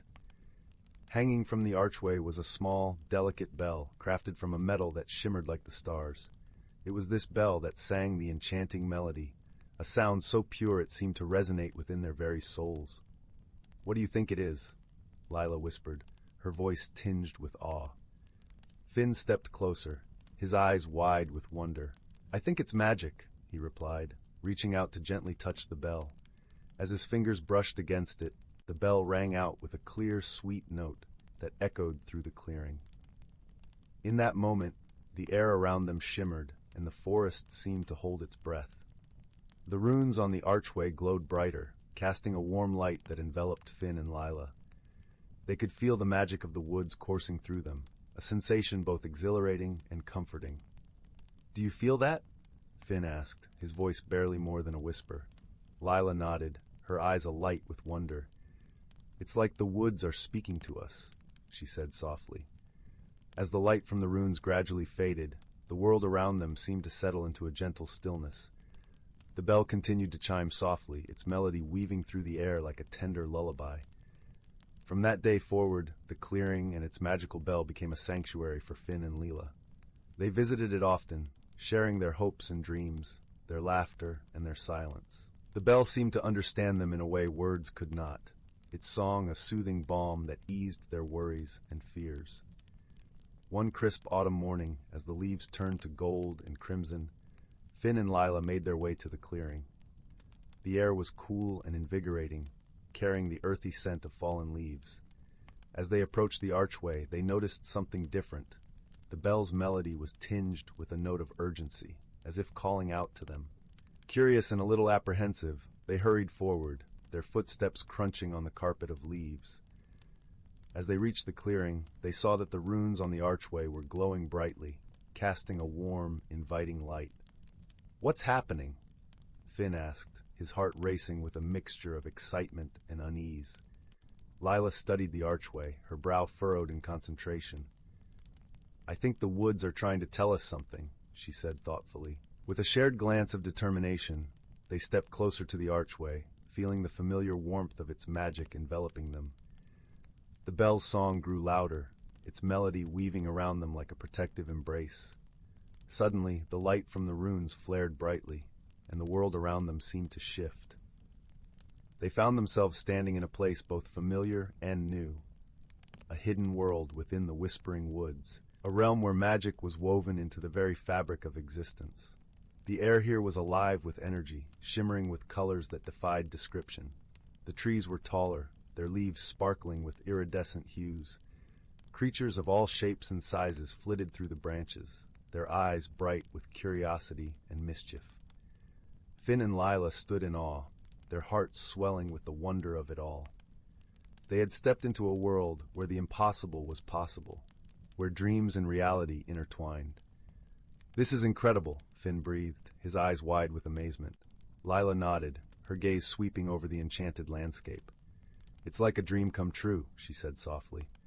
As they explored this magical realm, they discovered a community of gentle, kind-hearted beings who called the woods their home.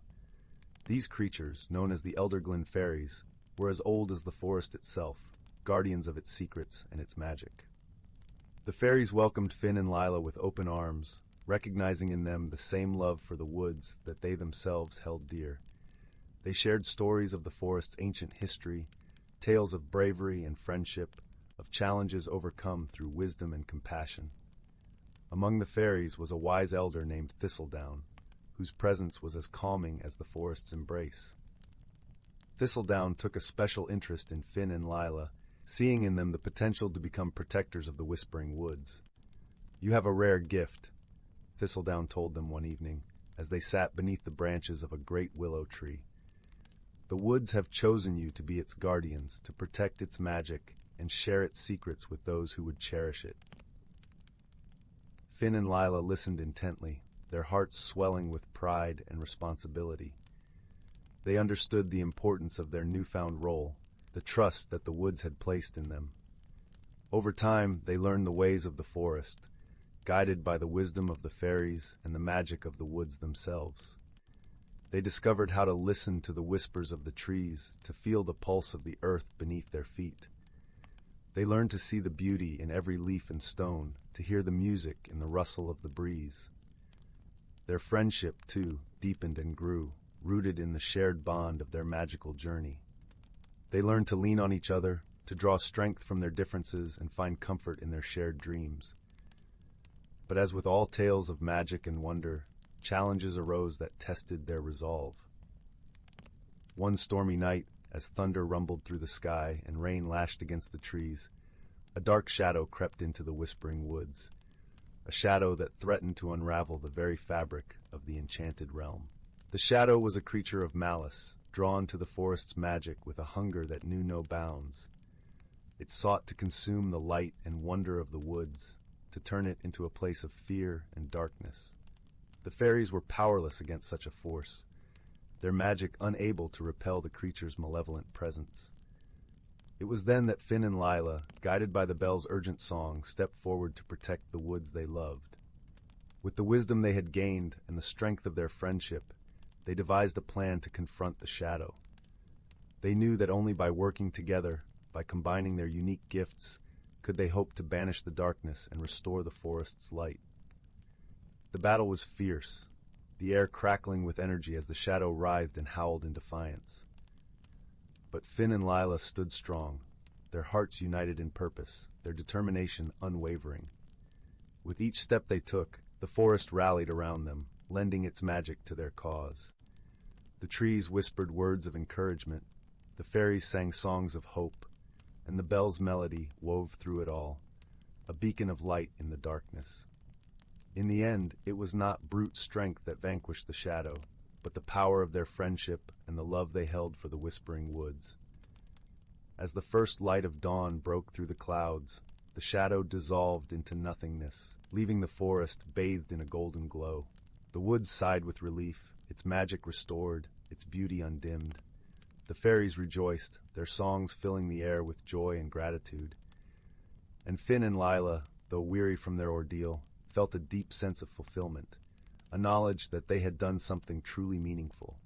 From that day forward, they continued to protect the whispering woods, their bond with the forest and its inhabitants unbreakable. They shared their story with the villagers of Elderglen, inviting those with open hearts to discover the magic that lay hidden within the woods. As the years passed, Finn and Lila grew into wise and gentle souls, their lives intertwined with the rhythms of the forest.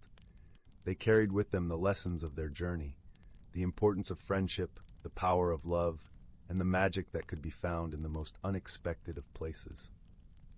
And so, the Whispering Woods remained a place of enchantment, a haven for dreamers and believers, its secrets whispered on the breeze for those who dared to listen.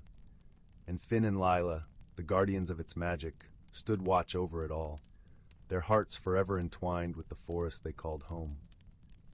In the cozy glow of the village hearths, where stories were told and dreams took flight, the tale of Finn and Lila and the Whispering Woods lived on, a gentle reminder that in the heart of nature, true magic could always be found. Once upon a time, in the quaint village of Larkspur Hollow, nestled between Emerald Hills and the Whispering Woods, there lived a young girl named Alina. Alina was known for her curious spirit and a heart as warm as the summer sun. She had a special knack for finding beauty in the most unexpected places, and her days were often spent exploring the meadows and streams that surrounded her home. One golden afternoon, as the sun began its descent behind the hills, Alina sat by the edge of the creek, her toes dipped in the cool, bubbling water. The birds sang a gentle lullaby, and the breeze carried a hint of lavender from the nearby fields. Her eyes caught a glimmer of something unusual, a path she had never noticed before, veiled in a shimmering, misty light, leading into the depths of the forest. Her heart fluttered with a mixture of excitement and a touch of nervousness. But her curiosity, like a soft tug on her sleeve, urged her forward. What wonders might this path hold? She wondered aloud, her voice blending with the rustling leaves. With a deep breath, Alina stepped onto the path. The forest greeted her with a symphony of sounds, the gentle crunch of leaves beneath her feet, the distant hoot of an owl, and the whisper of the wind through the branches. The air was rich with the scent of pine and earth, comforting and familiar, yet the path itself felt like stepping into a dream. As Alina ventured deeper, the forest transformed around her. The trees, tall and majestic, were draped in vines of glowing flowers, their petals softly illuminating the path. She marveled at their colors, soft pinks, blues, and purples that seemed to shimmer like the stars. It wasn't long before Alina encountered her first whimsical creature. A delicate, luminescent butterfly fluttered before her, its wings painted with colors more vibrant than any Alina had ever seen. It danced in the air, leading her forward with playful twirls and loops. Alina giggled, feeling as though she was part of some magical ballet. Further along, she came across a small clearing bathed in moonlight, where a group of tiny twinkling beings were gathered. They were spritlings, their bodies glowing like fireflies, their laughter a melodic chorus. They waved to Alina, inviting her to join their circle as they twirled and spun, their joy infectious. With laughter bubbling in her chest, Alina danced with the spritlings, her worries melting away like morning mist. She discovered that courage wasn't just about facing fear. It was about embracing the unknown with an open heart. As the dance concluded, a gentle voice spoke from the shadows. It was old Willow, a wise, ancient tree with a face carved by time and the elements. "Dear Alina," it said, its voice like the rustle of leaves, "you have shown great courage by stepping into the unknown. Remember, the world is full of wonders waiting to be discovered by those who dare to seek them." The path continued to wind through the forest, leading Alina to a serene pond. The surface was as smooth as glass, reflecting the shimmering canopy above. As she knelt by the water's edge, a gentle ripple spread across the pond, and a graceful, silvery fish emerged, its scales glinting in the moonlight. The fish spoke in a voice as soft as the water's caress. "Brave traveler, your journey reminds us that with each step into the unknown, we uncover parts of ourselves we never knew existed." Feeling a sense of peace and understanding, Alina thanked the fish and continued on her way. The path eventually looped back to the village's edge, where the first glimmers of dawn painted the sky in hues of pink and gold.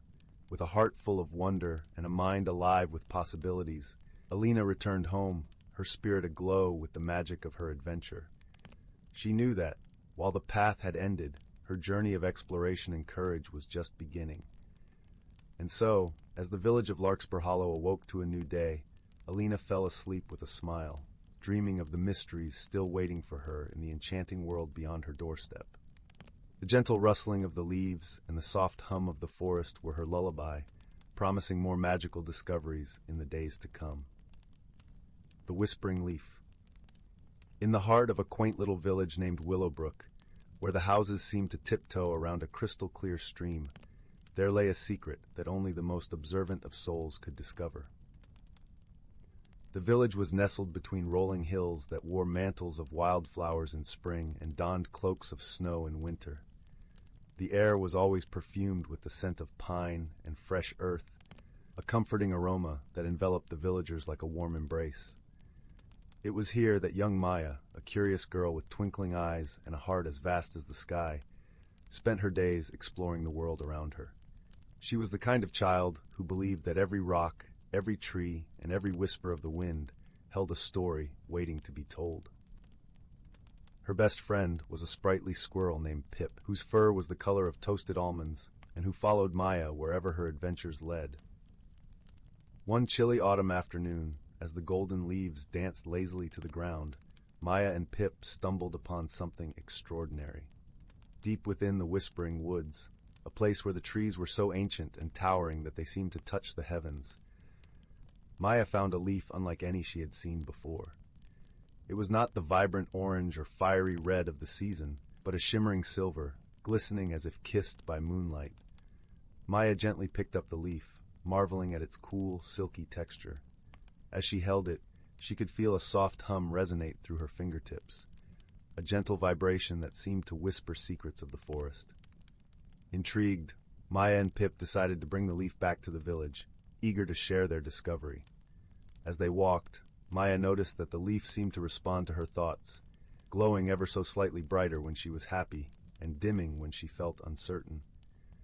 She realized that the leaf was not just a curious object, but a magical one, capable of communicating in its own silent language. Upon returning to Willowbrook, Maya showed the leaf to her grandmother, the village's wise elder.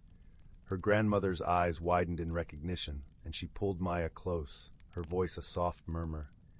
"This is a whispering leaf," she explained. "It holds the wisdom of the forest and can guide those who listen with their hearts." Maya was fascinated.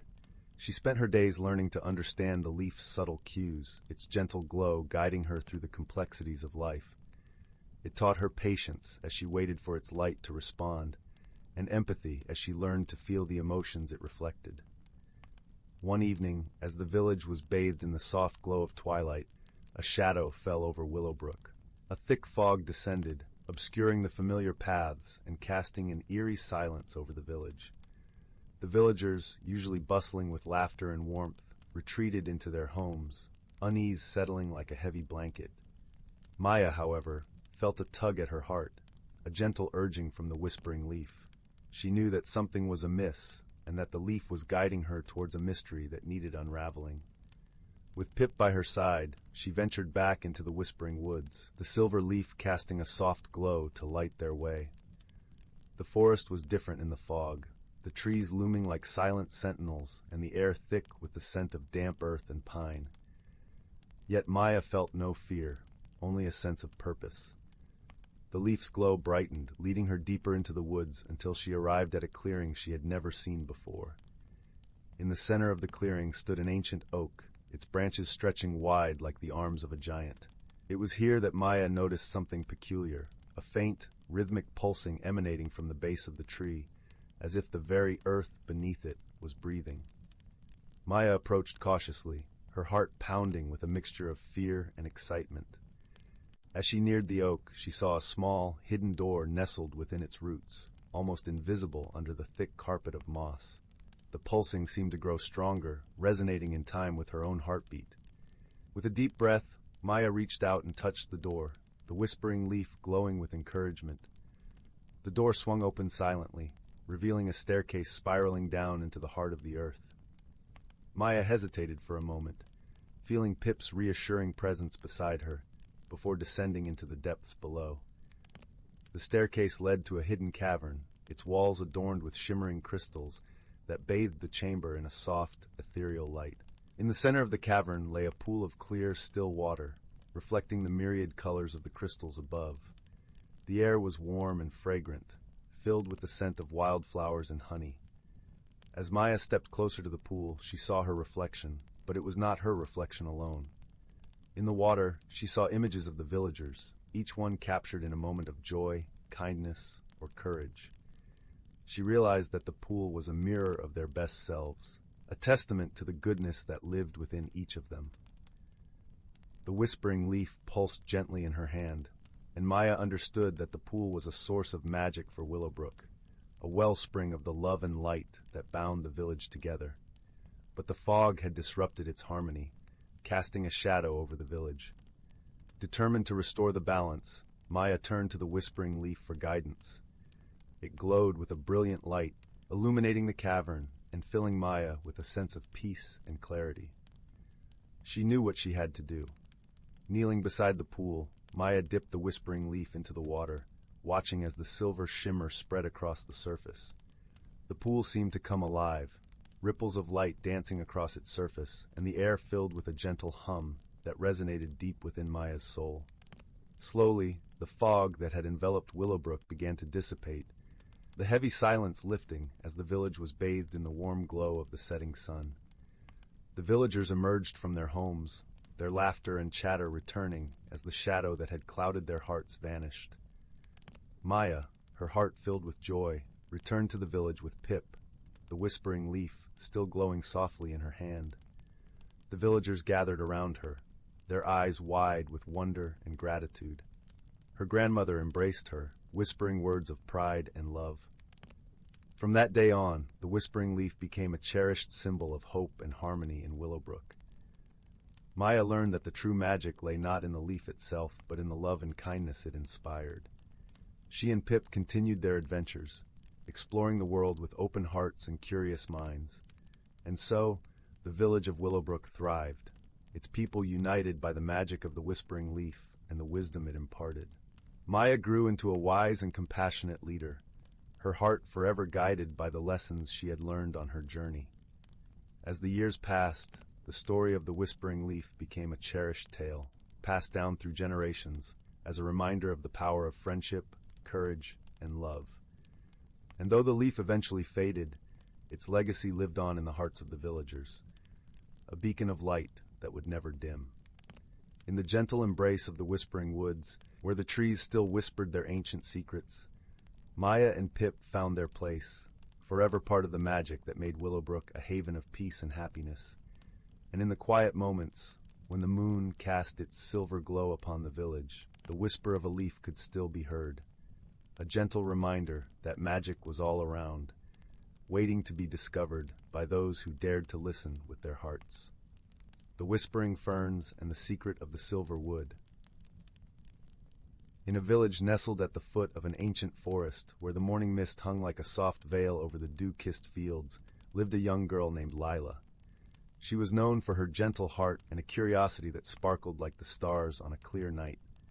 Her village, with its cobblestone paths and thatched roofs, was surrounded by the silver wood, a mysterious forest that beckoned with promises of secrets and wonders untold.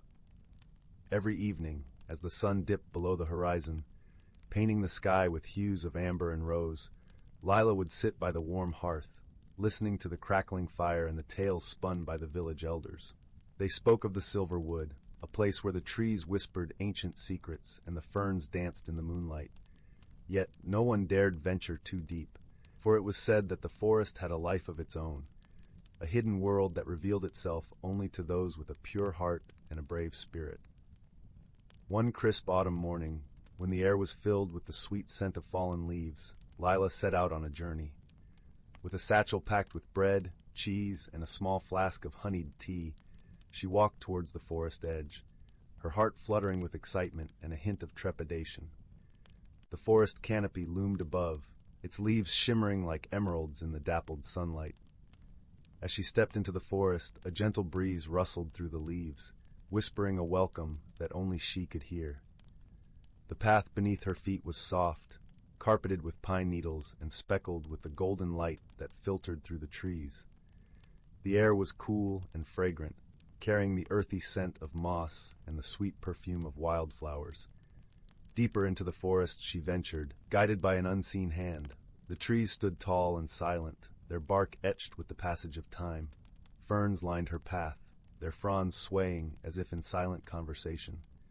It was here, amidst the ferns, that Lila first sensed the magic, a gentle hum that resonated through the air, filling her with a warmth that chased away her fears. Hours passed unnoticed as Lila explored this enchanting world. She marveled at the brilliant tapestry of colors, the fiery reds and oranges of autumn leaves, the deep greens of the evergreens, and the soft blues of the sky peeking through the canopy. Each step carried her deeper into the heart of the forest, where the whispers grew louder, guiding her to a hidden glade. In the center of the glade stood an ancient oak, its gnarled branches stretching wide as if embracing the sky. At its base, nestled among the roots, lay a shimmering object, a mirror, framed with delicate silver filigree, glinting in the dappled sunlight. The mirror seemed to pulse with a life of its own, its surface smooth and inviting. Lila knelt before the mirror, her reflection gazing back at her with wide, curious eyes. As she touched its cool surface, a gentle ripple spread across the glass, transforming her reflection into a scene of breathtaking beauty, a hidden world within the silver wood. Here, the trees were alive with luminescent creatures, their wings glistening like jewels. Flowers bloomed in a kaleidoscope of colors, and streams of crystal-clear water sang as they wound their way through the forest. Entranced, Lila watched as the scene shifted, revealing a pathway lined with glowing lanterns, leading to a grand hall carved from the living rock. It was a place of gathering, where creatures of the forest came together in harmony. But the most remarkable sight was the great oak, a tree of such majesty and wisdom that its very presence seemed to command the respect of all who beheld it. As the vision faded, Lila understood that the mirror was a gateway, a bridge between her world and the hidden realm of the silver wood.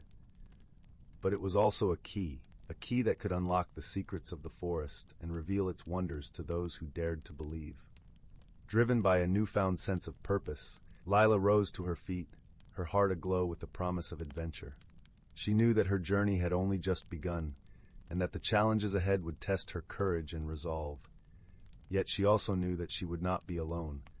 The forest itself would be her guide, its whispers her compass.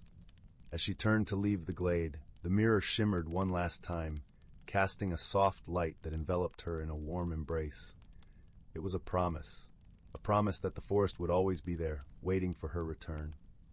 With the sun setting behind the treetops, casting long shadows across the forest floor, Lila retraced her steps, her heart light and her spirit renewed. The path led her back to the village, where the hearth fire glowed warmly in the gathering dusk.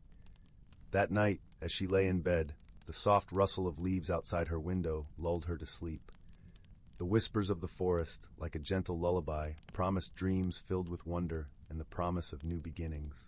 In the days that followed, Lila returned to the forest time and again, each visit uncovering new mysteries and deepening her bond with the hidden world.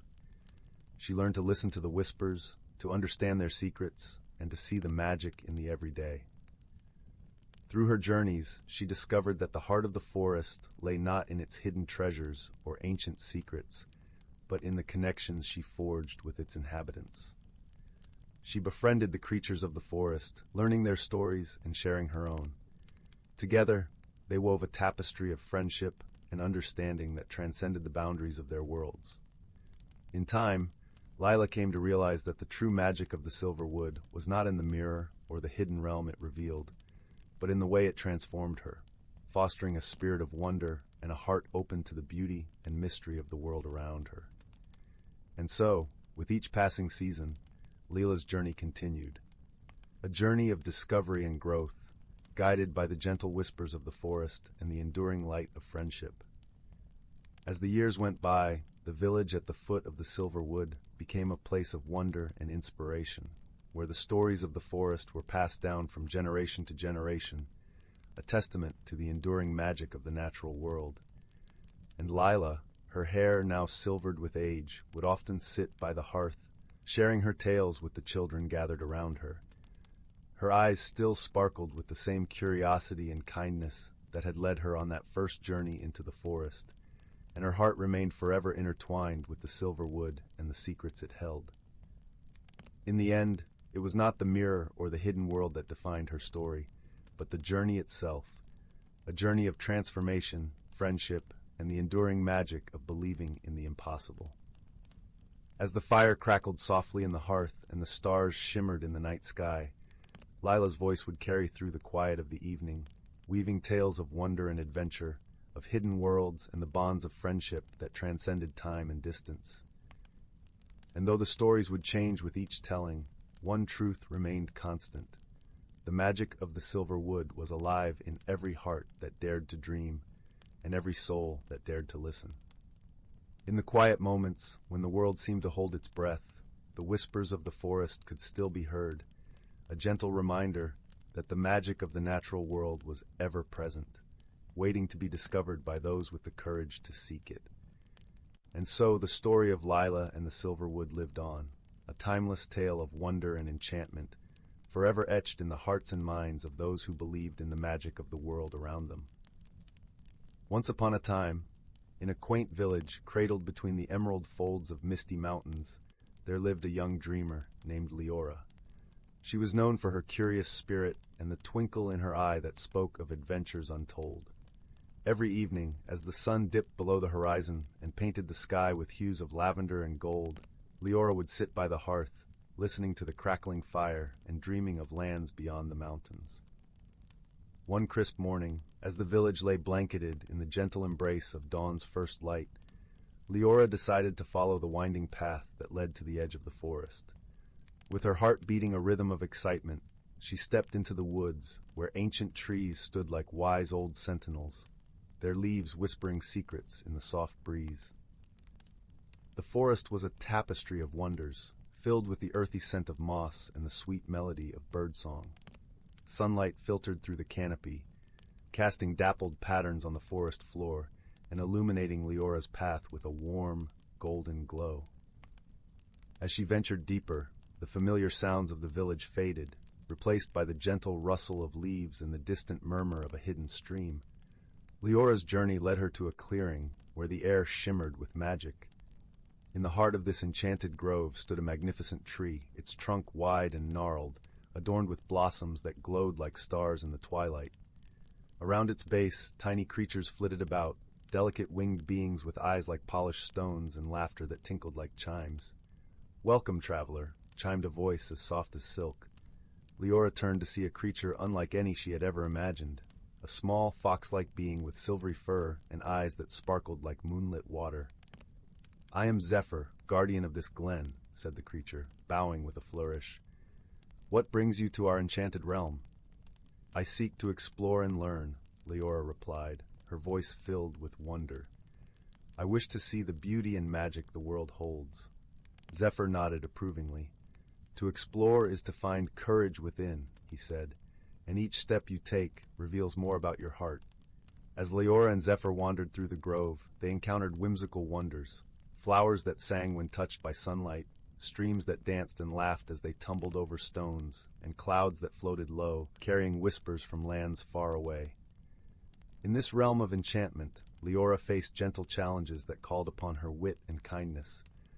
She helped a family of squirrels trapped in a maze of tangled vines, using her nimble fingers and gentle words to free them. She calmed a stormy sky by singing a lullaby she remembered from her childhood, soothing the winds into a peaceful slumber. With each act of kindness and bravery, Leora felt her heart grow lighter, filled with the warmth of friendship and the joy of discovery. She realized that courage was not the absence of fear, but the determination to seek beauty and truth, no matter where they might be found. As the sun began its descent, painting the sky with a tapestry of crimson and amber, Leora knew it was time to return to her village. But she did not leave empty-handed. The memories of her journey, the lessons learned, and the friendships forged were tucked safely in her heart. "Remember, dear traveler," Zephyr called as Leora took her leave, "the magic of exploration lies not just in the places you discover, but in the courage to seek them out." With a heart full of gratitude and eyes alight with dreams anew, Leora made her way back home. As she stepped into the familiar warmth of her village, the twilight sky began to twinkle with stars, each one a reminder of the wondrous world just beyond the horizon.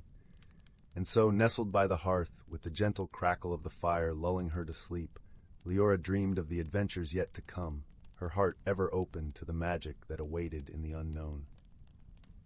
Once upon a time, deep within the heart of an ancient forest, there lived a young rabbit named Thistle. Though small in stature, Thistle possessed a remarkable gift, the ability to communicate with the trees and plants that surrounded her. On a crisp autumn evening, as Thistle nestled beneath the twisted roots of an ancient oak, she heard a faint whisper carried by the wind. It was the voice of the forest, calling out to her in a language only she could understand. "Thistle, brave one," the trees rustled. "A great darkness has fallen upon our realm, and only you can restore the balance." Thistle's eyes widened as a glimmering acorn tumbled from the oak's branches and landed at her feet. This was no ordinary acorn, for it radiated with a warm golden glow. "Within this sacred acorn lies the power to dispel the shadows that threaten our home," the trees explained. "You must embark on a journey beyond the forest's edge and seek out the forgotten realm of the Dryads, ancient guardians of nature's harmony." Though fear stirred within her, Thistle knew she could not ignore the forest's plea. With the enchanted acorn tucked safely beneath her chin, she bid farewell to her woodland friends and set off into the unknown. The path ahead was long and treacherous, winding through sun-dappled glades and misty ravines. Thistle encountered many wonders and perils along the way, towering mountains that scraped the sky, rushing rivers that roared with ancient voices, and creatures both friendly and fearsome. Yet through it all, the acorn's warm glow guided her steps, reminding her of the sacred duties she had sworn to uphold. After many moons of travel, Thistle found herself standing before a massive willow tree, its branches heavy with trailing vines and crystalline dewdrops. This, she knew, was the gateway to the Dryad's realm. With a deep breath, Thistle stepped through the curtain of vines and emerged in a world unlike any she had ever imagined. Towering trees adorned with shimmering leaves stretched as far as the eye could see, their branches intertwined in a canopy of verdant splendor. And there, among the ancient trunks, stood the Dryads themselves, lithe, graceful beings whose very existences seemed woven from the fabric of nature itself. "Welcome, Thistle," their melodic voices chimed in unison. "We have been awaiting your arrival." Thistle trembled as she recounted the darkness that had befallen her forest home, and the Dryads listened with solemn reverence. "The shadows you speak of are born of an ancient evil, a force that seeks to sever the sacred bond between the natural world and those who dwell within it," they explained. "But you have carried the light of hope and perseverance through your journey, and for that, we shall aid you in your quest." With a wave of their slender hands, the Dryads conjured a shimmering pool of crystal-clear water. Within its depths, Thistle saw visions of a hidden glade, where a twisted, gnarled tree stood sentinel over a dark, foreboding chasm.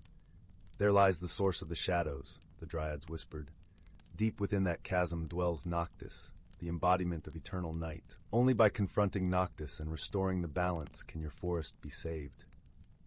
Thistle's heart quailed at the thought of facing such a foe, but the determination within her burned brighter than ever before.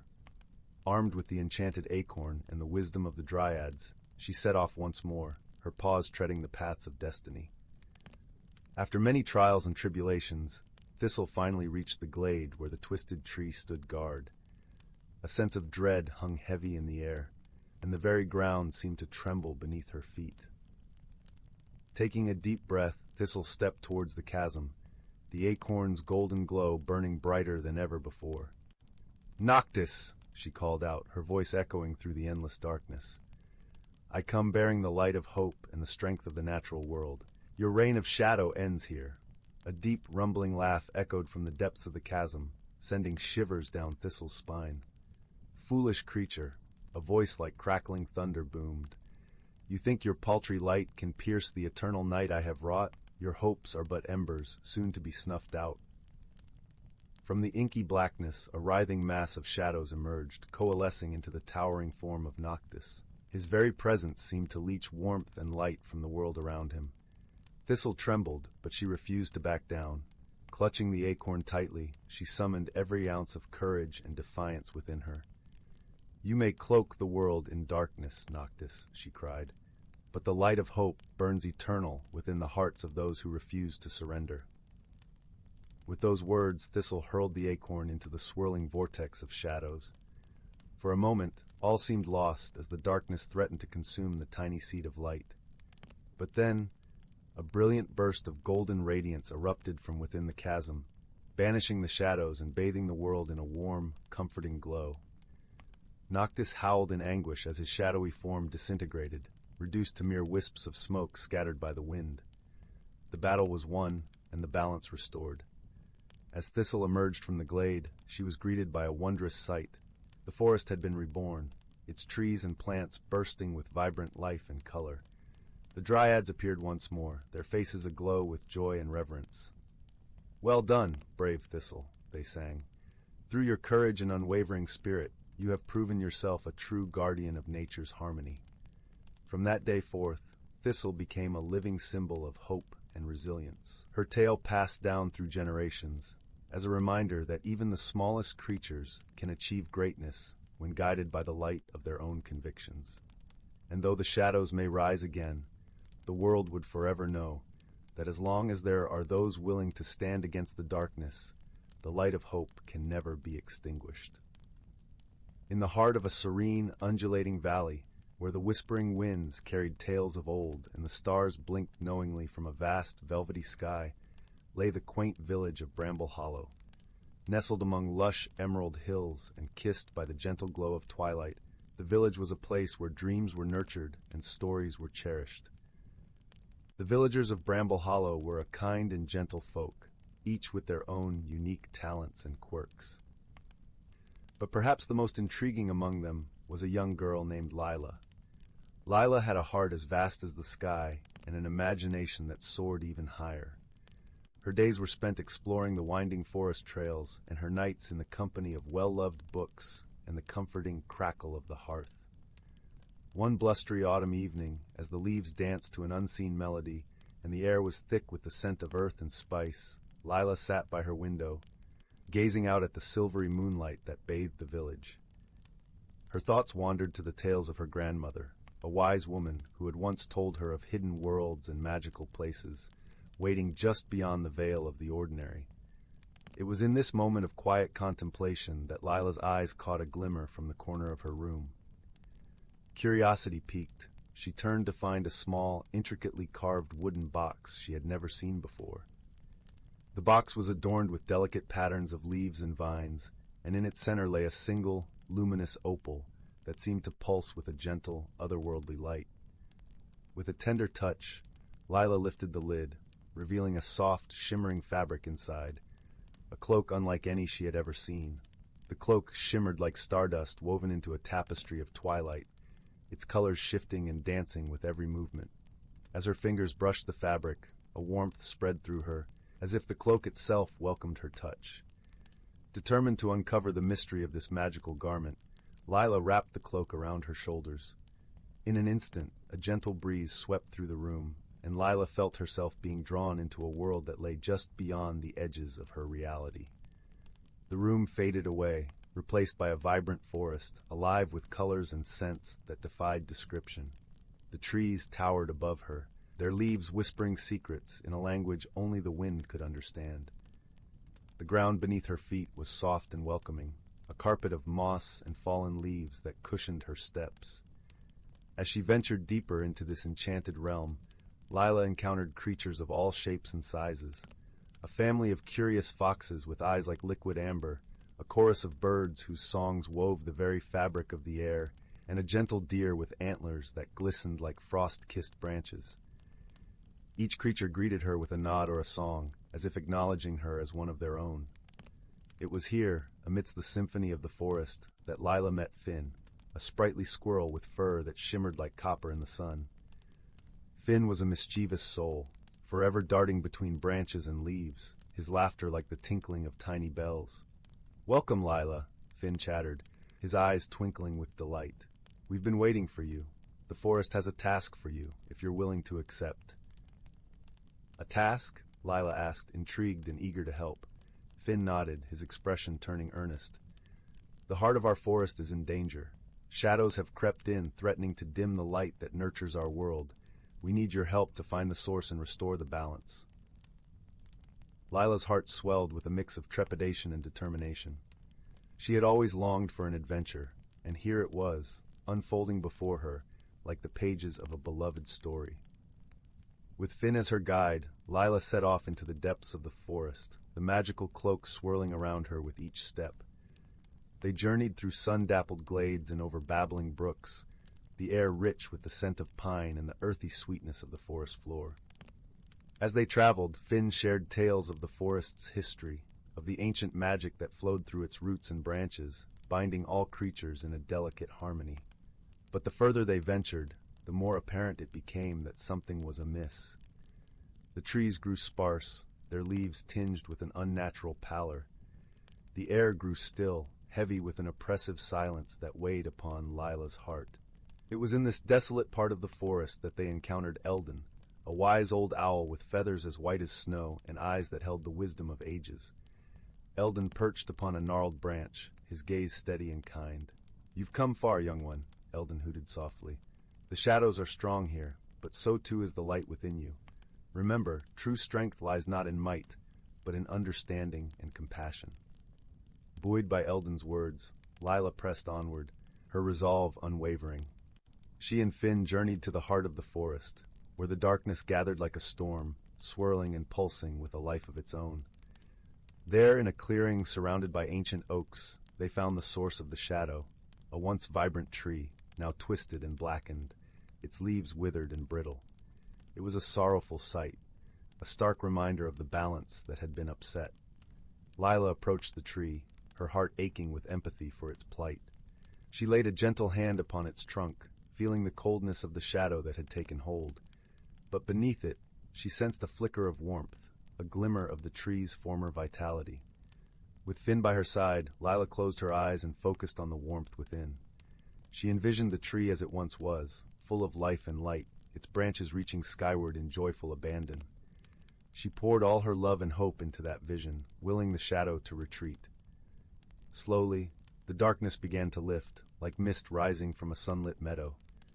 The tree shuddered, its branches stretching as if awakening from a long slumber.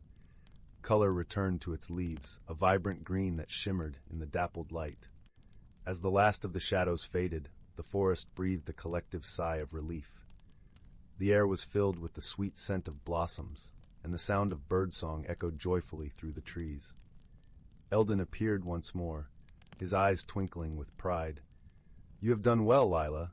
The forest is grateful for your courage and kindness. Remember, the light within you is a gift to be shared with the world." Lila smiled, her heart full of warmth and gratitude. She had discovered a strength within herself she never knew existed, a strength born of empathy and love.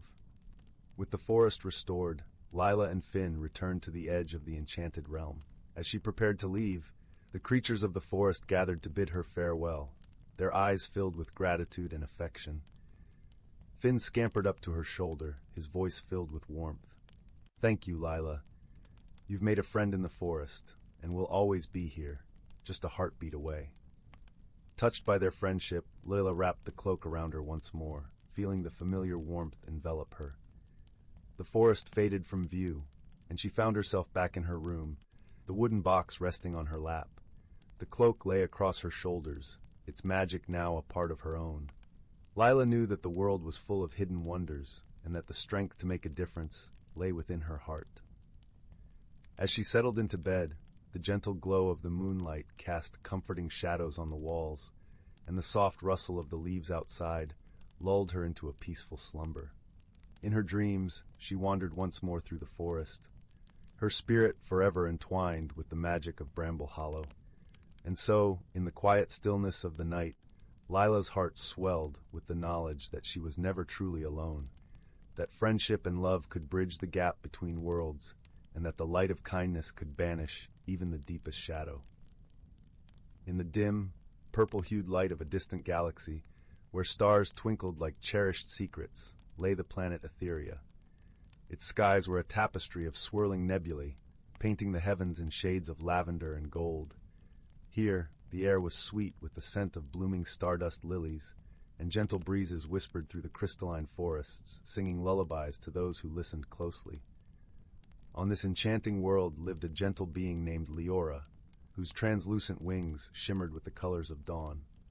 Leora belonged to the Etherians, a species known for their deep empathy and melodic voices that could calm even the fiercest of storms.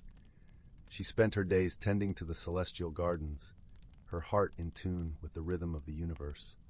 Far across the cosmos, on the arid planet of Terok, dwelled a sturdy and pragmatic creature named Kor. The Terrakians were a resilient people, with skin like polished stones and eyes that sparkled with the wisdom of ancient sands. Kor was a skilled engineer, adept at crafting machines that hummed with life, bringing water and sustenance to his harsh world. Fate, in its whimsical way, drew these two unlikely souls together. It began with a distress signal, faint and crackling with static, sent from Kor's starship as it faltered above the atmosphere of Etheria. Leora, ever attuned to the needs of others, heard the distant call as though it were a note in her heart's own song. Without hesitation, she soared into the sky, her wings catching the wind like an artist's brush capturing light. When Kor awoke, he found himself in a glade bathed in twilight, surrounded by the soft glow of luminescent flora. Leora was there, her presence as serene as a lullaby, tending to the small wounds he had sustained. Despite her gentle demeanor, Kor felt an unfamiliar tension in his chest. The Terrakian customs were steeped in practicality and stoicism, and he was uncertain how to interpret the warmth emanating from his rescuer. "Thank you," Kor rumbled, his voice like distant thunder, as he sat up slowly. "I owe you my life." Leora smiled, a gesture that seemed to illuminate the entire glade. No debt, only friendship, she replied, her voice as soft as the breeze that carried stardust. Her words, though foreign to Kor, resonated deep within him, like the echo of a forgotten melody. Their initial days together were marked by gentle misunderstandings. Leora's world was one of harmony and intuition, while Kor's was governed by logic and precision. Yet as they navigated these differences, each found unexpected beauty in the other's perspective. Leora learned to appreciate the elegant simplicity of engineered creations, while Kor discovered the profound wisdom in the natural symphony of Etheria. Their bond deepened as they faced shared challenges. The starship, still nestled among the celestial gardens, needed extensive repairs if Kor were to return home. Together, they labored under the starlit sky, Leora's delicate fingers weaving circuits like strands of silk, while Kor's sturdy hands crafted components with unwavering skill. Each night they would sit by a small fire, the crackling flames whispering tales of their worlds, as they shared meals of sweet nebula fruits and hearty Tarakian grains. It was during one of these quiet evenings, as the fire painted their faces in warm hues, that Kor spoke of the droughts plaguing Tarak. "Our water supplies are dwindling," he confessed, his voice heavy with concern. "We need new technologies to sustain life." Leora gazed into the distance, her eyes reflecting the glow of distant stars. "Perhaps there is a way to blend our world's wisdom," she suggested softly. "Your technology, my connection with nature. Together, we can create something new." The idea took root, growing as they continued their work. They designed a device that harnessed the moisture from Etheria's atmosphere, refining it using the engineering principles of Tarak. As they tested their creation, the first droplets of pure water trickled into a waiting vessel, shimmering like liquid diamonds. In that moment, both understood the true magic of their friendship, the merging of hearts and minds, transcending the boundaries of their worlds. They realized that differences were not barriers but bridges, leading to discoveries neither could have achieved alone. With the starship finally repaired, Kor prepared to return to Tarak, his heart torn between the desire to stay and the duty to his people. Leora, sensing his inner conflict, placed a hand over his, her touch a gentle promise. "This is not farewell, but a new beginning," she assured him. "Our friendship is a journey that will continue to unfold, no matter the distance." As Kor ascended into the cosmos, Leora's wings shimmered in farewell, a beacon of light guiding him home. The starship's engines hummed with the melody of their shared dreams, carrying with it the promise of renewal for Tarak. Back on his home planet, Kor implemented the new technology, transforming the arid landscapes into thriving oases. The Tarakians marveled at the change, their gratitude a song that echoed across the sands. Meanwhile, on Etheria, Leora continued to nurture the celestial gardens, her spirit enriched by the lessons of friendship and unity. The stars above twinkled in approval, their light a gentle reminder of the bond that now spanned galaxies. And so, under the vast, watchful sky, two unlikely companions discovered the true meaning of friendship. Their hearts, once separate as the stars themselves, now beat in harmony, a testament to the power of understanding and love in a universe filled with endless possibility. Here is a bedtime story about personal growth and magical transformation. Once upon a time, deep in an enchanted forest, there lived a young deer named Willow. Willow was a gentle and kind creature, but she struggled with fears that held her back from embracing her true self. Every spring when the flowers bloomed, Willow felt a stirring inside, a yearning for something more. But the familiar paths and shady glades felt so safe and comfortable. Even though her spirit longed to explore the mysteries beyond the forest's edge, her hooves felt rooted to the ground. Willow's best friend, a wise old oak tree named Oakley, could sense her inner turmoil. "Dear Willow," he said one sunny morning as she grazed near his sturdy trunk, "I see the questions shining in your eyes. Why do you resist the call to journey forth and discover what wonders await?" "Oh, Oakley," Willow sighed, nestling under the shelter of his broad canopy. "I know there is so much to see and experience out there, but I'm afraid of what lies beyond the safety of our forest home. What if I get lost or hurt? What if I'm not ready?" Oakley's leaves rustled with a gentle, reassuring laugh. "My sweet friend, you were born ready. The metamorphosis you seek is already unfolding within you, just as my buds unfurl into leaves each spring. All you need is courage to spread your wings. Willow blinked in surprise as she looked down at her slender legs. Where there had once been spindly fawn limbs, now emerged graceful shafts of pure light, tipped with dainty golden hooves. Her body began to emanate a soft, warm radiance, like sunbeams filtering through the trees. "What's happening to me?" she gasped with a mixture of wonder and trepidation. "You're becoming your truest self, Willow," Oakley explained. "A beautiful forest spirit who shines her inner light to illuminate the world." Over the next few days and weeks, Willow's transformation blossomed at an unhurried pace, much like the wildflowers carpeting the sun-dappled meadows in their vibrant colors. Her friend Oakley, ever a steady and patient presence, offered boundless wisdom and encouragement. Soon Willow felt an unmistakable sense of confidence and freedom welling up inside her luminous being. One misty dawn, she turned to Oakley with a smile. "I'm ready to explore what lies beyond our forest home," she announced. "Then you must follow your heart, my glowing friend," Oakley replied. "But remember, you can always return here to be revitalized by the strength and serenity of these timeless woods." And so Willow's magical journey of discovery began. Along the way, she encountered many new faces and fascinating lands. There were gorgeous sunlit meadows, rolling hills that brushed the bellies of billowy clouds, and craggy snow-capped peaks that took her breath away. In each new realm, Willow met allies who became treasured friends, like Zephyr, the playful wind sprite whose tickling breezes raised laughter from the deepest wellsprings of joy, or Ruby, the dragon pup, still mastering her fire breath but overflowing with fierce warmth and loyalty. There were challenges, too, from rushing rivers to cross and winding caves to navigate. Whenever Willow felt her inner light wavering, she remembered Oakley's wisdom and drew strength from the radiant truth of who she was. Though her outer journey eventually looped back to the enchanted forest of her birth, Willow remained ever changed. Her fearful roots loosened, replaced by an expansive sense of wonder. She glowed with a serene confidence born from listening to her heart's call. Most importantly, Willow shared her hard-won gifts with all she encountered, leaving a trail of illumination and uplifting hope. For she realized that, like her, every being in existence had an essential light to uncover and shine forth through embracing their personal metamorphosis.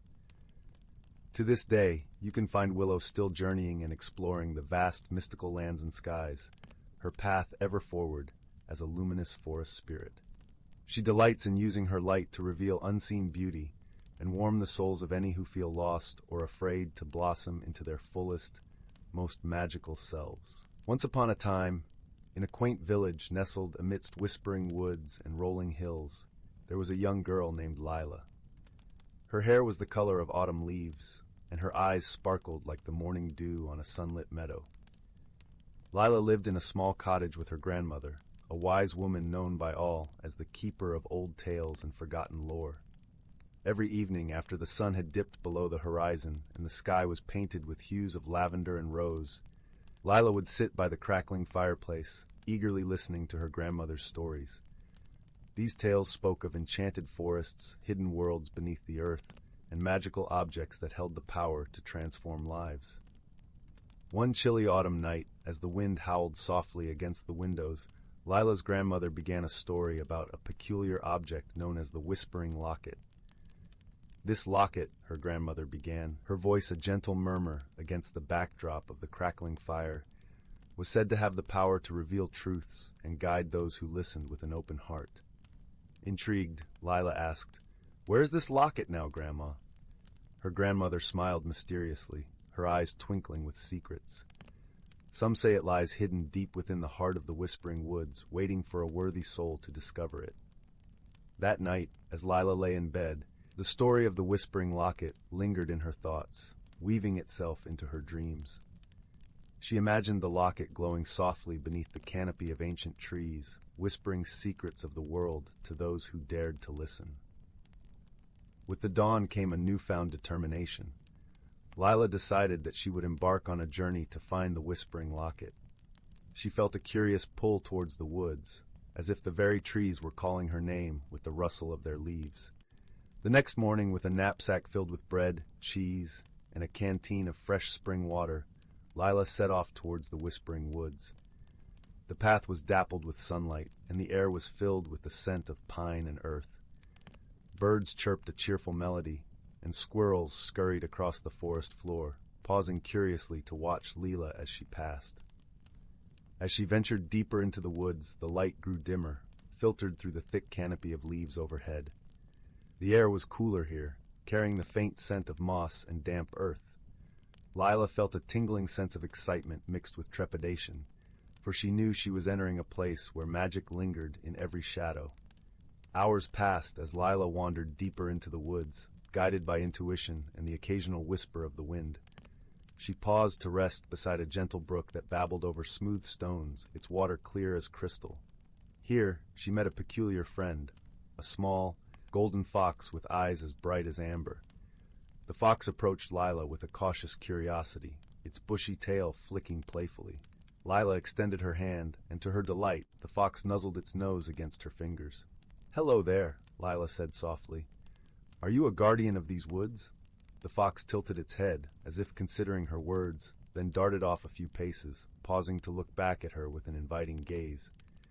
It seemed to beckon Lila to follow, and with a sense of wonder, she did.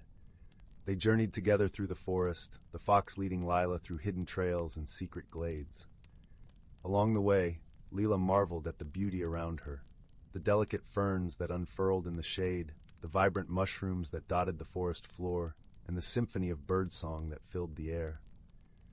As the sun began its descent, casting long shadows across the woodland, the fox led Lila to a clearing bathed in the golden light of dusk. At the center of the clearing stood an ancient oak tree, its gnarled branches reaching towards the sky like the arms of a wise old sage. Nestled among the roots of this grand tree was a small moss-covered stone altar. Upon it rested a locket, its silver surface glinting in the fading light. Lila's heart leaped with recognition. This was the whispering locket from her grandmother's tales. With a sense of reverence, Leela approached the altar. The locket seemed to hum softly, resonating with a melody that only her heart could hear. She reached out and gently lifted the locket from its resting place, feeling its cool weight in her palm. As she held the locket, a soft voice echoed in her mind, warm and wise. "What truth do you seek, dear child?" Lila closed her eyes, allowing the calm of the moment to wash over her. She thought of her grandmother, of the stories and wisdom she'd shared. She thought of her own place in the world, and the courage it took to seek the unknown. "I seek to understand my path," Lila whispered, her voice blending with the gentle rustle of leaves. The locket pulsed gently, and Lila felt a warmth spread through her, as if the very essence of the woods embraced her. Images danced before her mind's eye, her grandmother's loving smile, the friends she had yet to meet, and the adventures that awaited her beyond the horizon. In that moment, Lila understood that the journey she had embarked upon was not just about finding the locket, but about discovering the strength and wisdom within herself. The locket had guided her, but it was her own heart that had shown her the way. With newfound clarity, Lila opened her eyes and looked at the fox, who watched her with knowing eyes. She smiled, and the fox seemed to nod in approval, its tail flicking contentedly. As the stars began to twinkle in the sky, Lila returned the locket to the altar, feeling a sense of gratitude and peace. The fox led her back through the forest, the path now familiar and welcoming. The journey home was filled with a quiet joy, the forest around her alive with the magic of the night. When Lila finally emerged from the woods, the village was bathed in the soft glow of moonlight. Her grandmother was waiting by the garden gate, her eyes full of pride and love. "Did you find what you were looking for?" her grandmother asked, embracing Lila warmly. "I did, Grandma," Leela replied, her voice filled with the wisdom of her journey. "I found the whispering locket, but more importantly, I found myself." Her grandmother smiled, her heart full of understanding. Together, they walked back to their cozy cottage, where the fire crackled merrily in the hearth, casting a warm glow across the room. As Lila lay in bed that night, she felt a deep sense of contentment. The forest had whispered its secrets, and she had listened with an open heart.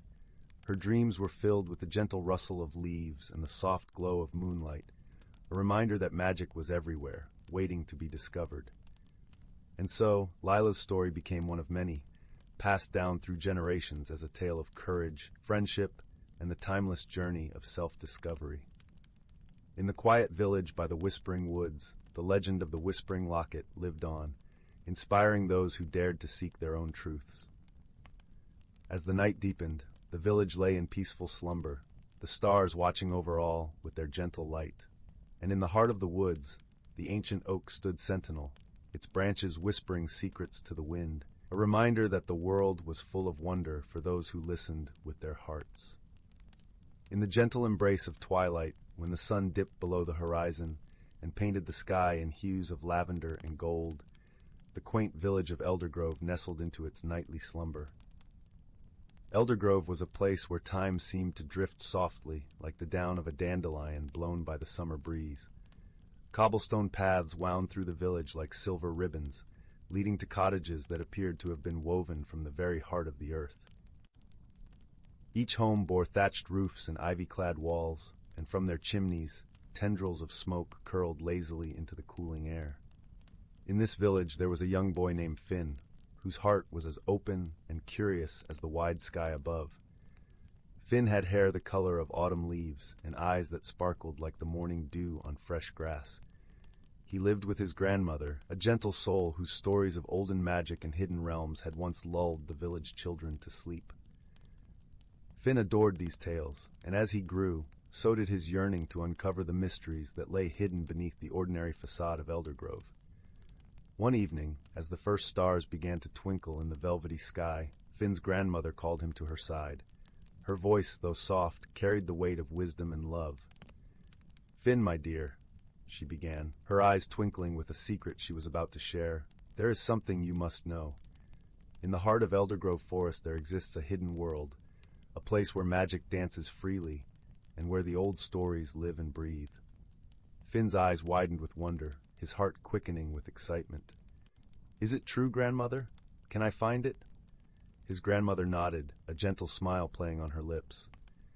"Yes, but remember, Finn, this world is not easily found. It reveals itself only to those who seek with a pure heart and a kind spirit. You must listen to the whispers of the trees and follow the path that your heart knows best." With these words etched in his mind and heart, Finn felt a flutter of anticipation. That night, as the village settled into the hush of sleep, Finn lay awake beneath a quilt of stars, dreaming of the journey that awaited him. The next morning, the world awoke to the soft chorus of birdsong. Finn, filled with a sense of purpose, set out towards the forest. The path wound through fields of wildflowers which swayed gently in the breeze, their petals a riot of colors. As he entered the forest, the air grew cooler, filled with the earthy scent of moss and pine needles.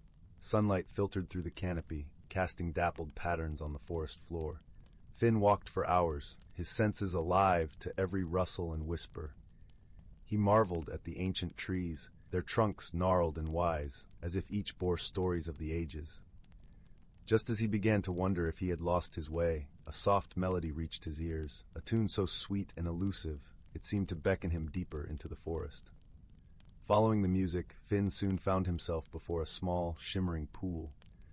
The water was as clear as glass, reflecting the sky and trees with perfect clarity. At its edge sat an old, weathered stone, etched with runes that glowed faintly with a silvery light.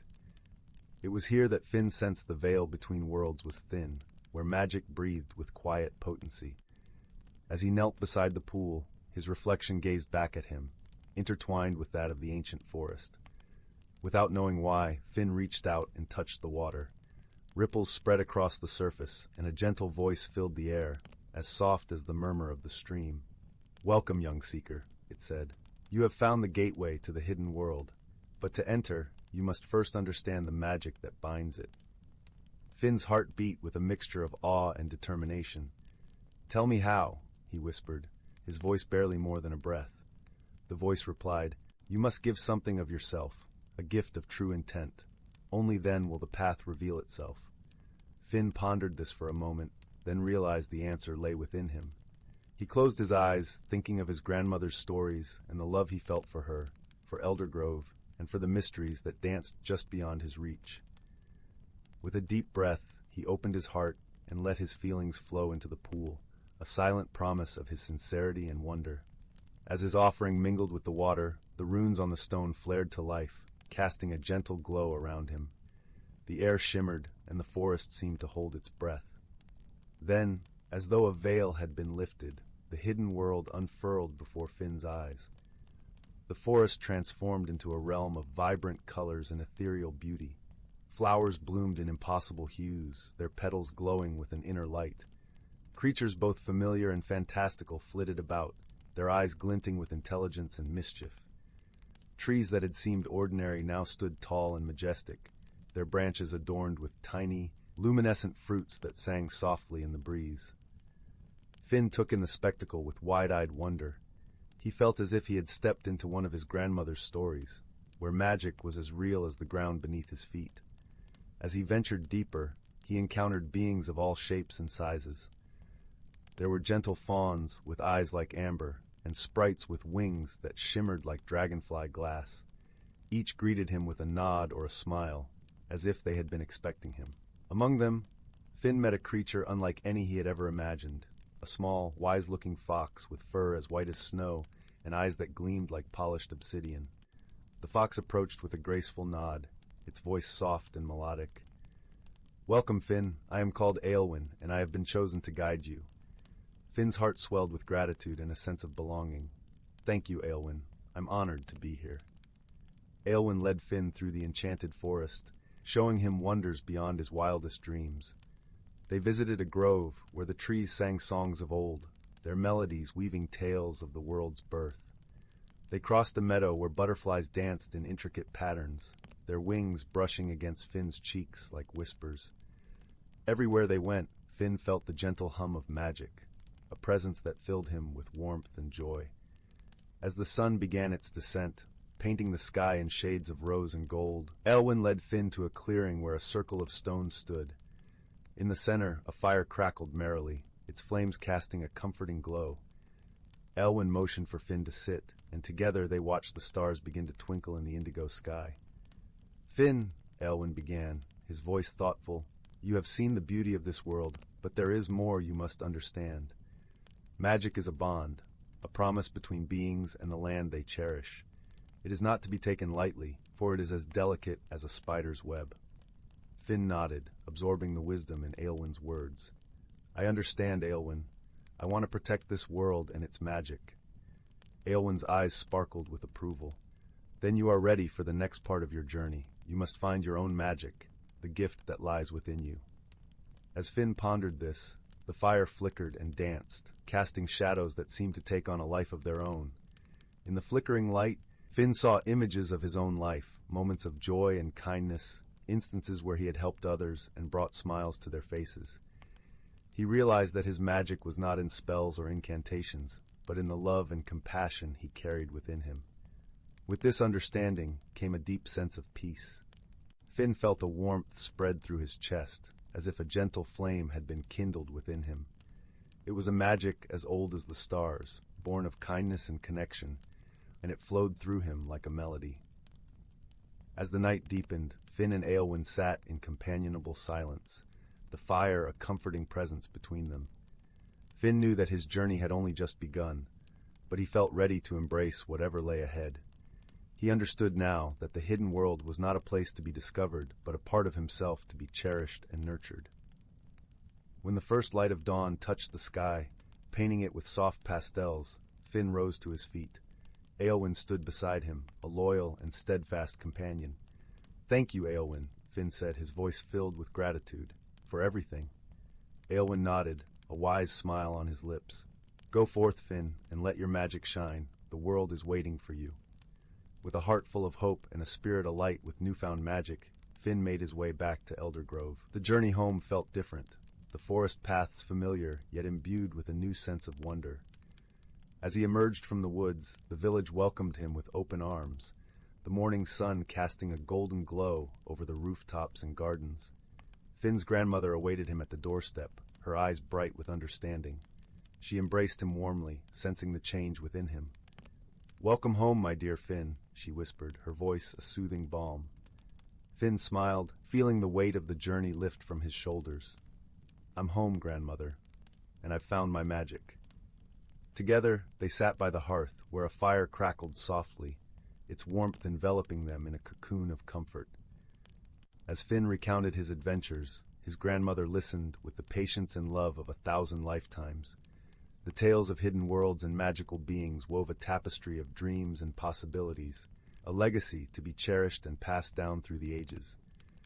And so, in the heart of Eldergrove, where the ordinary and the extraordinary danced hand in hand, Finn's story became part of the village's lore. A tale of discovery and friendship, of magic found in the simplest of gestures, and of a boy whose heart was as boundless as the sky. As the fire crackled and the stars watched over them, Finn drifted into a peaceful sleep. His dreams were woven with the colors of the hidden world, a place where magic breathed in every leaf and laughter echoed among the trees. And in the gentle embrace of the night, Finn knew that he would always carry a piece of that world within him, a light that would guide him, and a promise that he would never forget. In the quaint village of Willowbrook, nestled between rolling hills and whispering woods, the air was always filled with the sweet scent of blooming lilacs and the gentle hum of nature's lullaby. It was a place where time seemed to slow, and the days drifted by like lazy clouds across a summer sky. The villagers were a tight-knit community of kind-hearted souls, each with tales of old passed down through generations, tales that spoke of magic and wonder, hidden secrets, and the mysteries of the woods that framed their idyllic world. In the heart of this village lived a young girl named Lila, with eyes the color of a moonlit lake and hair spun from the golden rays of the sun. Lila had a curious mind and a heart that beat in time with the rhythm of the world around her. She spent her days exploring the edges of the forest, where the trees whispered ancient secrets and the wind carried the scent of adventure. Her closest companion on these sojourns was a small, fluffy squirrel named Pip, whose mischievous eyes sparkled with the promise of mischief and joy. One warm spring morning, as the first hints of dawn painted the sky in hues of pink and gold, Lila and Pip set off on one of their usual adventures. The forest was alive with the sounds of birds chirping, leaves rustling, and the distant babble of a hidden brook. As they delved deeper into the woods, Lila noticed a path she hadn't seen before, a narrow trail veiled by an archway of intertwining branches adorned with delicate white flowers. "Where do you suppose this path leads, Pip?" Lila mused aloud, her voice a gentle whisper in the quiet of the morning. Pip twitched his nose and flicked his tail, as if urging her to follow the mysterious trail. Together, they ventured through the floral archway, leaving the familiar forest behind. The path wound through clusters of ancient trees, their trunks gnarled and roots twisted like the fingers of time. The canopy above was dense, allowing only slivers of sunlight to dance upon the forest floor. After what felt like hours, they emerged into a hidden grove, a place that seemed untouched by time. The air was thick with the scent of pine and earth, and the soft glow of morning light filtered through the leaves, casting dappled shadows that swayed with the gentle breeze. In the center of the grove stood an ancient oak, its massive branches reaching out like welcoming arms. As Lila approached the grand tree, she noticed something unusual nestled among its roots, a small, intricately carved wooden box, adorned with swirling patterns that seemed to shimmer with a faint, otherworldly light. Her heart skipped with excitement and a touch of apprehension. "Look, Pip, a treasure!" she exclaimed, her voice filled with wonder. Carefully, Lila picked up the box, feeling a tingling sensation as her fingers traced the delicate carvings. The box was surprisingly light, and as she opened it, a soft glow emanated from within, revealing a small, iridescent stone that pulsed with a gentle, rhythmic light, like a heartbeat. It was a stone of unimaginable beauty, capturing the colors of the forest and the sky, holding them within its crystalline depths. "What do you think it is, Pip?" Lila asked, her voice hushed with awe. Pip chattered excitedly, his tiny paws reaching out to touch the stone, and as he did, a warm, comforting sensation washed over them both, like a gentle hug from the sun. Lila closed the box and tucked it safely into her satchel, a sense of purpose settling over her like a warm blanket. With the stone cradled against her side, Lila and Pip made their way back to the village, the grove's magic lingering in the air around them. The journey back seemed quicker, as if the forest itself was guiding them home. Along the way, Layla's mind buzzed with thoughts of the stone and its origins, the possibilities it held, and the mystery it presented. As they reached the edge of the village, the sun hung high in the sky, casting long shadows that stretched across the cobblestone streets. Lila's heart felt lighter, buoyed by the enchanting discovery and the promise of adventure that lay ahead. She knew the stone was special, a gift from the forest, and she was determined to uncover its secrets. That evening, as the village settled into the tranquil embrace of twilight, Lila sat by the hearth, the comforting warmth of the fire wrapping around her like a soft woolen shawl. She carefully placed the box on the table, its carvings glowing softly in the flickering light. "I wonder if anyone in the village knows about this stone, Pip," Lila mused, her voice thoughtful. Pip nodded, his eyes wide with curiosity, and together they devised a plan to seek the counsel of the village elder, a wise and gentle soul named Eldrick, who was known for his vast knowledge and stories of the world beyond the village. The next morning, the village was alive with the vibrant energy of a new day. The sun's rays kissed the rooftops, and the air was filled with the cheerful sounds of villagers going about their daily routines. Lila and Pip made their way to Eldrick's cottage, nestled at the edge of the village, where the forest began to reclaim the land. Eldrick's home was a quaint, ivy-covered abode, with a garden overflowing with herbs and wildflowers. The scent of lavender and rosemary greeted them as they approached the door, and a sense of calm washed over Lila, as if the very air was steeped in wisdom. Eldrick welcomed them with a warm smile, his eyes twinkling with a kindness that seemed to transcend time. "Ah, Lila, my dear, and Pip, what brings you to my humble home on this fine morning?" he asked, his voice as smooth and rich as honey. With a sense of reverence, Lila presented the box to Eldrick, her hands trembling with excitement. "We found this in the forest, near the old oak," she explained, her voice a mixture of awe and anticipation. "Do you know what it is?" Eldrick's eyes widened with surprise and delight as he examined the stone, his fingers gently tracing the carved patterns. "This, my dear child, is a heartstone," he said softly, his voice filled with wonder. "A rare and precious gift from the forest, imbued with the magic of the earth and the sky." Lila's heart soared with the revelation, her imagination dancing with the possibilities. "What does it do?" she asked, her voice a whisper. Eldrick chuckled, a warm, hearty sound that filled the room. "The heartstone is said to hold great power, but its true magic lies in its ability to connect the hearts of those who possess it," he explained. "It can reveal hidden truths, mend broken bonds, and guide those who seek its wisdom." Lila listened, her heart swelling with hope and excitement. She knew the heartstone was meant for her, a beacon of light guiding her on a path of discovery and transformation. With Eldrick's blessing, Lila and Pip set off on a journey that would take them beyond the boundaries of their village, into a world teeming with wonder and mystery. The heartstone pulsed with a gentle light, its magic resonating with the rhythm of their hearts. As they ventured deeper into the unknown, Lila and Pip encountered new friends and faced unexpected challenges, each step bringing them closer to understanding the true essence of the heartstone. Through their journey, they learned the value of friendship, the strength found in unity, and the power of love to heal and transform.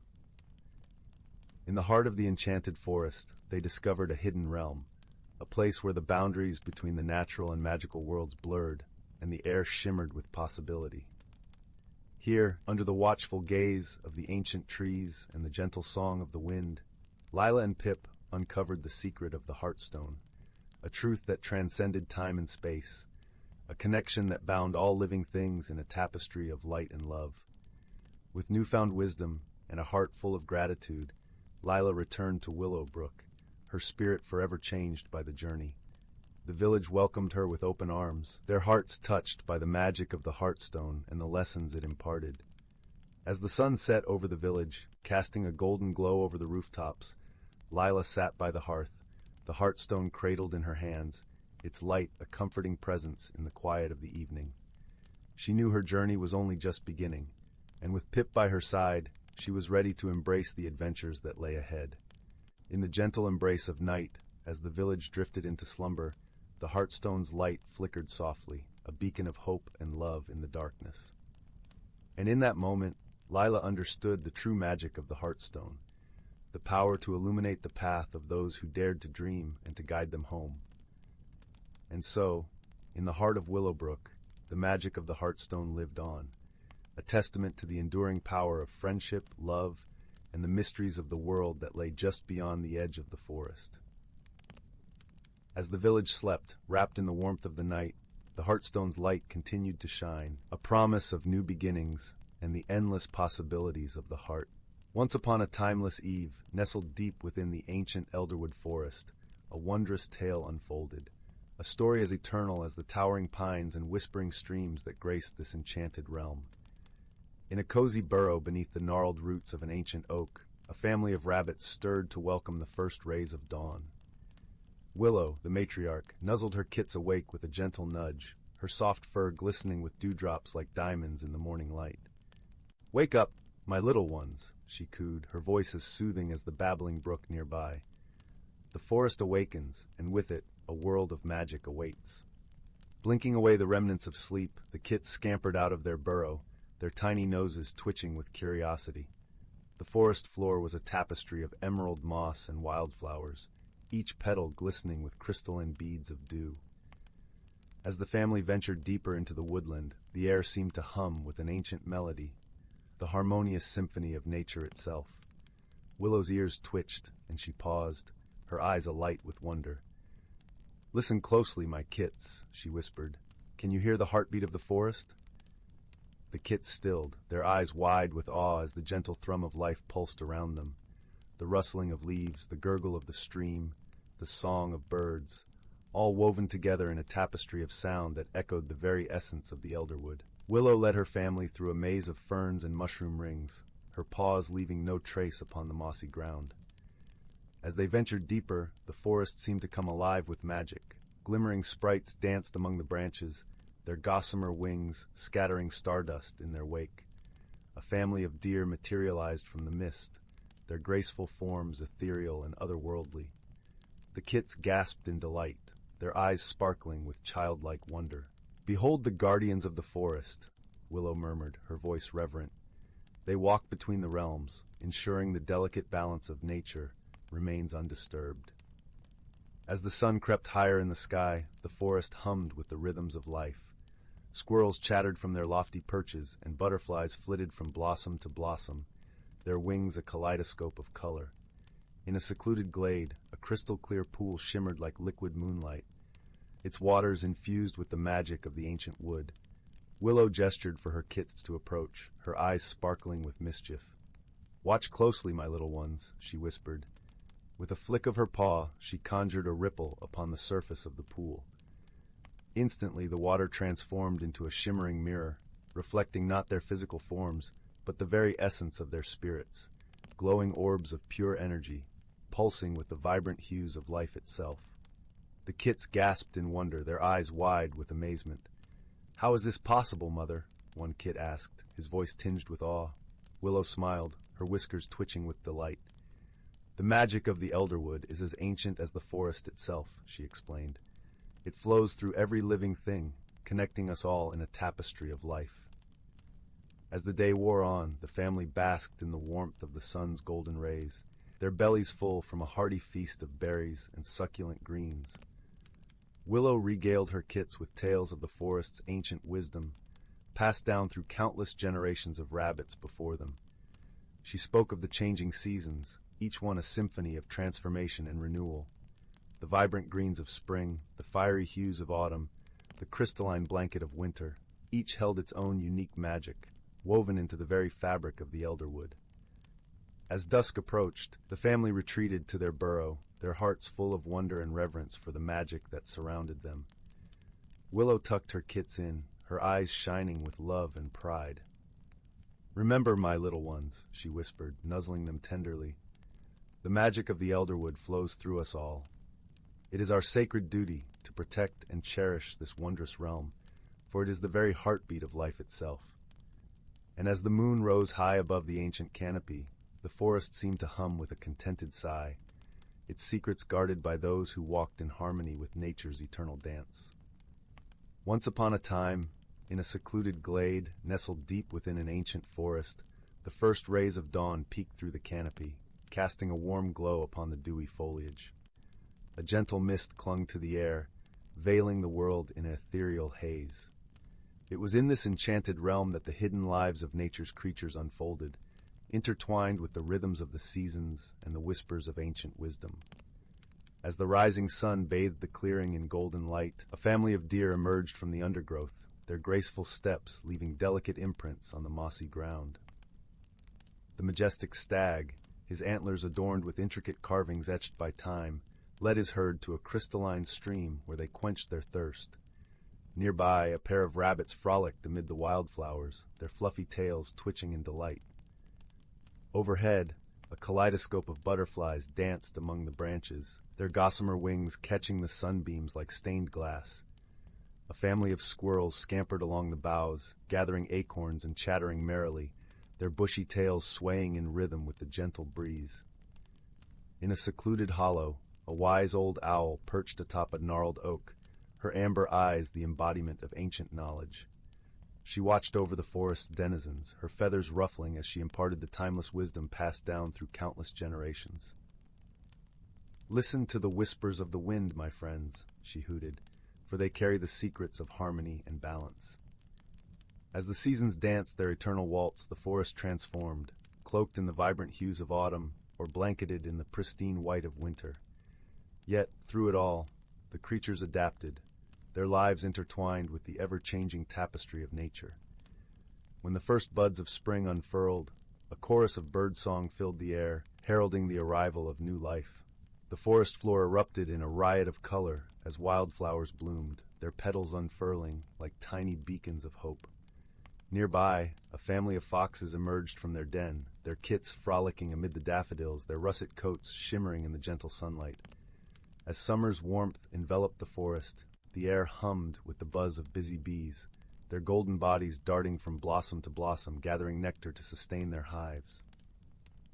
In a sun-dappled glade, a herd of majestic elk grazed peacefully, their antlers silhouetted against the azure sky. Yet, even in this idyllic realm, the forces of nature held sway, reminding all of the delicate balance that bound them together. When the first rumbles of thunder echoed through the canopy, the creatures sought shelter, their instincts guiding them to safety. As the storm unleashed its fury, raindrops danced upon the forest floor, nourishing the thirsty earth and replenishing the streams. In the aftermath, a vibrant rainbow arched across the sky, its prismatic hues painting the forest in a kaleidoscope of color. It was then that the creatures emerged once more, their eyes alight with wonder at the magical display. For in this enchanted realm, the boundaries between reality and magic blurred, and the natural world was imbued with an enchantment that transcended the mundane. As dusk fell, the forest stilled, and the creatures settled in for the night, their slumbers guarded by the watchful eyes of the ancient owl. Her gaze swept over the peaceful glade, and a contented hoot escaped her beak. "Remember, my friends," she whispered into the velvet night, "the true magic lies in the harmony we share with the world around us." And so the hidden lives of nature's creatures unfolded, woven into the tapestry of the seasons, guided by the wisdom of ages past. In this enchanted forest, where reality and magic intertwined, the delicate balance was cherished, for it was the essence of life itself. Title: The Whispering Woods. In a quaint little village nestled between rolling green hills and a vast, shimmering forest, there lived a girl named Leora. Her heart was as warm as the summer sun, and her curiosity was as boundless as the starry night sky. Leora was known throughout the village for her gentle spirit and her love for the forest, which stood like a guardian beyond the village's edge, its leaves whispering secrets that only Leora seemed to hear. Leora's days were filled with wonder as she wandered through the village with her best friend, a clever fox named Finnegan. Finnegan had soft russet fur that gleamed in the sunlight and eyes that sparkled with intelligence and mischief. Together, they explored the hidden nooks and crannies of their world, always seeking the mysteries that lay just beyond their fingertips. One crisp autumn morning, as the scent of fallen leaves and wood smoke filled the air, Leora and Finnegan set off on one of their many adventures. The forest, with its canopy of amber and gold, beckoned them with its enchanting allure. As they wandered deeper into the woods, the familiar path gave way to a trail neither had seen before, overgrown and winding like a forgotten dream. Curiosity tugged at Leora's heart. "Shall we see where it leads, Finnegan?" she asked, her voice a soft melody in the quiet of the forest. Finnegan twitched his bushy tail in agreement, his eyes alight with excitement. Together they stepped onto the path, feeling the crunch of leaves beneath their feet and paws, the cool breeze whispering through the trees like a gentle lullaby. As they delved deeper, the forest seemed to change around them. The light grew softer, filtered through a veil of delicate branches. The air was filled with the earthy scent of moss and the distant, melodic calls of unseen birds. And then, quite suddenly, they found themselves standing before a grand ancient tree. Its trunk was wide and gnarled, its bark etched with the passage of time. From within its depths came a soft, glowing light, warm and inviting. Leora approached the tree with reverence, her heart pounding with a sense of discovery. As she reached out to touch the bark, the light pulsed gently, and a soft, musical voice filled the air. "Welcome, seekers of truth," it said, resonating like a choir of distant stars. Startled, Leora drew back, but Finnegan stood firm, his gaze fixed on the tree. "We've come to explore," Leora said, finding her voice, "to understand the secrets of the forest." The tree's light shimmered in response, casting a gentle glow that seemed to wrap around them like a warm embrace. "You have found the heart of the Whispering Woods," the voice explained. "A place where the stories of the forest come to life, where the past and the future entwine." As the words washed over them, the world around Leora and Finnegan began to change. The forest shimmered and shifted, revealing a hidden world teeming with magic and wonder. Creatures of all shapes and sizes appeared, their eyes twinkling with ancient wisdom and playful curiosity. There were tiny fairies flitting about on gossamer wings, their laughter like the tinkling of bells. Majestic stags with antlers that glowed like moonlight stood among the trees, watching with gentle eyes. Leora felt a thrill of joy and awe. This hidden realm was a tapestry of life and magic, woven together by threads of light and shadow. She and Finnegan wandered through this enchanted world, marveling at its beauty, until they came upon a small clearing. In the center of the clearing stood a stone pedestal, upon which rested a small ornate box. Its surface was intricately carved with patterns that seemed to shift and change, catching the light and drawing the eye with their mesmerizing dance. Leora approached the box, her fingers tracing the delicate carvings. "What is this?" she asked, her voice barely above a whisper. The tree's voice answered, its tone gentle and wise. "This is the Box of Echoes, a vessel of memories and dreams. It holds the stories of those who have come before and those yet to come. To open it is to embark on a journey of discovery and transformation." Leora felt a flutter of excitement in her chest. She glanced at Finnegan, who nodded encouragingly, his eyes bright with anticipation. Taking a deep breath, Leora lifted the lid of the box. A soft, golden light spilled forth, and the air was filled with the sound of distant music, like the echoes of a long-forgotten melody. Leora and Finnegan leaned closer, drawn into the light, and found themselves swept away on a journey through time and space. They drifted through scenes of wonder and mystery, witnessing the lives of those who had walked the forest paths before them. They saw a young girl, much like Leora, who had befriended a mischievous raccoon and discovered the secret of the singing stones. They watched as an elderly man, with hair as white as snow, found solace and wisdom among the trees, guided by the gentle touch of a wise owl. With each story, Leora felt a connection, a thread binding her to the tapestry of life that stretched across time. She realized that every creature, every soul that had passed through the forest, had left an imprint, a story that was woven into the very fabric of the Whispering Woods. As the final echoes of the music faded, Leora and Finnegan found themselves back in the clearing, the Box of Echoes glowing softly on its pedestal. The tree's voice spoke once more, filled with warmth and kindness. "You have seen the stories of the past, and now it is time for you to shape the future. The Whispering Woods are yours to protect, to cherish, and to share with those who seek their magic." Leora felt a deep sense of purpose, a newfound understanding of her place in the world. She knew that the forest held secrets beyond imagination, but it was also a living, breathing entity that needed love and care. With Finnegan by her side, she vowed to honor the stories of the past and to create new tales for the future. As the sun dipped below the horizon, painting the sky in hues of pink and gold, Leora and Finnegan made their way back to the village. The forest, once a place of mystery, now felt like a friend, a sanctuary filled with whispers of hope and dreams. From that day on, Leora and Finnegan became the guardians of the Whispering Woods, sharing its magic with all who sought it.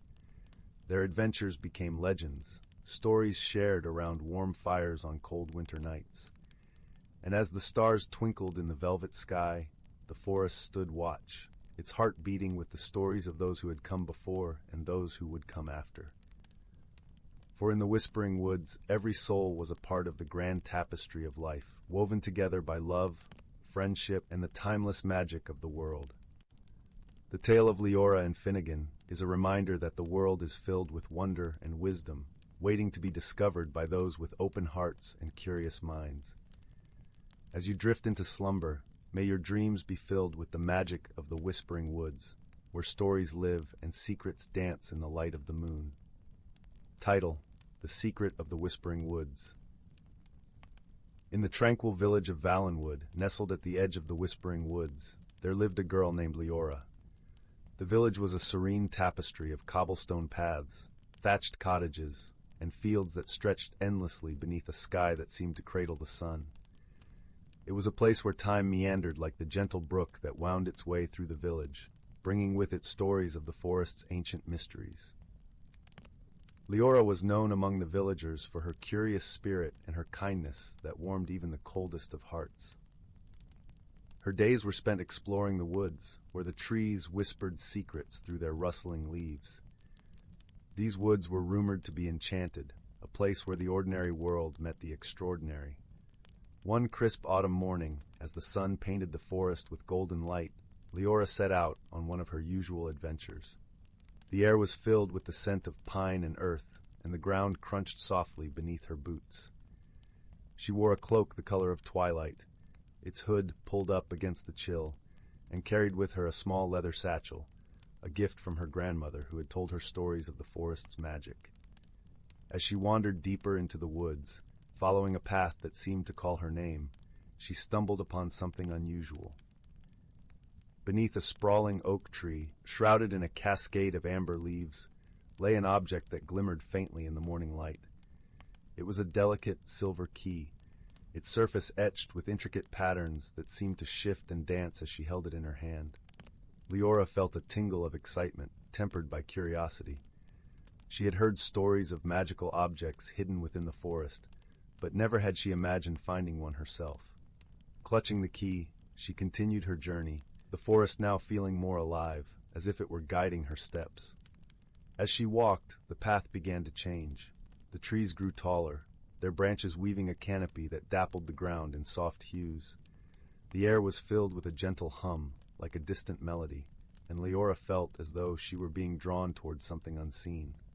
After what felt like hours, she arrived at a clearing bathed in sunlight. At its center stood an ancient stone archway, entwined with ivy and covered in runes that glowed softly. Leora's heart raced, for she knew this was no ordinary place. This was the gateway to the hidden world of the Whispering Woods, a realm spoken of only in hushed tones and bedtime tales. With the key trembling in her hand, she approached the archway. As she inserted the key into a hidden lock, the runes flared with light, and the air shimmered with anticipation. The archway began to hum, and slowly it opened, revealing a world beyond the veil of the ordinary. Leora stepped through, her breath catching in her throat. The hidden world was a tapestry of wonders, a place where the fantastical mingled with the familiar. Flowers of every hue filled the air with their fragrance, and creatures of legend darted between the trees, their eyes alight with curiosity and warmth. As she ventured further, Leora met a small fox with fur like spun gold. His eyes sparkled with intelligence, and he introduced himself as Finley, a guardian of the forest. Finley explained that the key she had found was one of the forest keys, magical objects that maintained the balance between the two worlds. Each key was entrusted to a guardian, chosen by the forest itself. Leora listened with rapt attention, her heart swelling with wonder at the responsibility that had been bestowed upon her. Finley spoke of the forest's harmony, its delicate balance threatened by those who sought to exploit its magic for selfish gain. The keys, he said, were the forest's way of ensuring that only those with pure hearts could access its secrets. Over the days that followed, Leora and Finley explored the hidden world together. She learned of the creatures that called it home and the enchantments that wove it into being. They visited the luminal grove, where the trees glowed with an inner light, and the crystal falls, whose waters sang with the voices of the ancients. Each place was a marvel, a testament to the forest's magic and its enduring beauty. Yet, as much as Leora marveled at the wonders around her, she was also aware of the responsibility she bore. The key she had found was a symbol of trust, a bond between her and the forest. It was a promise to protect this hidden world and to ensure its secrets were kept safe from those who would do it harm. One evening, as the setting sun painted the sky with hues of rose and gold, Leora and Finley sat beside a babbling brook. The air was cool, and the forest was filled with the gentle songs of night creatures waking to the twilight. "Leora," Finley began, his voice soft with the weight of what he was about to say. "The forest chose you for a reason. It sensed the kindness in your heart and the strength in your spirit. But this journey isn't just about protecting the forest. It's also about discovering who you are and what you are capable of." Leora listened, the warmth of Finley's words settling over her like a comforting blanket. She knew what he said was true. The forest was a part of her now, as much as she was a part of it. In its depths, she had found a sense of belonging, a connection to something greater than herself. As the days turned to weeks, Leora's bond with the forest deepened. She learned to listen to its whispers, to understand its needs and desires. She discovered a strength within her that she had never known, a quiet resilience that allowed her to face the challenges that came her way. But not all who entered the forest were as kind-hearted as Leora. One day, while exploring a secluded glen, she encountered a stranger. He was a tall man with a sharp gaze and an air of mystery about him. His presence unsettled her, for she sensed an undercurrent of darkness in his intentions. The man introduced himself as Marcellus, a traveler seeking the forest's secrets. He spoke in a smooth, persuasive voice, weaving tales of exploration and discovery. Yet beneath his words, Leora sensed a hunger, a desire to possess the magic of the forest for himself. Leora knew she had to protect the forest from Marcellus's greed. She and Finley devised a plan to guide him away, using the forest's enchantments to create illusions that would lead him astray. It was a delicate dance, one that required all of Leora's ingenuity and the forest's magic. Through patience and cleverness, they managed to divert Marcellus, leading him in circles until he grew weary and confused. Frustrated, he eventually left the forest, his ambitions thwarted by the very magic he sought to control. With Marcellus gone, peace returned to the forest. The creatures resumed their songs, and the trees sighed with relief. Leora had proven herself a true guardian, her wisdom and kindness shielding the hidden world from harm. As the seasons changed, Leora continued her guardianship, learning and growing with each passing day. Her adventures in the hidden world taught her the importance of balance, of living in harmony with nature and respecting its mysteries. One day, as she sat beneath a willow tree, watching the sun set over the horizon, she realized how much she had changed. The girl who had first wandered into the whispering woods was still there, but she had grown into someone wiser, someone more attuned to the world around her. In time, Leora became a legend in Valenwood, her tales of the hidden world inspiring generations to come. She remained a guardian of the forest, a bridge between the two worlds, ensuring that its secrets were preserved for those who would honor and cherish them.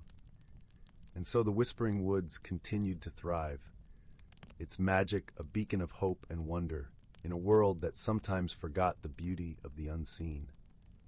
Leora's story was one of friendship and transformation, a testament to the power of kindness and the enduring magic of the world around us.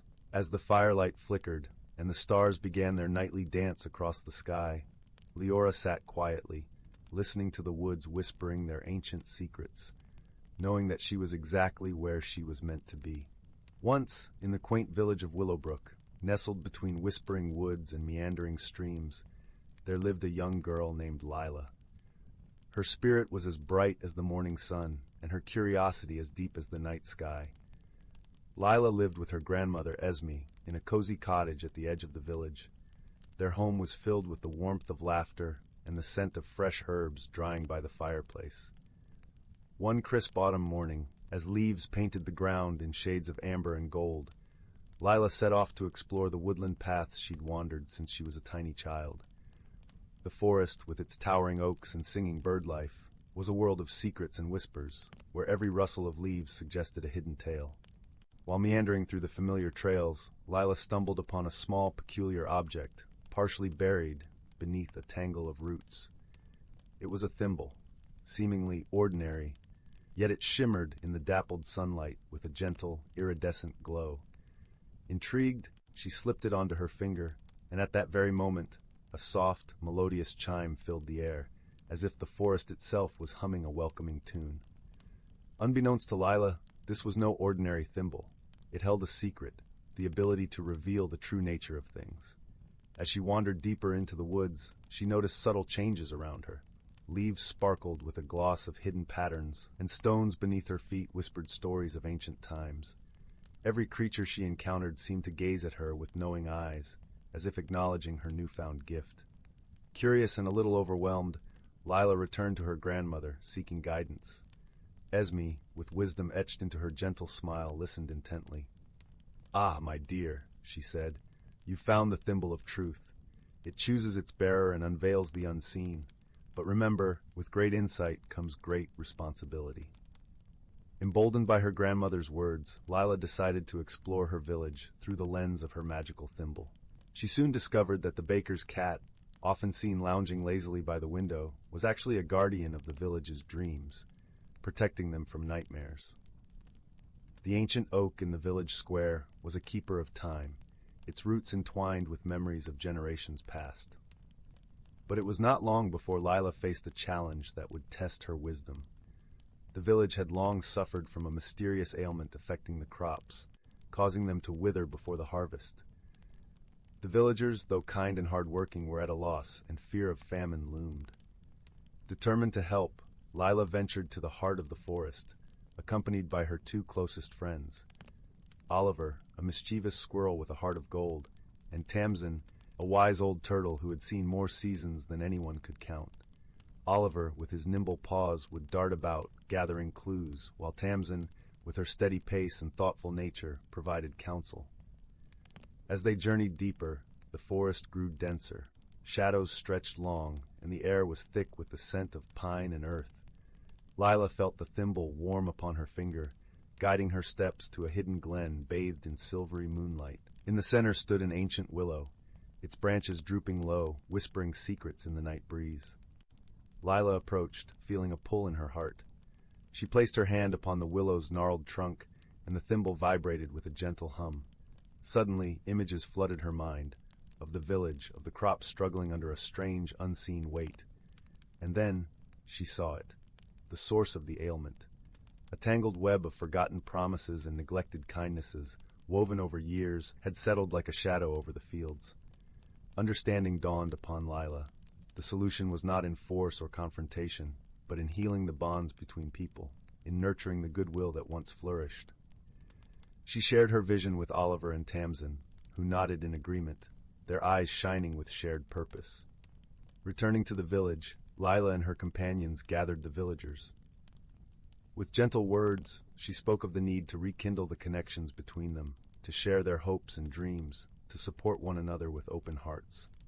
The villagers, inspired by Lila's wisdom and the sincerity in her voice, came together. They shared meals, exchanged stories, and worked the fields as one community. Slowly the shadow lifted, and the fields began to thrive once more, vibrant and abundant. As the harvest festival approached, the village was filled with joy and gratitude. Lila, with her magical thimble, had not only revealed the truth, but had also reminded them of the power of unity and kindness. That night, under a sky dusted with stars, Lila sat with her grandmother by the crackling fire.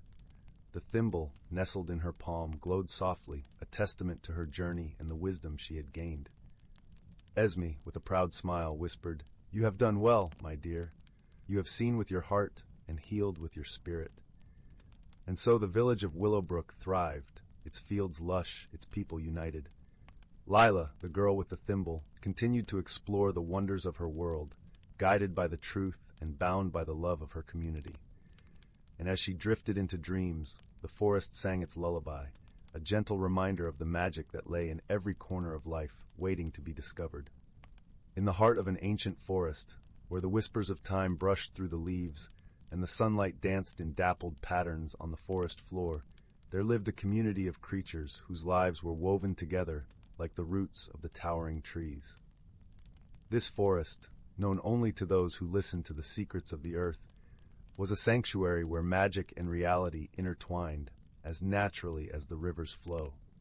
The creatures of this forest were gentle beings, each unique yet connected by the threads of their environment. There was Silva, the wise old owl, whose feathers shimmered like silver under the moonlight, and whose eyes held the knowledge of countless seasons. Her perch was an ancient oak, its gnarled branches stretching high above the canopy, offering a vantage point from which she could observe the world below.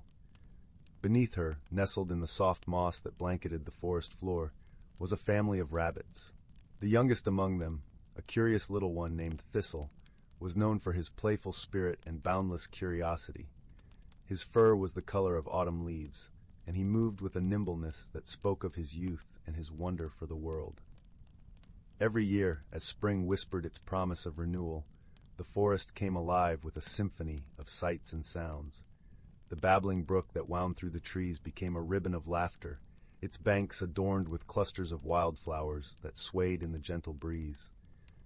The air was sweet with the fragrance of blooming honeysuckle, and the sunlight, warm and golden, filtered through the canopy in soft beams that kissed the earth. This particular spring, however, brought with it a peculiar phenomenon. As the first rains of the season fell, their droplets seemed to glisten with an ethereal glow, casting a rainbow of colors across the forest. It was said among the creatures that these were not ordinary rains, but the tears of joy from the spirit of the forest, celebrating the harmony and balance that had been preserved through the ages. Silva, with her keen wisdom, gathered the creatures for a meeting beneath her oak. The air was filled with anticipation as they assembled, each eager to hear the owl's insights. Her voice, when she spoke, was soft yet resonant, like the rustle of leaves in a gentle wind. "Dear friends," she began, "these magical rains are a gift, a reminder of our bond with this forest, but they are also a call to action. We must ensure that our home remains in balance, that we nurture and protect the delicate harmony that sustains us all." The creatures nodded in understanding, their hearts swelling with a shared sense of purpose. Thistle, ever curious, tilted his head and asked, "But how do we do that, Silva?" With a kind smile, Silva replied, "By listening to the wisdom of our ancestors and the whispers of the forest. We must remember that every action has an echo. The way we care for our home today will shape the world for the generations to come." As the days passed, the creatures set about their tasks, each contributing in their own way to the health of their shared home. The squirrels, with their swift movements and keen eyes, gathered seeds and nuts, ensuring that new life would sprout in the coming seasons. The deer, graceful and watchful, pruned the underbrush, allowing sunlight to reach the seedlings, struggling towards the sky. Even the brook, with its ceaseless flow, played its part, carrying nutrients across the land and quenching the thirst of all who dwelled nearby. The forest thrived under the care of its inhabitants, the magic of the rain seeping into every root and branch, every feather and paw. One evening, as the sun dipped below the horizon and the sky blushed with the colors of twilight, Thistle sat beneath Silva's oak, his eyes wide with wonder at the day's events. The forest was a symphony of chirping crickets and croaking frogs, their melodies a lullaby that wrapped around him like a warm blanket. "Silva," he said, his voice soft yet filled with awe, "I've learned so much. The forest is full of stories, isn't it?" "Indeed it is, little one," Silva replied, her eyes twinkling like stars. "And you are a part of this story. Remember, wisdom is not just knowing the past, but nurturing the future." Thistle nodded, his heart filled with a sense of belonging. As he nestled against the soft moss, his eyes grew heavy with sleep, The forest, with its ancient magic and timeless wisdom, cradled him in its embrace, whispering promises of dreams yet to come. And so the ancient forest continued to thrive, its creatures living in harmony with the land and each other. Through their gentle care and shared wisdom, the balance was preserved, and the magical rains of spring became a cherished legend, passed down through the generations.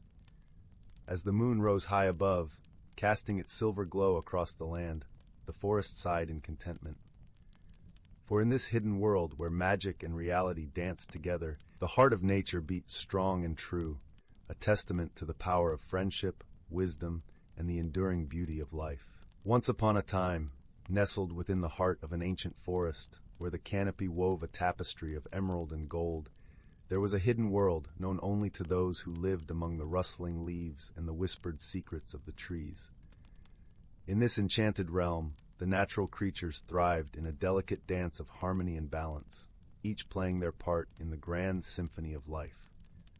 The forest, vibrant and alive, was a place where sunlight trickled through the leaves like liquid gold, dappling the forest floor with patches of warmth and light. The air was thick with the scent of pine and earth, a heady aroma that spoke of life both old and new. Here, every rustle of a leaf, every chirp of a cricket, and every babbling brook added its note to the soothing melody of nature. Amidst this serene setting, there lived a wise old owl named Orin. Orin's feathers were the color of moonlight, and his eyes were like pools of amber, deep and knowing. He was the keeper of the forest's wisdom, a role passed down through generations of his lineage. Orin had watched over the forest for many years, guiding its inhabitants with gentle advice and stories of old. One crisp autumn evening, as the leaves turned to shades of crimson and gold, a young fox named Finley approached Orin. Finley was a curious creature, with a coat as fiery as the autumn leaves and eyes that sparkled with youthful wonder. He had heard tales of the magical phenomena that graced the forest with the changing of the seasons, and he was eager to learn more. "Wise Orin," Finley began, his voice a soft murmur in the quiet of the evening, "I've heard whispers of the magic that comes with the turning of the seasons. Can you tell me more about it?" Orin, perched upon a sturdy branch of an ancient oak, ruffled his feathers thoughtfully. "Ah, young Finley," he replied, his voice as smooth as the whispering wind, "the magic of the seasons is a wondrous thing indeed. It is the breath of the forest, the rhythm of life itself." Finley's eyes widened with anticipation, and he settled himself at the foot of the tree, ready to absorb every word.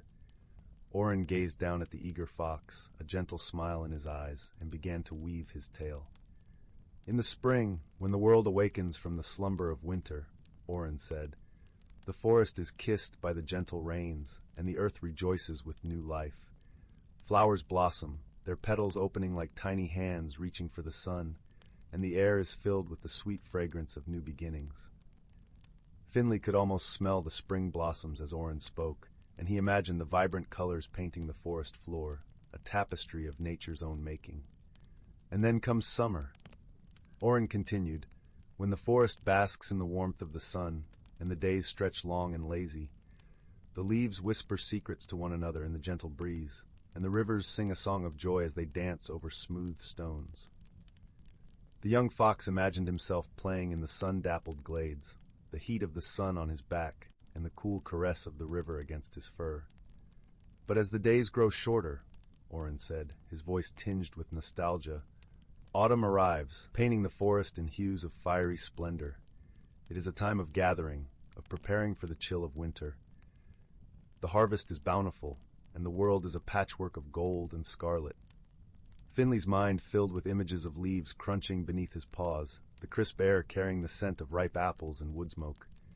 "And finally, winter blankets the forest in a quilt of snow," Orin said softly. "The world is hushed, wrapped in a serene stillness. It is a time of rest, of reflection, when the forest dreams of the spring to come." Finley imagined the quiet beauty of winter, the snowflakes dancing in the air like tiny stars, the world wrapped in a soft white embrace. "But remember, dear Finley," Orin advised, his gaze meeting the young fox's, "with each season comes its own challenges and lessons. It is the balance of nature, a cycle that reminds us of the importance of harmony." Finley nodded, a newfound understanding settling in his heart. He realized that the magic of the seasons was not just in their beauty, but in the way they taught the forest and its inhabitants to live in balance with one another. "Thank you, Orin," Finley said, his voice filled with gratitude. "I will remember your words." As the sun dipped below the horizon, painting the sky with strokes of pink and lavender, Finley trotted back to his den, his mind alight with the wonders of the forest. He knew that he, too, was a part of this magical world, and he was determined to play his part in maintaining its harmony. In the days that followed, Finley shared Orin's wisdom with his fellow creatures, helping them prepare for the coming winter and reminding them of the beauty and challenges of each season. Together, they worked to sustain the balance of the forest, their lives intertwined in a tapestry of friendship and understanding. And so the ancient forest thrived, a testament to the power of harmony and the wisdom passed down through the ages. Under the watchful eyes of Orin and the gentle guidance of creatures like Finley, the forest remained a place of magic and wonder, a sanctuary where nature and its inhabitants lived as one. As the seasons turned, the forest continued to sing its timeless song, a melody of life and light that echoed through the trees, whispering its secrets to those who took the time to listen. And in the heart of this enchanted realm, the creatures of the forest found peace, knowing that they were part of something greater, a world where magic and nature danced together in perfect harmony. Title: The Whispering Stones. In the heart of the lush, emerald forest, where the air seemed to hum with a melody only the trees could hear, there lay a small village named Verdant Hollow. It was a place cloaked in perpetual spring, where the sun filtered through the canopy in soft, golden beams, and the scent of blooming wildflowers mingled with the crisp freshness of the morning dew. The village was known for its tranquility, nestled as it was between the arms of the great forest and the silver-threaded river that wound its way through the landscape. The villagers lived in harmony with nature, their homes built from the very wood of fallen trees, and their lives intertwined with the rhythms of the land. In this serene setting lived a young girl named Lyra, with hair as dark as raven feathers and eyes that sparkled like the forest's hidden streams. Lyra was known for her gentle heart and her insatiable curiosity about the world beyond the village's borders. Her days were spent wandering through the woods, listening to the whispers of the leaves and the songs of the birds, her heart yearning for something more, something unknown. One crisp autumn morning, as the mist clung to the earth and the world was still wrapped in the gentle embrace of dawn, Lyra set out on one of her many explorations. The forest was alive with the chatter of squirrels and the rustle of leaves underfoot. As she wandered deeper into the woods, she stumbled upon a small, secluded glade she had never seen before. The glade was unlike any other part of the forest. It was filled with a soft, almost ethereal light, and at its center lay a peculiar circle of stones. These stones were unlike any Lyra had seen. They were smooth and cool to the touch, with faint, glowing runes carved into their surfaces. As she traced her fingers over them, she felt a curious tingling sensation, as if the stones were alive, humming with a silent energy. Intrigued, Lyra sat among them, closing her eyes to better feel their vibrations. As she sat, the world around her began to fade, and a gentle voice, soft and melodic, filled her mind. "Welcome, seeker of the unseen," it whispered, as if carried on the breeze. "You have found the Whispering Stones, a gateway to the hidden realm." Lyra's heart skipped a beat. A hidden realm? Her curiosity blazed brighter than ever. "Who are you?" she asked, her voice a mere breath in the stillness. "We are the guardians of the ancient paths," the voice replied, warm and comforting. "Through us, you may glimpse the world beyond the veil, where the ordinary becomes extraordinary, and the lines between this world and the next blur." The stones pulsed gently beneath her palms, and Lyra knew she was standing on the threshold of something wondrous. Yet she hesitated, the weight of the unknown pressing down on her. "What must I do?" she asked. "Merely open your heart and mind," the voice instructed. "Trust in the journey, for it will reveal what you seek." Taking a deep breath, Lyra allowed herself to relax, surrendering to the stone's gentle pull. As she did, the glade seemed to shimmer, the air around her growing thick with magic. The world swirled and shifted, and when she opened her eyes, she found herself standing in a place both strange and familiar. The forest was there, yet transformed. The trees towered higher, their leaves shimmering in hues of silver and gold. The air was tinged with the scent of flowers Lyra had never encountered, sweet and intoxicating. The sky above was a canvas of swirling colors, like the auroras she had heard tales of but never seen. In this hidden realm, creatures of all kinds roamed freely. There were deer with coats like spun starlight, birds with feathers that glistened like precious gems, and tiny, delicate beings that flitted about on gossamer wings, leaving trails of light in their wake. Awestruck, Lyra wandered through this enchanted world, her heart soaring with wonder. As she explored, she encountered a young fox with fur as red as flame and eyes that gleamed with intelligence. The fox, sensing her presence, approached cautiously, its movements graceful and fluid. "Greetings, traveler," the fox said, its voice echoing in Lyra's mind. "I am Finn, a guide of this realm. What brings you to our world?" Lyra knelt to meet the fox's gaze, her heart brimming with excitement and a touch of trepidation. "I found the Whispering Stones," she explained. "They led me here. I seek to learn, to understand the mysteries of this place." Finn nodded, a knowing gleam in his eye. "Then you are welcome here, for you have the heart of a true seeker. But remember, knowledge is not always easy to grasp. The journey may be fraught with challenges, yet you will not face them alone." With Finn by her side, Lyra ventured deeper into the hidden realm. They traveled through forests where the trees sang in melodious harmonies, across meadows where flowers danced to an unheard tune, and over streams that glowed with the light of 1,000 stars. Along the way, they encountered many wondrous beings, wise owls with feathers of moonlight, playful otters that wove patterns in the water, and ancient tortoises that moved with the wisdom of ages past. Each shared a piece of their world, their stories painting a tapestry of magic and wonder that left Lyra's heart full. Yet, as the days passed, Lyra began to notice a shadow creeping over the land. The colors of the realm dimmed, the songs grew fainter, and the creatures moved with a sense of unease. The hidden realm was changing, and not for the better. Concerned, Lyra turned to Finn. "What is happening?" she asked, worry etching her brow. Finn's eyes were somber, his voice a soft murmur. "A great imbalance has befallen our world. The threads that bind it are unraveling, and the magic that sustains us is fading." Lyra's heart ached at the thought. This realm, so full of beauty and wonder, was in peril.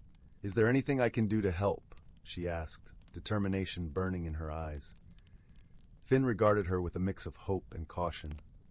"There is a way, but it is not without risk. To restore balance, you must journey to the heart of the realm, where the source of magic lies.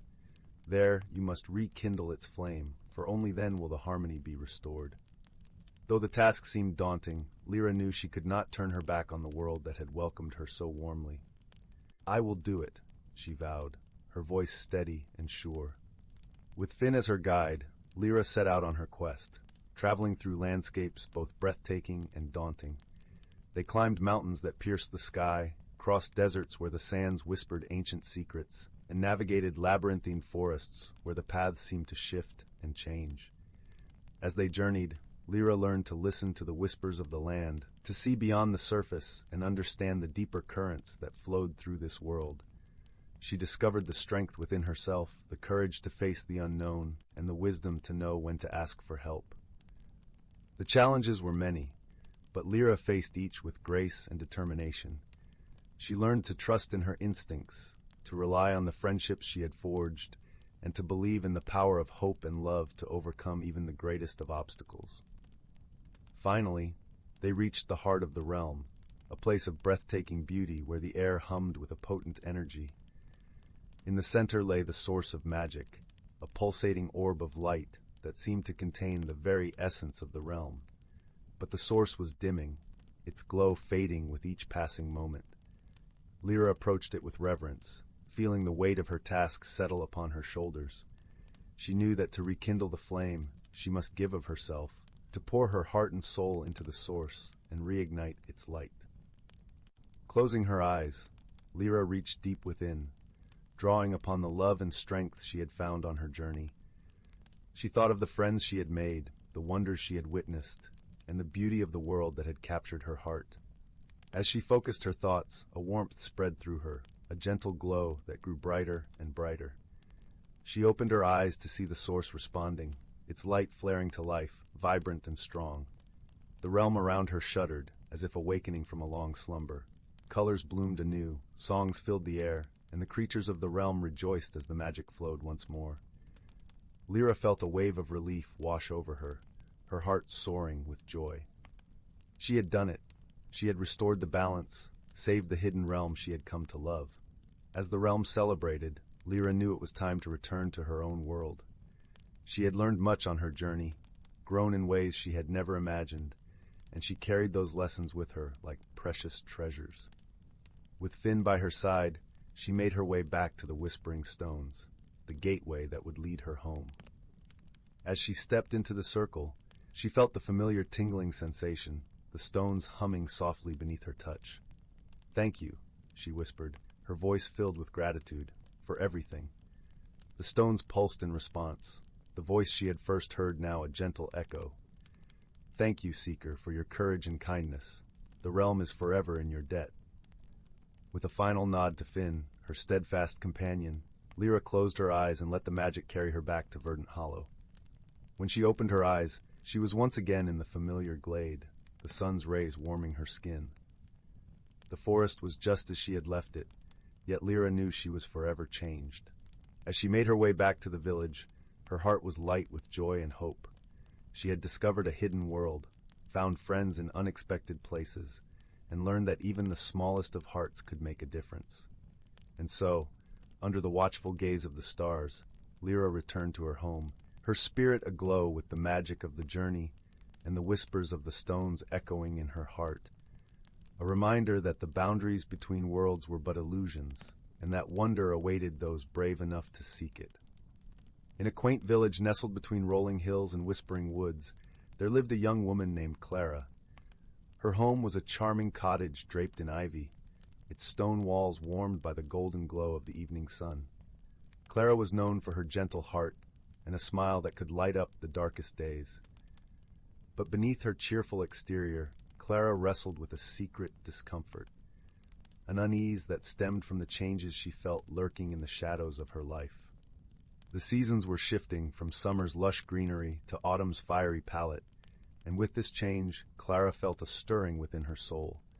She often strolled through the village, her feet crunching over fallen leaves, her thoughts a flurry of uncertainty. "Why must things change?" she would whisper to the rustling trees, as if seeking solace in their ancient wisdom.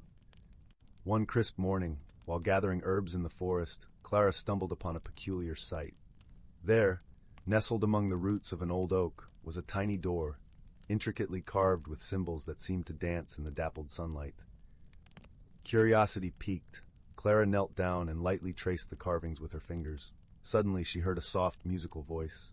"Do you wish to enter, dear one?" the voice asked, gentle as the breeze. Startled, Clara looked around but saw no one. With her heart fluttering like the wings of a sparrow, she nodded. The door creaked open, revealing a shimmering pathway that seemed to beckon her onward. As she stepped through the threshold, Clara found herself in a wondrous realm where the air was fragrant with the scent of wildflowers and the sky blushed with hues of lavender and rose. The landscape was alive with magic, trees with leaves spun from silver, streams that sang as they flowed, and creatures that glimmered with a luminescent glow. It was here she met Silas, a wise and gentle creature resembling both a fox and a deer, with eyes like pools of starlight. "Welcome, Clara," he said, his voice as soothing as a lullaby. "You've entered the realm of reflection, where inner truths are revealed through the magic that surrounds you." Silas became Clara's guide, leading her through this enchanted land where every step seemed to mirror the transformations she feared. Together, they wandered through fields of golden grass that whispered secrets in the wind, and visited groves where the trees sang songs of old. One afternoon, as they rested by a crystal-clear pond, Silas spoke gently. "Change is like the seasons, dear Clara. It is the nature of life to evolve and grow. It is not something to fear, but to embrace." Clara watched her reflection ripple in the pond, noticing how the water distorted and reshaped her image. She realized that just as the pond could change her reflection, so too could she adapt to the changes within and around her. With each passing day in the magical realm, Clara found herself growing more attuned to the subtle rhythms of life. She learned from the creatures of the forest, who navigated their world with grace and acceptance. From the flowers that bloomed and faded with the sun, she learned the beauty of cycles and renewal. The time came when Clara felt a deep sense of peace settle within her heart, a gentle acceptance of the inevitable changes that life would bring. She thanked Silas for his wisdom and friendship, his presence a comforting balm to her soul. As she prepared to leave the realm of reflection, Silas gifted her a small, translucent stone that shimmered with all the colors of the realm.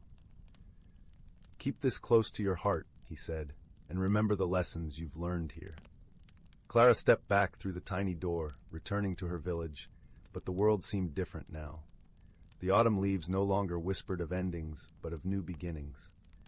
Her heart, once burdened with fear, now danced with hope and possibility.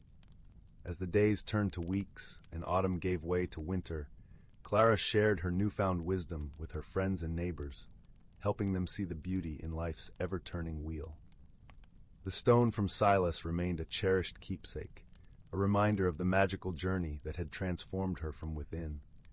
And so, in the warmth of her cottage by the crackling fireplace, Clara found comfort in the knowledge that change was not a foe to be fought, but a friend to be welcomed. Her heart, now open and free, embraced the endless dance of seasons, carrying her ever forward on the gentle wings of transformation.